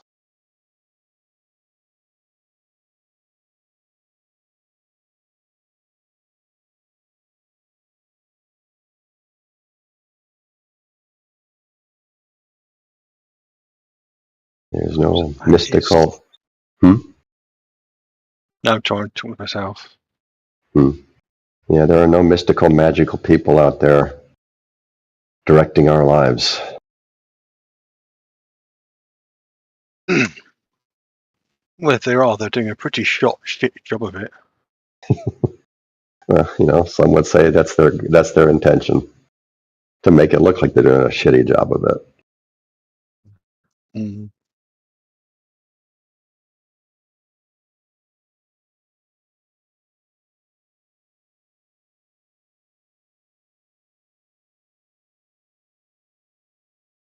I do find it interesting, this latest decision coming from our Supreme Court giving presidents immunity for quote-unquote official acts.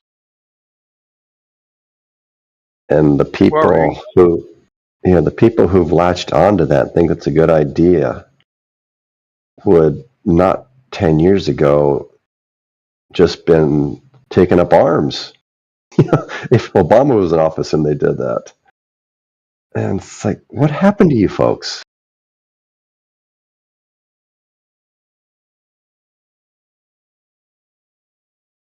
The trouble is saying, whooping and cheering for that is that unless you believe that Trump is going to ensconce himself in power indefinitely, then it's only a matter of time before someone is in power that you don't like and don't agree with has got that immunity. Yeah. But that's kind of the irony, right? Right now, Joe Biden's in power. Yeah. But, Does that mean Joe Biden could shoot Trump tomorrow because it's part of his presidential duties? Be immune from it? I don't think the Supreme Court was clear on that. They weren't really. Oh, no. Which is frustrating for someone like me who wants clarity on things. And to have a Supreme Court, the highest law in our land, write very, very muddied and indecisive, inconclusive decisions. You think, they got to be better than that. But they're not. You realize, they're just human beings too. They're just the same flawed human being they were before they were nominated for the position, before they were confirmed. They're still flawed human beings. Yeah. Who may or may not be able to think very well. Yet we, as a society, have decided, we're going to empower them to make these decisions for us. And yet nobody in my country realizes, that might have been a mistake. Maybe we shouldn't have vested that much power into 9 particular Americans. Yeah. Design flaw.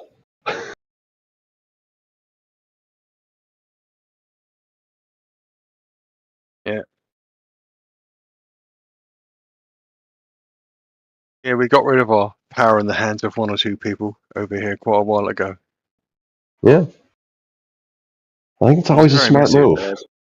Yeah. It was a bit messy, but we got there eventually. Mm-hmm.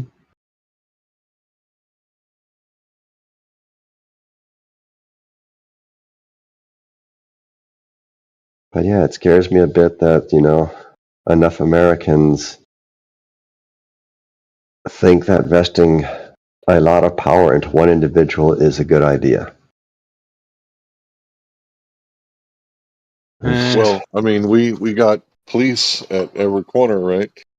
And they're taking like $1 billion, like what is it, a day off of us or a year off? I can't remember the number. Don't quote me. So that's not just one person, right? And the police like do us wrong all the time. That's just not one person. So I think the government, period, is a bad idea. I agree with you, Larry. I think the police do a lot of bad stuff, and that's why we got to disband the police unions. That's the solution for that problem, because it's the police unions who protect the bad cops. But I don't go as far as to say we don't need police. Of course we need police. Otherwise people would be breaking into shit and we'd have the purge every day. You think the police keep people from breaking into shit? I think the existence of the police do create a deterrent effect. Yes, I do. Well, I think we're served the government that we deserve, and if everybody was heavily armed, violent criminals would be very few and far in between. But because there are so many people like you that believe the police are protecting them and rely on the police to protect them, this is the government that we have. Well, violent criminals are very few and far between, so we're already there.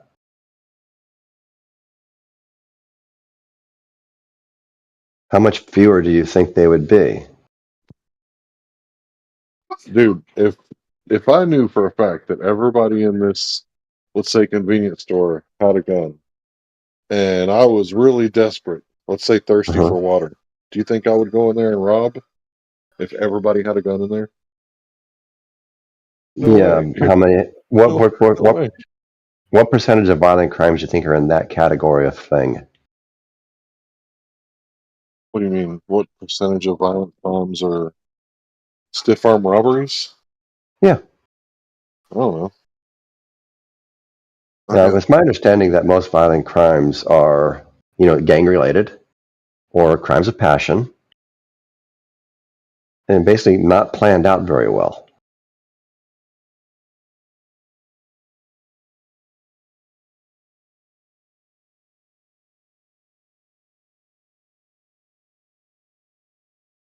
And I don't think, everybody else being armed are going to prevent any of those.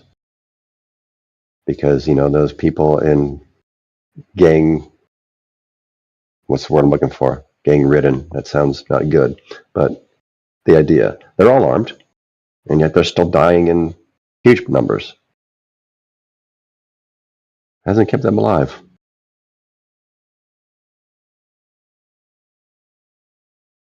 And we can point to other countries where people are heavily armed, like Somalia. Not keeping them very safe.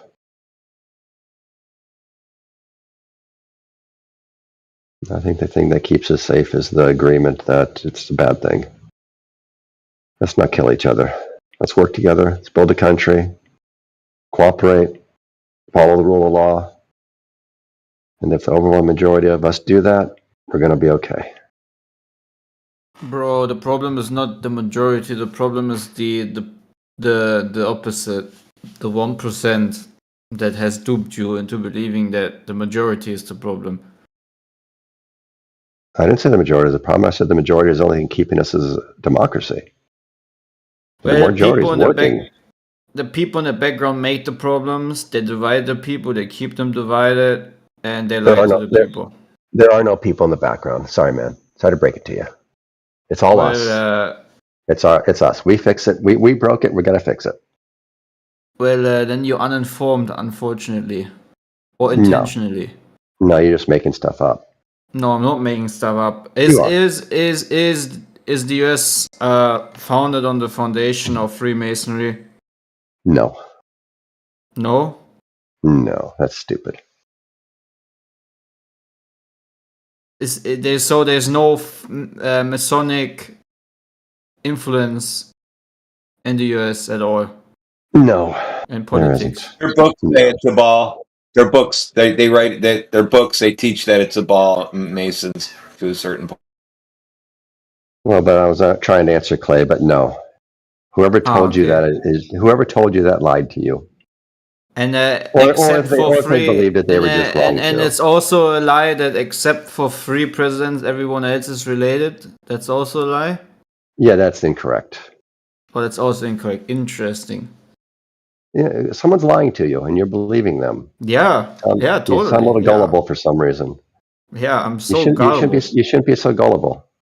Do you think that Trump and Biden, they're like both like different persons that really like try to do their best? Yes. Do you think they're not like puppets or something, like actors put there on a stage? That's yes. I do think they are not puppets. Yes.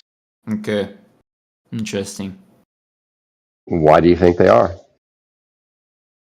Well, I don't know, man. I'm gullible. You know, I just think these things because they come up in my mind. It's I imagination. know, but do you not want to address that and maybe make yourself better?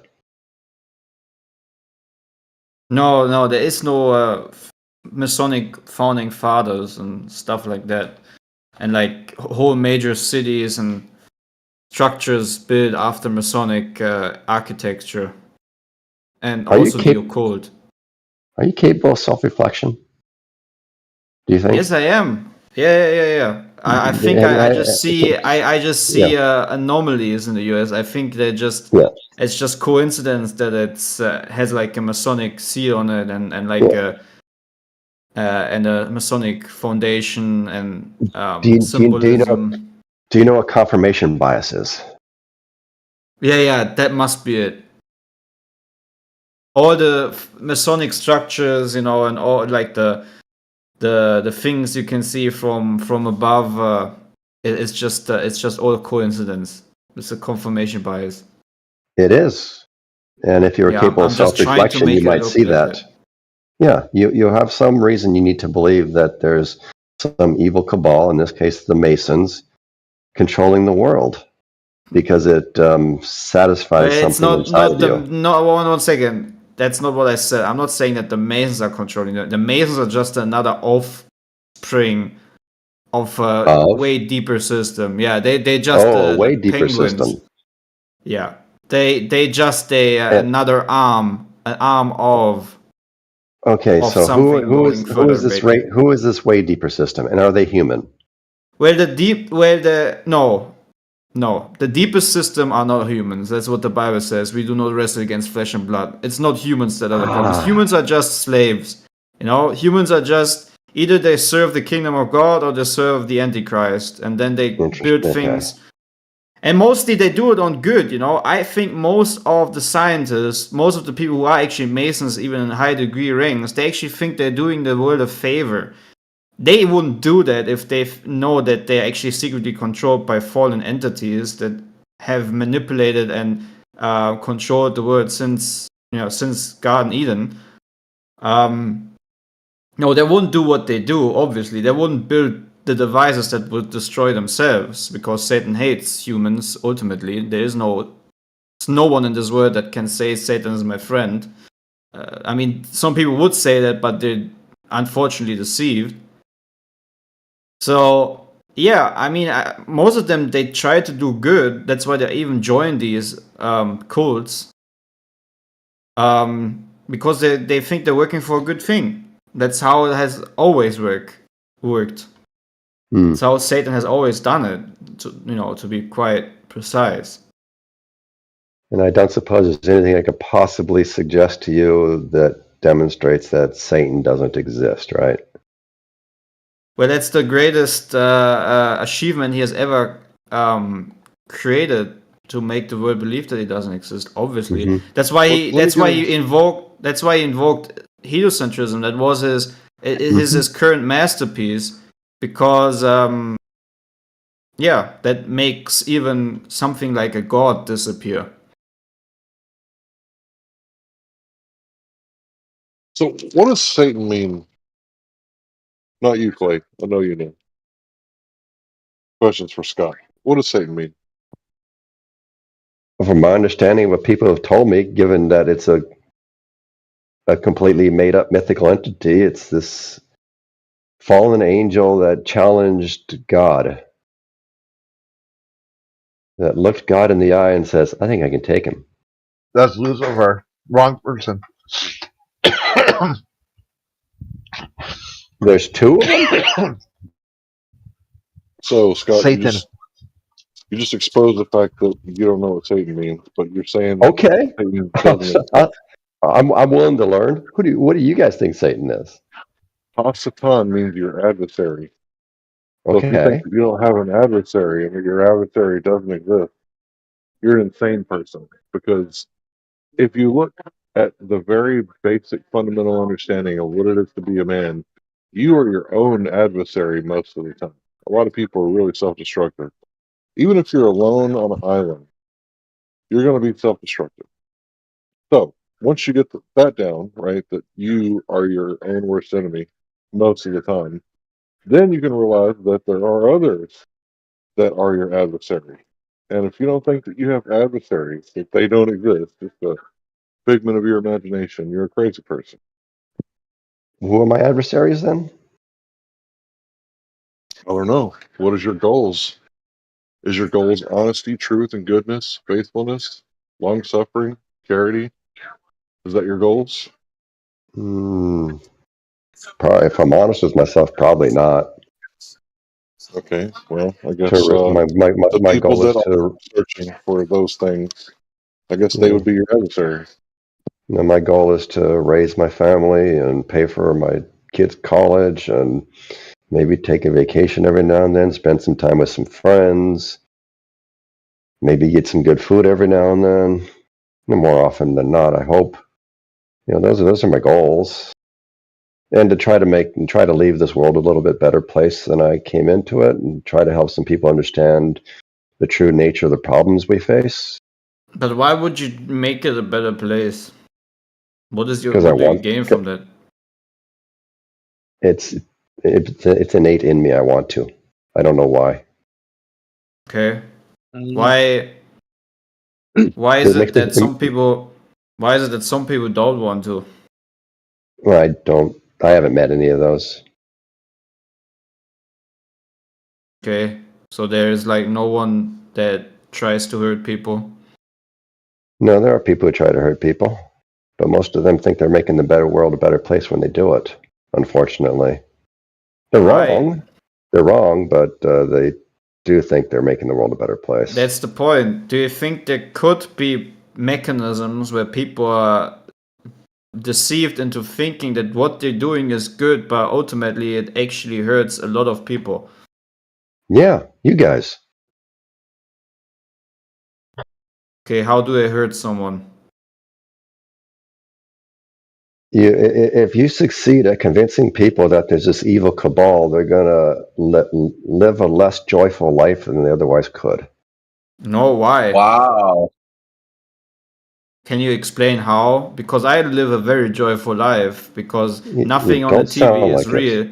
real. Listen, it doesn't matter if it sounds like it or not. You don't know me at all. You just hear my voice. So there's there's no logic behind that argumentation. Anyways, I just can tell you what I think and why I think I've lived a joyful life. Everything I see on TV when it comes to like fear mongering and whatnot, and they tell me this is gonna destroy us all or be fearful of that and watch out, I say, oh, this is just all a show.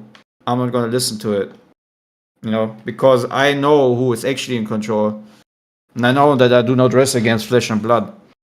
I do not wrestle with humans. I know that the real enemies are the ones who are disembodied spirits and entities who do the same thing they have done under the sun many times before.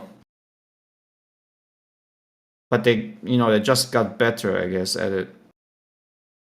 And so you imagine your life is a battle against disembodied entities, and you find that joyful. Okay. No, my battle is against sin, my sinful nature. That's the biggest enemy is myself, to be honest, most of the time. And I take full responsibility for my sinful nature and for my sins. I don't blame anybody else. I'm the one who is deciding things. But that's why I need Christ, because I'm unperfect, weak man. That's why I need Christ. I'm not good. I'm not holy. I'm not more gracious or whatnot. actually because I'm weak and because I'm sinful, that's why I need the Messiah. That's all. I just can't do it on my own. I need a savior in my life. You don't even hear that, do you? Yeah, I know it sounds weak for the word. It sounds weak for the sophisticated man to say something like this. But yeah, I am weak. I need Christ in my life. I need someone who died for my sins, to get all that burden off me. I can't imagine how it must feel like if you have never opened up about all the dark secrets. Everybody has that. Everybody has done bad things. Everybody's not you. Well, I know. I think this is one of the things about flat Earth. Well, I shouldn't say that. Never mind. This is one of the things I hear about you. You don't seem to be able to understand that people don't think like you. Not they don't agree with you, not they don't believe what you believe, but it's a fundamentally different way of seeing the world. Likewise, Scott. Apply that to yourself, mate. I know that people don't No, think I understand you're different than me. Scott's just project. Scott, I know that other people don't think like me. I still remember how I thought and thought about the world when I was still within this satanic matrix, watching TV and thinking that the news tells the truth and that there's anything about the government to take seriously. There are things to take seriously. The Bible says we need to respect the authority, not because of their good things, but actually of the evil things they do. So I respect the police. I respect, the judgment, the courts and so forth, the whole system itself, because there's a reason why it's there. But I'm not fearful of whatever happens in this world. I'm fearful of the Lord, but I'm not fearful of world events. But like can we've you seen understand? the past 3 years. Can you understand that there are other people who don't feel like they're sinful, who don't feel like they're evil? Yes, 100%. Okay. The conviction, it's something. It's actually a blessing when you're convicted of your sins. That's why I always say, what a blessing if someone recognizes his evil deeds. But then there again, you go to assuming that everybody has evil deeds. Yes, of course we do. Why? The heart is wicked above all things. Yeah, see, that's a horrible way to go through life. Well, but it's the truth. Have you lied? It's not true. It's not true. The heart is not okay. wicked. Have you lied? Have you ever lied to someone? I've lied to people in order to protect them. In order to protect them, yes. So you have lied to people willfully. In order to protect them, that's not a sin. That's a good thing. No, lying to someone is a bad thing.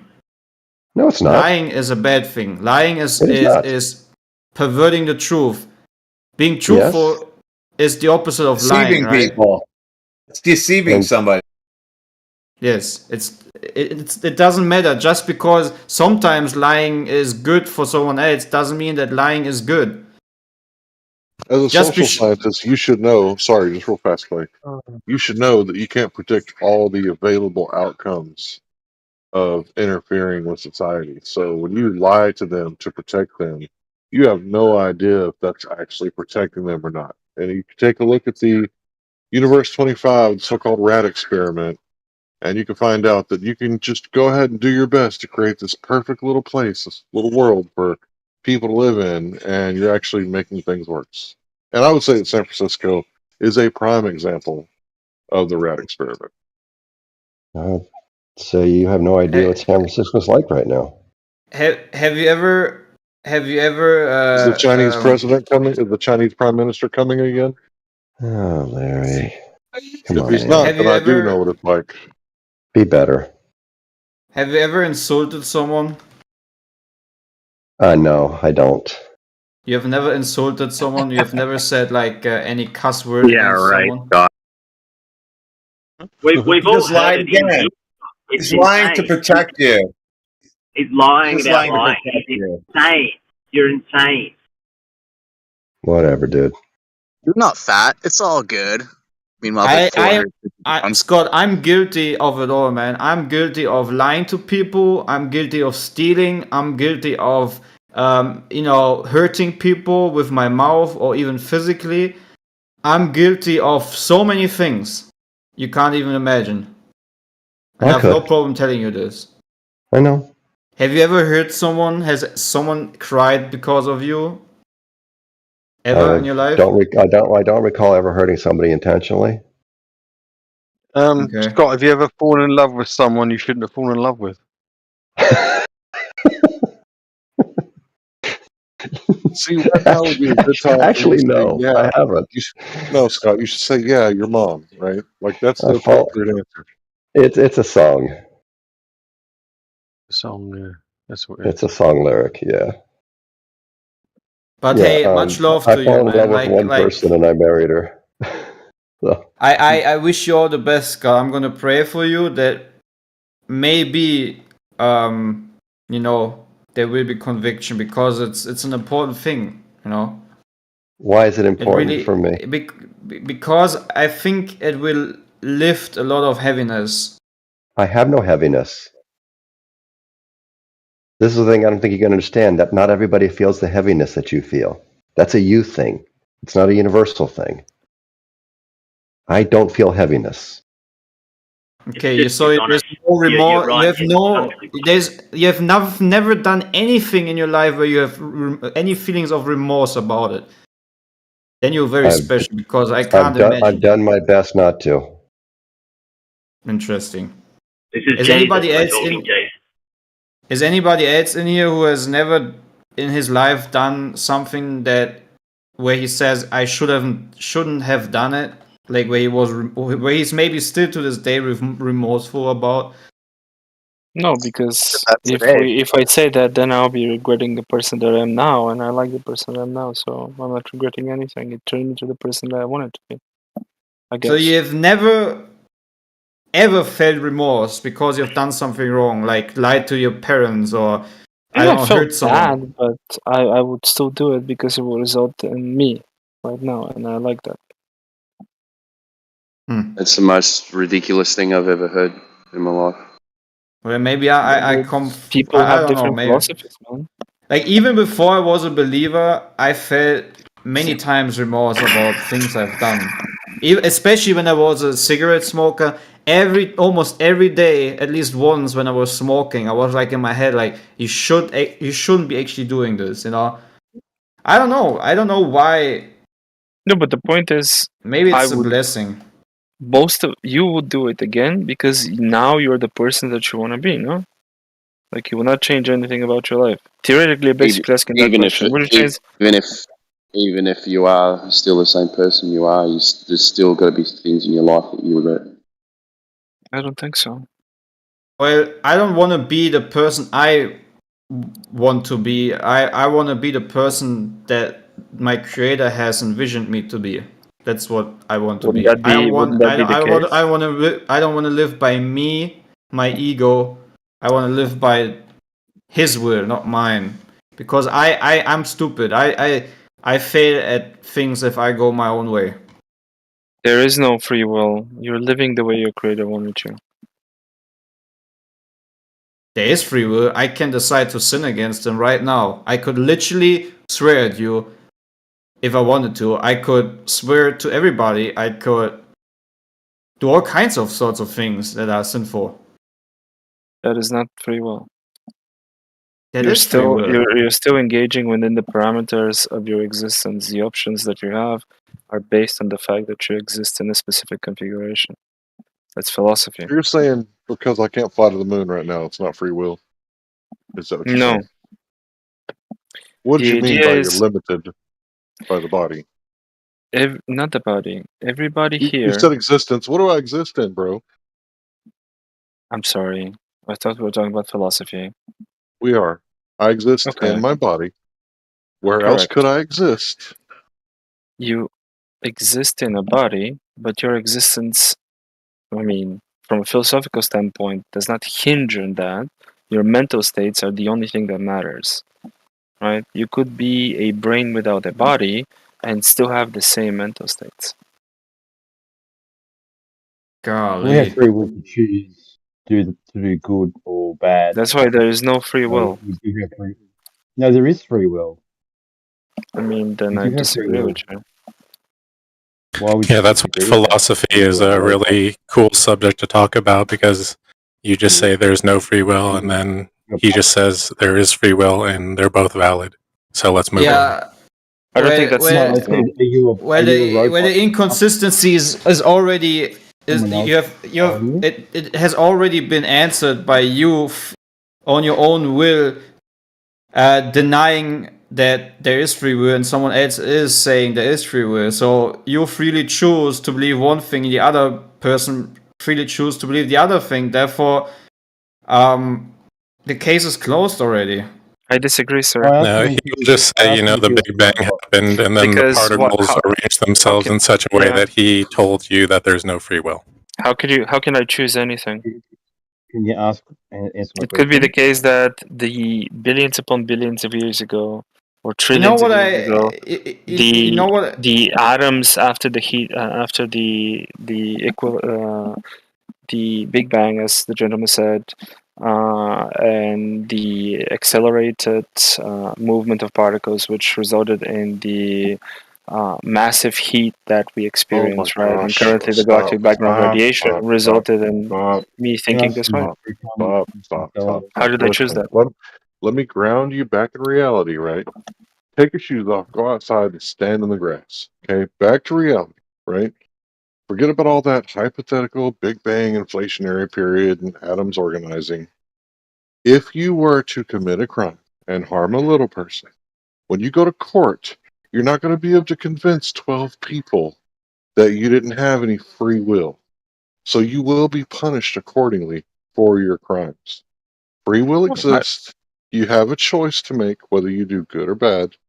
Stop with all the philosophical bullshit and get back to reality. Well, Yeah, sir, we just have a different view on things. Yeah, but I think I hope that you don't hurt anybody because of your non-belief in free will. And if you do, there will be people there to judge you for it. Yeah, there's a hard line between what people understand in philosophy and then saying that you can do things because you feel like doing them because you didn't have a destiny, or you do have It's a not destiny. about feeling. So this has become a conversation that spiraled from a lot of the religious topics and asking people if they believe in God or not. This isn't that channel for that. If you want to have a channel and conversation, make another channel in this politics server if you'd like, and invite people there to your religious topics.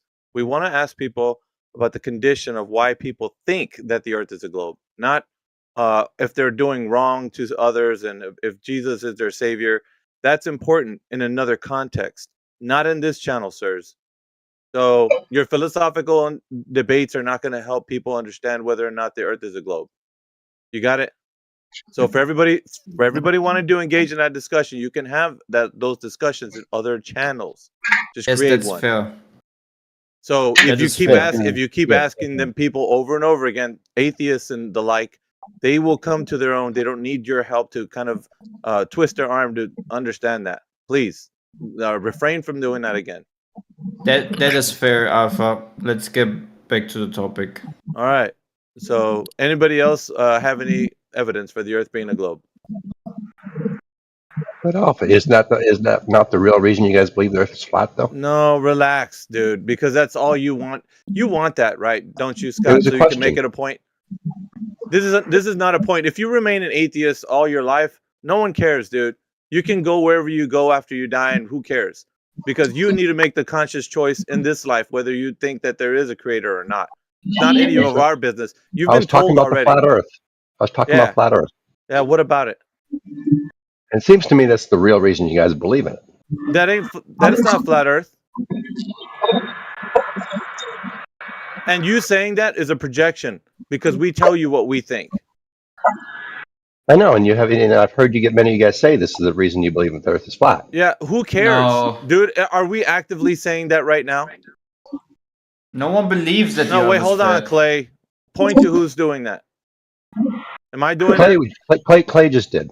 So what? That's not true. So Clay has his own mind of what he thinks. So does that mean that you're gonna paint a broad brush? That's what fallacy is that? Stereotype That's even fallacy. a lie. Hold on, Clay. Alpha. That's a stereotype fallacy. Just because one person says one thing, and it doesn't matter, even if he didn't say that. Who cares? Like, you can't paint a broad brush. That's stereotype fallacy. You're making everybody see that way. Are all globe believers atheists? Just say all believe in Santa Claus. Yeah, it's a No, the stultification globe tactic, believers are thinly all veiled. theists. They're thinly veiled stultification tactics. By asking the question, he's making it to where you have to presume his innocence because he's not strawmanning you by asking clarification questions. But it's very tactical the way that he's doing it. It's a load of horse shit. That he wants to do that so that he can I focus. was making an assertion. I wasn't just asking a question.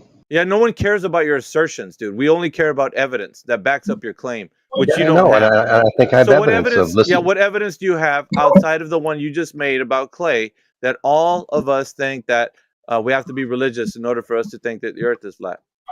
Which one? No, you Go misunderstood on. the question. Then. Paraplegic, you have a hot mic, sir. Oh, well, I didn't know it was on. Yeah, Yeah. yeah. All right, so I Scott. apologize. Scott. So most people in here believe that the Earth is flat based on a belief in a religious belief. Is that true? I think that's the foundation of it. It's not religious belief; it's religious thinking. You think It's it's a type of suggestive thinking. word. You think that it's a type of thinking. It's a suggestive term. You think. No one gives a shit about what you think. What can you prove, sir? Well, what? I can prove it with the evidence and the data of What listening to you evidence? guys. What data? What data and what evidence? Listening to you guys. Once again with your ambiguous bullshit, dude. You got anything else to offer? Atheism Not as and the long as you're globe. screaming over me. Screaming over you. I'm only telling you like it is. I'm being firm I get- because you bring this bullshit in here acting like it's a point. We don't care. What can you prove? You can't prove shit. Nothing is nothing because you won't shut up long enough for me to talk. Long enough. What? Go ahead and give me the statistics. Name all the people in here who you think is pushing this religious agenda about flat Earth. Go on. It's based in the foundational way you guys see the world of The us versus foundational them. way that you guys see that, once again, ambiguous bullshit, isn't it? So can we get to proving whether or not the Earth is flat and stationary or a globe via evidence? Because you're not doing any of that. You're just talking about this fucking meta conversation. Yeah? That's where your argument lies, in a super meta conversation. So you can have people like sidetracked by it. It's dumb. I'm trying to focus. Focus? You're the one No, sidetracking. trying to. You should have been focused already. How long have you been here, sir? I am focused. You're the one trying to divert. No. Yeah, I'm derailing because of the fact that this is some red herring bullshit that we got to listen to every time you come in here because you don't have evidence of your globe. Now, what evidence do you have that the Earth is a globe? Not your little dumb shit drawings that you're gonna, dude. And why you gotta take us there? Well, look at what I did in paint or whatever the fuck. Like, who cares, dude? We want to go out into the field. Yeah, GeoGebra. Who cares if you do something in GeoGebra? It doesn't exist in reality. How does that comport when you go outside over to reality? Your GeoGebra. Can you take that information? Go ahead. I want you to take your information, give it to anybody in here to test and verify and see if that's not the case. Yeah? Okay, so let me see if I understand you correctly. You want evidence and you're going to reject it all as soon as I give it. No. I want you to prove your bullshit. Because anybody can. I just told you. If you can think of something on GeoGebra and you hand it over to somebody, then that person can take it out into the field and test it because you are too lazy to do so. You want to sit down and be an armchair warrior while everybody else does your work for you. Yeah? So if you don't want to get up off your ass, then give it to somebody else that will. So they can test that bullshit that you said. And the only way you can verify if they've done it right is if you get off your lazy ass and go and check the GeoGebra yourself. Now, are you going to do that? You're projecting. No, projecting. Yeah, you did something in GeoGebra. How do you know that it's true in the field? How do you know it's true? It's a tool to help us know what to expect when we look. Yes. Yeah, when we look. When are we looking in the field when you're actually using your GeoGebra? You say you looked and then you didn't see what you expected, right? Yeah, I didn't use GeoGebra. You are. I know, but the problem with when you looked is you didn't know what to expect. Or your expectation was faulty. I didn't know what to expect. And what do you expect with your GeoGebra? Well, it helps you understand how what the It helps you understand how the black Yeah? swan can happen. Yeah. The black swan. Yeah. We don't need to talk about the black swan. We're looking for evidence of curvature. Who gives a shit about the black swan and the case for you You designing apparently something? do. Yeah, you're designing something in GeoGebra, right?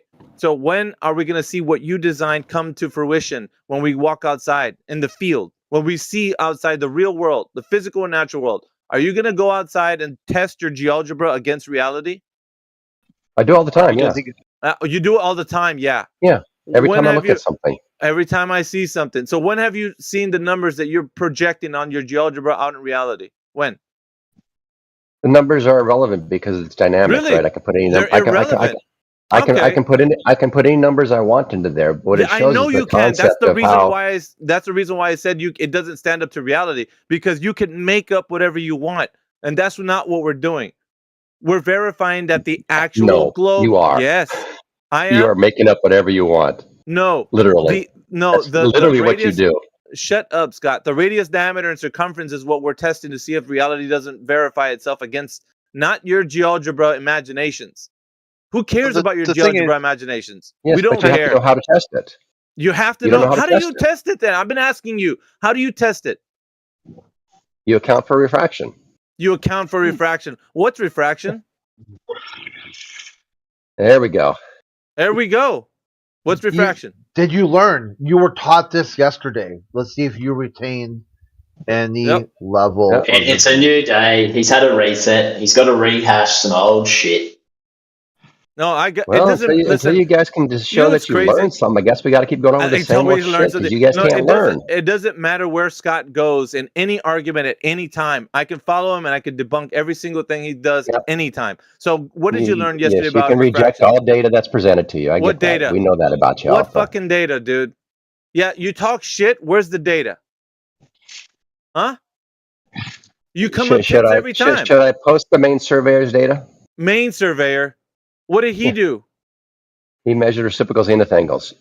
Yeah. If I post it, will you look at it, or will you just reject it? So, what was he testing? What was his main premise of his test? That the verticals are not parallel. According to what prior test that had been done that he was trying to do, get more precise. What was the name we of don't it? need prior tests in order to do a test. Yeah, we That's do. not how Go and the tell the world- audience. Go and tell the audience what exactly he was doing or recreating. Go and tell He them. was measuring reciprocal zenith angles and showing Based that they're off greater of than what? 180. What test was done before that he wanted to do better? Go on. I'm not going to call it an experiment because it doesn't need to be justified that way. I didn't say it was an experiment. It's a measurement. It was a measurement of what? Yes. Was it a measurement of drop over distance? Earth curve. Drop over distance. What? Go What ahead, did the guy say? Paza. What did you say, Paza? I was going to say, do you know? Are you saying there is a pre-narrative to the reciprocal zenith angle measurement? Yeah. What was he basing his test on? What was he trying to replicate? Well, what makes you think he's trying to replicate anything? Well, why? Well, I'm asking a question. Was he trying to replicate anything, or did he just say, No. "Huh? No." Okay. So how does he know there's curvature? That's what he was demonstrating. No, he wasn't demonstrating that there's curvature. How do you find out that something's? How do you find out if something's curving on its surface? If you listen, what the measurement demonstrates is that the two verticals of the two locations aren't parallel. How do you know that? Well, that's what the measurement reveals to you because the measurement angles. What is he measuring? go on then. I'm asking you what he's measuring. Well, why don't you go and look up what the reciprocal zenith So you angle don't measurement know? is? So you don't I know? do know. Yes, chimed in. he's measuring the angular elevation from one position to the other, and then he reciprocates by doing that the other way. And the sum of the two angles. Yeah, Okay. off of what? You're not letting anybody finish. Yeah. This is why it's a waste of time. You're not letting anybody finish anything. An angle of elevation. He doesn't want to learn. He doesn't want to understand. He just wants to refute. On land? Is he doing it on land? Hello? Is he doing it on land? I'm not going to give you the opportunity to cut me off for another one of your answers to your stupid questions. Go and look it up. You're still not talking. Google. Yeah, go and look it up. You don't know what he done. So what did he do, Scott? Of course I do. So why did you chime in, Paz, if you don't know what he's did? All you gotta do is just tell us, man. Why are you guys so afraid? Like can't. You Scott, keep interrupting absolutely everything that's said, Alpha. What's the point? Yeah, you said that he did a reciprocal zenith angles. Was this done on land or water? Yes. Yes, on land. Okay. Do you know that land has elevation change? Yes, and Doesn't matter. that doesn't. Yeah, it doesn't That's the matter. beauty. How are you going to get a conclusive idea that the Earth is curving at a set rate or a specific drop over distance on fucking land? If you This know is there's where it land, requires you to think. if you know there's land topography, numbnuts. Alpha, he's not. Yeah? He's not measuring curvature. He is evaluating two Oh! position. Okay, there we go. Thank you. That's all. I've That'll told be you all, 3 Pazza. times now. I've Yeah, told he's you not 3 measuring times. curvature. That's what Yes, we're looking for. Yes, but what he demonstrates is that the two What? plumbs, the two verticals of two locations, aren't parallel. That's because we are doing it on land. Huh? Oh Lord. Huh? Oh Lord. Yeah, he's Wait, not going to what? help you in That's this the conversation. conclusion from that. I don't know what to say about that. That's wow. Well, that is Wow. because we have hills and valleys. I didn't know you were that Hills and stupid. valleys. What, you don't Doesn't think know we what have I'm hills and saying. valleys? Land topography is not a thing anymore? What are you It has thinking that nothing to this do is a with smooth measurement. curve? It has Well, nothing to do with the Bullshit, dude. measurement. If you what we do, like when Flat Earth You says don't that, understand what it is, yeah, do you? yeah, shut No, up, he doesn't dude. When understand. I don't first think of all, you do. Paza says we're not measuring curvature, so I don't know what you're gonna do with that, Scott. And on top of that, we're not doing it on fucking land. You complete morons. You're a bonehead, Scott. We need to use water. If water's what's curving, we're gonna know that absolutely. Why aren't you guys doing it over water? I don't get it. Water It's conforms easier to to the do over shape of its land. container. Water conforms to the shape of its container. So if it's on the surface, it will be curving on water. Verticals Land are is not a verticals good. everywhere. The measure of land. reciprocal zenith angles. The measurement of reciprocal zenith angles is not contingent on the two Scott, positions can you being at the post it same. for me? Dude, Okay, you fair guys are annoying. Yeah. We're not. Well, we Scott, won't. can And you then post it? you You're guys say annoying. that it's you say it's not. They're not measuring curvature. That's the exact fucking thing we're looking for, Paza. Yes, I know. Yes. Well, then why isn't that what he's doing? He's not doing that. Because you can draw a conclusion. Okay, fine. draw Go a on. Carry on conclusion? then. You can't let anybody finish My the sentence. God. There's no point. That's not a Can measurement. one of you two post what you're talking about, please? Sure, I'll get it right now. Go ahead, No, Buzz, but talk. you've never seen the discussion about reciprocal zenith angles. So you want us to post it to the first You time? just finished saying they're not measuring curvature, Paza. Why are you then going to say that he's doing something to test the claim that the Earth is curving on its surface? That's the thing Well, we're looking for. I'll try and answer the question if you want me to. Do you want me to answer that question? It's antithetical to what you just claimed, that it's not measuring curvature. So now what do we listen to? What are we listening Evidently to? not. You're still talking. Well, do you want me to give you an answer? And can you promise to let me get to the end of it before you interrupt me for some other question? If it's bullshit, I will interrupt. I don't know what to say. If it's bullshit, I'm gonna interrupt. If it's something that's testing curvature, then I'll let you speak. Why not? You have the mic and the floor. If it's something that's gonna test the surface curvature, yeah. The ramifications of divergent verticals. That's bullshit. That's bullshit. Ramifications. The fuck kind of language? On a flat, Why can't on you in a planar flat Earth? world? Nah, bullshit. No, bullshit. I'm calling bullshit right there. You did, dude. Why are you saying the ramifications? It doesn't need ramifications. It needs measurement. You are an absolute moron, Paza. We don't need to know, well, the ramifications of this happening. No, I need you to tell me from point A to point B on the surface of an arc, we're going to find out how much drop over distance there is. You need to tell me that. Now, did he measure that? That's what I want to know. Not some bullshit idea. Well, we could deduce from this test. No, that's bullshit. The thing that we need is direct measurement of surface curvature. I know you're not good. I can tell you're not good at deduction. It's not your problem, though. Yeah, so we have to only think of the Earth as a globe, not measure it that way. No, right? No, you can make measurements and then deduct things from it, but clearly it's not your forte. Yeah, because that's all you guys do is imagine the globe into existence. We're not doing that. No, we don't. That's not what's happening. Yeah, you here. do. You're saying, well, the conclusion of these reciprocal zenith angles test is that the Earth is such that it's curving like the way it should. Really? Well, Over land? There's a discussion to be had about the fact that the verticals diverge, isn't there? Yeah, the verticals diverge. Does that also is there also an influence to diverging verticals in the case for standing next to a mountain?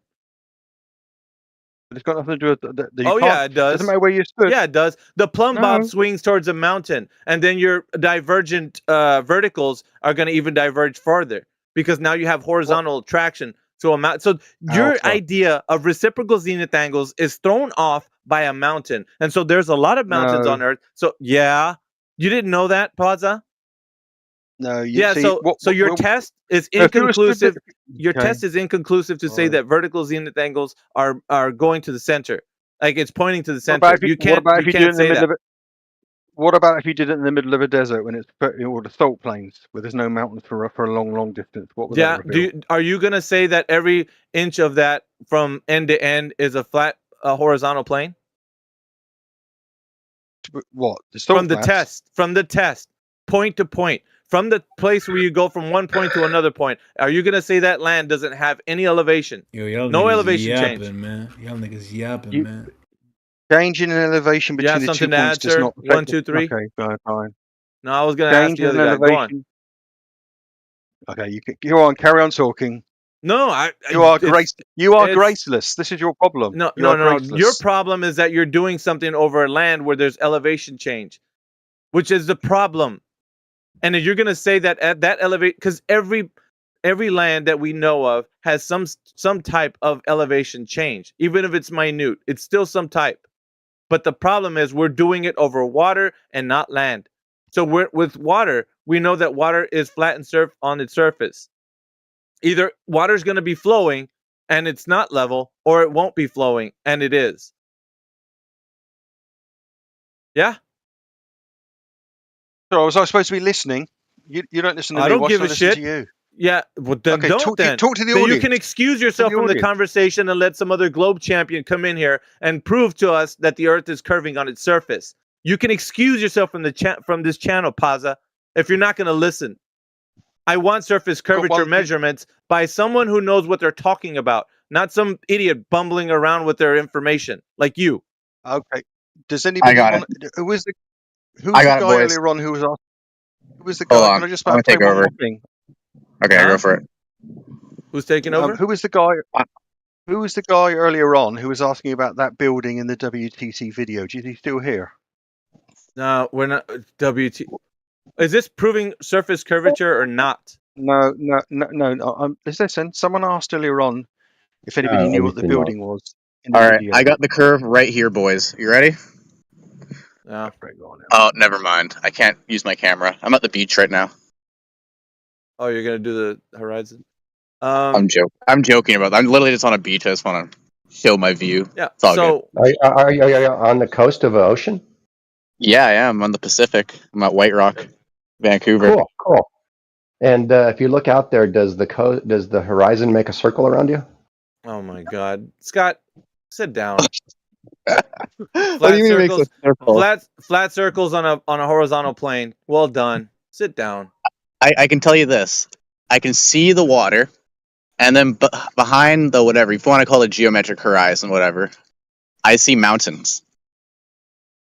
Yeah, but we're getting to surface curvature with these numbskulls don't have. So I know. far we're not measuring surface curvature. We're imagining that verticals are pointing to the center of a spherical Earth. That's what we're imagining. Ridiculous. I just want to change it up a little bit. Change it up? No, I'm gonna press these guys until infinity. So Okay, as long as I'm around, I'm gonna press and press and press. And if you guys don't produce, I'm gonna keep pressing. Yeah, why is it so hard to produce? I don't get. Yeah, I don't know. It seems like that It's is the fucking one thing they insane. can't do.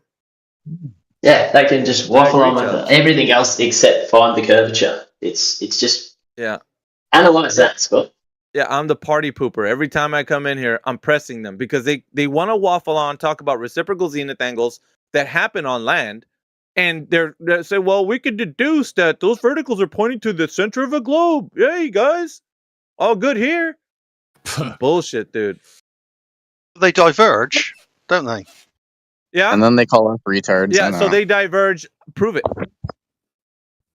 Well, that's what the measurement does demonstrate. They diverge. Yeah, the measurement. What are they measuring? The divergence of two verticals from two locations. Yeah, and we're on land where land has elevation change. Yeah. It doesn't matter where you do it on Oh, it land, or doesn't if you matter. do it Well, on that 2 points. Okay. Oh, really? Again, you see, let me finish the sentence.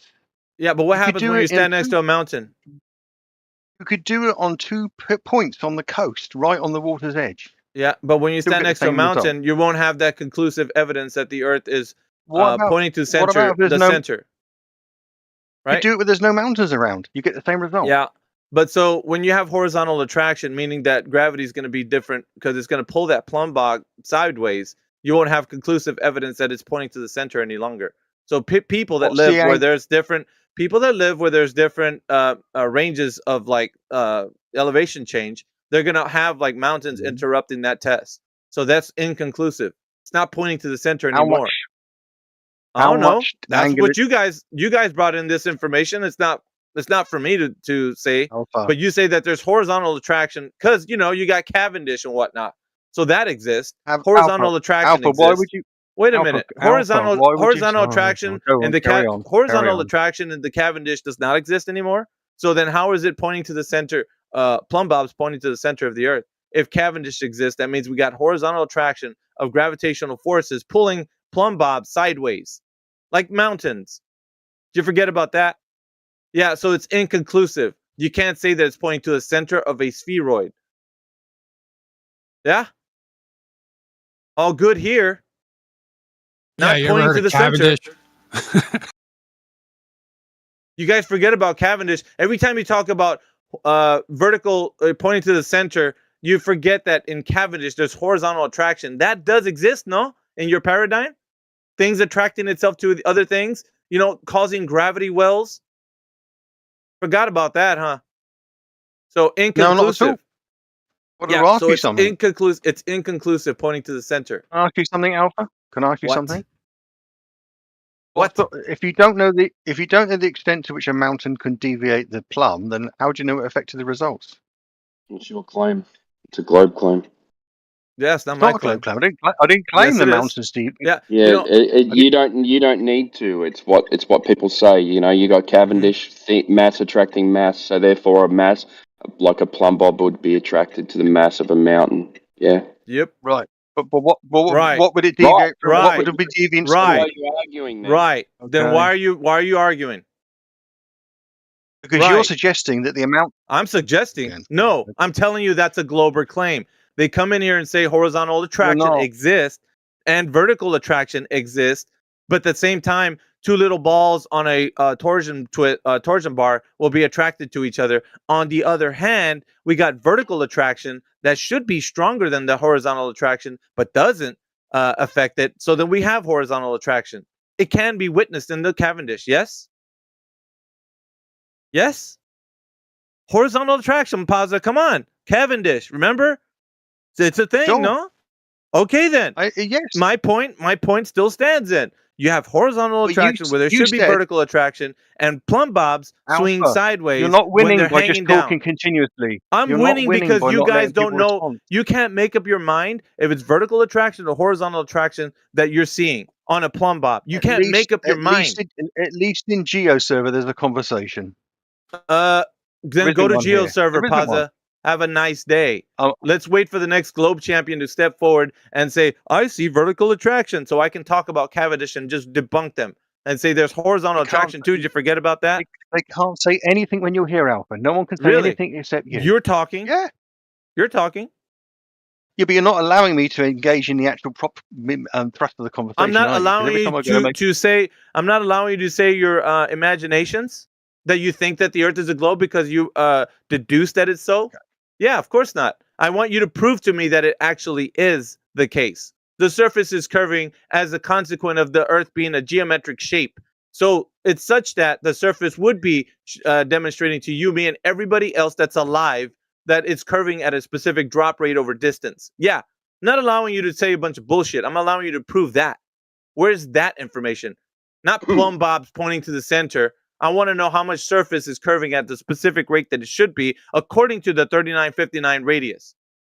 That's what I'm waiting That's for. what the reciprocal Zenith angle experiments reveal that. Yeah. No, because you got horizontal attraction. Remember? Forget. What's the magnitude of the horizontal attraction Hey, distorting these go look it measurements? up. It's not my claim. You guys keep talking about Cavendish being a real thing. Horizontal attraction exists. Yeah. You're pretending the magnitude of that. You're pretending the magnitude of that deviation, which you don't know, would pollute you the just results used of the that two reciprocal Zenith angle lead measurement. balls hanging on a torsion bar are pulling themselves to each other. That's horizontal attraction, as far as I'm concerned. Yeah. Yeah. Well, horizontal you're creating an attraction? equivalence. You're creating an equivalence you can't I'm verify. creating it. How am I You creating agree it? with Alpha?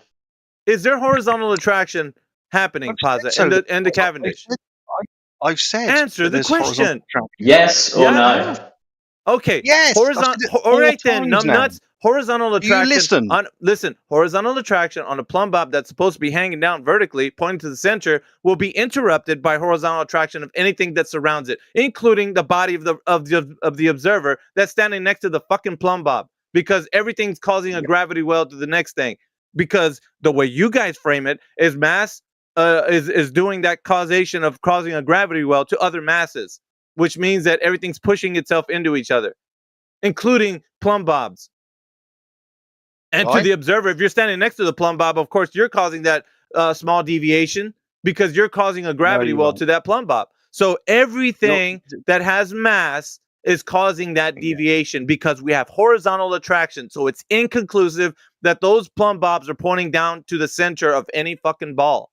Horizontal attraction Cavendish debunks your idea that you're pointing reciprocal zenith angles to the center of a globe. Simple. Oh, graceless. Oh, graceless. Do you ever think about that, Paza? Never really. You guys, when you talk about Cavendish horizontal attraction, you guys never think this through. Ever. So this is the reason why it's inconclusive. Always. I do. You're not letting letting me engage in a conversation with you, Alpha, are That's you? because you're not squaring the fact that you have to deal with horizontal attraction negating vertical attraction. I'm trying to square it with you. You won't No, you're allow not. me I'm just I'm just looking at this well, I'm going to call it a report because so he's shooting 2 points at 18 kilometers, rounded up by 200 meters, right? Elevation change is 400 meters, so he's not even creating a horizontal. He's creating a horizontal.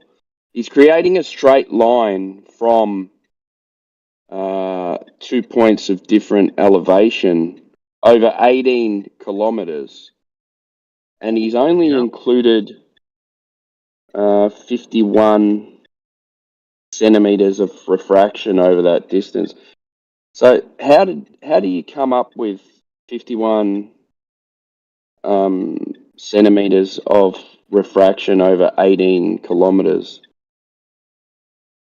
Yeah, but the refraction could be factored in, but the fact that he's saying vertical plumb bobs are pointing to the center is not being able to be rectified because, like, every time they talk about gravity, they use Cavendish as their primary example of something that's been tested. And every time they do, they fail to remember that if they talk about horizontal attraction, if they're looking at plumb bobs being vertical, it's going to cause a deviation from that vertical immediately. Because anything that has mass, which could be an observer standing next to the plumb bob, is going to cause that vertical to have a deviation. Anything. It doesn't matter what it is. Where you set the plumb bob, the observer will always be next to that fucking plumb bob. So anytime that happens, taking a reading off of that will be negated by the fact that horizontal attraction exists.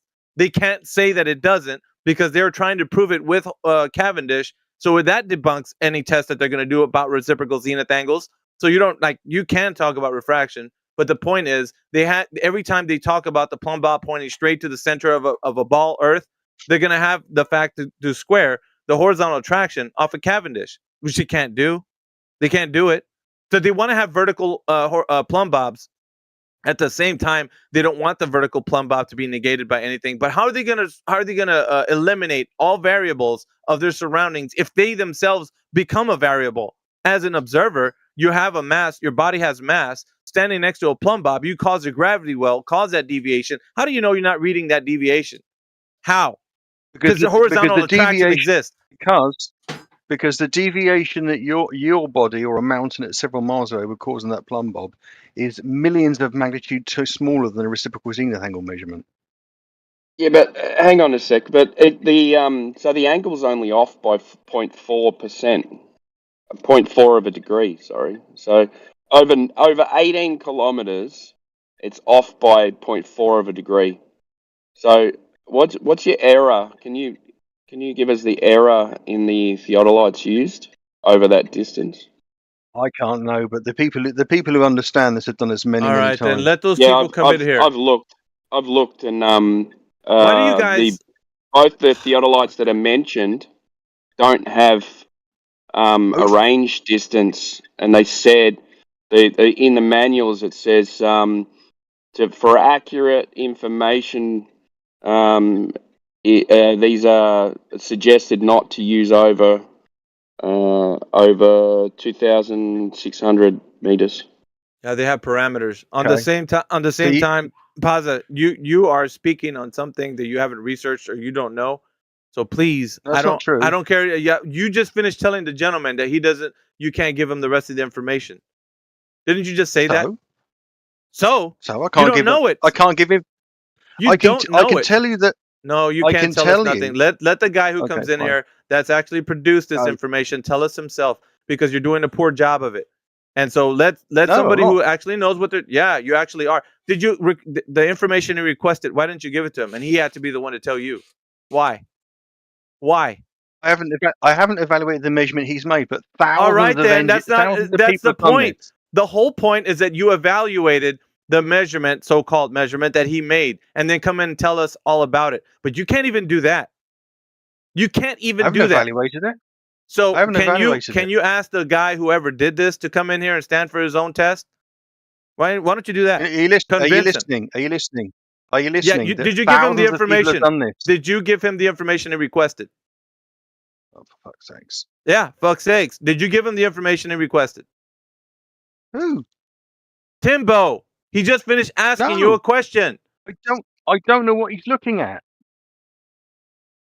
Are you not having the same conversation that everybody's been talking about, these reciprocal zenith angles and the parameters by which the theodolite was actually distanced at, and you didn't know that information when he requested it from you, so he had to tell you that one?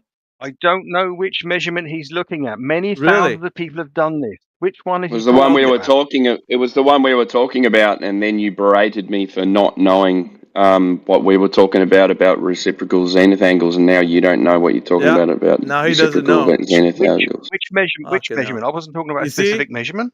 I wasn't particular about a specific measurement. All right, pause it. You know what's best, dude? Because you're getting lost in the sauce, bro. Just put yourself on mute. Let somebody stand for the Earth being having curvature.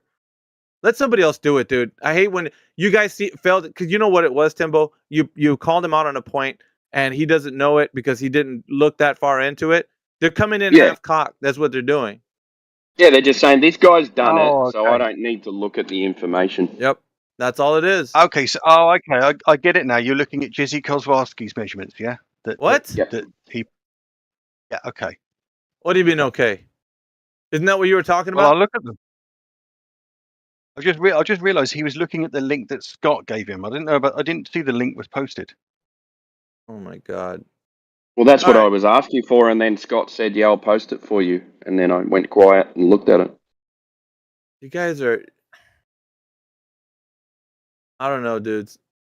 Where's the globe champion that's going to prove that directly that the surface is curving at a specific rate according to the radius value? Looking for that guy. You guys are doing a very poor job at doing this. It's because they go, oh, well, someone else has done it before, so I don't really need to look at it, because this paper with numbers on it says that there's an excess of reciprocal zenith angles, so I don't need to check it. Yeah, I know why Scott does it, because he's just a lazy ass, dude. He's an armchair warrior. He likes sitting in his comfy 72-degree climate, in his comfy socks and his lazy boy. He doesn't want to do shit, dude. He wants to argue with us to infinity. That's it. He hasn't done anything he's not going to, and he doesn't feel the need to. So Paza, on the other hand, has been doing this for a while. So he should at least come in with the information ready to go, on hand. But as he's fumbling right now, he doesn't know what's going on. He's lost in the conversation. He can't, like, no situational awareness. He doesn't know about the links being posted. Everybody's just so unprepared. And the simple thing we're asking for is a direct measurement of the surface curvature. That's it. So Weird. Where in the report does it specify the equipment he uses? If you go down to, I can't remember, but it's in there, in the equipment. It talks about 2 separate theodolites. I'm driving, so I'm not exactly going to point it out. Oh, okay. I'll have a read then. Had a little Thanks. break. Yeah. Thanks for your time, Timbo. No worries, man.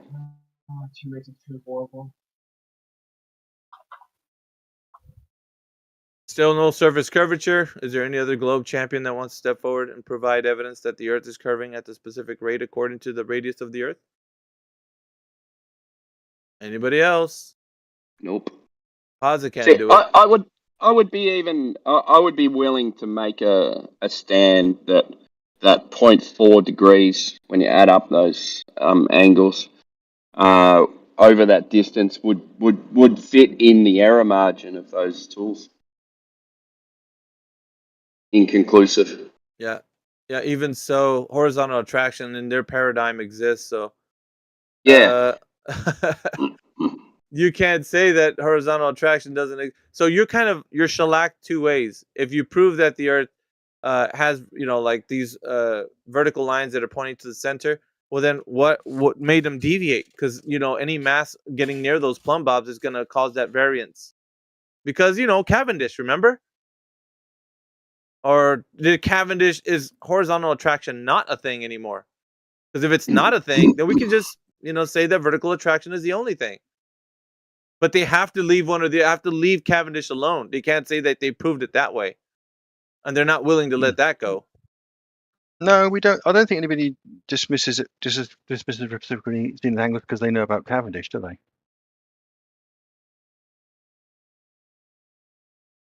Your angles require horizontal baseline. You know that? The angle The zenith angle has a 90 degrees at the base. Yeah? 90 degrees at the base. Yeah. All right, you guys can take over. I'm heading out. Go. So no curve. What do you mean? No curve. There's a horizontal. The 2 positions have a horizontal datum, don't they? Which they establish. The vertical is in reference to horizontal. Yeah, horizontal datum at the 2 positions. Yeah. The elevation angle requires a horizontal plane of reference. You got a 90 degree at the base of the zenith. Yep. There's no curve anywhere. You're measuring those flat.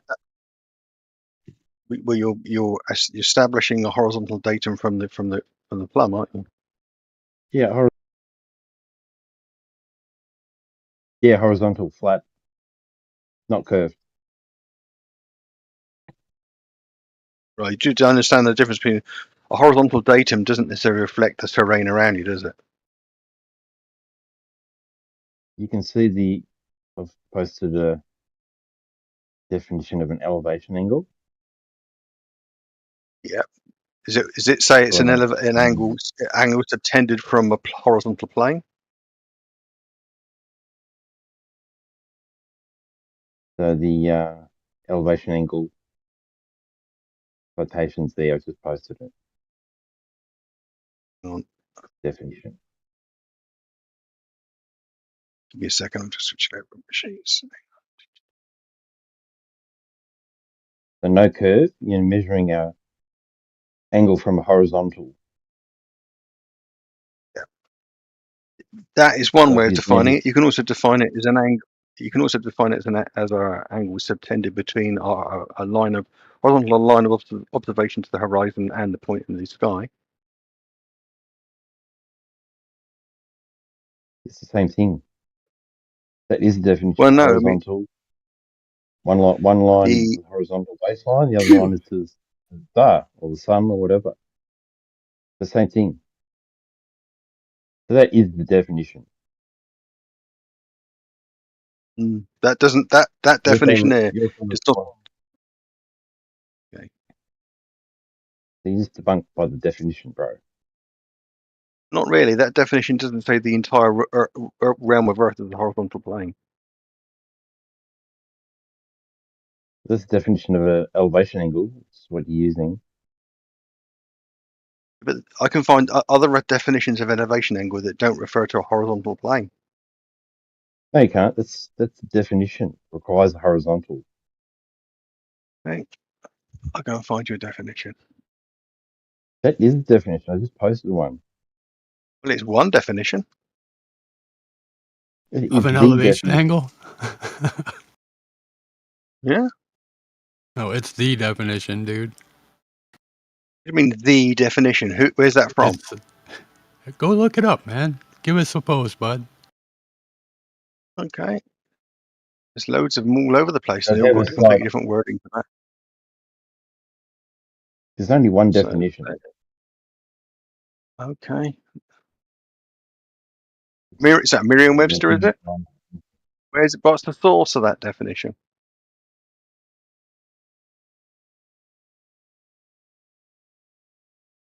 Must have cut and pasted it from somewhere. Sorry, sustainable by design.